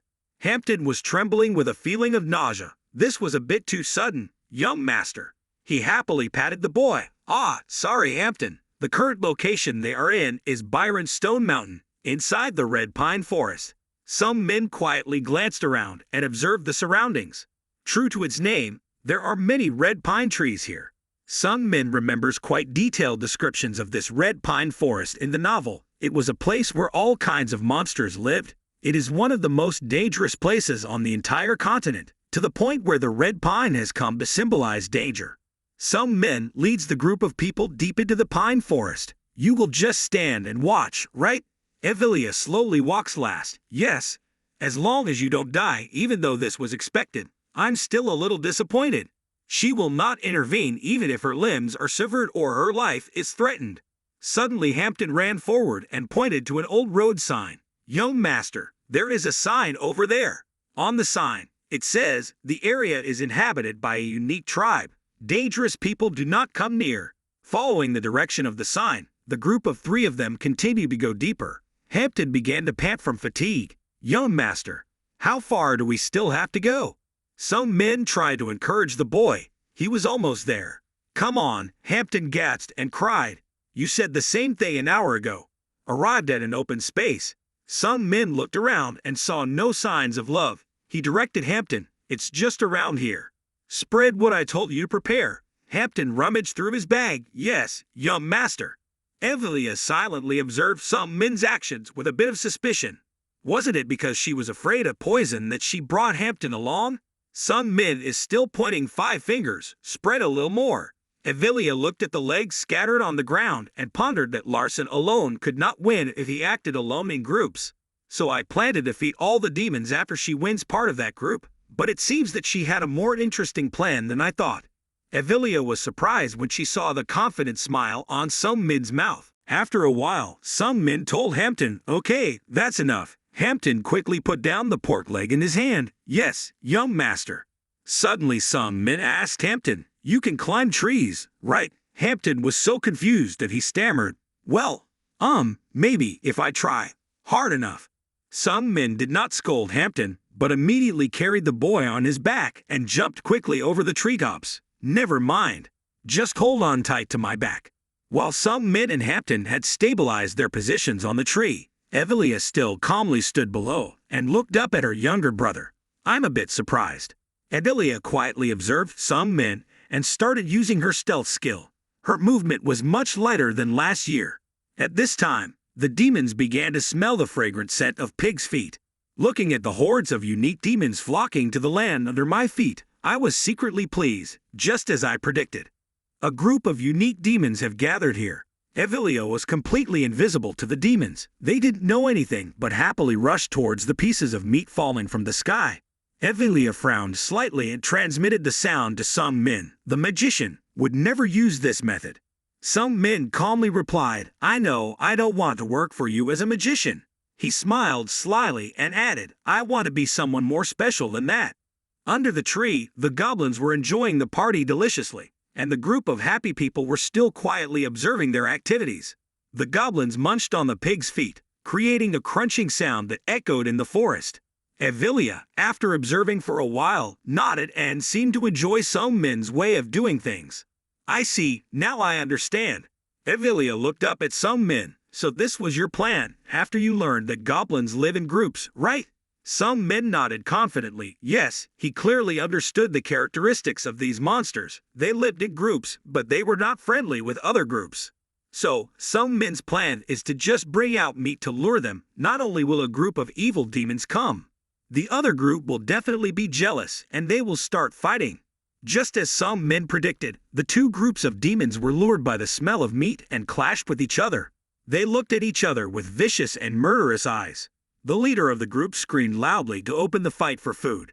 Immediately after, it swung its axe and chopped off the head of another demon, causing blue blood to splatter. Some men looked at this scene and became excited, his eyes wide open. The battle had begun. He secretly smiled happily. Now I just need to stand and watch a good show. Below, the demons were not aware of the strange points of this war. They only fiercely rushed to attack each other in a sense of jealousy. Demons are a simple-minded species. They are ready to attack each other with everything they can to compete for even the smallest benefit. Very soon, each demon fell on both sides. The fierce battle caused blood to dye the entire red land green. Evelia calmly stood in the middle of the melee and counted each demon that was killed. In the end, it only took a few minutes for the demon's corpse to lie on the ground, leaving only one demon still alive. This monster was also significantly injured, but it still did not take its eyes off the pile of meat and grinned wickedly. The demon burst into laughter when the entire 2 herds were destroyed. It did not care that among them were its accomplices. Some Min was still in the tree observing the monster. He knew that the time was ripe. When the arrogant demon was about to continue eating, a stream of energy came from behind it. The monster felt the energy from some Min, so he immediately turned his head to look behind. In its eyes there was only a bright streak of light that frightened it. Some Min rushed down from the tree with a fist filled with mana. He aimed straight at the demon's head and brought it down powerfully. The punch, carrying a terrible source of mana, created an explosion that shattered 2/3 of the demon's body, turning it into flying pieces of ash. At this time, Hampton slowly slid down from the tree. The boy was still confused when he saw the demon's corpse scattered on the ground. Hampton tiptoed as he walked past the corpses of the demons as if he was afraid they would wake up. Wow, there are so many of them. Evelia counted them all but didn't answer Hampton. She just quietly appeared. A total of 24. What a surprise! Evelia's eyes suddenly became sharp when looking at Sung Min. What would father think if he were here? Will he be angry or happy? Evelia stared at the light glowing object on Sung Min's chest, a light that normal people could not see. Moreover, he was wearing a special item to protect his chest and something that weighed about 300 pounds. Sung Min smiled happily and said to Evelia, "You must really want to see me use magic." Evelia tilted her head to look at her brother. Could be. Sung Min nodded and looked at the tree trunks along the way. If demons band together to form a group of more than 10 demons, they will elect a leader. I marked all the caves we passed on the way here. Sung Min smiled mischievously and declared to Evelia, "I will show you my magic." Hearing that, Hampton once again trembled in fear. The boy looked around the lot in confusion, wondering how much more unique he was. Very soon, the group of them entered a cave full of miasma. Sung Min felt disgusted and covered his face. The smell was terrible. If the leader demon was once a warrior, then it would definitely show itself in the fight just now. However, if it were a magician, then that would be a different story. Sung Min walked deep into the cave without flinching. After looking around for a while, he finally saw the leader demon. As soon as he saw them, he panicked and dropped his magic staff to the ground. Sung Min stared at the trembling old-looking demon and guessed correctly. Sung Min was secretly pleased to have found the leader easily. Truly a unique magician. It sensed Evelia's presence and became more scared than ever. As soon as he saw the one-man monster, Hampton screamed in terror. Is this the leader? Sung Min secretly laughed in his heart. Hampton looked even more frightened than this demon. Sung Min looked around. Next to it were human bones. Probably humans were their main food source. Right after that, Sung Min stepped in front of the demon and gathered mana into his fist again. Well, whatever.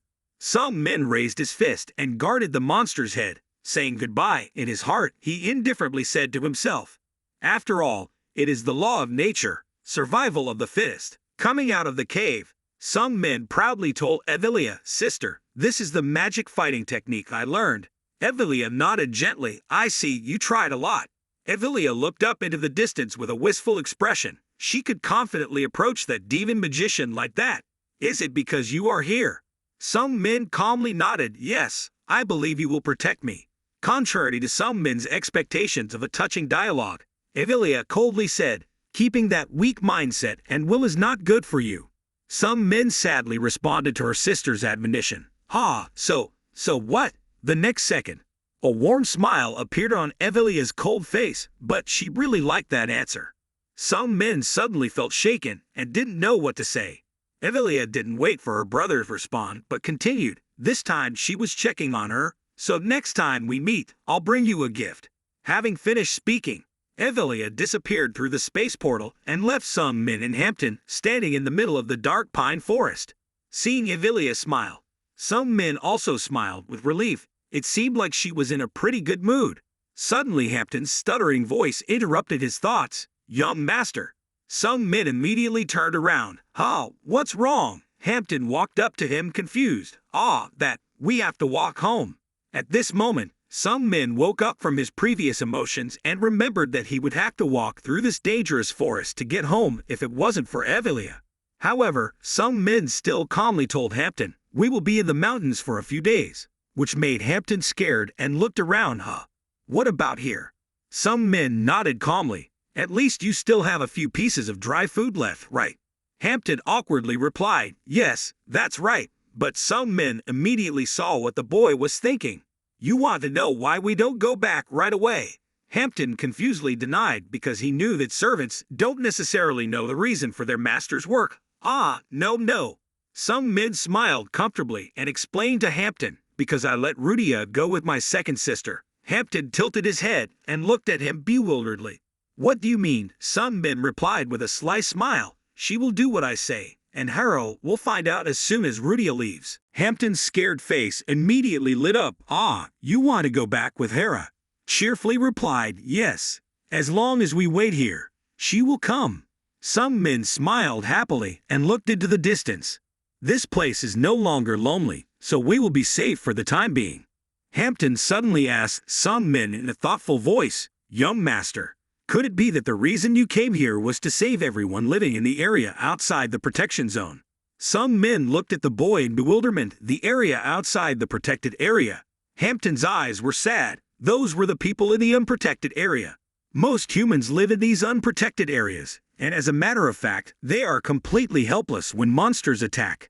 Hampton choked up, recalling painful memories when the boy was still outside the protected zone. My parents also passed away in an area outside the protected area. Suddenly Hampton's voice choked as if to suppress himself from crying.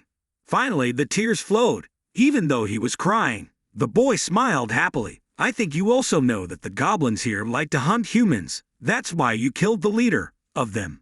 I am very proud to be your shadow, young master. Some men thought to himself, he's overinterpreting everything, but never mind, just go along with it. Some men then smiled fakely. You guessed it right. Hampton immediately shouted excitedly, you're amazing. Suddenly some men's intuition told me that something was still bothering me. Wait, if I were you, am I satisfied with what I just did? Although from her tone, it seems like she's quite satisfied. For a moment, some men's eyes flashed with surprise. The character Evilia that she had created would definitely be. Some men immediately activated his holy eyes and looked up at the sky with a dazed look. There was still one more reality test left. After that, he regained his composure and told Hampton, I will count from 1 to 3, run right into the cave without looking up, okay? Hampton, both innocent and curious, immediately raised his head, looked up. The boy's eyes immediately widened in fear and shock. In front of their eyes, a white tiger as big as the entire Starlight Library was standing there, looking at the two small creatures below with eager eyes like a cat looking at a mouse. When the white tiger let out a roar that shook heaven and earth, the holy eye displayed information about it, the ferocious white tiger of the wilderness. While Hampton was shaking like a leaf, some men started counting. 1 second, along with the count of some men. White Tiger gradually moved closer to them with a fierce look on his face. Some men shouted, Dad, but he himself still stood still without running. Only Hampton followed the command and ran straight towards the cave. After a few seconds, the boy was startled to realize that some men was standing still. Why doesn't he come with him? Hampton frowned in confusion and worriedly looked at some men who was still standing there leisurely. Was he planning on being a bait? Hampton's footsteps suddenly stopped. The boy hesitated about what to do but quickly thought clearly, no, I just need to trust and do what he says. Some men saw that Hampton had run a distance before opening his mouth towards White Tiger. Hey. Some men leisurely told White Tiger in a challenging voice, don't pay attention to him anymore. Pay attention to me. While White Tiger glared at some men, he was immersed in his own thoughts. Maybe she was a little disappointed because I solved the tests so easily. After all, what she wants to see is her limit. Some men calmly stood looking at the white tiger even though it was roaring in his face. Right after that, some men smiled confidently, activated his beginner combat magic skills, and rushed towards White Tiger. If it were a year ago, this would definitely have been impossible. While White Tiger opened his mouth wide and pounced on some men, he still leisurely started using the wind attribute optimization skill. Some men gathered wind and mana into his fist with dazzling confidence, catching a real white tiger. Very quickly, the wind blew through some men's body, creating an aerodynamic layer to support him. The wind had enough force. My test, I will pass everything. With the accumulation of wind around him, Some men laughed with delight and provoked White Tiger. Are you confident in your speed then? Try to catch up with me. Right after that, he jumped off the ground and quickly jumped onto the tree trunks like a squirrel jumping branches. White Tiger followed closely behind some men and opened its mouth to grab him. Its speed was so fast that just one jump into the air was enough for it to stretch its snout close to some men. White Tiger swung down powerfully. It grabbed the entire space that some men was hovering in just now. Turns out some men was moving next to the White Tiger right before it grabbed him. I'm sorry, but enough playing around. Some men immediately poured mana into his fist and activated the high-level weight usage skill. He threw a mana punch at White Tiger's side, causing a loud explosion with smoke and dust covering White Tiger's entire body. Some men smirked arrogantly and sarcastically mocked White Tiger. What do you think? It's very spicy, isn't it? The White Tiger roared in pain with a mouthful of blood shooting out of its mouth, but it did not let it go so easily. In the blinding smoke, White Tiger's front legs suddenly swung towards some men, leaving him unable to react. Some men immediately used defensive beginner combat magic skills, but he still felt bad. He'll get hit. As soon as White Tiger's chubby mangosteen feet touched some men's body, he flew 100 meters away. Luckily, the 1,000-year dragon armor blocked quite a bit of damage from that attack, but because of that, the Holy Eye announced, 1,000-year dragon armor's durability is still 62 out of 100. Some men painfully got up from the pile of rocks. I was able to defend myself in time, but I still broke my left arm and ribs, Some men touched his chest with a sigh of relief. If it weren't for the 1,000-year dragon armor, I would have died. At this time, some men's body automatically uses the self-healing skill. Some men immediately ran into the cave. I was faster, but the tiger was stronger in both strength and defense. I should run to the cave where Hampton is and make a plan again. Hampton saw that some men was seriously injured and quickly treated him while crying bitterly. I'm sorry, young master. Please kill me, some men frowned. Why do I have to kill you? While Hampton was still crying, some men was engrossed in thinking, self-healing takes a lot of mana. I should save mana for important times. Hampton was still sobbing and told some men, you won't get hurt if I act as bait. Some men smacked his lips and replied, well, what you said is not wrong. Hampton firmly declared with tears in his eyes, with a shadow, to die for the master is a glorious death. Hampton is truly a shadow that has been trained intensively since childhood. Hearing that, some men immediately turned away angrily. Shut up, that action made Hampton even more confused. Young master. Some men snorted coldly in frustration. How could he know that when he was dead? Hampton was still about to try to explain the honorable sacrifice of a shadow, but some men dismissed it immediately. What would I do if my shadow died? Some men's words made Hampton feel emotional. Some men looked thoughtfully outside the cave, thinking about how to deal with White Tiger, and told Hampton, I won't let you die. In a moment, the owner's cool image was deeply engraved in Hampton's mind. I respected the young master more than I thought. Before the boy's eyes, some men appeared more like a respected god than a normal master, even though the boy was trained to be loyal to his master. Emotions such as respect were something he baby feels it himself. At this time, the White Tiger outside suddenly roared a threat, causing Hampton to tremble like a leaf. Meanwhile, some men's eyes looking outside suddenly became sharp. White Tiger kept growling and wandering around outside the cave without rushing in. Some men began to feel something strange. Can't the tiger get close to the cave? Understanding something, some men smiled triumphantly. I thought there was something strange when I first came here. Hampton asked him in bewilderment, isn't that strange? Some men nodded and explained to the boy, where goblins live in large numbers. So there were only a few traces of goblins outside the cave. At that moment, some men deduced that there must be some reason. However, everything went smoothly, so he couldn't know what the problem was. Until now, he finally has a clue. Some men can only think of one possible case. The goblins are locked up here. Therefore, the poison keeps piling up inside this place, and the White Tiger can't enter the cave because of the poison. Even though we're fine with the poison. Some men smiled complacently, looking at the toxic fumes accumulated by the poison demon's defecation. Hampton then realized and cried out in disgust when he saw a pile of poison demon feces. Oh no, there is one here too. Thinking about the fact that the love gang has been trapped in here, Hampton curiously asked some men, The young master, if that's the reason. Sung Min nodded in response. Of course, Evelia has trapped the sprites here. She did it not just to wait for me to come to this cave and rush in. The actual reason is much more important. After a moment of thought, Hampton exclaimed with interest, So you did it to protect this place for the white tiger? Sung Min nodded again with a satisfied expression. Hampton breathed a sigh of relief. So, we'll stay here until Hera arrives. However, Sung Min coldly replied, No, Hampton. Startled, Hampton looked at Sung Min with concern. No, that's not it. Sung Min explained. It's the safest way, but not the best. We'll kill the tiger before Hera arrives. This made Hampton tremble with fear. The white tiger. Can you paralyze it? Hampton replied hesitantly. I can, but I can't paralyze such a big tiger. Sung Min calmly responded. We don't need to paralyze the tiger. Hampton curiously asked. Then how much is enough? Sung Min grinned mischievously. Just enough to make things easier. He silently encouraged himself. If I pass this test, Evelia will reward me according to its difficulty. Soon after, Hampton successfully crafted a paralyzing poison solution.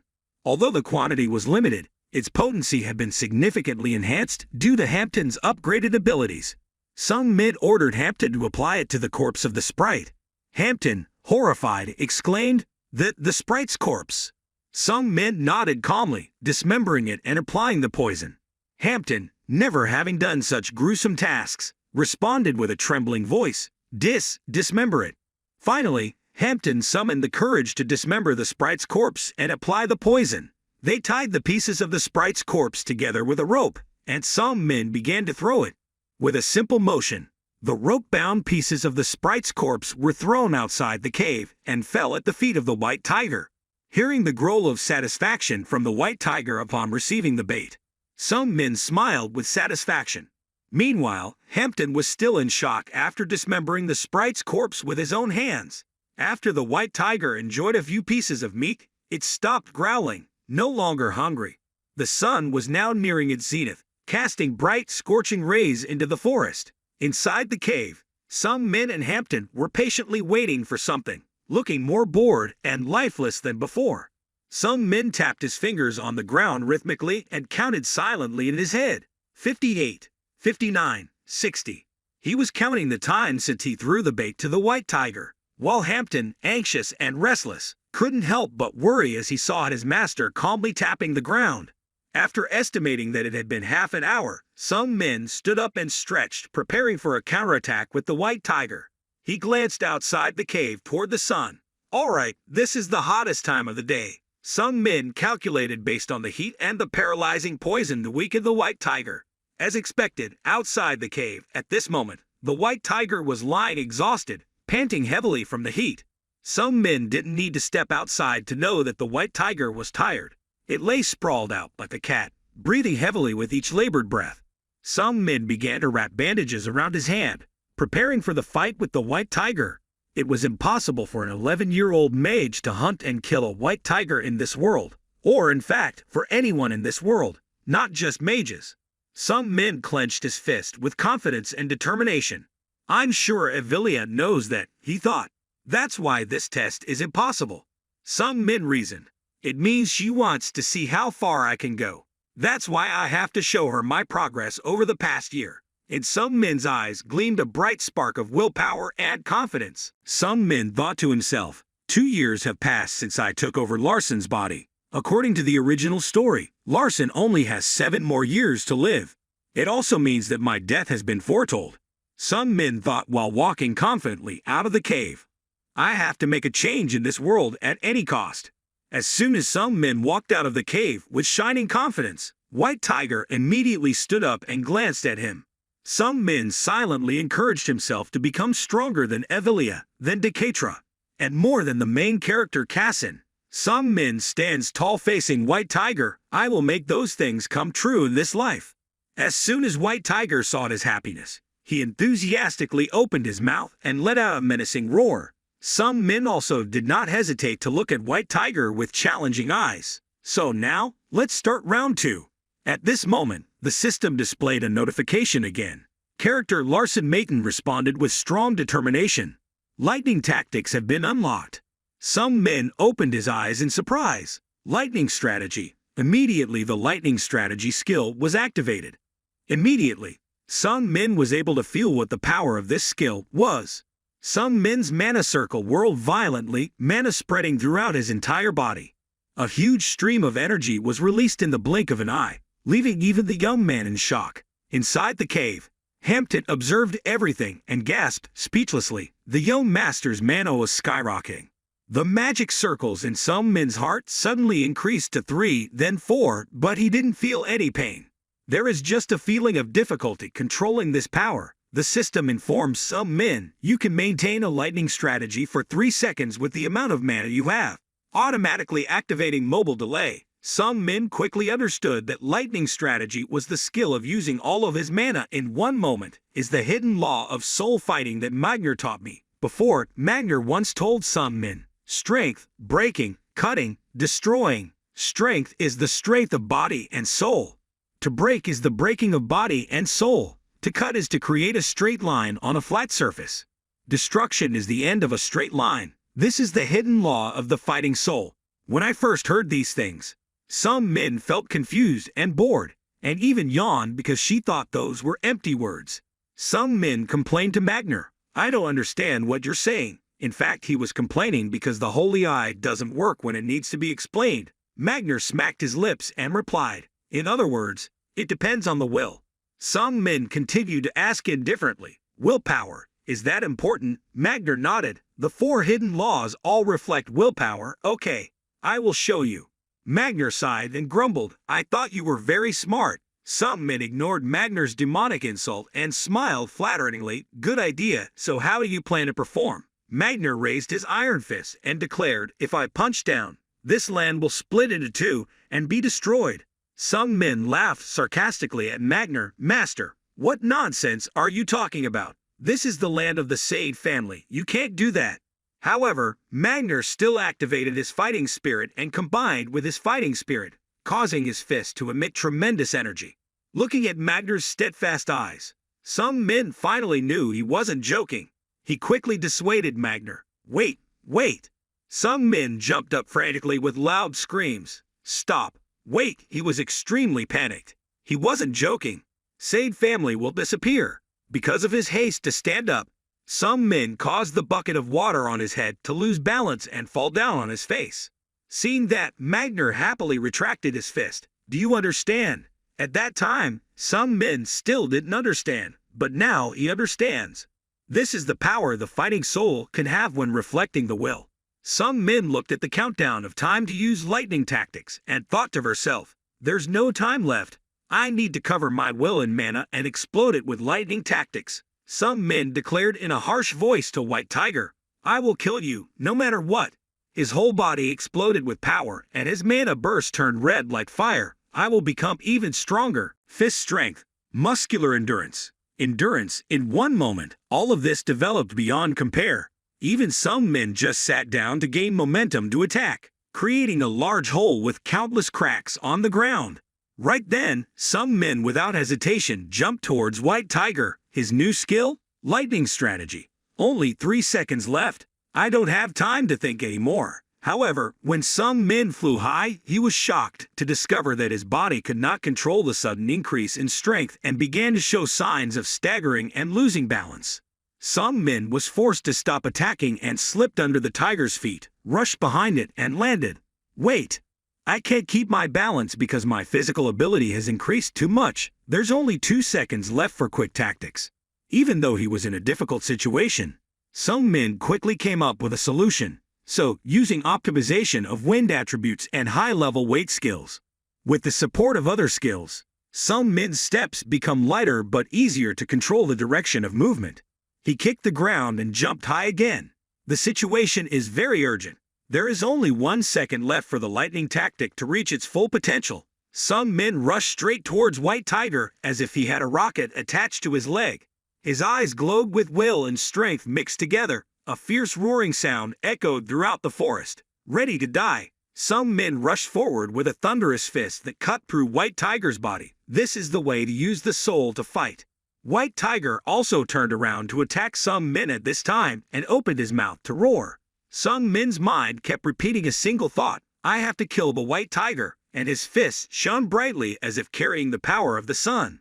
When the mana from Sung Min's punch collided with White Tiger, an energy explosion hurt instantly. The White Tiger roared in pain, causing shockwaves throughout the area. Hampton nervously watched the war situation from the cave and kept muttering worriedly, Young Master. At this time, the energy explosion had disappeared, leaving only its remnants as a thick black smoke and flashing electric sparks. Sung Min cut through White Tiger's body with his fist. At this time, the system informed Sung Min, you have used up all your mana. End the lightning strategy. Deactivate the Holy Eye. Along with White Tiger's mixed flesh and blood flying everywhere in the air, happily smiling with satisfaction and panting tiredly, Sister, thank you for the gift. Sung Min fell down next to White Tiger's body, which had been split in half, revealing gruesome jagged broken ribs. Hampton quickly ran out looking worried, Young Master, are you okay? The Holy Grail located in my heart also became exhausted and emaciated after pouring out all the mana it stored. Hey, my body. It feels strange. I feel like I'm running out of mana. I was fine just now.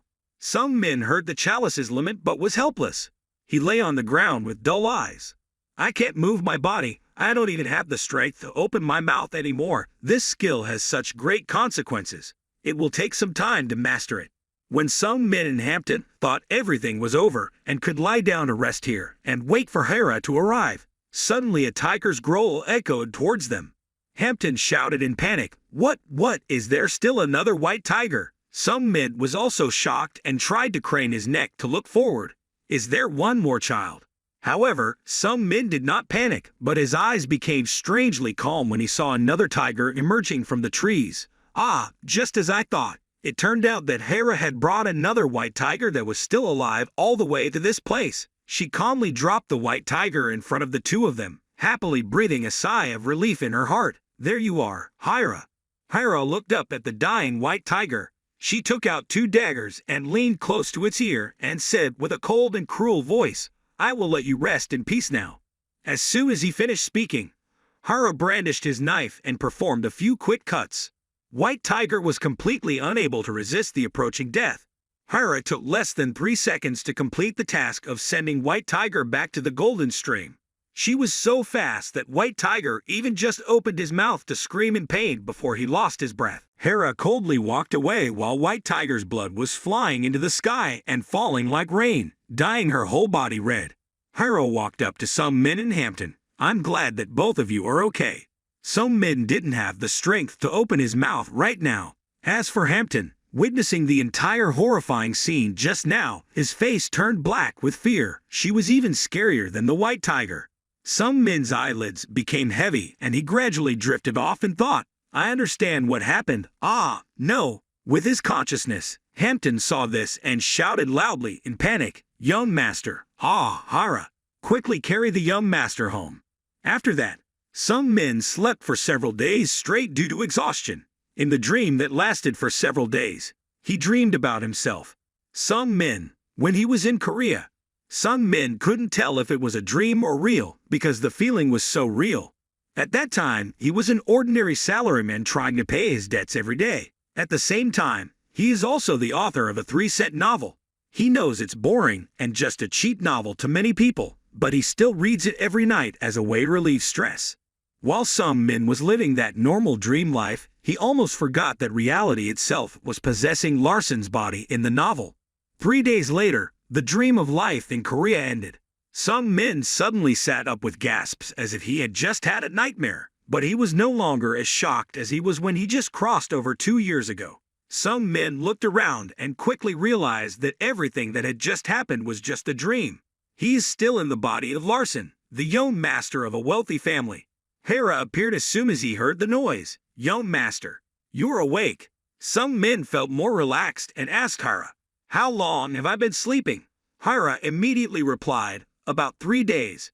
Sung Min nodded and mumbled, 3 days, that's quite a long time. Suddenly Sung Min's eyes collided with a strange object stored in a laboratory jar. It looked like a heart, which frightened him. Oh, what is that? Hera replied calmly, "That's a piece of the heart of the white tiger you killed. That white tiger was cut into pieces." Sung-min shook her head with a confused expression. "No, I know what it is, but why is it here?" Hera continued to explain. "White tiger's heart is very good at restoring mana. I thought it would help you." Sung-min leaned closer to look at the piece of white tiger's heart with a creepy feeling, but he still tried to stay calm and said, "Thank you, Hera. It seems my sister already knew you were coming." Sung-min was a bit disgusted, so he put the white tiger heart aside. He continued to say, "Hera, that's why she prepared 2 white tigers, probably to buy time for me to fight one." After a moment of thinking, Sung-min slowly opened his mouth in a skeptical voice. However, there were a few things that bothered me. Hera looked up at him with a bit of curiosity. "What is that?" Sung-min started to speak out his reasoning. "With your skills, you should have known that there were 2 white tigers as soon as you entered this forest. Even so, you still walk slowly and leisurely carrying a still-living white tiger in your hand. I don't think it's because that white tiger is too strong, right?" Sung-min narrowed her eyes and looked at Hera with curiosity. Hera calmly replied, "Whether I carry that tiger or not, it won't affect my speed." Sung-min thought, "Well, I don't doubt it. You're said to be the strongest assassin in the world, according to what I wrote." Sung-min did not hesitate to directly state her judgment to Hera. "I'm sure my sister, Evelia, asked you to do that, right?" Hera couldn't help but be surprised by that question. Her silence also confirmed that Sung-min's guesses were correct. However, Sung-min did not raise his voice to blame Hera. He said in a sympathetic voice, "I guess with your personality, you definitely don't agree. She wants to test me, but you prioritize protecting me. My sister must have used restriction magic so that you couldn't move quickly." Sung-min said such understanding words, making Hera a bit stunned and not knowing what to say. After a moment of silence, she finally bowed her head and admitted, "You were 100% right." Hera secretly understood in her heart, the young master is not talking to me. Hera senses the presence of another person nearby, who is hearing these things, which is actually Lady Evelia. Sung-min stood up to warm up his muscles after 3 days in bed. "Well, since I finished the test, now we should go back to practicing." Hera was a little worried about Sung-min's health and asked, "Are you feeling okay?" Sung-min said to Hera, but his voice echoed out the window, "Don't worry, I need to become stronger, otherwise we are nothing." Sure enough, just as the two of them predicted, Evelia was outside the window of Sung-min's room and clearly heard all of her brother's inferences. Evelia didn't come to talk to Sung-min directly, but she smiled with satisfaction, and a warm light appeared in her bright yellow eyes. The next second, Evelia opened a space portal in the sky and disappeared in the blink of an eye. Evelia returned to the main mansion and met Deketra. He asked his daughter, "Is he doing well?" Evelia replied with a gentle voice, "Yes. Currently, she has been able to maintain stability in the second circle." Even when Evelia cleverly talked her down, Deketra still proved herself to be a difficult person. A year ago it had something to brag about, but its current condition is worse than last year. Evelia did not hesitate to propose to Deketra, "Father, I intend to take her under my wing." Deketra pondered for a moment and then coldly replied, "There are some things I want to ask you." Evelia knows it won't be easy for father to agree. She's mentally prepared, just ask. Deketra looked at Evelia both curiously and suspiciously. "What did the youngest child do to make you love her so much?" Evelia frankly expressed, "I like her very much. She, as a magician, is lacking something. But he's smarter than any kid I've ever seen, and he's not too arrogant or selfish, and I like that even more." A warm smile appeared on Evelia's lips when talking about Sung-min. She said to Deketra in a rare respectful but deep voice, "If you allow it, I want her to be mine." Evelia's comment left Deketra with no rebuttal. He himself felt the same way. However, Deketra wanted to maintain the image of a cold authoritarian person, so he just waved his shirt indifferently and told Evelia that, "I decide for myself." Evelia smiled gently and briefly showed a happy expression, thanking her father. After that day, time passed very quickly, and so winter passed, spring came, finally, the first day of the year 223 according to the Scion calendar. 3 more years have passed by. In other words, in his body Larson has now reached the age of 14, an important threshold in life. On this important day, Hera came to the owner with a complicated mood. Sung Min was lying down in the wind and thinking about his future plans after the age of 14. As soon as he saw Hara, he sat up. "What's wrong, Hara?" Hara gave Sung Min a letter stamped by the Maton family. There was a letter sent from the owner. Sung Min didn't even need to open it to guess part of the letter's content. It was probably about him needing to go on a pilgrimage.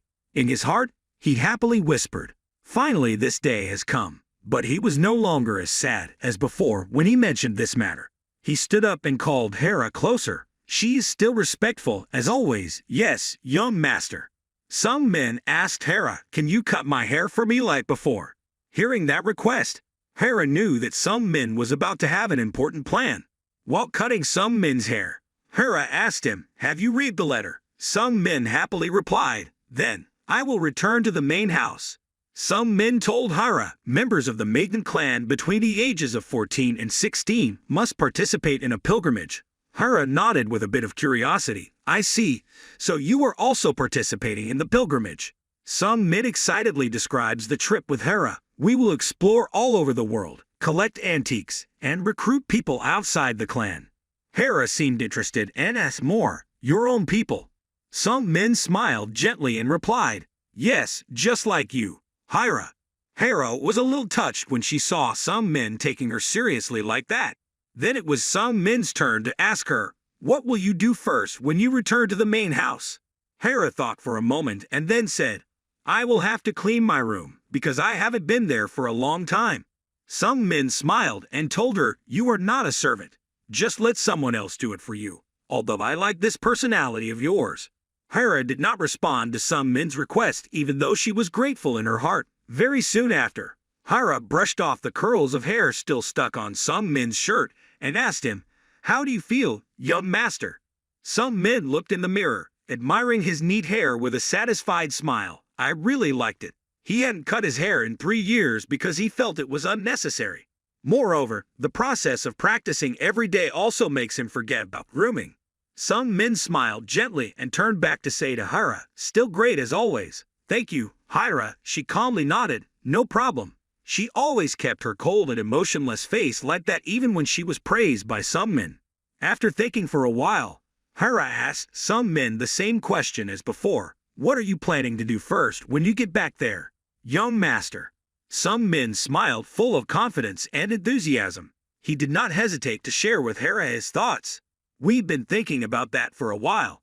I decided I will do it." Sung Min grinned and narrowed his eyes when thinking about his bold plan, a plan that will startle others and make some jealous.